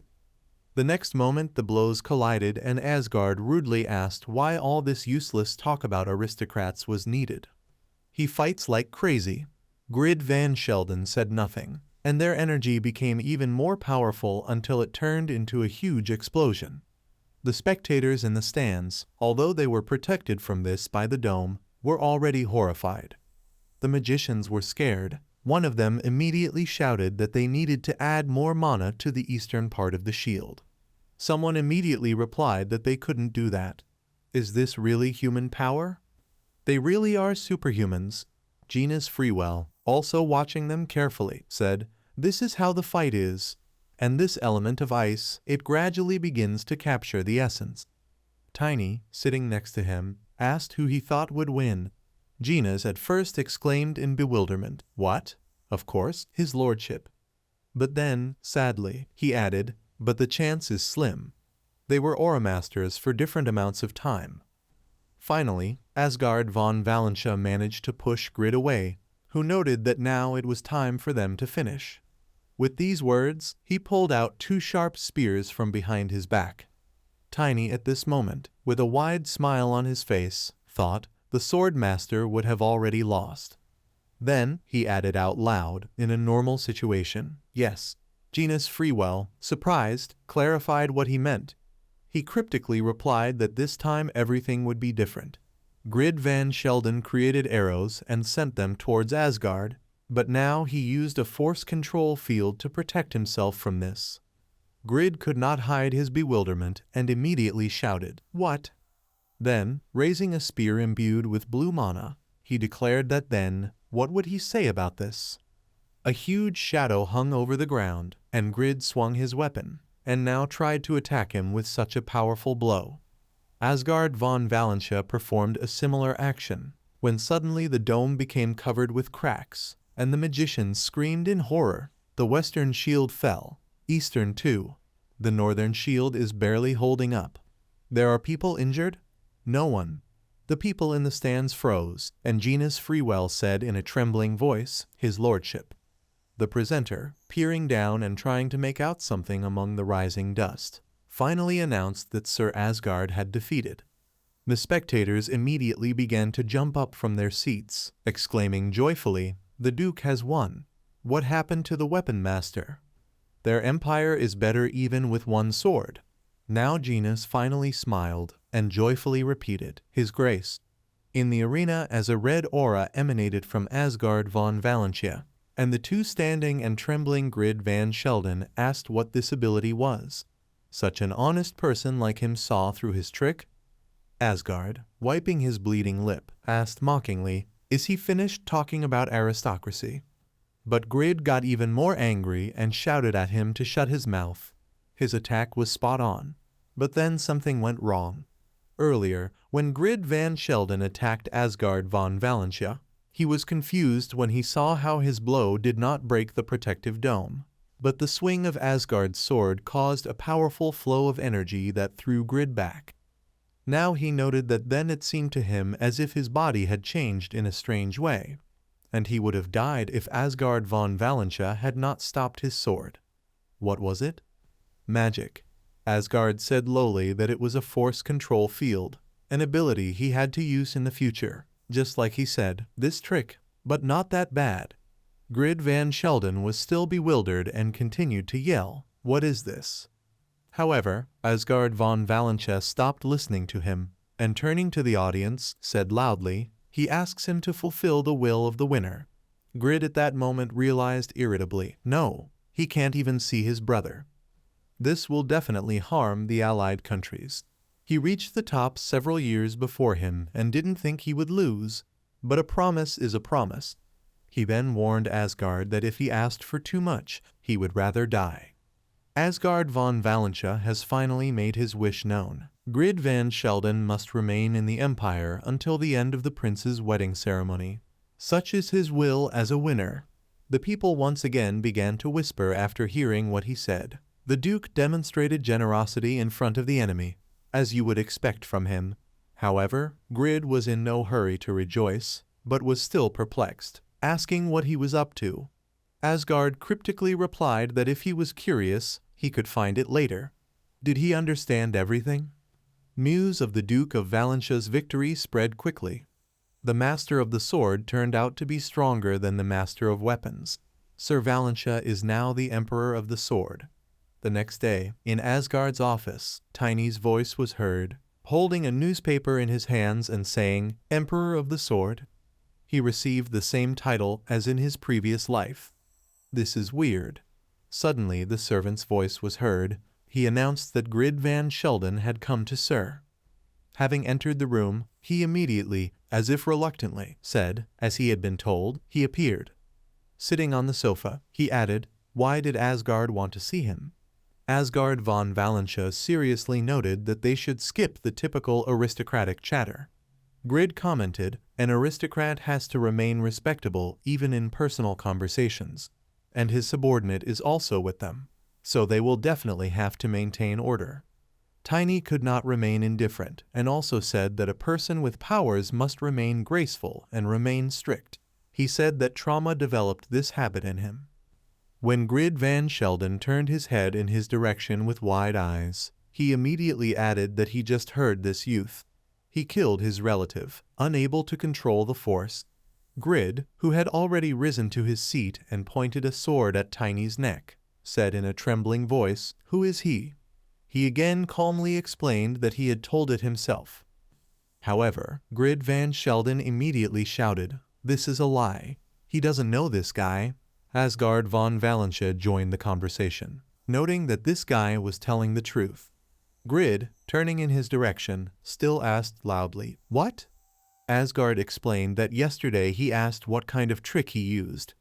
This kid taught him this. Grid Van Sheldon, sighing heavily and flaring up his aura even more, shouted, "Asga will explain to him how to understand this." He answered quite calmly, since he still calls him that, it means he's ready to listen. He should calm down and he will explain everything. He needs to know something. For a few seconds, silence reigned in the room, and while Grid tried to control himself, Tiny thought, apparently, these are the people who are called terrible friends. Finally Grid Van Sheldon relented, but still grimaced and said, "Okay." Then Asgard von Valentia, he really didn't expect to hear his nickname. Grid, still dissatisfied, replied that his name was simply too long. He won't even say it at an official meeting. Then turning to Tiny, he asked, what should he know? The guy shouldn't talk nonsense. He was surprised to see a fist in front of him, and Grid Van Sheldon threatened him that otherwise he would break the guy's bones and tear his skin into pieces. Tiny laughed at first, then answered with a smile that he understood everything. That's more like old Grid. He screamed again, "Old man? He's a freak." Asgard von Valentia reminded him irritably that he should just listen to this guy. Tiny, not paying attention to the reproaches addressed to him, said, "Grid Van Sheldon, he is about 56 years old." Normally, they would have met for the first time 15 years later, when his shining blue hair would have turned half gray. After a while, when he told everything that was required, Grid said thoughtfully, "It sounds reasonable." "Okay, he'll do it." So the guy says that the future will not be a happy one. Tiny noted that he shouldn't worry. This time 10 nights will stop the trouble. Grid Van Sheldon thought to himself that there were 8 of them now, and also said that it is still unusual to hear about these nights. Where are the other 2? He admitted that he doesn't yet know how to get closer to them.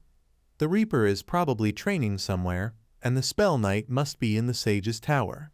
Grid repeated, "Reaper and Spell Knight. What kind of names are those?" But then he immediately replied that he believed that in times like these, all means are good. So they ask him to stay because of the disaster. Tiny immediately exclaimed joyfully, "Right?" However, Asgard von Valentia suddenly disdainfully noted that the guy came up with this with his tiny brain. A battle of views began between them. Asgard was still in slight disbelief at everything that was happening. Grid immediately interrupted their argument, asking what about that ability. Tiny said pleased, exactly.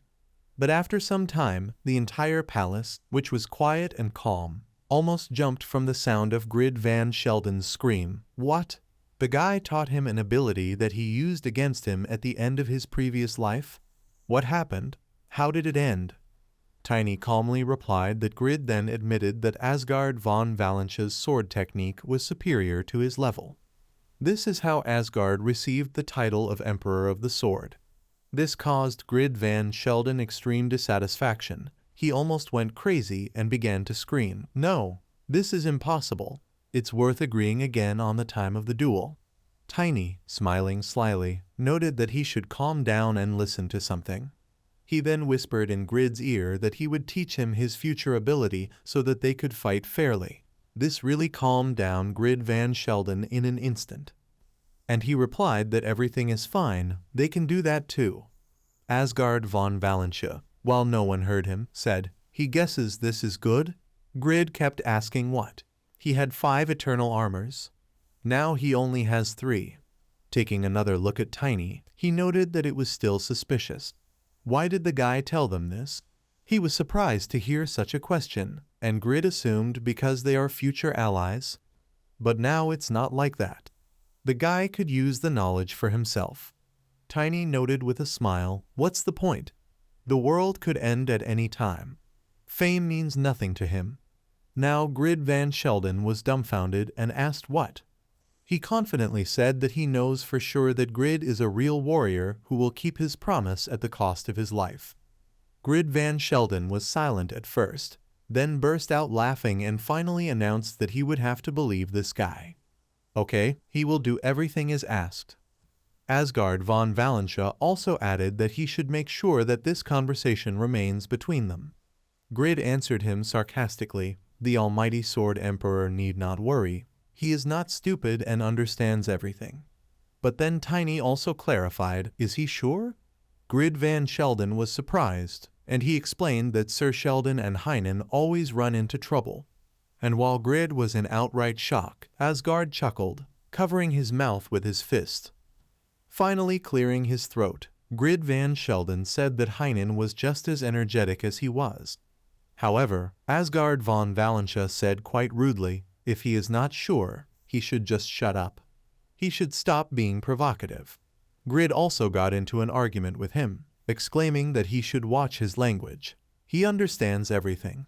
Soon Grid Van Sheldon left them to go about his business, and Asgard and Tiny, following him through the window, announced that he had left.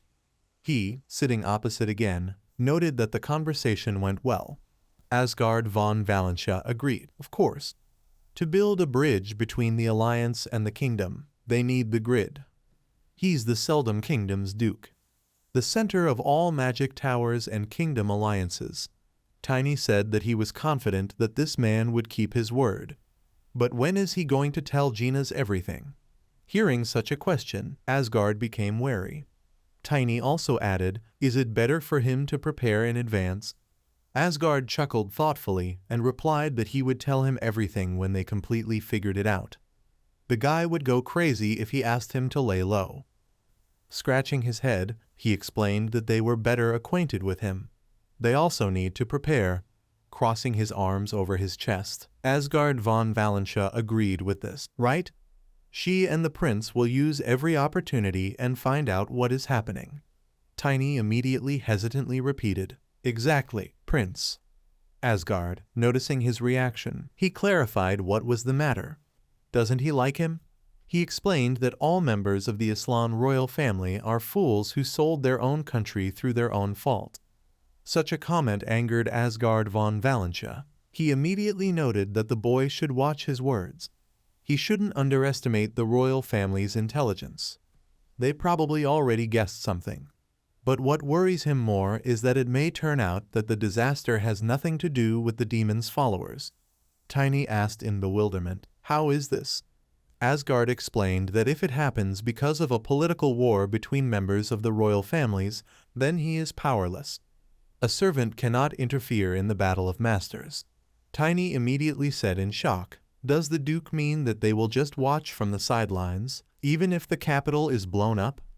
Leaning back on the sofa again, Asgard von Valentia explained that this was just one of the possibilities. The thought of protecting the palace makes him doubt more. He grinned back and noted that the answer was already obvious, and when there was an interested sigh from Asgard, Tiny asked, "Does he mean that the Duke suspects someone from the royal family? And at the same time, the demon's followers are also connected with him?" Asgard von Valentia still did not understand what he meant, and Tiny reminded him that the Duke knows that he is not part of Valentino. Asgard clarified, "So what? Is the guy up to something?" He, with an ominous smile stretching his lips, asked him to tell him who he suspected. He will get rid of this person and run away. Asgard von Valentia almost attacked Tiny with his fists, shouting loudly, "He is a crazy kid." He explained that he just needed to make sure that he had somewhere to retreat. Having sat down in his place, Asgard showed with an air that he should stop talking nonsense. Tiny, still amused by the situation, asked why the Duke was suddenly behaving this way. He suddenly became very serious and said that he understood everything. The boy's mana was growing to match his physical development. He's already almost at the blader level, isn't he? Tiny, wary, replied, "Yes, but what?" Then Asgard von Valentia menacingly announced, "Okay, he will personally train him." He immediately remembered how earlier during training he had to fall from a window, and asked again, "Will the Duke train him?" Then, waving his hand away, trying not to show fear, Tiny replied that he shouldn't bother. Asgard, like his worst nightmare, pounced on him, shouting, "Why is the guy running away?" But still, a month later, hurricanes shrouded in lightning burst out of the palace roof. Standing in the middle of the hall and looking at this, Tiny got ready, frowned, and sharply activated the power of his hammer, rushed to attack, trying to get rid of the first hurricane. Swinging his weapon, he pushed it back, and then, when the hurricane approached the others and they all almost merged into one, Tiny stopped, and began to say to himself mentally, "This time he can do it." Stretching his hand forward, he also remembered that there are people called bladers because they use swords. But the most important thing for a level 4 mana user is using mana, which is a common ability that everyone uses at this stage. He needs to create physical strength where his body cannot reach. Tiny, seeing how a blue light is forming around his wrist, understands that there is not much left, just a little more. Over the past month, what he has not had to go through? Indeed, earlier, when he fell exhausted to the floor, Asgard von Valentia began to shout at him. And so the guy was going to defeat a member of the imperial family. Does he want to be wanted throughout the kingdom? Then, flashing a red aura, he ran towards him, asking, "Has his monate body absorbed knowledge?" Tiny immediately ran away. "I'll try to explain that he just needed more time." However, Asgard insisted, and yet he better hurry up with leveling up. At the same time, Genus Freewell, climbing the stairs, suddenly remembered how Asgard von Valentia, calling him to his office, explained that Tiny would soon reach the level of a blader. He should check this boy out and go to the Dragon's Eye. Genus couldn't help but wonder, at such and such an age? This guy is very talented, but Asgard expects too much from him. Having opened the doors of the hall, he immediately fell into shock when he saw a huge stream approaching him and screamed in horror, "This tornado? They're Tiny?" He, at this time still preparing for the blow, understood, almost. There is one detail left. He needs to force himself to reproduce the ability that he used in a past life. Only a blader can master this. The next moment, his hand, in which he was holding the hammer, seems to burst into flames, and Tiny directs this blow forward, which crashes into a tornado. At first the energy is compressed, turning into a dome. He looks carefully at what will happen next. Genus Freewell, exclaiming in fear, covers her face with her hands as a bright explosion occurs. Tiny freezes in place, and feeling the flames envelop him, he understands, the King of Power, the second characteristic movement, the Destroyer of the Storm. The ceiling of the room and the entire palace above the hall is destroyed, and while Genus is bewildered by what is happening, Tiny joyfully begins to jump on the spot and laugh. He could. But suddenly, he stops, putting his hand to his back, noting his muscles.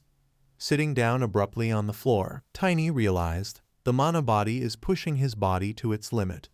However, he is then distracted by his growling stomach and comments out loud that he needs to eat, and more. Suddenly there was a popping noise. And turning his head, Tiny sees that Genus Freewell, who approached him, proudly said that he could not even imagine this. The guy became a blader at such a young age. Tiny immediately asked in surprise, "Sir Genus, why is he here?" Genus Freewell explained that Asgard von Valentia asked him to keep an eye on him. He said the guy would soon surpass himself. He thought, pursing his lips in dissatisfaction. Of course, the old man knew that something would happen. Suddenly Genus also heard the rumbling and noted that it seemed like it was time to eat. Tiny agreed and said that he was terribly hungry. Genus Freewell mysteriously noted that then they should go get something to eat. At the same time, he will tell the guy something interesting. Tiny immediately perked up, asking something. However, Genus turned around and simply told him to follow him. He knows a great restaurant nearby. Soon, when they were walking along the city street, Tiny, touching his now red hair, asked why they did this. Genus Freewell explained that Asgard asked for this. He immediately repeated, "Sword Emperor?" Gina's abruptly announced that he had decided what mission to send him on, and the new hair color would allow him not to attract much attention. The Shining Knight is very popular these days. Indeed, just at that moment they passed by a group of people who were constantly talking. Is he a half-elf? They say he has black hair. Then Gina suddenly whispered to Tiny that from now on his pseudonym would be Torin. The guy is now a knight in training and his servant. Hearing the last word, he became indignant, clarifying, servant? Do they need to go that far? But Gina's Freewell added with even greater pleasure, and Asgard von Valencia asked me to tell you that if Tiny refuses, he'd twist his face. In addition to this, Genius laughed and noted that he is a great joker. Tiny, gritting his teeth, was mentally indignant. No, he knows that this old man was serious. Then he added out loud, of course he is a joker. Genius Freewell nevertheless asked him, quite strictly, to monitor his speech. After apologizing, he explained that he was simply not used to it. Genius interrupted him, saying that was not the point. Then Tiny confusedly clarified what. He noted with a smile that the guy needed to calm down. Then his spirit and body would be better synchronized, which would help him achieve greater heights. This was also given to him by Asgard. Suddenly, after these words, Tiny stopped and remembered how in a past life, after another fight, Estina excitedly called him, and asked displeasedly, did he beat them again? Tiny, still holding the clothes of one of the hooligans by the collar, asked in surprise, so what? She sighed heavily and noted that she understood he had his reasons, but she was disappointed. If he could control his temper, he would become stronger. Now it made him wonder if he had been told something similar in a previous life. Genius Freewell snapped him out of his thoughts, noting that he was sure the guy's mana color changed when he became a blader. Tiny actually realized to himself that for some reason the color was different from the one it was in a previous life. Genius also said that in the Valentino family, it is believed that the mana of a person with strong faith and will reflects the light of his spirit, and he himself becomes like an aura user. To maintain a strong faith, a guy better learn to control his temper. Looking at his hand, emitting orange streams, he wondered, does it reflect the color of the spirit? Then why was he different in his past life? A second later he exclaimed, realizing, for sure, lunar wolf. Elemental beings are created by spiritual force. If his spirit is influenced by deception, maybe he can do something. Then Tiny, activating the energy in both palms, realized that the fire on one side is heavier than on the other. Genius Freewell, noticing how he froze in place, tried to call out to him. However, Tiny, without paying any attention to him, combined both forces, creating a bright clot of energy. Gradually it began to grow, and he realized that he needed to compress it to the limit and shoot. Naturally, from tension, I finally threw up some air. Gina's, seriously frightened, shouted, "What is this?" However, the next moment there was such a powerful explosion that spread throughout the entire sky above the city. People going about their business froze in place, wondering what happened. Then very bright streams headed towards them, barely giving them a chance to somehow protect themselves from it. Genius Freewell, also covering his head with his hand, sincerely exclaimed, "This is amazing." Tiny was also pleased, realizing that everything was great. He did it. Genius screamed in shock, his eyes wide open. How did the guy do this? He scratched the back of his head in embarrassment and noted that he himself didn't really understand. This made Genius Freewell realize that this young man had used powerful abilities twice in one day. That's real talent. Then, grinning, he added that if Tiny still understands how he did it, it's hard to tell. He replied that his advice was very helpful, but Genius is sure that he could have been told this. He answered without hesitation, "This is so, because they are one family." Tiny immediately repeated to himself with warmth, "Family." Suddenly the voice of the townspeople who were standing nearby at that time was heard. "This red-haired guy did it. You shouldn't approach him." Turning around, Genius Freewell was surprised and stated that the young man had attracted their attention. Next time he needs to be more careful. Tiny shyly promised, "Okay." Finally, they found themselves near a 3-story snow-white building and Gina's announced that they had arrived. He, looking at the emblem, read to himself the signature under it, an aristocrat from aristocrats. Aesthetics. He then tried to stop Gina's freewell by calling out to him. He turned around and asked what was wrong. Explained to Tiny that this place will be very expensive, and he eats a lot. Maybe it would be better for them to eat at the estate.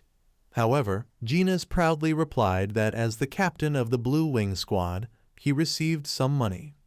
This only brought a sly grin to Tiny's face. But soon Gina's freewell was perplexed, looking at the mountains of empty plates and how he greedily ate the meat off the bones. The waiters also looked at him with extreme confusion and barely had time to bring new dishes. Gina's freewell realized with some chagrin that God taught him a lesson today. A person is able to fit even that much food in himself. But Tiny, despite his rounded belly, felt his muscles growing and understood that this was great. His mana was becoming more. The element of gravity also remains. He could control 8 times his own weight, and now 16 times. From now on, only superhumans can resist him. Finally, Gina's irritably asked, "Is the guy full?" However, he noted that he still had room for dessert. The waiter came up and announced that for 150 portions they would have to pay 11 gold. Gina's freewell, having given the man a whole bag of money, answered plaintively, "Without change." Finally Tiny, leaning back in his chair, said, "He's full and very grateful." Then, opening his eyes and looking ahead, he added, "Was 1 plate enough for Gina's?" But when he saw the paper in his hands, on the back of which there was the same sign as at the entrance, Tiny could not help but pay attention to it. When the waiters closed the doors of the hall in which they were located, he immediately clarified whether he could ask Gina's freewell. He answered coldly, "Of course." Then Tiny said, "This restaurant, what is it exactly?" Gina's, as if he had been waiting for this question, announced with a smile that they should come straight to the point. And then, snapping his fingers, he created a blue haze around them, making Tiny wonder, blocking the sound. This guy is not simple. He has very clear control over mana and the elements. Gina's freewell started, "It's a great restaurant, but it also serves as a branch of the Royal Intelligence Gathering Organization, Dragon's Eye, located in the capital." He immediately repeated in surprise, "Information Gathering Organization." Gina's also said that Dragon's Eye exists with the support of the prince due to his succession to the state. This is the only organization in the palace that they, the Valentino people, can trust. Taking out a roll of paper from the inside pocket of his jacket, he placed it on the table and noted that Asgard asked to bring him here at least once. The Duke thinks that the guy underestimates the influence of royal connections. At the same time, Gina's freewell also noted that there is another reason why he brought him here. There are about 10 days left before the wedding, and, as far as he knows, only members of the royal family, royal knights and direct heirs of Valentia can visit it. But the knights turned out to be not so good, so Asgard von Valentia wants the guy to pretend to be a servant and infiltrate the ceremony. Tiny said with dissatisfaction and sarcasm, "This is not a bad idea. But couldn't they have done this earlier?" Gina's again reminded him not to underestimate the Sword Emperor. They had already found a position for him, and also, in an emergency, he should go here. With these words, he handed Tiny the papers. He immediately clarified with surprise, "Something?" Gina's freewell replied that there is the location of the artifact. The guy took good care of the artifact in Karam, so he expects the same this time. Tiny scratched his head at first and said that he was sure, but then said, "Okay, he can handle it." Gina smiled and said that was great. Then he should study the map, it might come in handy. After some time, when they finally left the hall, he, looking around, noted that this was strange. They were greeted by a waiter, one of whom asked if they liked the menu. Gina's freewell confirmed this, "Yes, it is very worthy." Tiny, falling behind a little, suddenly drew attention to the person passing by, and using his abilities, he suddenly realized, wait, this is the prince. Soon he was sitting opposite Bradley Van Aslan, who noted with a grin, What a coincidence. He didn't expect to meet him here. Tiny shared that Duke Valentia said that he are trying their best to find the demon's minions. Bradley was surprised at first, but then nodded and explained that it was best for them to protect themselves. With him, the one who saved Karun, they are definitely calmer. Then Tiny, changing his tone to a stern and cold one, asked if the prince could tell him what was happening between the members of the royal family. This will help protect everyone from potential dangers. But almost immediately he began to think in fear. Was his question too straightforward? And he already imagined how angry Asgard von Valentia would be, shouting that he was an idiot. He realized that the Duke would beat him again. However, Bradley Van Aslan responded quite calmly that it might come in handy. But he is more than sure that the guy got most of the information from the dragon's eye. What does he want to know? Tiny carefully clarified that the prince believes that among the members of the royal family there is someone who wants to destroy the country. This made Bradley really think, and he, crossing his arms over his chest, replied that he did not understand the young man's intentions, but there were several such people. There are about 3 of them. Tiny exclaimed impatiently, "Who are they?" Bradley Van Aslan began to list. Firstly, the mother of his beloved brothers. Secondly, the queen. This made him confused and wonder, is the second queen not the second prince? Bradley explained that there was a rumor going around the palace that 10 years ago, when the second queen refused to marry, her father killed her entire family. Tiny's eyes widened when he heard what. But Bradley Van Aslan reiterated that this is just a rumor. But if this is true, then the young man has the answer to his question. Tiny immediately clarified, "Who else?" Bradley, frowning seriously, replied, "Royal Knights. Aslan discriminates against them. Mages are treated much better there, so perhaps they want to destroy the country. And the last person is his father." He was very surprised to hear this, thinking, the king himself. Bradley Van Aslan said hesitantly, for some reason he was a little, deeply dissatisfied with the Duke of Valentia, who had recently made a name for himself in a duel. This infuriated my father. The guy needs to be careful too, him and the Duke. It is known that the father has secret powers. It's a big secret, so he shouldn't tell anyone about it. Tiny first thought about it, and then, bowing his head, thanked the prince for sharing this with him. Bradley responded that there was no problem. Then, standing up and pulling his chair behind him, he announced that he had to go. Today he must meet his father and his fiancée. They will see each other again. Already at nightfall, sitting in the room, Asgard von Valentia asked in surprise, "What? Did this prince tell him?" Tiny, sitting opposite, confirmed this, yes. The situation could be much more confusing. Sighing heavily, Asgard said that he could not believe it, that he was thinking about this. This complicates everything. Suddenly a question flashed through Tiny's head. Is the lunar wolf, who is now with Chloe, sending him an alarm? In the Assyrian palace, Chloe von Valentia bowed at the command of the teacher.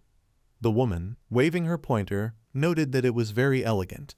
For today they can finish their lesson on manners. Chloe thanked her, and when the woman left, she sighed with relief. Looking up, Chloe von Valentia wondered why the position of her fingers when sitting made any difference. Who do you have to be to think about such things? Only Vivian visits her here. She shouldn't have simply tied her life to the temple. The wolf sitting next to him whined pitifully. She, noticing this, immediately patted it on the head and noted that she was glad that Moon was here. Again there was a knock at the door, and the servants announced that the crown prince had come to see her. Chloe was surprised by this, and Bradley Van Aslan, going into her room, first of all noted that she had done a great job today. She, looking at him with surprised eyes, greeted Bradley, and also said that he had been visiting her often lately. He became embarrassed, and blushing explained that if we talk about this, all of his fatigue goes away when he sees her face. Chloe von Valentia also blushed at the compliment and thought, how can he say such sweet things when he is the prince of the kingdom? Bradley Van Aslan suddenly added, she also remembers that they have a meeting with His Majesty in the evening. She answered, smiling, yes, of course. He warned that his father can be strict, but he asks Chloe to endure all this for his sake. When did Chloe von Valentia clarify what was wrong? Bradley admitted that His Majesty is angry with Valentia, or more precisely, with his father-in-law. Chloe was extremely puzzled by this, and she still clarified, is he angry with her father? But at the same time, she remembered that she had heard about it, but considered it just gossip.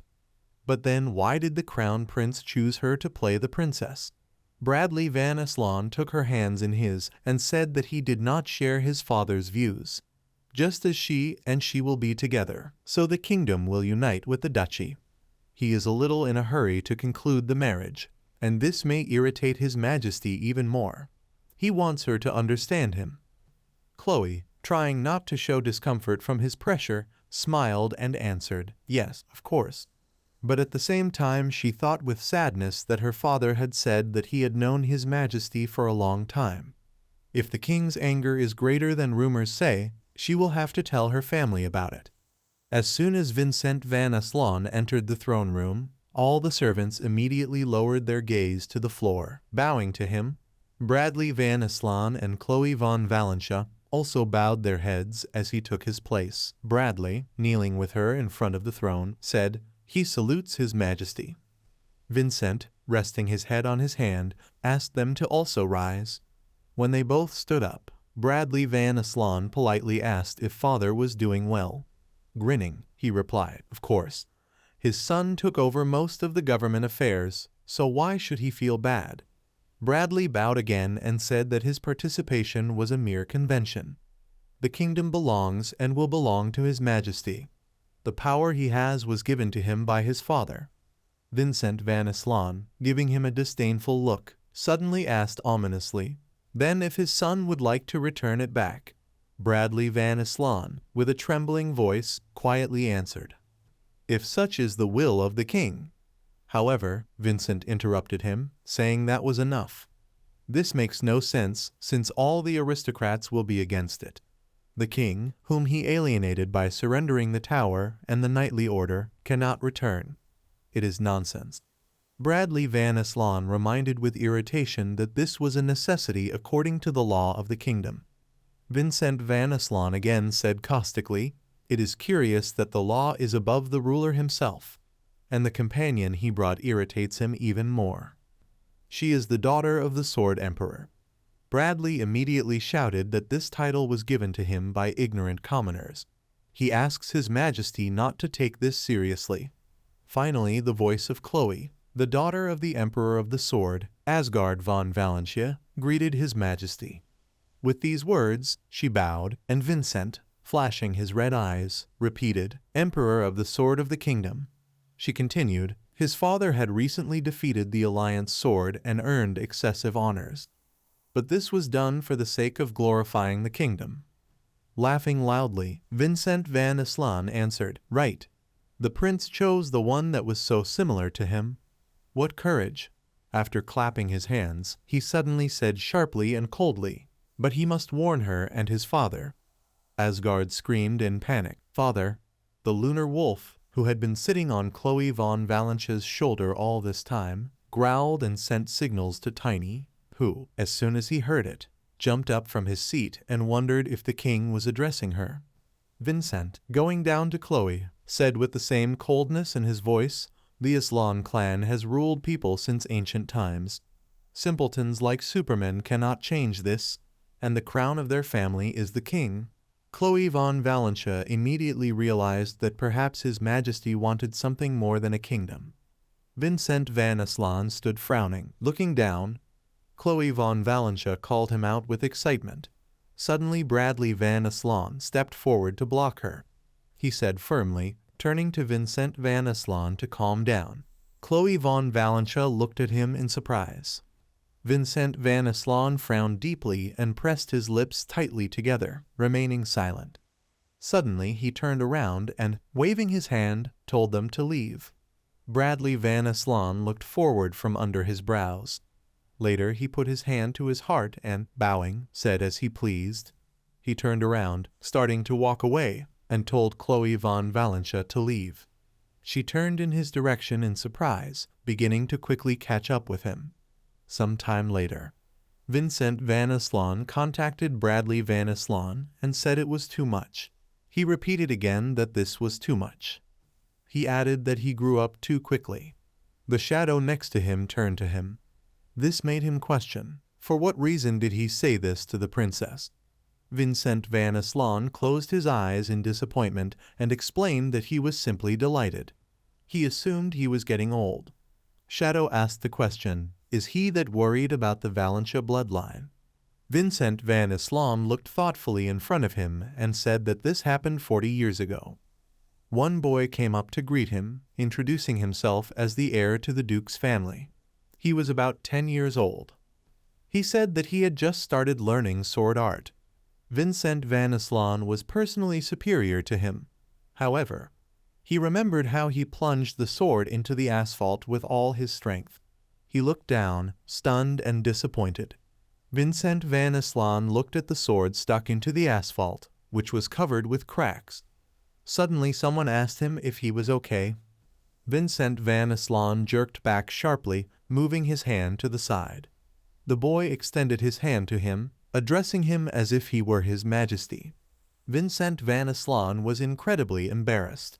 Then he abandoned the idea of becoming a knight, convincing himself that they, Aslan, were initially predisposed to mastering magic. He didn't even have the talent for it. It was a shameful story. Vincent Van Aslan looked down in disappointment and said that, however, he did not favor Valentia. He explained that this was not due to personal animosity. This was because no matter how long the peace lasted, the pitiful aristocratic family had no right to overshadow the royal family. Vincent Van Aslan shouted angrily as he imagined Asgard von Valentia and the Aslan family being broken into small pieces. He shouted that this was a threat to the fundamental law of their country. He slammed his fist hard on the throne, which began to shake. He shouted through his teeth that this was no different from treason. Vincent Van Aslan put his hand to his forehead, puzzled, and said with his eyes closed that the prince did not know about this. He began to explain that he was a reasonable young man. Vincent Van Aslan raised an angry gaze forward and muttered through his teeth that you can't go against the annoying law. It is for this reason that a kingdom with such power cannot rule the entire continent. He began to imagine that the royal family was connected with the law, and more aristocratic families. Vincent Van Aslan angrily opened his eyes and said that this way power cannot become centralized. He clenched his fist, raising it upward, and added that in order to rule the continent, it all must be in his hands. Shadow replied that he was right. Vincent Van Aslan grinned and said that the reasons for this would be created by the stupid queen and that creature possessed by demons. The Shadow said that they themselves could not defeat the Duke of Valentia. This can clearly assess the limit of the demon minion's ability. Vincent Van Aslan thoughtfully agreed, looking to the side, and said that this is why they need him. He asked the question, is the secret weapon ready yet? The Shadow apologized and said that it was for now. Vincent Van Aslan narrowed his eyes angrily and said he heard that he was talented. The Shadow began to explain, this is clearly the best genius born after the Shadow Group. The same voice added, if he continues to grow at the same pace, he will become the first ruler to control the users of the aura, which is a killer. Vincent Van Aslan held out his palm, summoning the illusion of a reaper. Shadow said that they would need 10 years. Vincent Van Aslan looked down in annoyance, put his face on his fist, and said that he was sorry. The Shadow added so that he would not worry. He began to explain that if they act together with the kingdom's magic tower, then that will be enough. He imagined how they would attack Asgard von Valentia from all sides. Vincent Van Aslan agreed with a grin and said that it should be so. He asked a question, looking around the entire hall. Where did the prince go? The Shadow told him that he was not going to a specific place. This suggested that they were discussing matters with a dragon's eye. Vincent Van Aslan said that they could give him unimportant information, but he should not find out about their plan. The Shadow replied that it would be done. It added that the prince would receive urgent messages at the most important moments. Vincent Van Aslan narrowed his eyes and said that the uprising of the demon minions against the royal family will happen. He presented a bloody dagger over the body of Asgard von Valentia and added that their father-in-law would die. He imagined with anticipation how people closed their mouths in fear and shock. Vincent Van Aslan added, "This will give them enough reason to claim that the lack of centralized power, which is in the wrong hands, can lead to the collapse of the kingdom." He looked down slyly with a wide smile. The shadow explained that they would turn the situation to their advantage. Another shadow slipped under the door. It started going around the hall. The shadow stopped in front of Vincent Van Aslan's throne and said something inaudible in another language. Later, the shadow continued to say something in the same language. Vincent Van Aslan asked the question, "What is it?" The shadow next to him explained that his subordinate had brought useful news. Vincent Van Aslan asked with a grin, "Is this true?" The shadow confirmed this. It thought they could put pressure on Valentia even earlier. At the Valentia estate, Asgard von Valentia said in shock that the emperor did not just hate him. He added excitedly, asking the question that he even threatened Chloe. He desperately put his hand on his forehead, remaining thoughtfully silent. Tiny sat in front of him with his arms crossed. He asked the question, "Can they kill him?" Asgard von Valentia, with a gloomy and threatening look, lowered his palm down and looked at Tiny.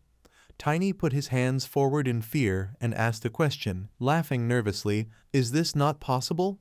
He said it was just a joke. Asgard von Valentia asked the question, exhaling in defeat, "Why did this happen?" He asked the question, "Is he still angry?" He looked down in disappointment and thought to make amends. He tried hard for his sake. Tiny began to reason, shrugging his shoulders. He was curious what useful thoughts appeared in his head. Asgard von Valentia pointed his finger at him and angrily called him an idiot. He asked the question, "Doesn't he understand how serious this is?" Tiny asked the question, "Is this a problem bigger than Vincent Van Aslan's army of demons?" He began to pick his ear with his finger, looking bored. Asgard von Valentia turned his head to the side with displeasure and said that perhaps not. Tiny looked at his little finger and asked the question, "So why think so much?" He narrowed his eyes and said that everything would end the same if the Demon King came. He said whether they like it or not, they will have to unite. He knows what he's talking about, let them believe it. Asgard von Valentia looked at him in shock and remained silent. He later said that this was true. He added that there is only one way out. He thought that it was necessary to preserve all the strength of humanity. Asgard von Valentia explained with a smile that sometimes he envied his simple mentality. Tiny angrily asked the question, "What?" He said quietly that he could have just stopped at the word envy. He asked the question, "Why continue?" Asgard von Valentia continued to say that thanks to him, his thoughts were in order. Suddenly Genus Freewell hurriedly opened the doors to the hall and shouted that they were in trouble. Asgard von Valentia looked at him in surprise. Genus Freewell held the scroll in his hands and shouted that it was urgent news from the Dragon Eye. He added that uprisings had begun in small towns in the royal family's domain. Asgard von Valentia stood up from the sofa and asked the question, "What? Uprisings? Did he hear right?" Genus Freewell exclaimed exactly what. He began to reason that judging by the report, Vincent Van Aslan would order them to suppress it. Tiny listened to this news in shock and excitement. Stopping, he handed over the scroll to Asgard von Valentia and said with concern that this was the content of the official announcement that they would soon receive. Asgard von Valentia read Vincent Van Aslan's orders that he must quell the uprising in several small towns as quickly as possible and prove himself worthy of becoming the royal family's father-in-law. He frowned angrily, looked in front of him, crumpled the scroll, and announced that there was a deadline before the wedding. Tiny asked a question in shock. An uprising? How much courage do they have that they started this in cities with few people? Genus Freewell spread his arms to the sides in confusion and said, "From what he heard, the people behind this are thinking of joining the demon's followers." A ringing silence hung in the air. Gina's Freewell said with excitement that this was absurd. This cannot happen at such a crucial time. Tiny looked at Asgard von Valentia and chuckled thoughtfully. He voiced his thoughts out loud, saying that the demon's followers were trying to divide the royal family's military power. Asgard von Valentia frowned, concluding that they would attack during the wedding. Gina's Freewell asked in bewilderment what he was talking about. It is not given to them to know that they will decide to act on this very day. Asgard von Valentia put a hand on his shoulder and assured him that they had reason to believe so. Soon they will tell him everything. Gina's Freewell looked at him in disbelief. Asgard von Valentia added that they need to resolve this issue first. Gina's Freewell looked down and humbly agreed. He said reports suggest the uprisings began in the small towns of Serengal, Lehui, and Karina. In Serengal and Lehui, the kingdom's army and the magic tower will deal with the rebels. The Ice Flame Mage has already been sent there. They have to go to Karina. Asgard von Valentia said that this city is located between Valentia and the royal palace, so they can send some high-class knights there. He added decisively that they needed to be in time for the wedding. Gina's Freewell agreed with his words and added that high-class knights, including himself, are now in the palace. He threw up his hands in confusion and said that if they set out, they would quickly end everything, but they still wouldn't have time to return before the wedding. Asgard von Valentia touched his chin with a finger and looked at him thoughtfully. He added gloomily that even at such a time, Vincent van Aslan wanted to drain Valentia's strength. Asgard von Valentia thoughtfully asked, maybe it would be better for them to destroy everything here. Gina's Freewell asked in shock how to understand this. Tiny widened his eyes in surprise and asked the question. What? Asgard von Valentia said that he does not approve. Tiny and Gina's Freewell breathed a sigh of relief and relaxed. Asgard von Valentia said that there is such an option. Because of Chloe von Valentia and his family, he cannot act rashly. Crossing his arms over his chest, he worriedly thought that canceling the wedding would have a big impact on them. He mentally tried to understand what Vincent van Aslan wanted. Tiny was silent and thinking intently. After thinking about it, he said with a smile that this could be sorted out in a week.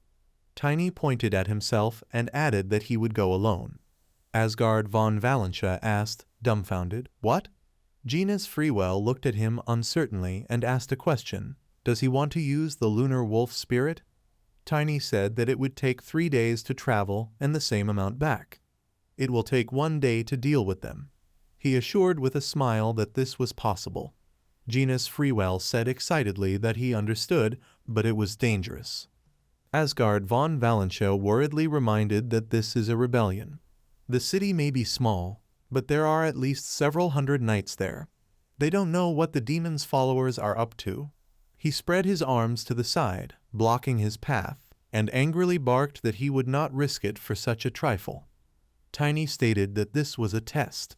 If there is a chance, then you need to go through it. Gina's Freewell and Asgard von Valentia looked at him in surprise. Tiny smiled slyly and said that this is how he used to live. He asked to give him some kind of divine object. He wasn't sure they could borrow it from the royal family. After a while, Bradley van Aslan, dumbfounded, asked, do they want to borrow the armor? He put his hands on the table and said in confusion that this was a valuable holy item.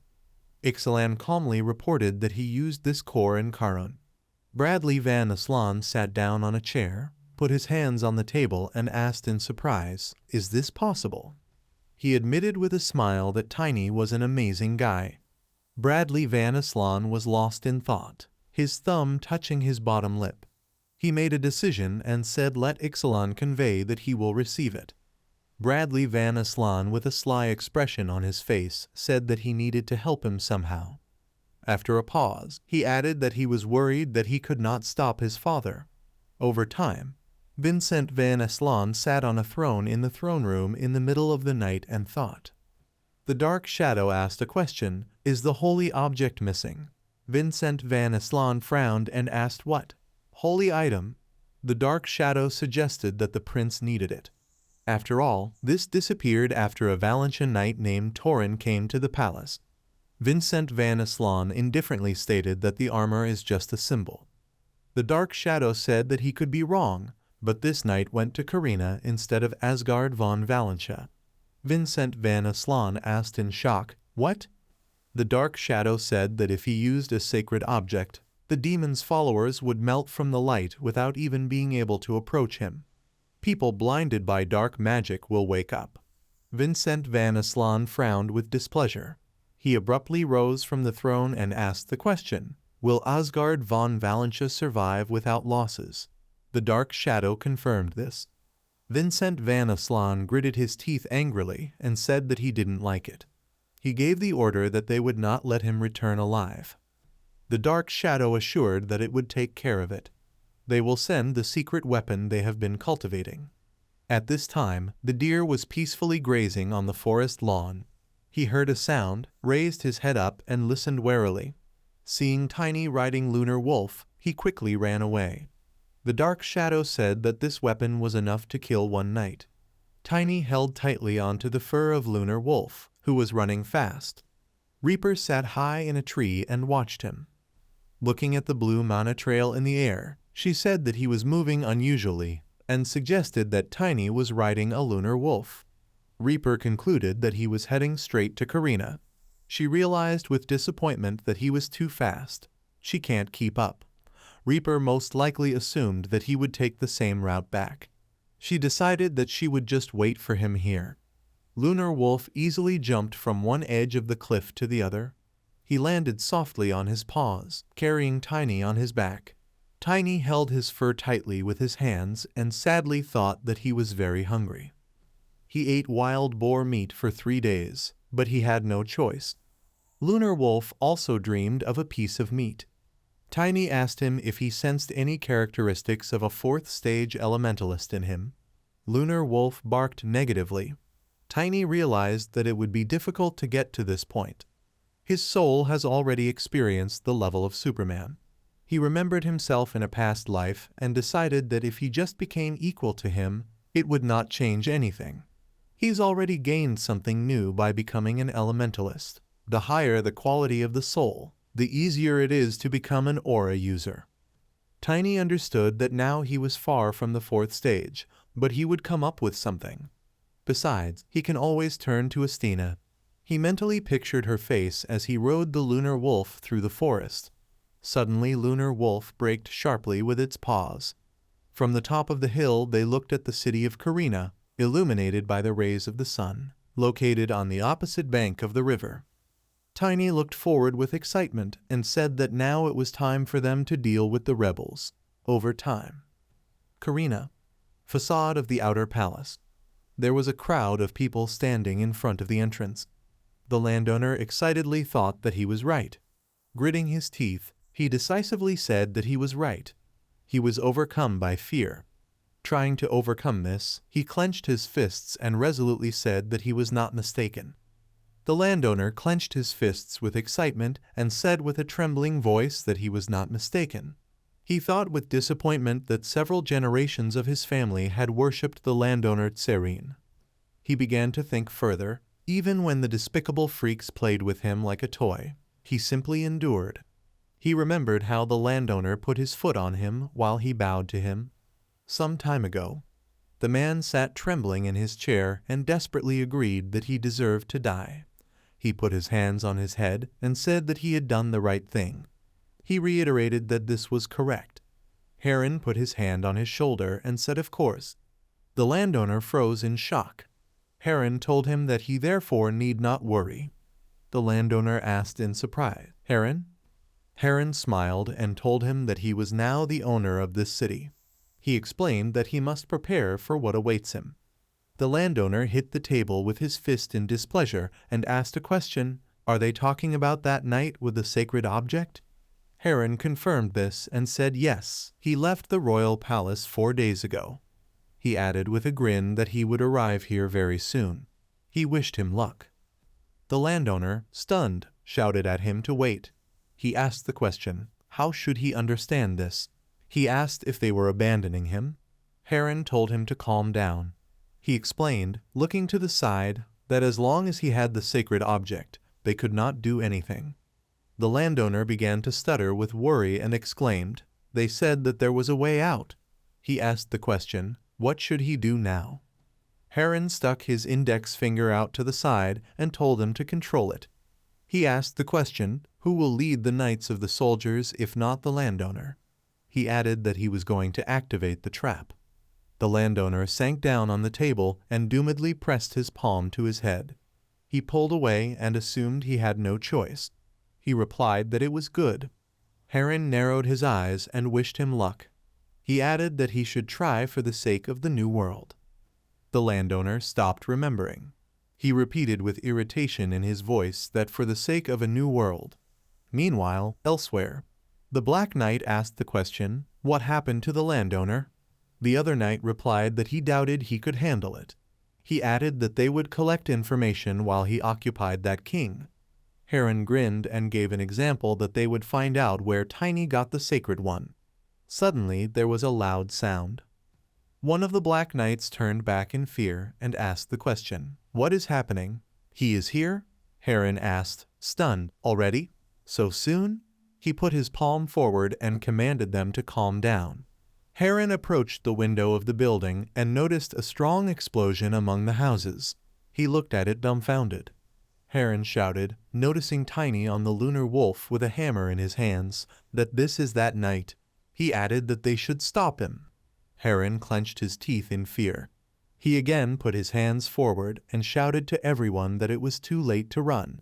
He added that they should activate the trap.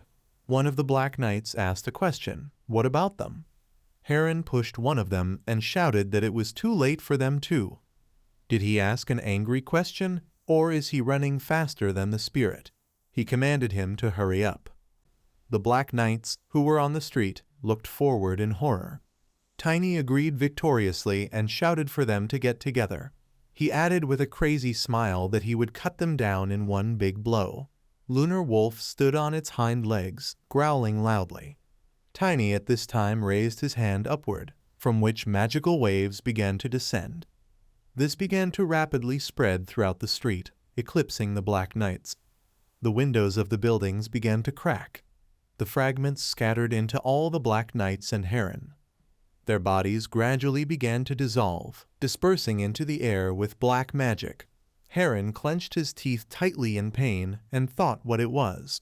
He put his palms forward, blocking out the bright light. Heron asked the question, "Is this the power of a sacred item?" He decided that he needed to activate the trap before it was too late. Deep wounds appeared on his face. Later, Heron's entire body glowed a bright purple color, and he screamed very loudly. He added that he is for a new world. He turned to the Great One and asked him for a favor. Tiny, meanwhile, made his way into the building and walked accompanied by fire. Heron returned to his side. Tiny pumped up that won't let him. He swung his hammer and, calling it vile, added that he should try to survive this too. Tiny threw the hammer forward, which began to spin in the air and rapidly move forward. A moment later it crashed into Heron, who put his palms out in defense. He began to scream in pain, his mouth wide open. Thick drops of blood dripped from his mouth. There was a strong explosion. Tiny watched this, covering his face with his hands. The explosion destroyed the building, from which broken boards and stones began to fly in all directions. Tiny froze in place, using his armor. He began to look around in confusion and asked the question what kind of explosion this was. He thought it wasn't like his blow had killed him. Tiny looked down where there was a huge hole from broken boards, and mentally concluded that then it was a clone victim. Tiny imagined how Heron had a huge purple ball in his chest that spread energy throughout his body. He pushed himself off the floor. Starting to look around, he asked the question, were they weakened because of the holy object? He said thoughtfully that normally they wouldn't use a clone's sacrifice for such a pathetic attack. Suddenly he felt something strange and froze in surprise. Tiny looked to the side where he noticed round red balls. He remembered how one guy explained to him that there was powerful magic contained here, which was more destructive than most artifacts used by demon followers. The same guy added that if they start glowing, they will explode. Tiny opened his eyes in fear and thought that this was dangerous. Suddenly, the balls began to become covered with cracks and began to shine with a bright yellow color. Lunar Wolf began to growl angrily and with worry. Tiny clenched his teeth together, starting to worry a lot. He thought that he had only used this ability that time in the royal palace. His palms glowed bright orange. Tiny began to look at them and thought that he didn't have a stronger one now. He raised his palms up, creating a huge yellow ball. At this time, the explosive balls began to glow even more brightly, making a cracking sound. Tiny put his palm forward and shouted that the properties of destruction and widespread distribution. The ball he created began to rapidly move forward. It exploded again violently. Lunar Wolf and Tiny began to fly back from the highly explosive attack. Tiny started coughing loudly. He mentally decided that he needed to weaken the explosion. Tiny and Lunar Wolf's bodies glowed with a blue aura. Tiny screamed loudly as he continued to fly backwards. Lunar Wolf gradually began to dissolve into thin air. After some time, the explosion broke through the roof and began to spread throughout most of the city. The building began to burn with intense flames. This caused black smoke to rise into the sky. Tiny said exhaustedly that this is an absurd force. He lay on the ground with his mouth open. Tiny later began to get up from the wreckage of the building and, putting his hand to his head, said that he weakened it as best he could, but the Lunar Wolf still disappeared. He said desperately that he couldn't even feel the response of his mana.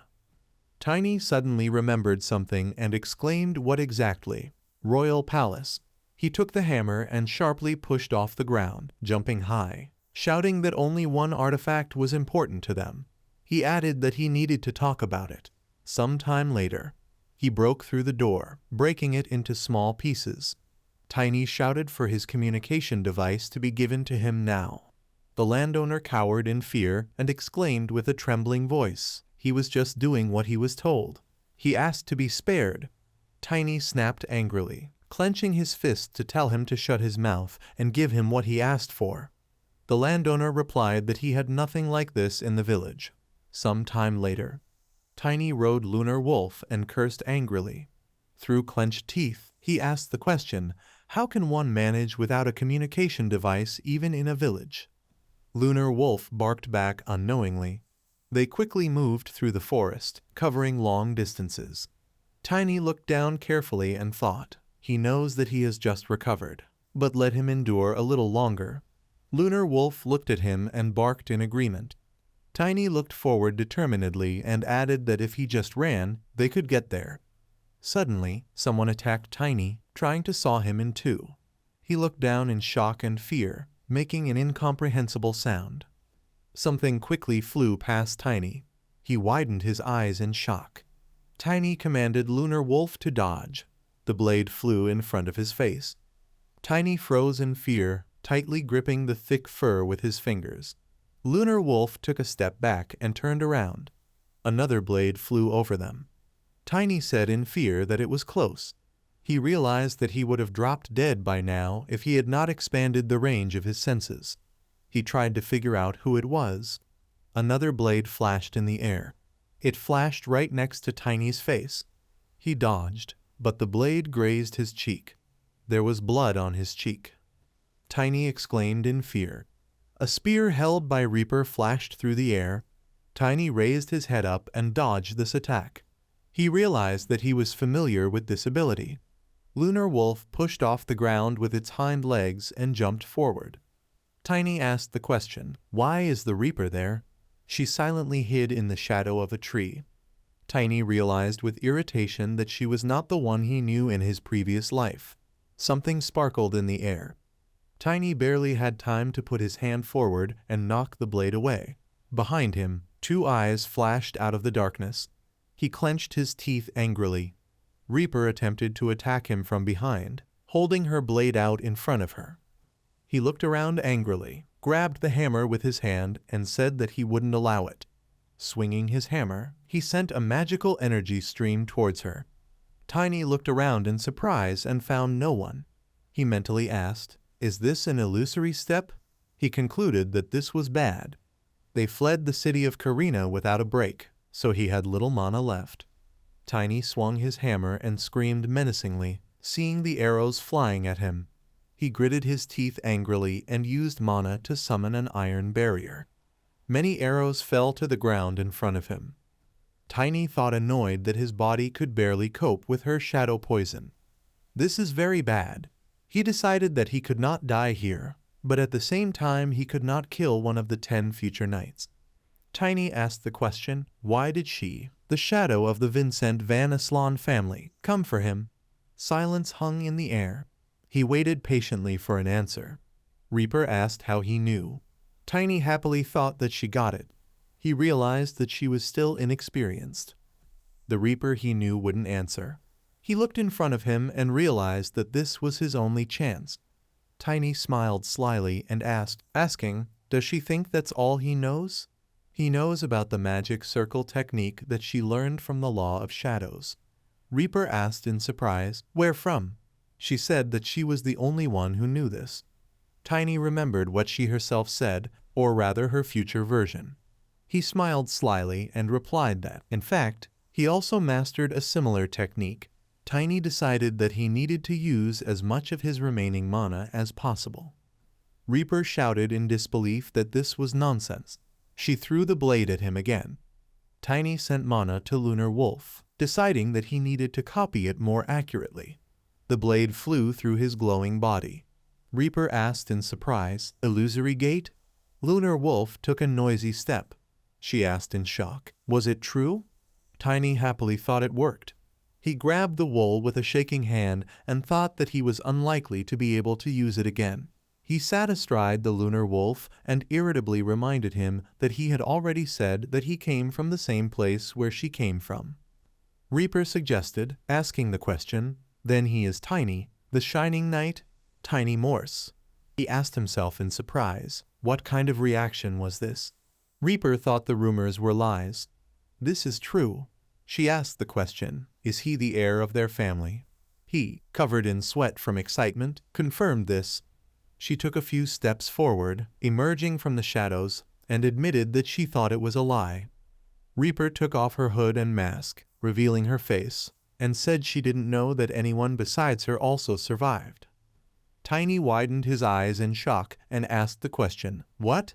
Luna is the heiress of the Morse family? She never talked about it.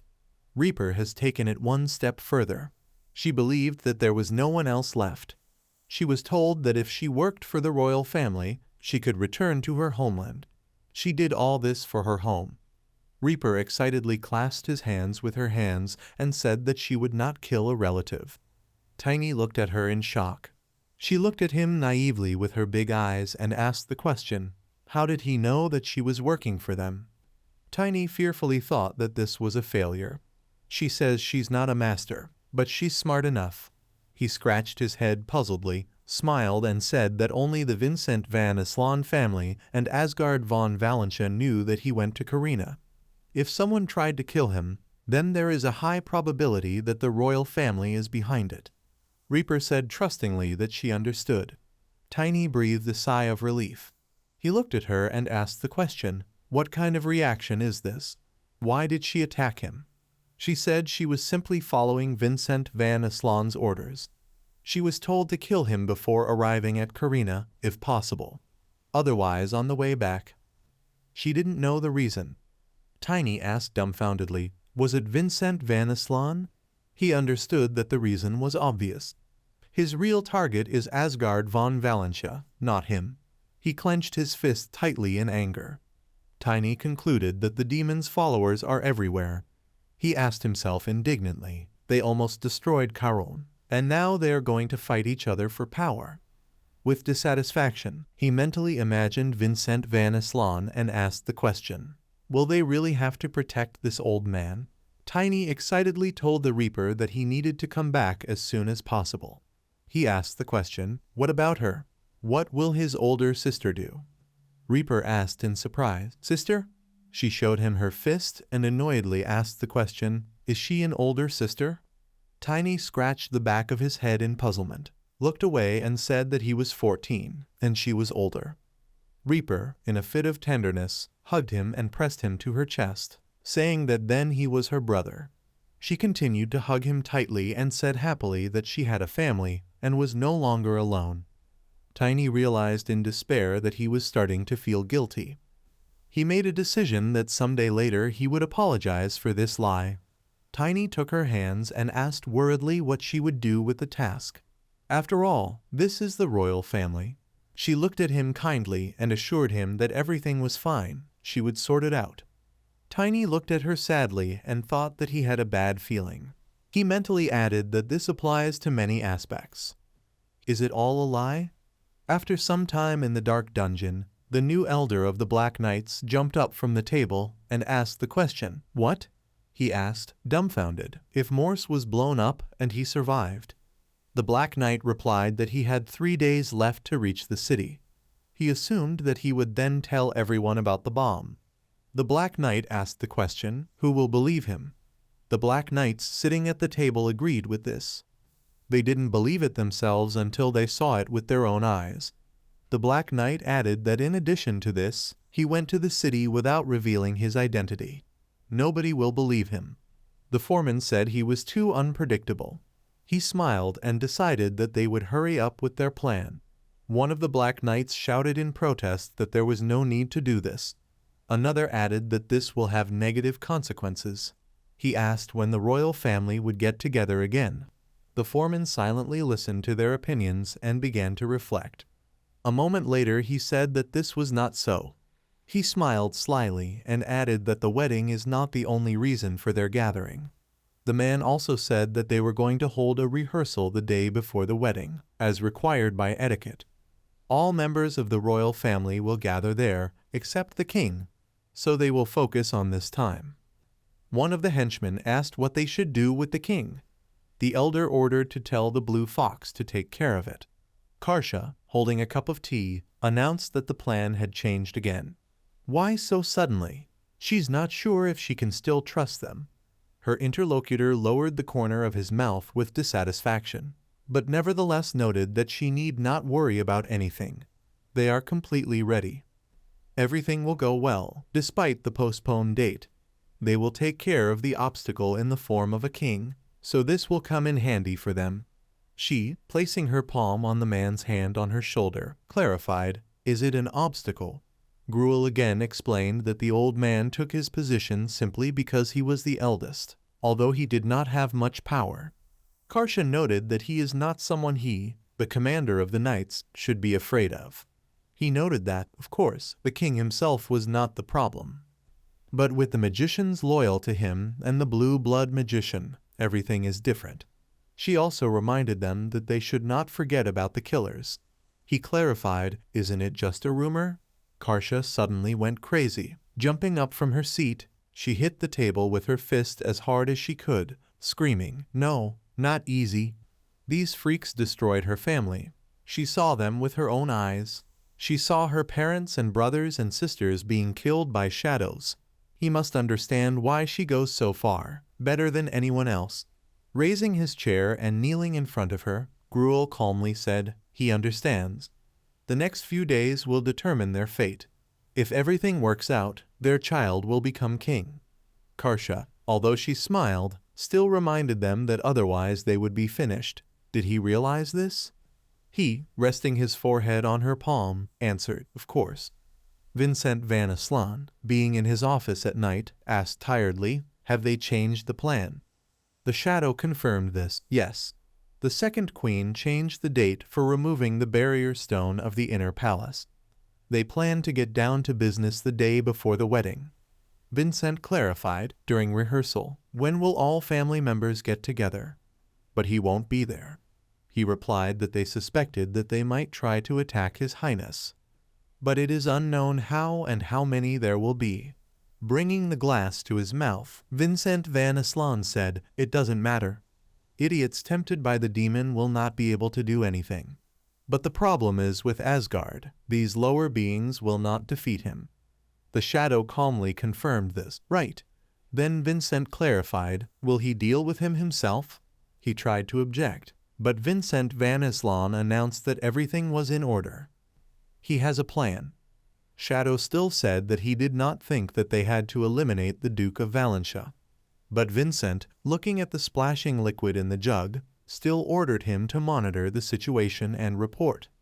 If he believes that his safety is not in danger, then he must deal with Asgard von Valentia. If necessary, he can take Ludwig with him to make sure everything works out. The Shadow again wanted to say something, but stopped short, and then Vincent Van Islan, taking a sip straight from the vessel, angrily ordered him to go if he had nothing more to add. He was silent at first, but then announced that he had been informed that the uprising in Sarin had been suppressed. Vincent immediately repeated, "In Sarin? So that Valentino boy who borrowed the sacred object survived and dealt with Sarin." The Shadow tried to calm him down, saying that they had a plan to make sure that he did not return. His Majesty should not worry. Throwing the jug of wine onto the floor with all his might, Vincent Van Islan screamed, "Does it seem to him that he is reacting this way because of the child? This means that the Valentino freaks earned the achievement without losing a single person. He is idiot." The Shadow was silent again, and then Vincent, heading out of the office, added embitteredly, "A useless idiot." He asked for forgiveness, but Vincent Van Islan only coldly announced that he was putting him in charge of dealing with the fools at Valentino. The Shadow briefly replied that he understood everything. Bradley Van Islan frowned and exclaimed, "Has she started to act?" Ixalan sadly confirmed this. Yes. He also heard that Gruel gathered the knights and changed the plan.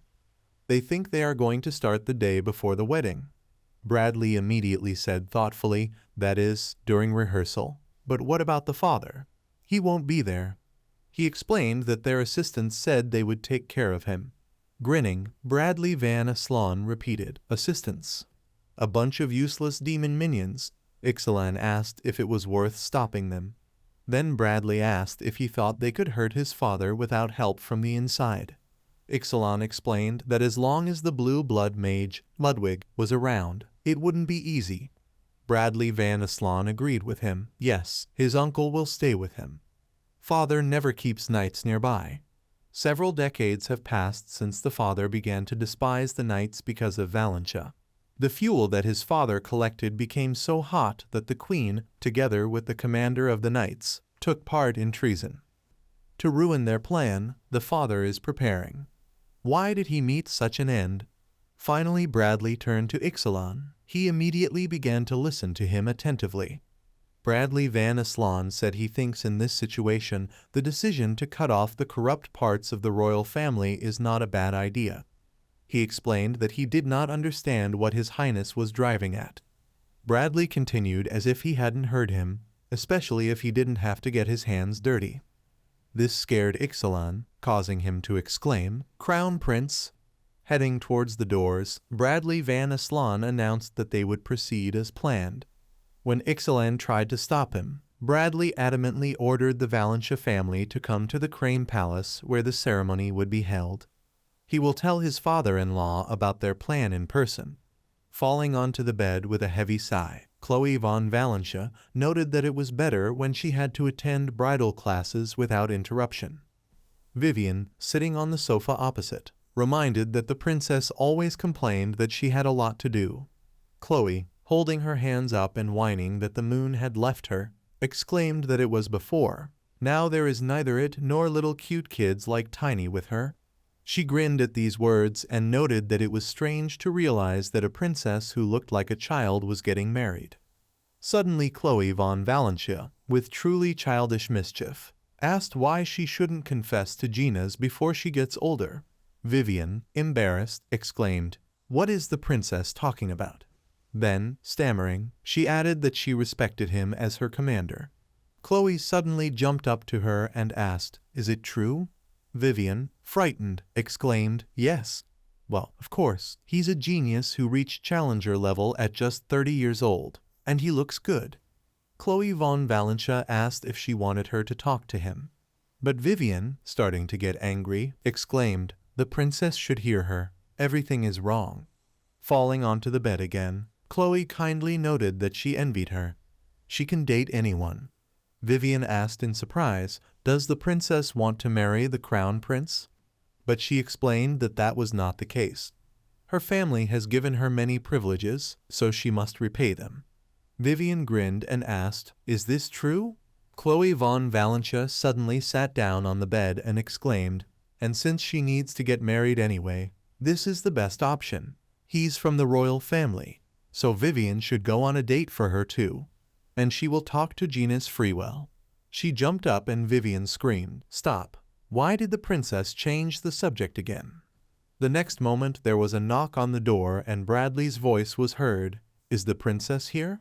He would like to tell her something. Vivian immediately whispered to Chloe to quickly fix her hair, and while she was doing this, she loudly asked, Crown Prince. When he entered, he noted with a smile that there were two of them. Bradley Van Aslan seriously announced that he had something very important that he needed to talk to her about. Lunar Wolf barely moved its paws and finally stopped. Tiny, sitting on it, was breathing heavily, and finally announced that they had arrived. Now they must report everything to the old man and go. But just at that moment Tren and Aaron ran towards him, calling out to him worriedly. He said in surprise, young lords, why are they here? They announced that their father wanted them to convey the message to him and left them to wait for him. The date has changed. He needs to go to the ceremony soon.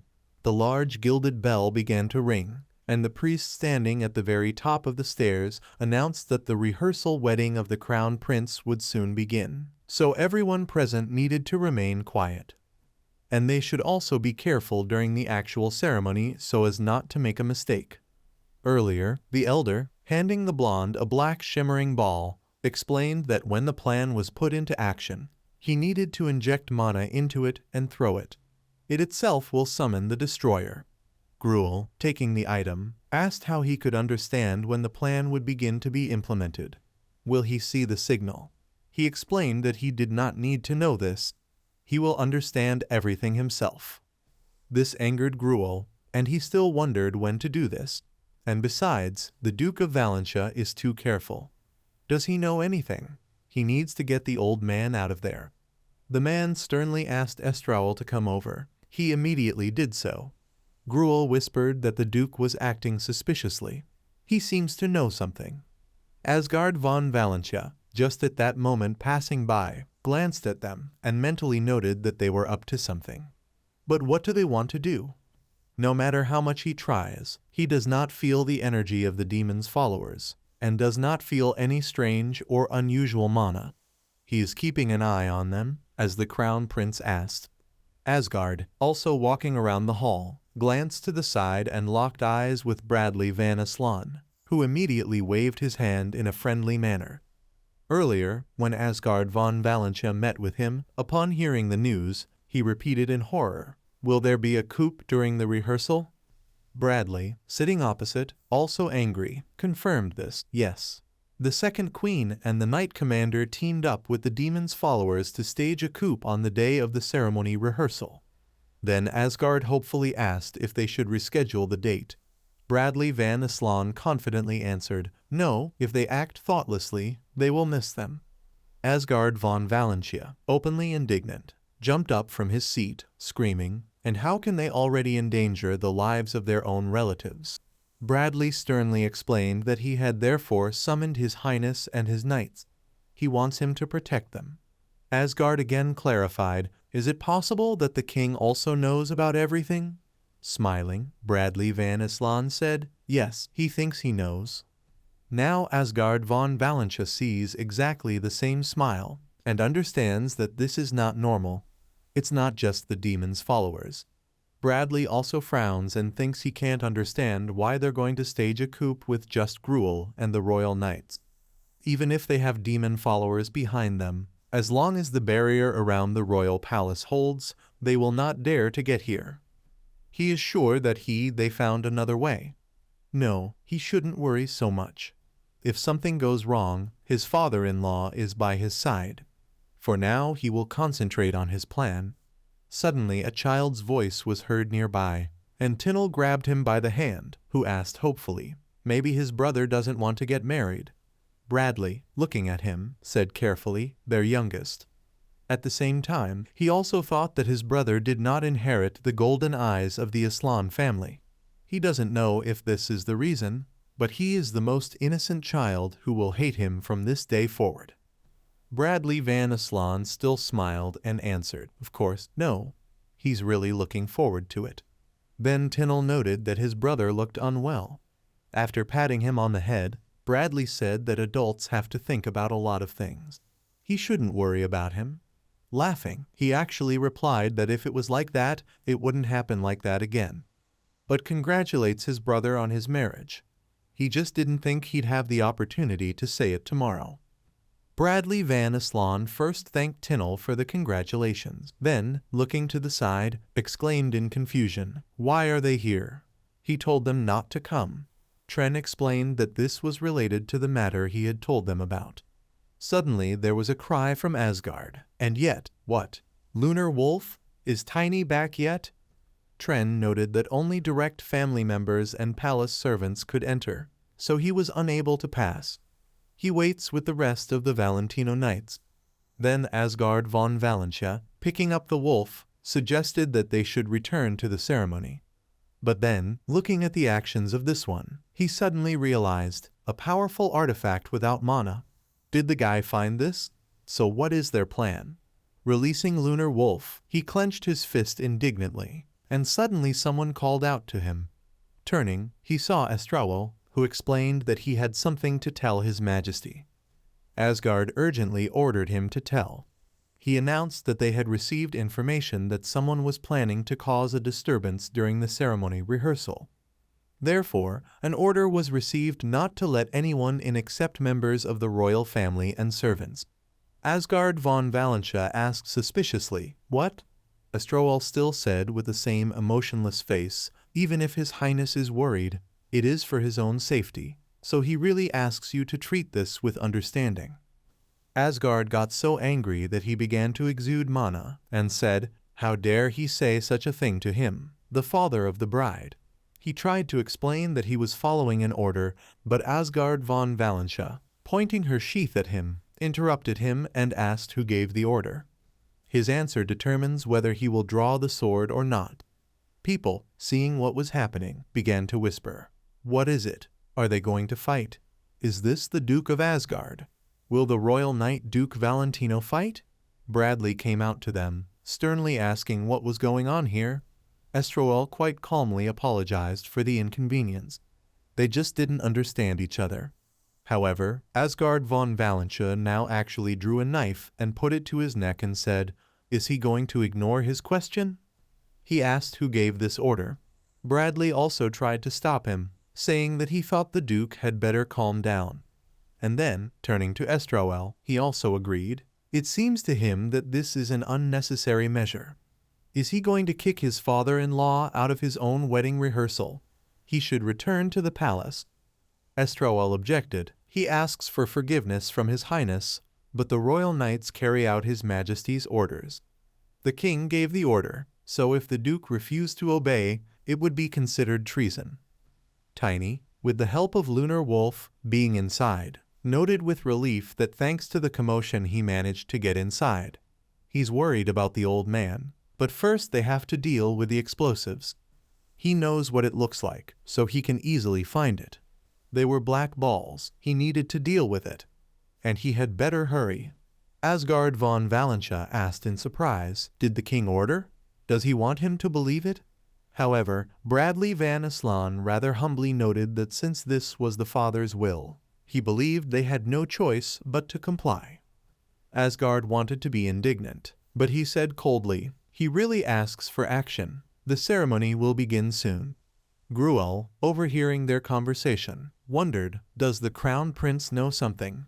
But it is not important. Since he doesn't have to spend it on the Duke, then most of the aristocrats will die. Asgard von Valentia, leaving the hall, still continued to be indignant. "Crown Prince, these rebels are hiding behind the king." Bradley replied that he knew this. But they have no reason to stop them now. If they take it upon themselves to check their father's words, they will miss the chance. Asgard shouted again, "But If they leave everything as it is, what will happen to the aristocrats present? Are they using artifacts they have never heard of? Guests will be in danger. Looking to the side, he wanted to add something else, but fell silent. Bradley Van Aslan, still holding him by the forearm, suddenly said sternly, in order to cut off the rotten flesh, they must be prepared for the healthy one to suffer. He has a bigger plan, so he asks the Duke to calm down. Instead, they will do things differently. The bell rang again. The priest, drawing everyone's attention, announced that some problem had arisen outside, but they had resolved everything. The ceremony continues. Today's event will be opened by the Crown Princess, Chloe von Valentia. When she began to descend the stairs towards them in a beautiful snow-white dress, the guests, unable to contain their delight, loudly exclaimed, "The angel of the Duchy of Valentino. Princes are lucky." Bradley extended his hand to her and noted that she looked great. She accepted the gesture and thanked him. They began to go down together to loud applause. Suddenly Bradley Van Aslan noticed something behind him as the priest continued. Now that the heroes of the occasion are here, they can begin the ceremony. Suddenly a waiter approached one of the tables and, apologizing, began to light the candle on the wedding cake. The people sitting at the table were delighted, starting to talk, as if they had almost forgotten about the candle. Even this looks special. The chefs did everything very beautifully. At this time, Lunar Wolf was sitting away from everyone with a full belly, while Tiny thought that finding the balls would be easy. But everything in this room is round.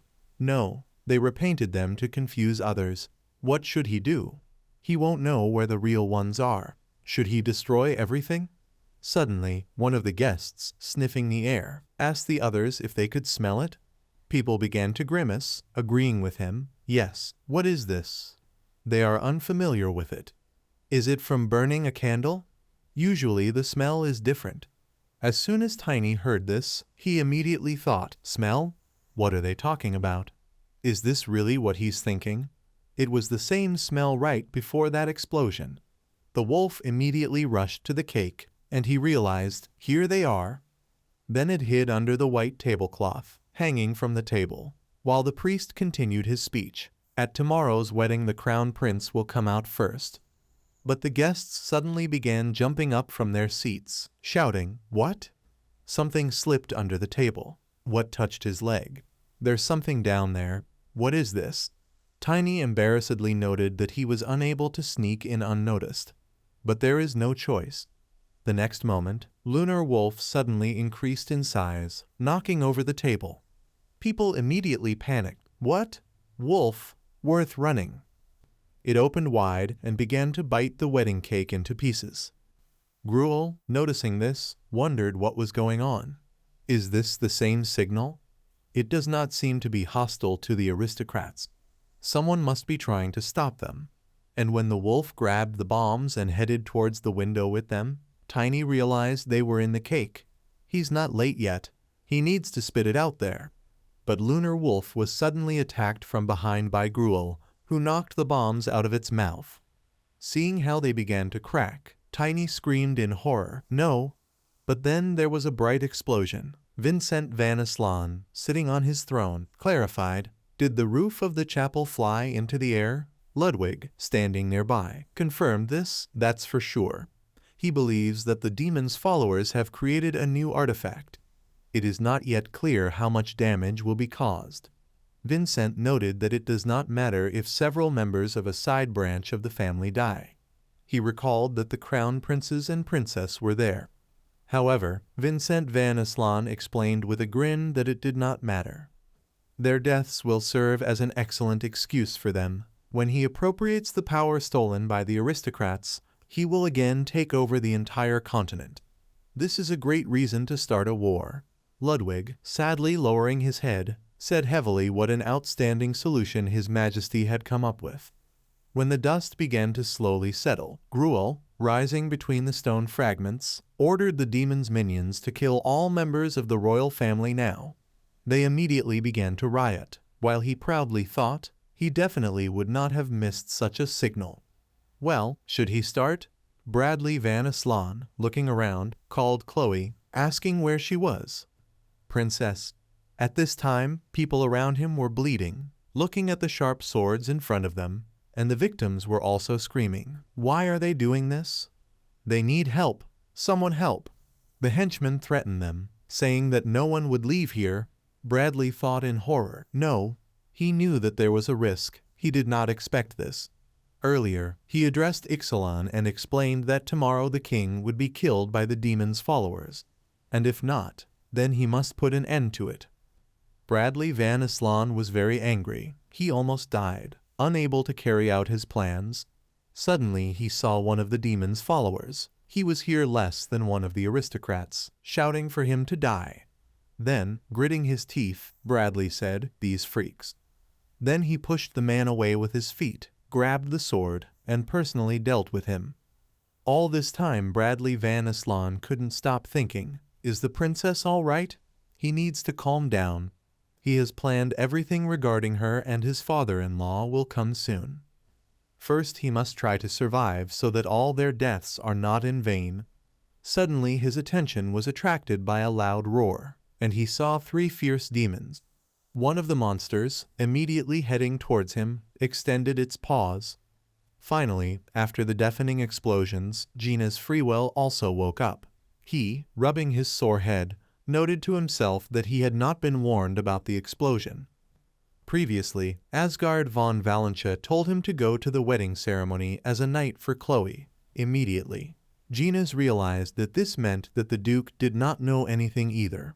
Suddenly, a small fragment of stone fell on his shoulder, from which he immediately jumped to the side. The next moment, a huge block of stone fell on the place where he was standing. Wincing in pain, Gina's Freewell suddenly noticed that after the explosion his body went numb. He thinks he can only use mana to a limited extent, but thanks to the artifact that Tiny gave him, he will be able to hold out. Chloe von Valentia finally appeared with Vivian, who called him and immediately ran up.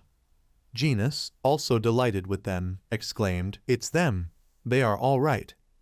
Chloe suddenly threw him a sword, ordering him to take it. They don't have much time. Then, retreating back with Vivian, thank him for his haste. They need to see the prince. He immediately replied that he understood everything. Then loud screams were heard. Demons. Chloe von Valentia also stopped in bewilderment, repeating to herself, "Demons?" Bradley Van Aslan continued to fight the monsters this time, and when it loomed over him, Chloe appeared, who mentally turned to the goddess, asking her to give him strength. Using her wand, she activated bright solar streams that drove away the monsters. Bradley was very surprised, and she just shyly tucked a strand of hair behind her ear.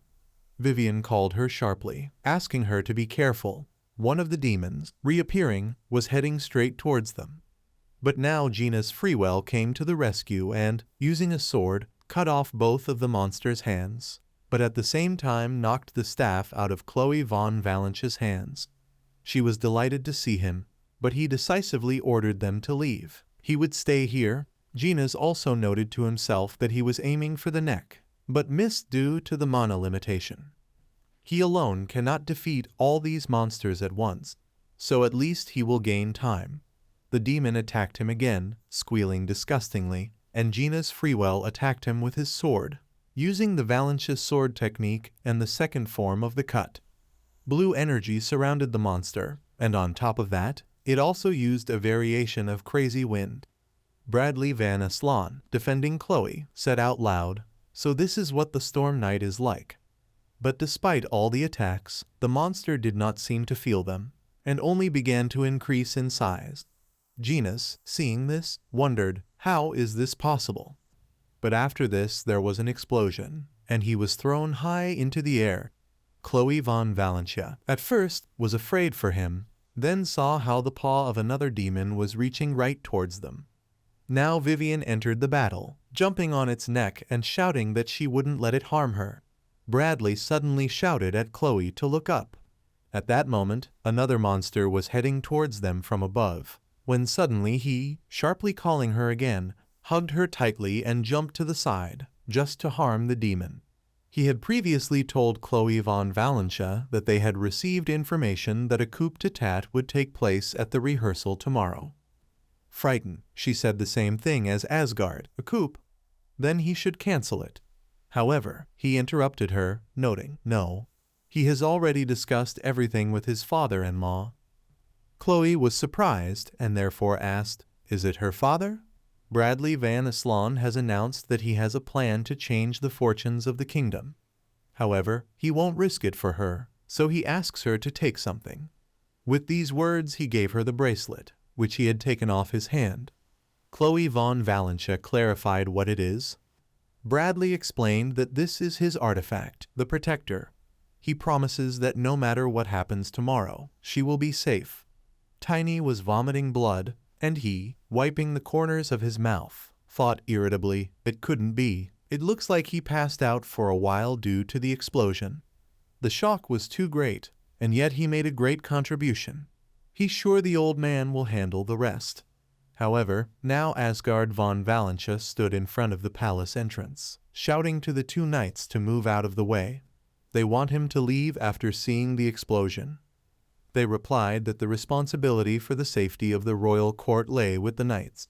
They'll sort it out completely. The Duke doesn't have to worry. Then he grabbed his sword, cursing, they are idiots. But then turning away, Asgard added, it would be better if everything worked out for these knights. Tiny watching him, wondering what he was doing. Why doesn't he draw his sword? Is this really the old Asgard he knows? No, he's completely different. Heading towards him with quick steps, Tiny was noticed by him, and Asgard von Valencia immediately clarified that the young man was fine, they needed to wait a little. However, without paying any attention to him, he approached the door, where the knights also stopped him and asked him, is he from Valentino? He should move away.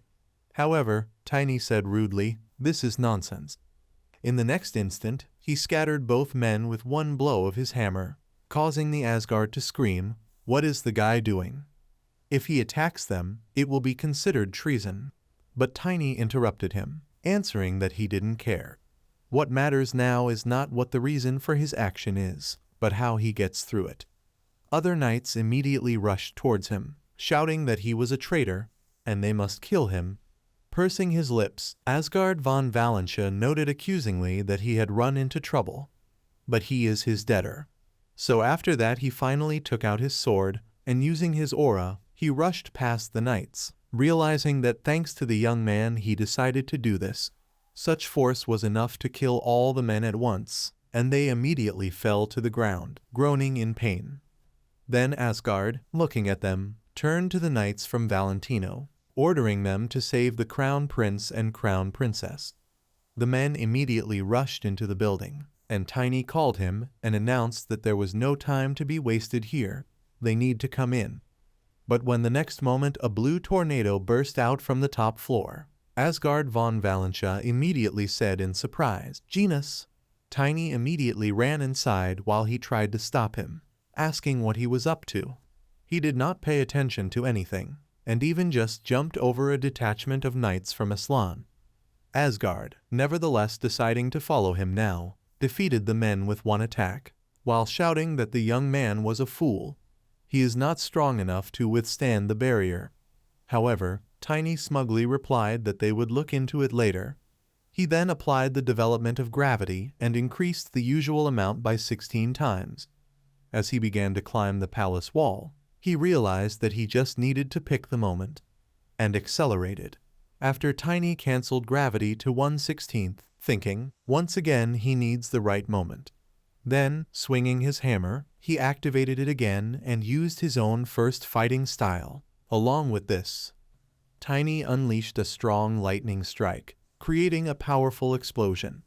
Bradley Van Aslan, along with Chloe von Valencia, turned towards the sound, saw how he finally found himself inside the building, and laughed joyfully. What will the old man tell now? However, Asgard von Valencia, running after him into the hall, almost stepping on his head, only worriedly shouted to Chloe that he was here. One of his blows was also required to deal with a demon. Vivian was also fighting the monster at that moment, but it easily threw her aside. The demon headed towards Asgard, and Chloe von Valentia immediately shouted for her father to dodge. Turning around, he managed to use the Valentia family's secret sword technique, cut. The monster really turned out to be cut into several parts, and when the danger had passed, Chloe addressed him in a voice around him. "Father?" Asgard von Valentia still hasn't turned around. Turned to Bradley, noting that he didn't know what the plan was, but the crown prince couldn't risk his daughter's life. He immediately rushed to justify himself, shouting that everything was wrong. Asgard finally looked at him over his shoulder and asked if he could pay off this debt by taking responsibility for her in the future. And while Bradley Van Aslan felt relieved, Chloe von Valentia embarrassedly exclaimed, "Father?" When Tiny approached them, Asgard von Valentia assumed that it was all over now. However, he immediately shouted to him for the old man to look back. Asgard turned and immediately swung his sword, defeating the attacker.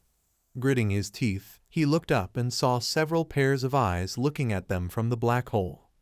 Bradley exclaimed that they needed to leave quickly. However, he, noticing that a knife was stuck into his body, thought these were the shadows of the Emperor, which he learned about from rumors. Activating his mana, Asgard von Valentia announced that it seemed they were not the only ones trying to take advantage of the opportunity. Vincent Van Aslan watched everything that happened, who laughed and exclaimed, "Finally, he will see the last moment in the life of this Valentia freak." Some time ago, he approached his brother, Ludwig, and noted that his offer to send the shadows was good. All thanks to him. He sheepishly replied that he was grateful to His Majesty. Vincent, gloating, said that as soon as he died, he would kill all the aristocrats one by one, and the empire would belong to him alone. He wants this Tiny, who was sent to suppress the uprising, to die there too. However, Ludwig noted that the Ice Flame Mage would not die so easily. Then Vincent Van Aslan, twirling the rod in his hand, agreed, yes. But he must let his brother gain full control of the magic tower. They need to deal with this guy after the Valentia freak. Ludwig looked at him sadly again, and remembered how he once asked the demon's followers through the ball, "When the plan comes true, does the elder want him to kill the king?" The man confirmed this, yes, the blue fox should do it. Then he announced that it was impossible unless they dealt with his staff. The elder asked, "Staff? Isn't it just decoration?" Ludwig mockingly clarified, "Does he think this is so?" How naive. The king has no talent, no magic, no fencing because of the Duke of Valentia, so he protects himself by covering himself with magical artifacts. But, of course, they are useless against a person and his level. However, the staff is a completely different matter. It will nullify the magic of any magician from the tower, even him. The elder tried to offer him something, but Ludwig announced that there was still a way out. Now the servants announced that there is a demon in the chamber of His Majesty, Vincent Van Aslan. He hit the throne with his fist and exclaimed, "What? And there too? What useless worms! They are busy with anything but protecting his palace." Ludwig noted that with the protection magic cast on his chambers, they could easily defeat low-level demons. However, for it to work, they will need an artifact. Can he borrow this? Like this staff? Vincent thought for a moment and immediately threw an object at them, shouting to one of the members of the servants to step up and deal with the monsters immediately. "He's just a useless fool." The man, frightenedly picking up the artifact from the floor, replied that he would do everything. But turning away from him, the servant immediately began to smile slyly.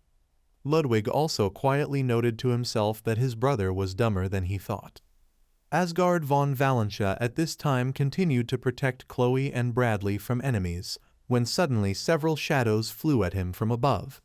He got ready and began to swing his sword in an attempt to defeat them. The attackers were powerless against this, and immediately fell to the floor. However, almost immediately, despite their wounds, they rose again and went on the attack. Asgard, turning the windows back, exclaimed in confusion, "Did they survive?" Suddenly someone's footsteps were heard. Looking to the side, he saw Vivian running towards them to continue the battle. But Asgard von Valentia immediately tried to stop her. shouting that she should not do this. Vivian did not listen to him, and approaching the shadows, at first she actually struck them, but one of the men, taking out a dagger, almost wounded her. Tiny appeared at the last moment, throwing the day back, and loudly announced that ordinary attacks would not work against them. Vivian noted that her mana was suppressed. Bradley Van Aslan suggested that it must be the Queen's doing.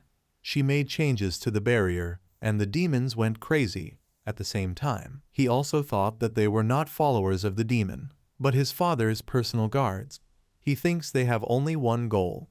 Then, looking at Asgard, he announced that the epicenter was in the middle of the palace. His father's office is there. And while Tiny was thinking what to do next, Asgard von Valentia, turning to him, ordered to save the king.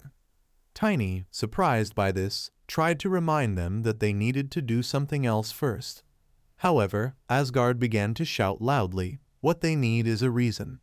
This is the only way they can justify killing the knight. He must find." Tiny finally, against the hammer on his shoulder, announced, "The old man may know that he will be back soon, so he shouldn't die." Bradley at that moment realized that if this guy doesn't leave, then Ixalan will appear. Everything is going according to plan. At that time, being in another part of the palace, he saw a column of smoke above the chapel, and assumed that the followers of the devil had come because of the king. After that, he turned to his subordinates, ordering them to go. They must remember the task that was assigned to them except the prince. The men unanimously answered that they understood everything. Suddenly someone called out to Ixalan and said that he was lost. He turned back and froze in confusion. At this time, Ludwig, passing by the corpses and the broken glass ball, asked proudly, "It seems that because the staff is not far enough away, he was too impatient. Because of the stupid queen, he used too much mana to change the barrier. But it is not important. The person who took the staff also works for him." Vincent Van Aslan, now chained to the throne, noted with displeasure that he too was a follower of the devil. Ludwig suddenly got angry, asking if he was like those idiots. His brother is just a fool who can only scream, and he just does what he has to do, like a true heir to the House of Aslan. Vincent took this place simply because he was born rich, but in fact he is completely incompetent. Then, shackling him even more tightly, Ludwig added that it would have been better if he had died a long time ago. Now he will have to suffer before his death because of the artifacts. Everyone will think that the king died from an attack by a follower of the devil, and he will become the next ruler, and everything will return to normal. But suddenly the doors burst open, almost exploding, and Tiny, who entered the room, asked disdainfully, "Was it him?" "He is the disaster that happened in the palace." Ludwig asked him a question, "Who is he?" Tiny stood in front of him, putting the hammer on his shoulders. Ludwig said that he had not met him before. Tiny said with a grin that it was none of his business. Suddenly, a fiery attack began to fly towards him. Ludwig directed this, controlling every movement. Ludwig said with contempt that he was an ignorant boy. He angrily asked him a question, putting his palm forward. Who did he call a disaster? Tiny at that time jumped straight at him, swinging his hammer. Ludwig relaxed his hand and said in fear, even though he walks confidently. He pointed down and said that he expected more from him. Tiny landed on a rock with all his might, hitting his back. He began coughing as pain shot through his chest. Tiny clenched his teeth tightly, leaning his elbows on the floor. He suddenly frowned deeply as he noticed something approaching him. It was a stone that pushed him aside. Tiny exhaled in shock. The next moment the pillar pushed him again. Tiny started flying backwards into the wall. He hit it hard, breaking it into deep cracks. Tiny looked ahead in shock, noticing another attack rushing towards him. He jumped to the side with a sharp movement and intensely thought that he was a magician. Tiny paused with his foot in place and began to think further that he had at least the sixth circle. He looked at Ludwig and mentally asked the question, how does he manage to use magic without casting spells? Tiny looked back, noticing a strange-looking seal on the wall. The next second, a pillar came to this place with a huge flash, finally breaking through the wall. Tiny jumped back, exhaling in fear. Suddenly, the attack began to approach him again, and he tensely clenched his teeth. Tiny jumped sharply to the side, almost touching the ground, and began coughing. He slowed down with his hands and feet and began to think with panic that he was attacking very quickly. However, he did not sense the flow of mana. He looked forward again and noticed that he was using the extra mana that came from the barrier. His mana body can track this.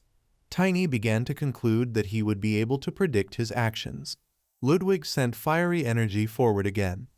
Tiny dodged this and continued to quickly run towards him. He looked back to where Ludwig's punch had come and thought he could do it. He began to use the development of the reverse gravitational property.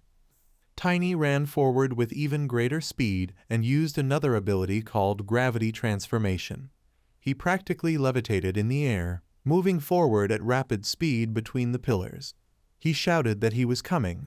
Ludwig again began to call on his energy and said displeasedly that he was a rat. Tiny frowned and thought he could feel it. He looked at Ludwig's palm and thought it was in front. Later he looked down and again thought that it was from below. Tiny felt it from above in the next moment. Suddenly, large pillars began to grow from the seals that appeared on the walls. Tiny, with skillful movements, dodged every pillar that sprouted next to him. He thought it would be from below first. Ludwig, meanwhile, spontaneously began to smile and exclaimed that he was caught. Tiny stopped in place, turning his whole body, and decided what to do next. He began to sharply lower his body down and thought, when he saw a pillar approaching him, that it was from above. He began to use gravity 16 times more. A few moments later, a pillar that emerged from the ceiling landed on the floor at full speed. Ludwig sent his energy forward again and screamed at him to die.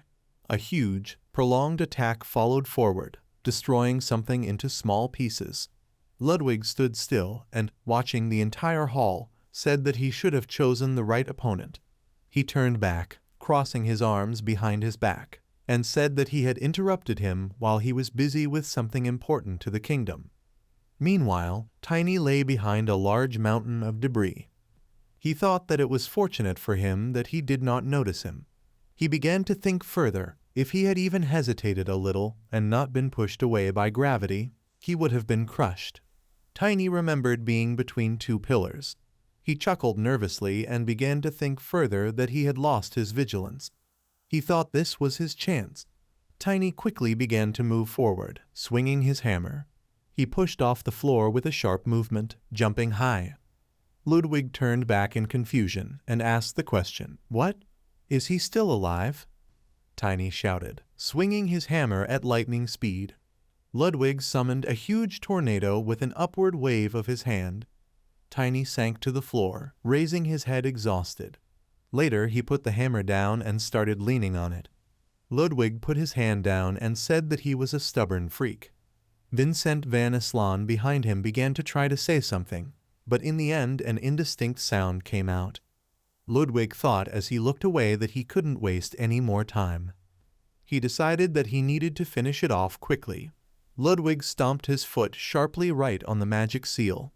Tiny leaned on the hammer, trying to get up, and mentally cursed. He saw the rocks coming towards him and mentally asked the question, will he be able to survive this attack? At the same moment, a long attack appeared, knocking down Ludwig's attack. Tiny looked at this in shock. An ice arrow was stuck into the floor. Meanwhile, someone apologized. Grid Van Sheldon clarified what this delay was. He explained, running his fingers over his mustache, that the path to Islaan's palace was difficult. Ludwig, confused and stuttering, exclaimed that this was a weapon master. He asked the question, what did the Alliance sword forget here? Tiny frowned and tried to get up.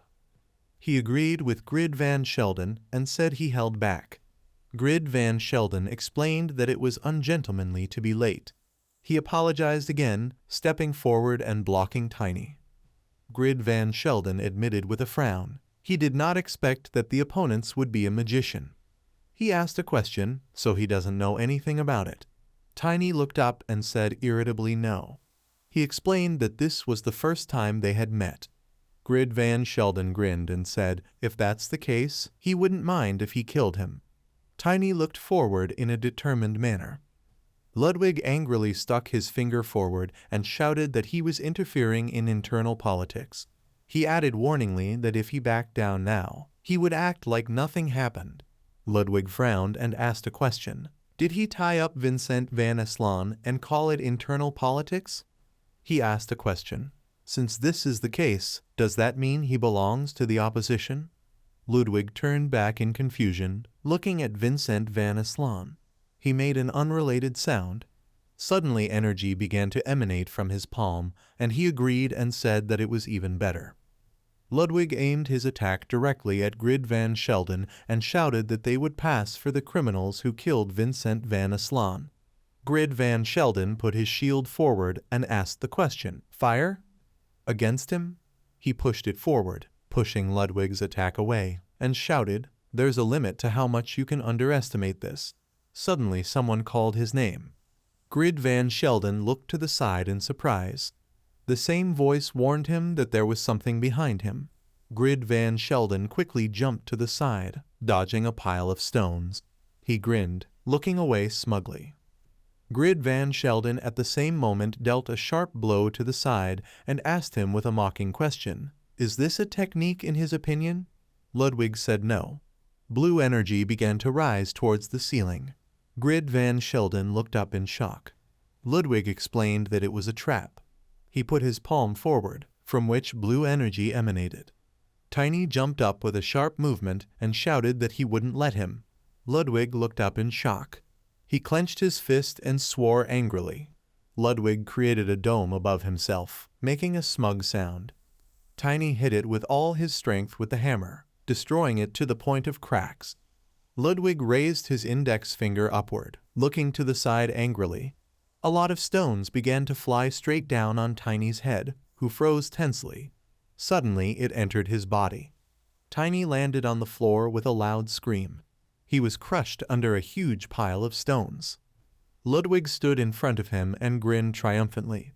Grid Van Sheldon appeared to the side at this time, swinging an axe at him. Ludwig looked at him in shock. He quickly dodged out of the way of Grid Van Sheldon's blow, growling angrily. Ludwig the next moment waved his palm and shouted to everyone to leave him alone. Grid Van Sheldon looked to the side in shock, noticing how a huge boulder began to approach him. Suddenly it pushed him a long distance. Ludwig looked forward with an expectant smile, trying to attack again, and shouted at him to die. A fire attack and a stone began to approach Grid Van Sheldon. Grid Van Sheldon pushed off the ground and jumped up, dodging 2 attacks. Ludwig muttered through his teeth that he was an annoying freak. He waved his hand again, summoning many sharp stones. This began to completely accompany every movement of Grid Van Sheldon. Grid grabbed the handle of the second weapon and looked forward carefully. The next moment, with a sharp movement, he launched an ice arrow forward. Grid Van Sheldon thrust his sword forward, trying to defend against the attack of the stones. Ludwig, meanwhile, jumped to the side, dodging the ice arrow. Grid Van Sheldon continued to push back the attack of growing rocks. Ludwig grinned and shouted that this was his last blow of despair. He exclaimed that this was so predictable. Grid Van Sheldon grinned through his shield, which was starting to show cracks, and said that he wasn't sure. Suddenly there was a strong explosion of blue energy. Tiny grinned with anticipation. He asked a question. Did he fall for it? He got out from under the rubble and began to quickly run forward, swinging his hammer. Ludwig confusedly asked the question, "What?" Suddenly, the tower windows released a huge wave of explosion. Some time later, Vincent van Aslan grabbed his throat with his hand and began coughing loudly. His coughing attacks continued for a long time. Later, Vincent van Aslan looked up and stammered, asking where did he go? Died? Tiny leaned over him. Grid Van Sheldon confirmed this and said he was dead. Tiny and Vincent van Aslan turned to the side, looking at Ludwig's corpse. Grid Van Sheldon began to explain further, only if his leg cannot move of its own accord. Vincent van Aslan tried to get up, starting to shake all over, and exclaimed that he was a damned traitor. He tilted his head slightly. Vincent Van Aslan said with a trembling voice that how? He added how someone like him dared. Vincent Van Aslan kicked his foot with all his might. He continued to beat him angrily and shouted the question. Did he have the audacity to think of taking his place on the throne? He said rudely that there were many freaks like him around him. Vincent Van Aslan continued to beat him and asked the question. In his opinion, was he not ready for this? He asked the question again. Thanks to whom did he become the head of the magic tower? He furiously added that he had elevated him. Tiny and Grid Van Sheldon continued to watch him emotionlessly. Vincent Van Aslan at this time asked a question. Did he betray his trust? Later he began to walk away from him, rubbing his beard with his fist, and said that the matter was over. He said that he was a traitor. A moment later, Vincent Van Aslan sat on the throne, placing his hand on the edge. He admitted that he watched them fight. He addressed Grid Van Sheldon and the unknown knight, saying that they had done a great job. He explained to them that he would reward them very well. Grid Van Sheldon bowed respectfully and explained that he did not want a reward. He added that he came here to do his friend, the Duke of Valentia, a favor. Vincent Van Aslan asked angrily, Valentia? He began to tightly squeeze the throne with his hands and muttered that Valentia. He asked the question, is it him again? Vincent Van Aslan angrily shouted the question, who does he take him for? He asked again, who was he to save him? He started shouting angrily that he was the king. Vincent Van Aslan grabbed the crown and exclaimed that he rules the country. He is at the peak of power. Almighty is capable of anything. Such is his fate. He added that it was not his. Vincent Van Aslan desperately asked the question, remembering the past, how much longer will he interfere in his life? He clutched his head in his hands in horror and again asked the question, how long will they compare him to him? Vincent Van Aslan desperately knelt down and said how long. Grid Van Sheldon and Tiny watched him. They said nothing, looking down tensely. Vincent Van Aslan meanwhile asked the question, are they one of them? Tiny asked with a stutter, what? Grid Van Sheldon tried to say that he. Vincent Van Aslan, meanwhile, said with a crazy sneer that this Valentia freak must be helping the demon's minions take his throne. He started laughing as loud as he could and exclaimed that he planned to become a hero by pretending to save him. He asked the question, are they taking him for a fool? Grid Van Sheldon leaned towards him and anxiously stretched his hand forward, asking the question, is he okay? Vincent Van Aslan hit him on the arm and furiously shouted at him to take his hands off. He added that it was his destiny to be a ruler. He doesn't need help. He shouted again that a little more and the alliance would also become his. Grid Van Sheldon frowned. Vincent Van Aslan continued to say with madness that when this day comes, they... Grid Van Sheldon began to pull out his sword and said that he was the heir to the head of the alliance and the ancient wizards. He firmly said that he couldn't just let this situation go because of his words. Grid Van Sheldon put his sword blade forward and asked the question, should this be considered a declaration of war? Vincent Van Aslan exhaled desperately. Tiny touched Grid Van Sheldon on the shoulder and told him it was okay. He added that the old man would take care of the rest. Grid Van Sheldon asked the question, right? He turned around sharply and said okay then. He added that, after all, he was just a guest from someone else's side. Tiny and Vincent Van Aslan followed him with their gaze. Grid Van Sheldon reached out to Lord Tiny and told him he did well. Tiny asked a question in surprise. Did the weapon master address him by title? Grid Van Sheldon approached Ixalan, telling him that whatever happens next here is none of his concern. Tiny continued to reflect with a smile that he was able to get his recognition. Vincent Van Aslan began to laugh loudly and exclaimed that this was the prince's attendant. He assumed that his son was here. Tiny looked down thoughtfully. He was approached by Ixalan, who thanked him. He added that they would take care of the rest themselves. Tiny thanked him in return. Ixalan asked him a question. What is his name? Tiny tiredly turned to the side and explained that he was Tiny from the house of Valentia. Vincent van Aslan muttered angrily, Valentia. He added that it was him again. Later, Vincent van Aslan resigned himself and told him to leave. Ixalan meanwhile approached him. Tiny looked back and thought he had a bad feeling. He began to walk forward and began to think further.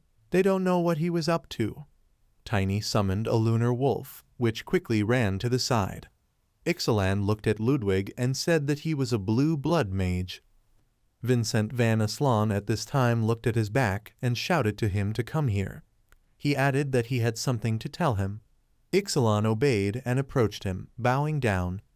Vincent van Aslan said that from now on he is the commander of the Royal Knights. He added madly that his first task would be to stop this Valentia knight from leaving here alive. He ordered him to kill him. Ixalan began to climb upstairs with submissive silence. He said that the position of commander of the Royal Knights was too honorable for him. Vincent van Aslan opened his mouth in shock. Ixalan went on to explain that he didn't even know his name. Vincent van Aslan said, confused, exactly. He asked the question, what is his name? Ixalan at this time firmly said to be taken. Several men grabbed Vincent van Aslan from both sides. Vincent van Aslan began to panic and asked the question, what? What will they do? He shouted for them to let him go now. Vincent van Aslan asked the question, are they minions of the demon? Ixalan told him to listen to the dethroned Vincent van Aslan. Vincent, stunned, asked the question, what? Overthrown? Ixalan said he plunged the country into chaos due to personal feelings and absurd delusions. He said threateningly that he was planning to start a war and endanger the kingdom. Vincent van Aslan began to scream doomedly to be released. He asked the question, do they understand what they are doing? Ixalan began to pull his sword from his shoulder and said that by the will of the new king, Bradley van Aslan, his punishment for his sins would be death. He pronounced Vincent van Aslan clearly. Vincent asked the question, what? He screamed to be let go. He wanted to talk to the crown prince. He tried again to tell him to let him go. Lunar Wolf looked out from behind the rubble and opened its mouth in shock. His eyes reflected how Bradley van Aslan had his head cut off. Meanwhile, elsewhere, Bradley van Aslan looked out the window and asked the question, did he take care of him? Ixalan replied yes. Bradley van Aslan asked him a question, did he make the right decision? Ixalan agreed again, nodding his head submissively. He explained that the deposed king was waging a hopeless war. Bradley van Aslan lowered his head. He thought that that day, thanks to Gina's Freewell and Asgard von Valentia, he managed to save the princess. But he saw the power of his father's shadow troop. Bradley van Aslan asked the question, after his death, what happened to him? Ixalan's mouth opened in shock. Bradley van Aslan began to think further. When he arrived, the knight of the House of Valentia, Asgard von Valentia, and later the weapon master who arrived in time killed everyone. The events of the past were before his eyes. Bradley van Aslan turned back and asked the question, so is everyone in the Shadow Squad dead? Ixalan replied that fortunately for him, the next head, the deputy squad leader and her group had left for another mission, so they were still alive. He went on to explain that they were adherents of the rule, which obliged them to follow the orders of the official king only. Ixalan explained further, so they said that they would come see him after the coronation. Bradley van Aslan asked the question, what about Karsha and Grewell? Ixalan wearily began to tell further that they were arrested immediately after the suppression of the uprising. Bradley van Aslan asked him if he had found Tinnell. Ixalan said yes. He began to explain that after the rebellion, Grewell kidnapped him. Bradley van Aslan turned sharply to him and asked, Grewell? For what? Ixalan tried to explain, confused. Many say that Prince Tinnell was the son of Karsha and Grewell. Bradley van Aslan asked, stunned, what? Ixalan went on to explain that they staged a coup d'etat to make Prince Tinnell the new king. Bradley van Aslan pressed his hand to his face in disappointment and asked a question. Betrayal and a coup d'etat? Ixalan asked him a question. How should they be? Bradley Van Aslan suggested that as king he would have to make a decision. He thoughtfully lowered his hand and said that this is why they are executing Karsha and Griwell. Ixalan, confused, put his hand to the side and asked the question, "Is he sure?" He said that the second prince lot would be against the execution of his own mother. Bradley Van Aslan grimly replied that they could not leave one that could lead to discord. He explained that he would understand. Ixalan asked the question in confusion, what should they do with Prince Tinel? Bradley Van Aslan turned and said that even though he was the product of these intriguing games, he was still his brother. He firmly said that he would continue to live with them. Ixalan bowed obediently and said, "That's right." Bradley Van Aslan asked him to call everyone to a meeting. He explained that he wanted to reward the main characters of the incident. Bradley Van Aslan turned to him again and with a friendly smile said what it was. He added with a smug smile that this would be completely different from the usual awards. Some time later, Bradley Van Aslan sat on the throne. Tiny bowed before him and asked the question, could he get something else as a reward? Bradley Van Aslan asked him in confusion, what? He guessed he didn't know what the superior weapon was.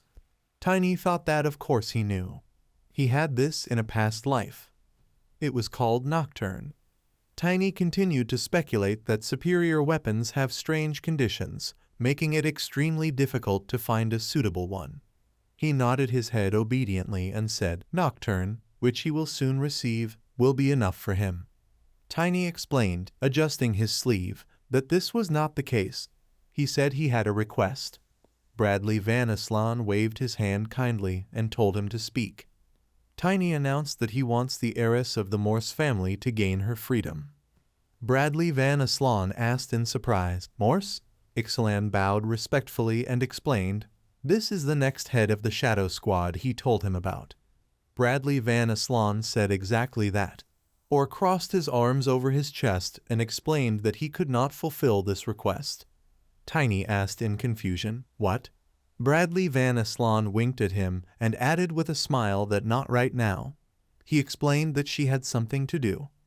But he promised that he would give her freedom within 6 months. Tiny looked at him in shock. He bowed obediently and thanked him. Bradley Van Aslan began to get up from the throne and said what else. He extended his hand with a benevolent smile and said, if his reward is like this, he will be disgraced. He added that he therefore asked him to look for superior weapons in the royal vault. Bradley Van Aslan explained that to get this, his permission alone is not enough. Tiny thanked him with sincere gratitude. He thought with a smile that he had not expected to receive this. He mentally exclaimed, but since he insisted, then okay, some time later. The Ice Flame Mage put his arms out to the sides and exclaimed that he was glad to meet you. He asked the question, is he the Shining Knight? Tiny said yes. He asked a question, is he an Ice Flame Mage? He thought that he was still young now. Tiny bowed and said that he was honored to meet the support in the magic tower. He asked him to call him by name.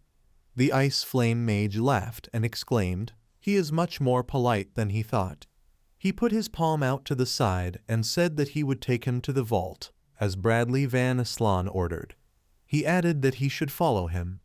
The Ice Flame Mage began to walk forward and began to explain that this was different from the pitiful storage facilities of the aristocrats. The security system here was on a completely different level. Tiny looked to the side thoughtfully. He mentally asked the question, what kind of weapons does the royal family keep here? He noticed that the room was quite large. He had never heard of it. He hasn't been here in his previous life, so he's very excited.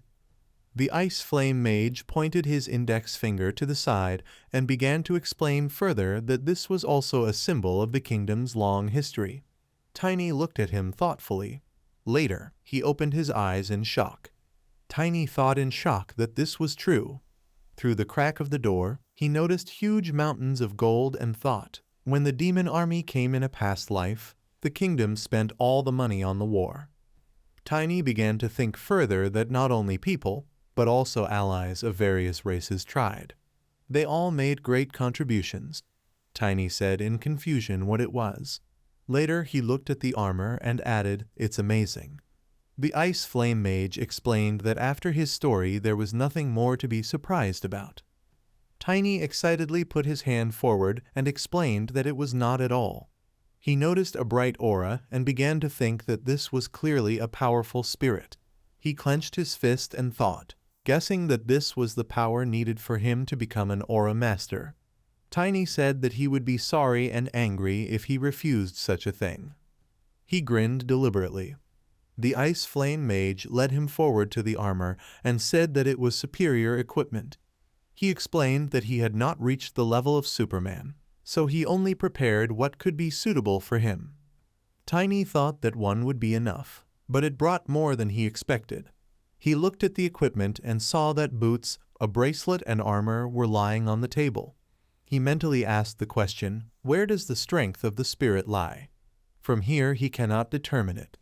Tiny crossed his arms over his chest, looking down thoughtfully. The Ice Flame Mage told him not to think that way. He added that he could examine everything in detail. This won't disappear? Tiny reached out to his boots and said, "What then?" Suddenly, the Ice Flame Mage took it away from him and explained that only those who had reached the blader level before the required age could wear it. He pressed it to himself and began to explain further that the wind magic of the third circle was applied to this, and also the effect that allows him to use the magic of the seventh once a week. The Ice Flame Mage explained that this would make him very agile. Tiny looked at him with anticipation. The Ice Flame Mage exclaimed that they were also called Wind Rulers. Since he uses a hammer in battle, increasing his speed will help him a lot. And once a week, the Black Storm will be able to use the magic of the seventh circle, ideal for ambushes or finishing attacks. Tiny thought he was very talkative.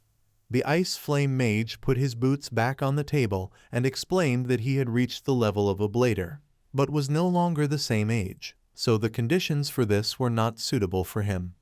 Tiny asked what? Why did you have to talk about them so many times? He pointed his thumb at himself displeasedly and explained that he was only 14.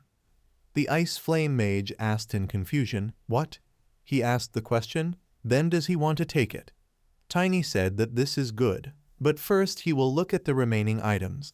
He told him to stop talking like that. The Ice Flame Mage laughed and said okay. Tiny asked what kind of bracelet this is. He added that it looked like an ornament. The Ice Flame Mage sighed and explained that this was only for girls who could use third circle magic.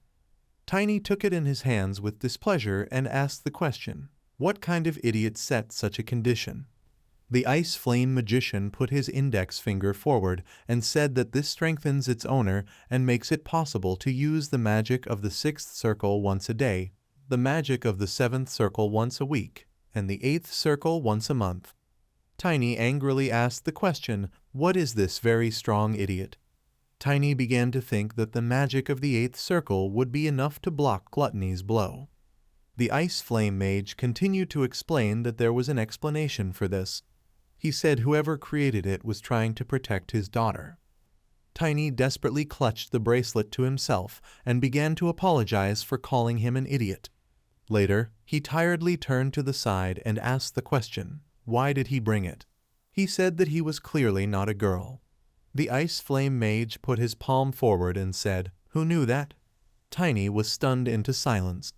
The Ice Flame Mage also remained silent, looking down in shame. Tiny looked at the next item and said that this was the last one. The Ice Flame Mage explained that he also grabbed this just in case.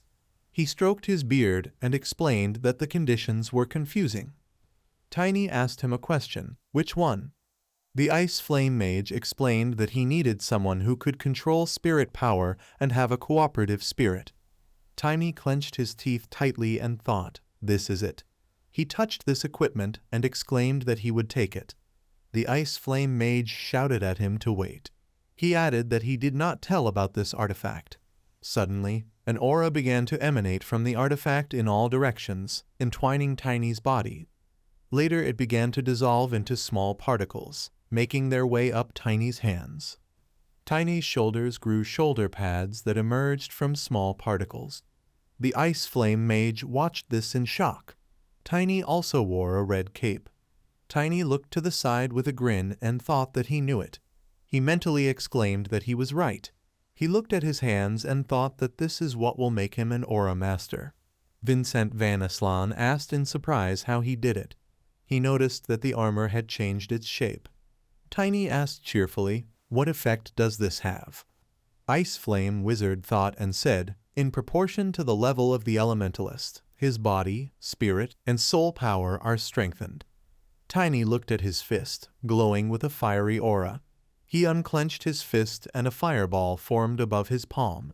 He thought with delight that this was the key to becoming an aura master. A fireball landed on his palm. Tiny happily realized that he had a level that he could not reach in his previous life. He asked with interest, "What is the name of this armor?" Ice Flame Wizard said, puzzled, that this was called Animus Spiritual Armor.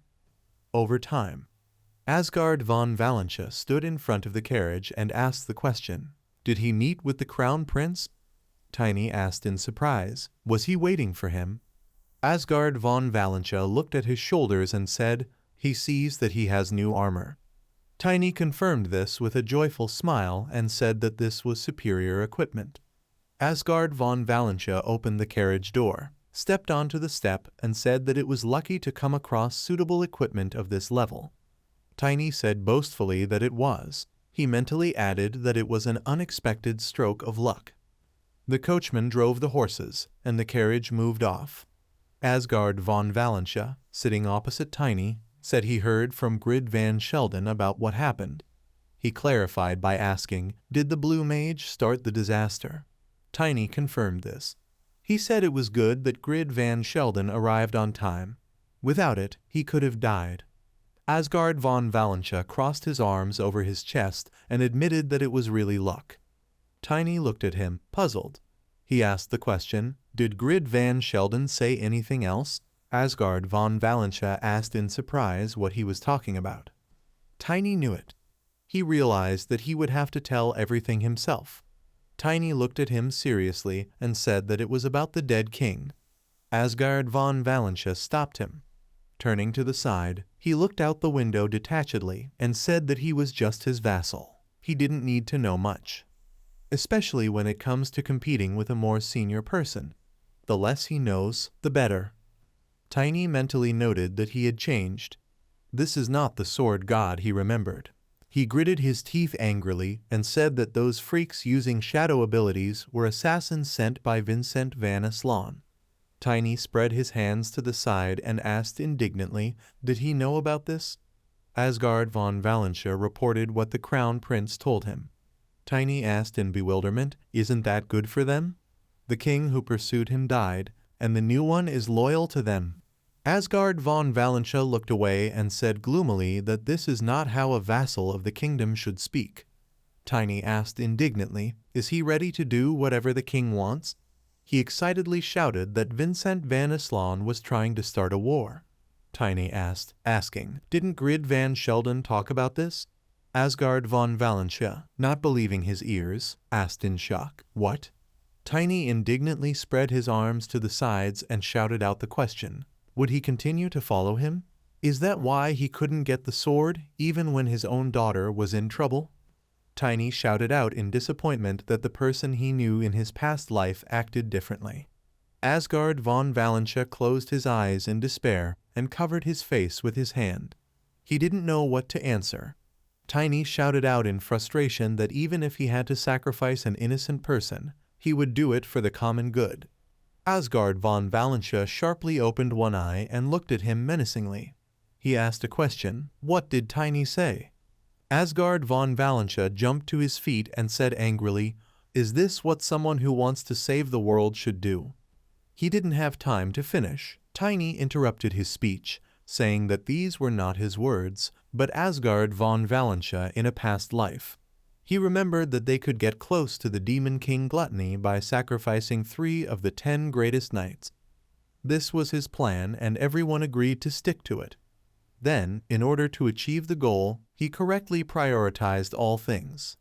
That's why people, including Tiny, believed him.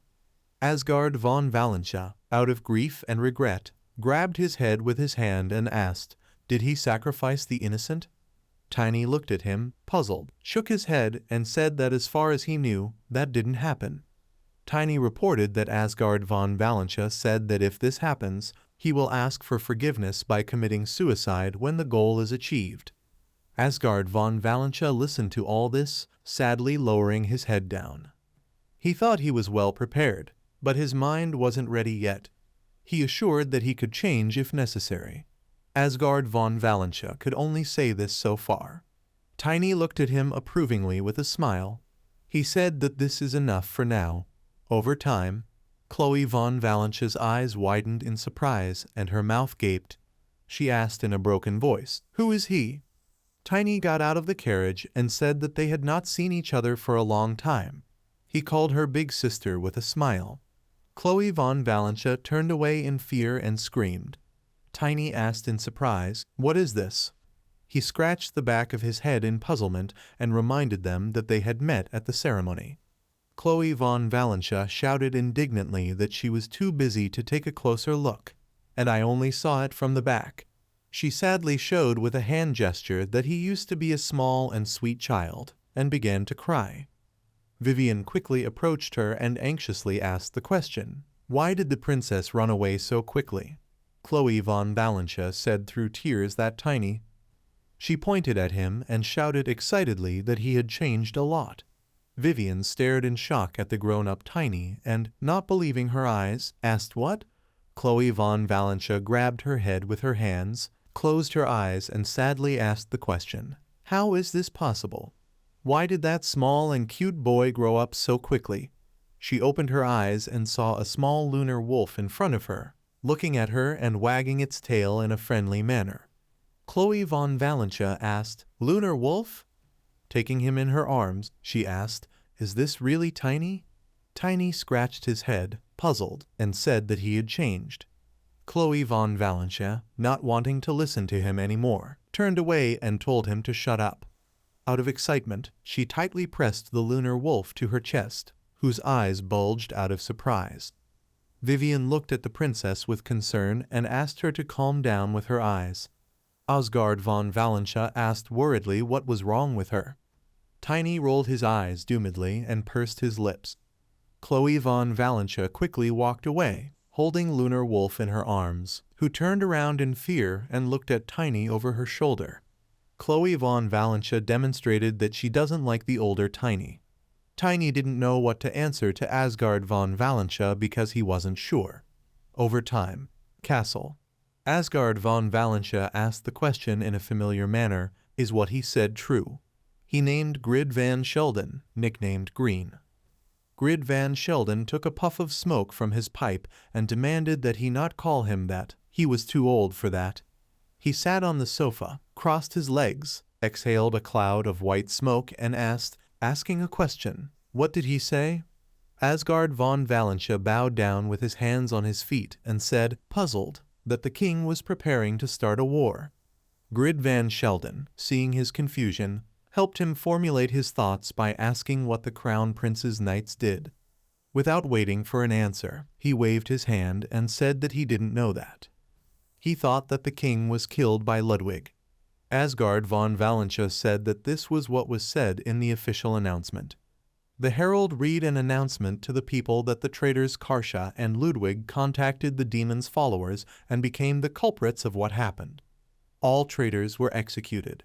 Grid Van Sheldon inquired, asking if that's what the new king said. Asgard von Valentia looked at him sternly and said, Grid Van Sheldon knows, he didn't want this. Grid Van Sheldon frowned in irritation and said that was his problem. He's always too honest.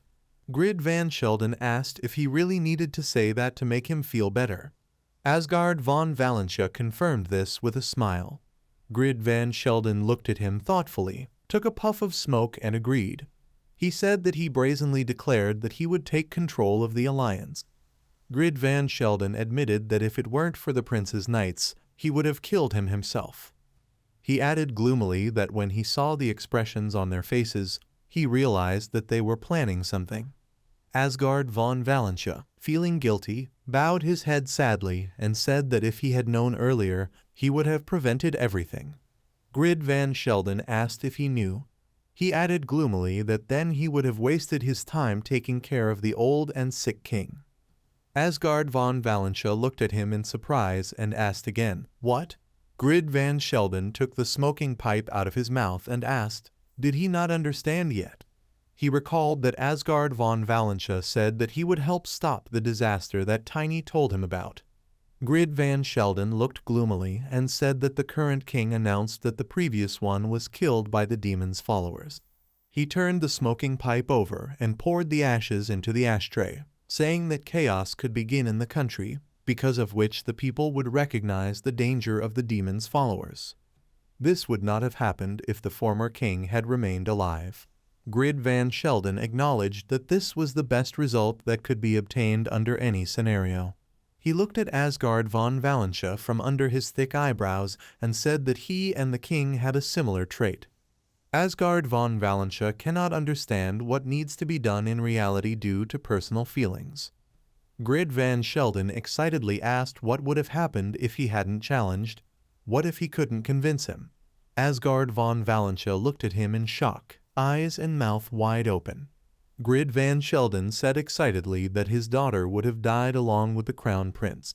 He demanded a question. After that, Asgard von Valentia still believed that he did the right thing. Grid Van Sheldon angrily commanded the Sword Emperor to wake up. He looked at the stunned Asgard von Valentia and said irritably that there is no need to do what he thinks is right until the very end. If he doubts what is right and what is wrong, then let him discuss it with others. Asgard von Valentia remembered how Tiny emphatically stated that it was important not to prepare for the consequences, but to do something. Grid Van Sheldon looked at the confused Asgard von Valentia and demanded that he listen to the others.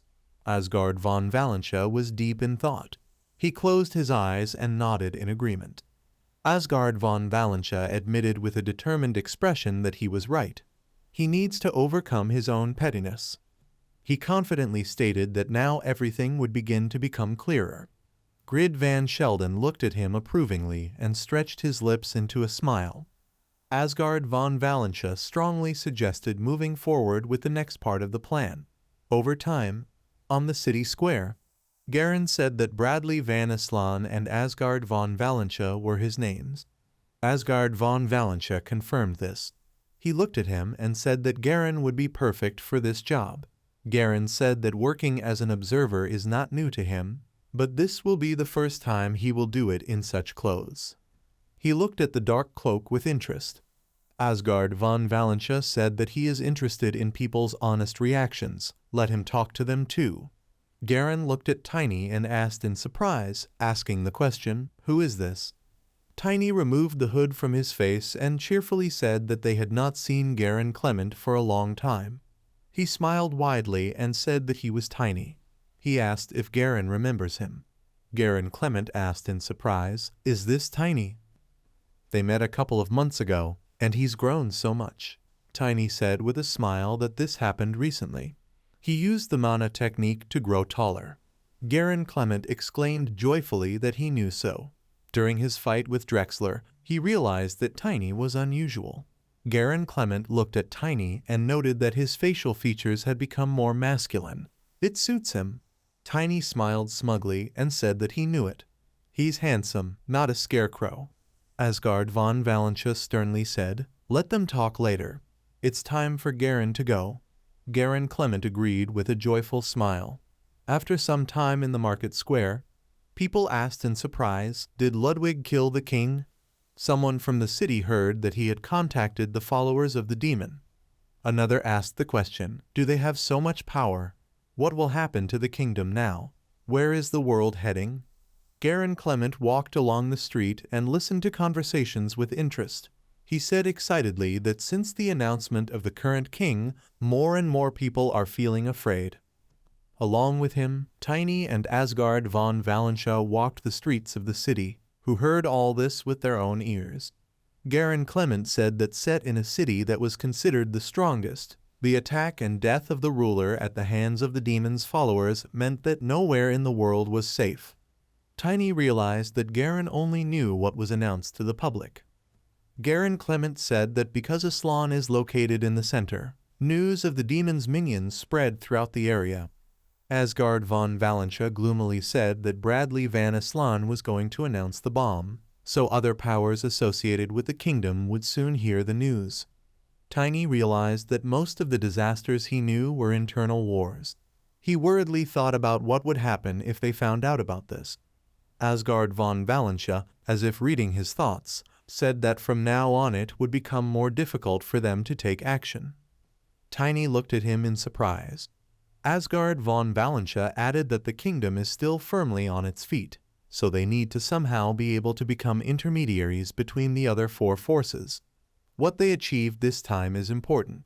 Asgard von Valentia smiled happily and admitted that Tiny did a great job. Tiny froze in shock and accepted the praise with surprise. He mentally asked himself what came over him. Asgard von Valentia activated his spiritual power and said displeasedly that he should control his facial expression. He mentally added if life is precious. Tiny put his hand to his head and reported in a military manner that he was honored to receive his approval. He saluted him with a gesture. Over time. On a city street, someone hesitantly asked the question, "Is this him?" The man, looking at Tiny, asked a question, "Is this the Shining Knight who killed the traitor?" He heard that Tiny saved Charon. Another man asked in surprise, "Is Asgard von Valentia next to him?" There are rumors that he mentioned the Morse family to the new king. Members of this family have black hair and dark eyes. Tiny looked around with a satisfied smile. Asgard von Valentia noted that it has become quite popular. A city resident suggested that Tiny was a member of the Morse family. He concluded that this was true. Garen Clement and Tiny laughed cheerfully after hearing these words. Garen thought it would be difficult to explain to them. They need to move on. After some time they stopped on a deserted street. Tiny grabbed his head with his hand in frustration and said that this was some kind of madness. People think he is from the Morse family. Garen Clement asked cheerfully, asking the question, "What's the big deal? They are semi-aristocrats. Besides, none of them are left, so it doesn't matter." Tiny remembered the Reaper with an enthusiastic smile and mentally thought that this was very important. Asgard von Valentia pointed at Tiny and asked when did this idiot become famous. Garen Clement suggested that when the new king took the throne and announced to the whole country that Tiny made the greatest contribution to saving the city of Karun and the Aslan family. Having said this, he laughed cheerfully. Tiny, through tears of despair, stretched his hand up and asked the question, "Why?" Asgard von Valentia admitted that this was even better. Tiny looked around and asked in surprise, "What?" Asgard von Valentia announced that he will soon be leaving for Elfheim. It is better for a famous person to meet with harmful elves. Garen Clement inquired, asking why he was sending him there. Asgard von Valentia was confused and tried to find the right words. Tiny excitedly answered for him that the demon's followers were looking for sacred objects. He must convince the elves of the need to protect it. Asgard von Valentia smiled and shook his head in agreement. Garen Clement hesitantly said that it was not necessary to send him there for this. He has a friend in Elfheim. Asgard von Valentia and Tiny asked dumbfoundedly, "Does he have a friend in Elfheim?" They looked at him in shock and at the same time asked, "Is this possible?" Garen Clement winced indignantly and said that they were both so rude. Asgard von Valentia asked in surprise, "Does he really have an elf friend?" Garen Clement confirmed this and said that when he went to Rodman's lands to kill the monster, he met a man there heading to the city of Elfheim. They became friends with him. Tiny asked with interest how. Garen Clement thought for a moment and replied that it was like that. Tiny spread his arms to the sides in surprise and said that people do not become friends at the first meeting. Garen said sternly that they had become. Tiny asked in surprise, "What?" Garen Clement said that at first they discussed a lot of things, but everything happened quickly. He thought it was understandable. Garen Clement laughed cheerfully and concluded that this is how they became friends. Tiny gritted his teeth in irritation and thought that he couldn't understand it. Garen Clement laughed happily and said that you can quickly get closer to people if you talk sincerely. Asgard von Valentia admitted that this was true. Garen Clement admitted that he was a little upset that they didn't believe him. He reached into his secret pocket and took something out. Garen Clement opened his palm and showed a golden pendant containing a lock of blue hair. He said that he received this symbol from that friend. Asgard von Valentia and Tiny looked at it with interest and admitted that it looked real. Over time, Asgard von Valentia ordered Garen to go with Tiny. Garen Clement, sitting on horseback, happily agreed and said that he understood. Tiny was nearby, riding a lunar wolf. Asgard von Valentia didn't know if this would help or not, but he sent Jay ahead. When they arrive at the place, let them look for him first. He looked at them with a smile, seeing them off on their way. Garen said that they will do so. Lunar Wolf took a step forward. Garen Clement smiled and said that they were going on their way. Tiny said that they would see each other again and called Asgard von Valentia an old man. Asgard von Valentia, crossing his arms over his chest, looked after them. He expressed hope that the results will be just as good this time. He then annoyedly added that if Tiny called him an old man again, he would kill him, regardless of the results. After some time, the new elder of the Black Knights asked a question. Tiny interfered again. Ludwig died too. Blue Fox said it is. The crown prince took the place of the king. The chief slammed his fist on the wall and angrily said that Ludwig was a real idiot. He said he could handle it. The foreman frowned and said with hatred that the freak from the Morse family was to blame for everything. He angrily asked how Tiny knew about their plan. The Blue Fox suggested that there was a spy from the Dragon's Eye among them. The foreman rejected this assumption. He added that then Vincent van Aslan would not have died. The foreman concluded that in this case the hero was blessed by the goddess. The Blue Fox asked excitedly, "Hero?" He asked worriedly, "Does the old man want to say that the creator of this imperfect world started a war with the demonic world and created another hero?" The foreman said sadly that there was no other explanation. He stopped in place and asked if the Blue Fox remembered the story that Malam told. He replied that of course. The creator can only see the predetermined fate of an imperfect world. Too much interference will change this, thinning the border between worlds, causing their inhabitants to become stronger than they should be. A world whose course of events has gone astray will be destroyed sooner than it should. A creature called a goddess will one day change the fate of this world full of destruction by creating a hero and transporting a demon to another world. The foreman reached into the secret pocket of his cloak, took out a map from there, and said that freaks who believe in the goddess consider themselves winners. He unfolded the map and said that in fact the trail that proved their victory was left when they created the demonic station and the great labyrinth. The Blue Fox said in shock that there were several heroes chosen at the moment. The foreman said that the end of this world is near. He grinned maliciously and added that their dream would soon come true. Blue Fox reminded that there was a spy among them.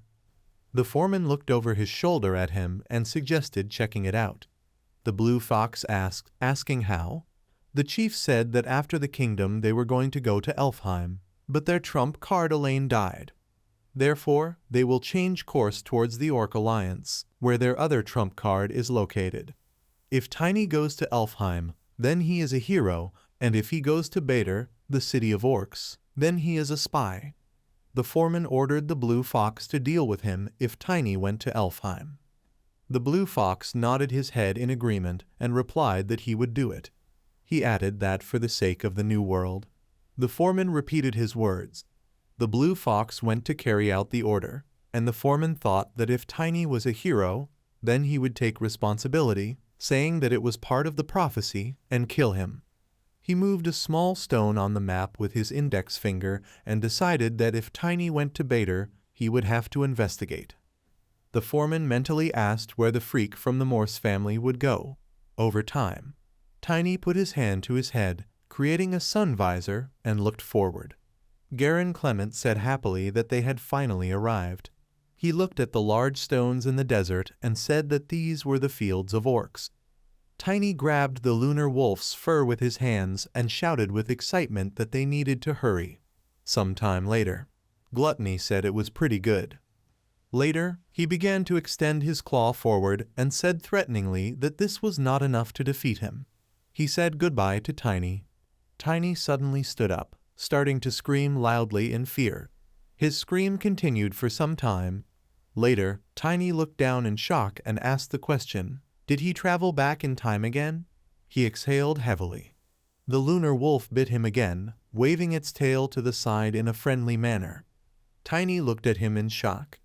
Lunar Wolf suddenly began to howl as he looked at the full moon. Tiny asked in surprise, is the moon full? He told him okay, let him have fun. Garen Clement, meanwhile, slept next to them. Lunar Wolf approached the rocky area, stopping sharply with its paw. It's been a long time since he went on an adventure with Tiny. He sat down in a human position, leaning his paw on a stone. Since then, too many things have happened. Having lost all his allies to the Demon King, Gluttony, who destroyed their world, Tiny was able to return to the past. Lunar Wolf remembered how Asgard von Valentia's ring glowed in honor of his unborn daughter. Thanks to the help of the head of the 10 greatest knights. However, he was a little late, and his sister Arena died. Lunar Wolf remembered how Tiny was sitting in Wolf's house and, looking to the side, explained that this was not his blood. He added that Wolf is already dead. Taking revenge on Wolf for his sister's death, Tiny made a contract with him, a spirit sealed through the beast. Lunar Wolf remembered how Tiny stroked his head and shook his paw. He later remembered the corpse of Timon Volfiles, which had been pierced by a sword. He began to think, having dealt with Lord Phil's and the demon's minions, Tiny left that place. He accidentally met Asgard's daughter, Chloe von Valentia. Lunar Wolf began to think further. He needed her help to meet with Asgard. He remembered Chloe holding him close and asking how he could be so sweet. Lunar Wolf thought with regret that they managed to go with her. Although, by and large, it was he who arranged this. Lunar Wolf remembered Irina and began to think further when they were all together. Suddenly, he mentally asked a question, a dark magician of the 5th circle. He remembered how he and Tiny fought against her. They were attacked by an elf who worked for the Lord. They barely managed to kill her in an intense battle. After this incident, the Dark Knights in the meeting said that Irina was dead. They attracted the attention of the elders of the demon followers. Later, they finally met Asgard von Valentia. Asgard clenched his fists and concluded that in the end he was just a boy with a rich imagination who had thought out the story flawlessly. Tiny was standing in front of him at that time. He told him about the tragedy that happened in his past life and the 7 disasters. After all this, he trained to deal with it. Lunar Wolf remembered how Tiny flew down from the roof. Tiny then crushed him with his body. Lunar Wolf desperately thought at this moment that he wanted to cancel the contract. He began to remember further that then Tiny received a weapon at the forge. Tiny clutched the hammer to himself and thought in admiration that this was very cool. Rendall watched him carefully and mentally asked the question, is he abnormal? Having completed the preparations, Tiny went to Karun to stop the first disaster. Tiny rode the Lunar Wolf and exclaimed with a smile that it was great. He added that they would arrive in a week. But then they learned that Gale Anderson, the magician of the sea waves, who was supposed to receive a letter of recommendation, had disappeared. Even then, things began to deteriorate. Having dealt with all the demon's followers hiding on the ship that was heading towards the city, Tiny looked at all the corpses lying in front of him and was stunned and asked the question, are they all followers of the demon? Tiny was recognized as the king of Karun. Emmerd van Kuren handed him something golden in his hands and said that he had proven his worth as a knight. Tiny was able to prepare for a disaster in the palace. After a while, the king introduced Tiny Navigator Lippmann. It was he who turned out to be the Orca beastman, who sided with the demon's followers. He was the abandoned half-beast, the one who locked up the missing magician. He also kidnapped the child of the ancient monster Kraken. Lippmann planned to lure the Kraken to his child so that it would destroy Karun. But Tiny dealt with the demon's followers who were trying to steal the sacred object. He also resolved the misunderstanding with Kraken. Lunar Wolf remembered how Tiny brought the artifact forward, which completely illuminated everything in front of the Kraken. This is how the Korun disaster ended. Tiny stood smugly on the fence, looking forward. Afterwards, he received the nickname Shining Knight and grew a lot. However, the next disaster was already awaiting him. The second disaster was to occur in the royal palace during the Crown Prince's wedding. Lunar Wolf began to remember further that Asgard von Valentia was then an enemy and at the same time a future ally. It was Grid Van Sheldon. He was a weapons master who tested Asgard von Valentia in a duel. Lunar Wolf began to remember how Asgard von Valentia threw a letter forward and asked a question. In his opinion, now is the time to find out who is stronger. Tiny, with a tired expression on his face, dodged the letter flying straight at him. When Grid Van Sheldon lost the fight, Asgard von Valentia, surrounded by a bright scarlet aura, exclaimed that he would remain in the capital until the end of the Crown Prince's wedding. Grid Van Sheldon's mouth opened in surprise. He, as promised, stayed until the end of the wedding. He was told about the future disaster. But at this time a big conspiracy was organized in the royal palace. His goal was to destroy the royal family. Karsha thought that she wanted to cleanse her mouth of the hated Aslan. Lunar Wolf thought that was exactly what she said. The queen has teamed up with the demon's minions. The king ordered a secret royal detachment to kill Asgard von Valentia. Meanwhile, the dark magician crazily said that the royal family only gathers during the wedding. The demon's minions, trying to destroy the kingdom, resorted to explosives. Tiny, who was ready for the impending disaster, was attacked by a member of the Royal Shadow Squad, Luna Morse. Tiny turned to the Reaper and asked her a question: why is she here? He frowned angrily, thinking this was the worst-case scenario. He thought further, he couldn't die here. How could he kill the one who would become one of the top 10 knights in the future? Tiny decided that he would pretend to be her relative. Luna then hugged him close and, addressing him like a brother, exclaimed that he was her family. Tiny made a sound awkwardly. This is how he managed to escape danger.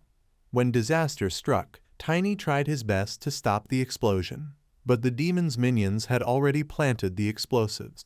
Lunar Wolf was then sitting in the middle of the hall. The explosives went off with a strong explosion and led everything to chaos. Tiny, having received orders from Asgard von Valentia, went to save the king. Lunar Wolf began to remember further how Tiny asked the question, so it was him. Ludwig looked down in shame.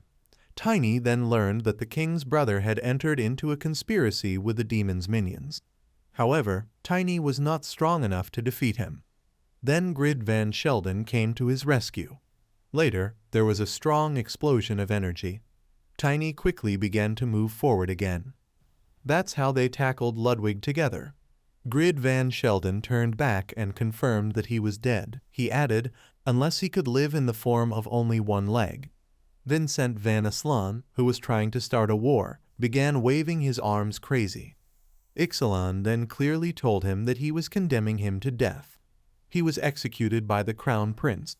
Karsha looked back in fear at the people approaching her.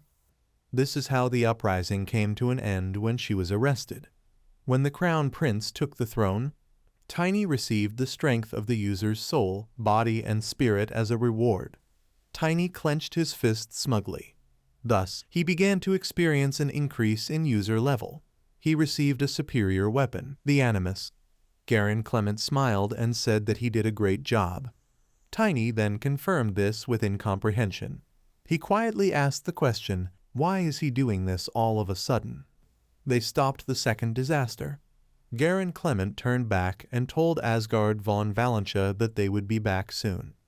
Tiny was riding Lunar Wolf and exclaimed that we'll see you soon. He went to Elfheim, where the third disaster was about to happen. Some time later, someone called Lunar Wolf by name. Tiny waved to him and said the sun was high, so he needed to get up.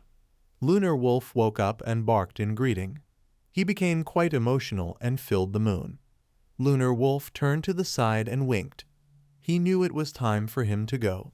Some time later. Lunar Wolf stopped abruptly. Someone said that they had reached the orc meadow. Weeks later, a huge bow outside the Empire. Garen Clement turned to the side and apologized for the delay. He said that Tiny would have gotten there in a day if he had gone alone. Tiny answered him with a smile that it was nothing. He would still need his help in Elfheim. Garen Clement continued to walk forward on his horse and thanked him. He asked the question if he knew what was most to be feared in this place. Tiny clearly answered that it was orcs. Garen Clement began to look around excitedly and said that was true. He added that if industry had been destroyed here, they would have simply paid the fee. He went on to say that the orcs do not allow weaklings to cross the meadow, so they will have to. Tiny replied with an expectant smile that they would have to brave their challenge. He later said that on the way from here to Elfheim they would meet 3 tribes. He began to explain further, if they defeat them in battle, they will get there faster. Tiny suggested that they hurry up. He moved abruptly. Garen Clement looked to the side in surprise. He began to remember how someone told him not to ask, because they know everything. Asgard von Valentia explained to him that one day he would tell him the reason. He asked that he just support this guy for now. Garen Clement exclaimed that of course. He put his fist forward and added that even if it weren't his order, he would have kept the secret as a friend. Garen Clement smiled friendlily, looking up. Suddenly he sped up his horse and shouted for it to go forward. He tried to catch up with Lunar Wolf. Some time later, someone shouted, "What else?" This is the voice that exclaimed, "Again, again." Narn, sitting on the bull, raised her weapon and shouted for them to attack. She hit Tiny. Lunar Wolf grinned angrily, standing opposite the boar. Tiny shouted at her to swing harder. He hit her in the shoulder with all his might, knocking her onto her side. Tiny quickly ran forward. Narn swung her stone sword, scattering the boar. Tiny mentally asked the question, did her huge sword seem as light in her previous life? He exclaimed that he did not feel the weight of it at all. Garen Clement watched this in shock. He mentally asked the question, is it due to superior armor? He thought that his strength and endurance did not match his height. He watched as Tiny and Narn continued to fight each other. Garen Clement began to think further that he thoughtlessly rushed forward dozens of times, but she got tired faster. Narn stood still, breathing heavily. Tiny waved his hand at her several times, grinning. He asked her a question too. Does she want more? Narn said through her teeth that that's enough. She began to run towards him with even more zeal and shouted that he was an ignorant person. Lunar Wolf growled furiously. He bared his teeth, looking forward angrily. Suddenly the boar got scared. He braked sharply, beeping loudly. Narn flew off him, looking ahead in shock. Tiny thought he needed to act now. He swung his hammer. Garen Clement exclaimed in fear that he shouldn't kill her. He called him by name. Tiny moved his body forward to attack better. The sharp ends of the hammer began to approach Narn's forehead. Tiny suddenly put it back on his shoulders and said that of course he knew. Narn, meanwhile, fell down, looking forward in fear. Tiny thought that even though he had trained a lot, the gap between them was too huge. He looked down thoughtfully, placing his hand on his chin, and began to think about what other feeling of fear was caused by Lunar Wolf, and not him. Tiny grinned smugly. He turned to the side and thought that elementalism had almost reached a new level. He did the right thing by choosing Aniclimax. After some time, Narn was placed on the boar's back. Other orcs began to take her back. Garen Clement and Tiny waved goodbye to her. Garen Clement was shocked to notice that he was acting risky. Tiny apologized and said with a smile that he got carried away. Garen Clement exclaimed that they had passed through the second tribe. He admitted that he had never seen such weak orcs. He looked at the pulled-out tooth in his palm. Tiny thoughtfully clenched his fist and said that he agreed. He began to think it was even simpler than he thought. He was sorry. Garen Clement began to move forward and asked the question, "What are they moving on?" Tiny said in confusion that they could stop at Jammingwood on the way. Garen Clement turned to him and asked again, "In Jammingwood?"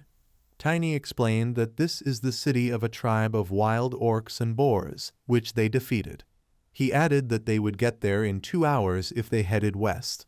Garen Clement asked the question, how does he know about this? Tiny shuddered with his whole body. He said in confusion, scratching his head that he had just heard it somewhere. Garen Clement asked him a question, is this true? Tiny began to quickly ride Lunar Wolf and said that he would go ahead. Garen Clement continued to stand still and thought that he had many secrets. Some time later, Jammingwood, Tiny and Garen Clement began to approach the city. Garen Clement said in surprise that there must be an entrance here somewhere. Suddenly an orc stopped in front of them. He shouted loudly for them to stop. Garen Clement looked ahead in shock.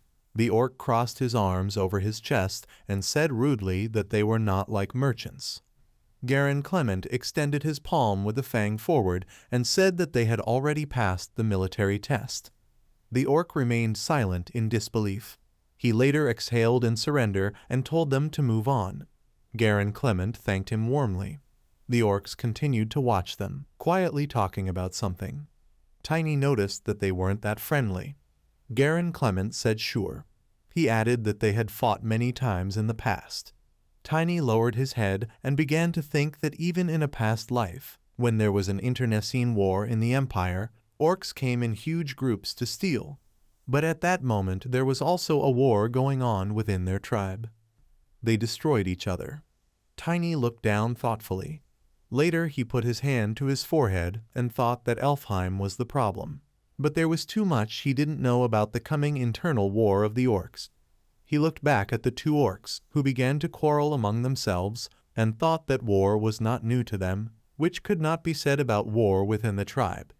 Tiny thought no species would exterminate itself. He needs to see if there are prerequisites for this. He turned to Garen Clement and asked if he would mind if they stayed here for a day. Garen Clement replied that he didn't care. He told him to do as he knows. Tiny asked him in surprise, asking a question. He wouldn't even ask why. Garen Clement replied with a smile. He knows that he is not the kind of person who acts without a reason. Tiny smiled warmly. He later thanked him. They dismounted their horses and Lunar Wolf, walking straight towards the orcs. Tiny admitted that it was more spacious than he thought. Garen Clement asked the question, what? Has he been here before? Tiny answered, confused, no. He explained that he had simply heard stories from friends. Garen Clement laughed and asked the question, is this true? Tiny started looking around and thought, it's no wonder Jirik was bragging. He began to think further, if Jammingwood is like this, then the capital Bader will be even more majestic. Jirik should be there at this time. Suddenly one of the orcs said that there had been trouble here in recent days. Bader asked a question, 2 armed men? He stood majestically in front of him and asked the question again. What business do they have with them? Tiny asked in surprise. Bader? He noticed that he spoke the common language well. Garen Clement began to explain in confusion that they had passed the military test. They just came to him now, so there's nothing to worry about. Bader leaned over to Tiny and asked him a question. Did they cope despite their modest growth? Tiny asked in response how to understand this. He asked again, modest. Garen Clement began to explain further that he is not large compared to the orcs, but he is one of the geniuses of the Empire. Garen Clement explained that their warriors lost a worthy fight.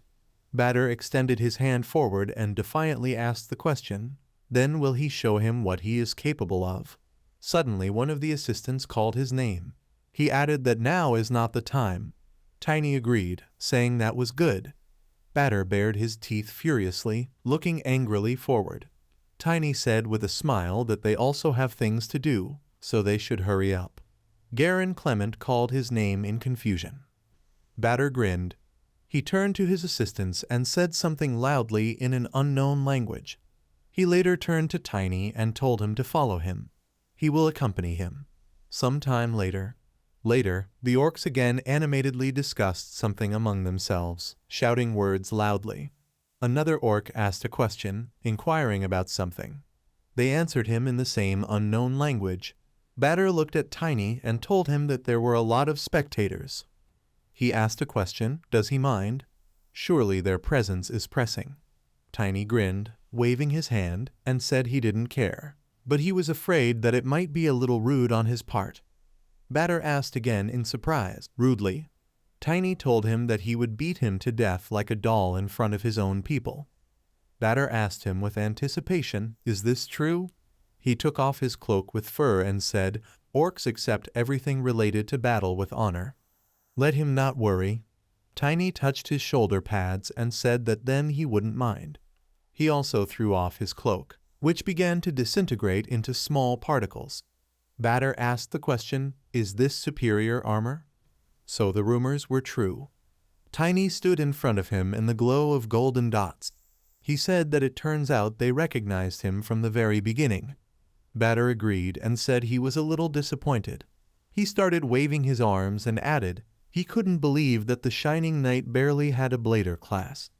Tiny also swung his bone weapon and said that it was unlikely that the outcome of their battle would depend on class. Batter noted that this is a good answer. He began to rapidly move forward. Batter swung his weapon and shouted to prove it now. Tiny, with a smug smile, began to swing his weapon back and shouted that he would be happy. Suddenly, their weapons collided with a loud sound. Tiny growled, frowning deeply from the tension.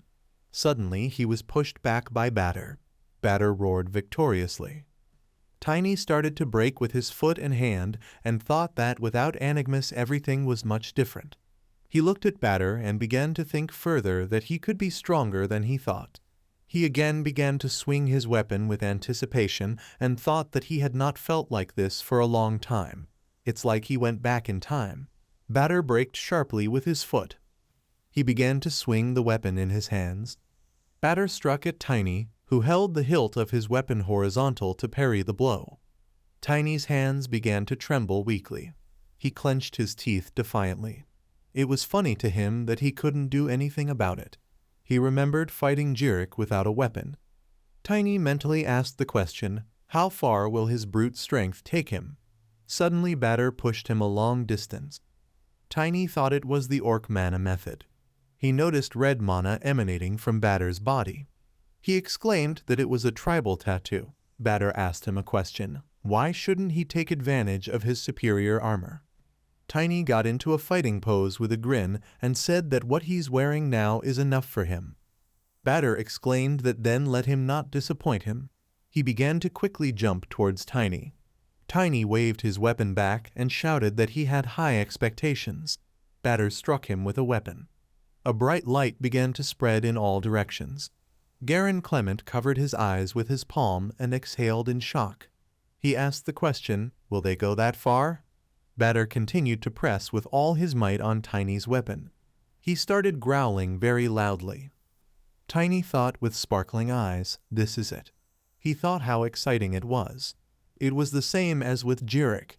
He remembered Jirik telling him to fight like a man until he was broken or broke his opponent. He asked the question, is this the way of war? Tiny continued to push back Batter's power and thought he was stronger. He needs to use as much force as possible. Suddenly, the handle of the Batter weapon began to show cracks. He looked at it dumbfounded. Tiny began to growl loudly. Batter's weapons and his were almost completely covered in cracks. It began to break into small particles. Later, both weapons broke completely. Tiny breathed a sigh of relief. They stood opposite each other with Batter. Dust spread from them in all directions. This began to completely envelop all orcs. Garen Clement closed his eyes to keep the dust out of his eyes and exhaled in shock. Batter grinned. He said smugly, now it was clear what his self-confidence rested on. Tiny grinned back and said that he could say the same about him. Batter grinned, showing snow-white teeth. He sharply pulled his hand forward. Batter hugged Tiny by the shoulders and exclaimed that it was good. This is enough to confirm the rumor. He pressed his head against him again and exclaimed, let him now allow him to be honest with him. Tiny, stunned, asked the question, what? Batter led him aside and told him to follow him. They'll talk somewhere else. Garen Clement ran after them, trying to catch up. Tiny said, confused, okay. Garen Clement shouted behind them to wait for him. He called Tiny by name. Some time later, meat and bone were placed on the table. Batter put his arms out to the sides and exclaimed that he should eat as much as he wanted. They had a good fight, and now they need to refresh themselves. Garen Clement smiled confusedly and said okay. He wanted to thank him for the treat.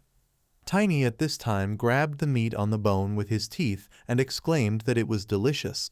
Batter laughed, slammed his hands on the table, and exclaimed that he had a good appetite. Garen Clement looked at him and asked a question in his head: is he a human or an orc? Batter immediately waved his palm in all seriousness and said that for now let them listen to him. He said he brought them here for a reason. Garen Clement and Tiny looked at him in surprise. Batter asked them a question: are they close with the new emperor? Tiny looked up thoughtfully and said that only in public. He won't say for sure that they are personally close. He added that he hit him once. Batter laughed loudly and exclaimed that this was according to their traditions. He asked the question, who would dare to do this, not being a person close to him? Tiny mentally asked the question, right? Batter, meanwhile, again addressed him with seriousness as the shining knight of Tiny Morse. He clenched his fist and told him to answer honestly. He asked the question, is the Empire ready for war? Garen Clement sharply put his palm forward, waved, and asked the question, what is he talking about? Tiny asked what made him think about it. Batter began to explain that wars were now being waged in the land of the orcs. The leader of the Black Rhinos, Nergui, prepares for war, advocating for the unification of the orcs. Tiny asked him a question, is it unnatural for orcs to fight? Batter replied yes. He immediately added that there was a person behind him pushing to start a war. He asked the question, is he from the Empire? Tiny remembered Vincent van Aslan, who shouted for them to wait a little and this alliance will become his. He mentally assumed that this was the work of the past emperor. Tiny put the bone and meat on a plate and swore on his honor that the Empire would not do this. Garen Clement turned to him, stunned. He exclaimed that one should not say that without being sure. Batter pursed his lips gloomily. He immediately said with a friendly smile that it was good. He believes him. Garen Clement turned his head at him even more stunned. Garen Clement asked in surprise, Batter? Batter replied that a person can cheat, but his fists cannot. He sharply leaned his palm on the table. Batter said that the fight with him was a real brutal duel, so he treats his honor with respect. He honestly admitted that he believed him. Batter extended his fist forward. Tiny extended his fist in response and thanked him. Their fists connected in a light blow. Tiny exclaimed in the orc language, what kind of friendship is this? Batter was surprised and asked a question, does he know their language? Tiny explained that he has a good friend, an orc. Batter said that now his confidence has strengthened even more. Garen Clement pressed his hand to his face in shame. He began to cry with emotion and thought. He knew that true friendship could break through the species boundary. The next day, Tiny looked around the city of orcs. Suddenly someone said she heard that he was heading to Elfheim. Tiny turned in surprise at her voice. Narn said that she would take him to the border of the great forest. Garen Clement suddenly said in surprise that it was her. He asked the question, is she the one who lost a couple of days ago? Tiny confirmed this and said that she attacked several times, but then lost. Narn angrily told them, blushing with shame, to shut up. They don't need to remember it. She introduced herself by name and said that she was the head of the Wild Boar Scouts. She said that they would go to the great forest together. Lunar Wolf and Horse moved their hooves. Garen Clement suddenly tried to call out to her and said that they had not yet completed the final military test. Narn told him it doesn't matter, because their tribe is friends with the neighboring one. Garen Clement asked in surprise, is the orc tribe friends with another tribe? Tiny asked the question even more stunned, is this possible? Narn explained that Chief Batter is the best warrior and leader. He taught them that unnecessary killing should be avoided. Narn moved forward slowly and explained. She followed him and learned a common language, and their tribe began to develop. Garen Clement remarked that he is a very great leader. Tiny looked down thoughtfully and thought. If you think about it, it was strange. In a past life, he met some residents of Jammingwood, but then he had not heard of Batter. Tiny pressed his hand to his face and mentally concluded, really? He angrily looked up and mentally asked the question, did he die before the disaster happened?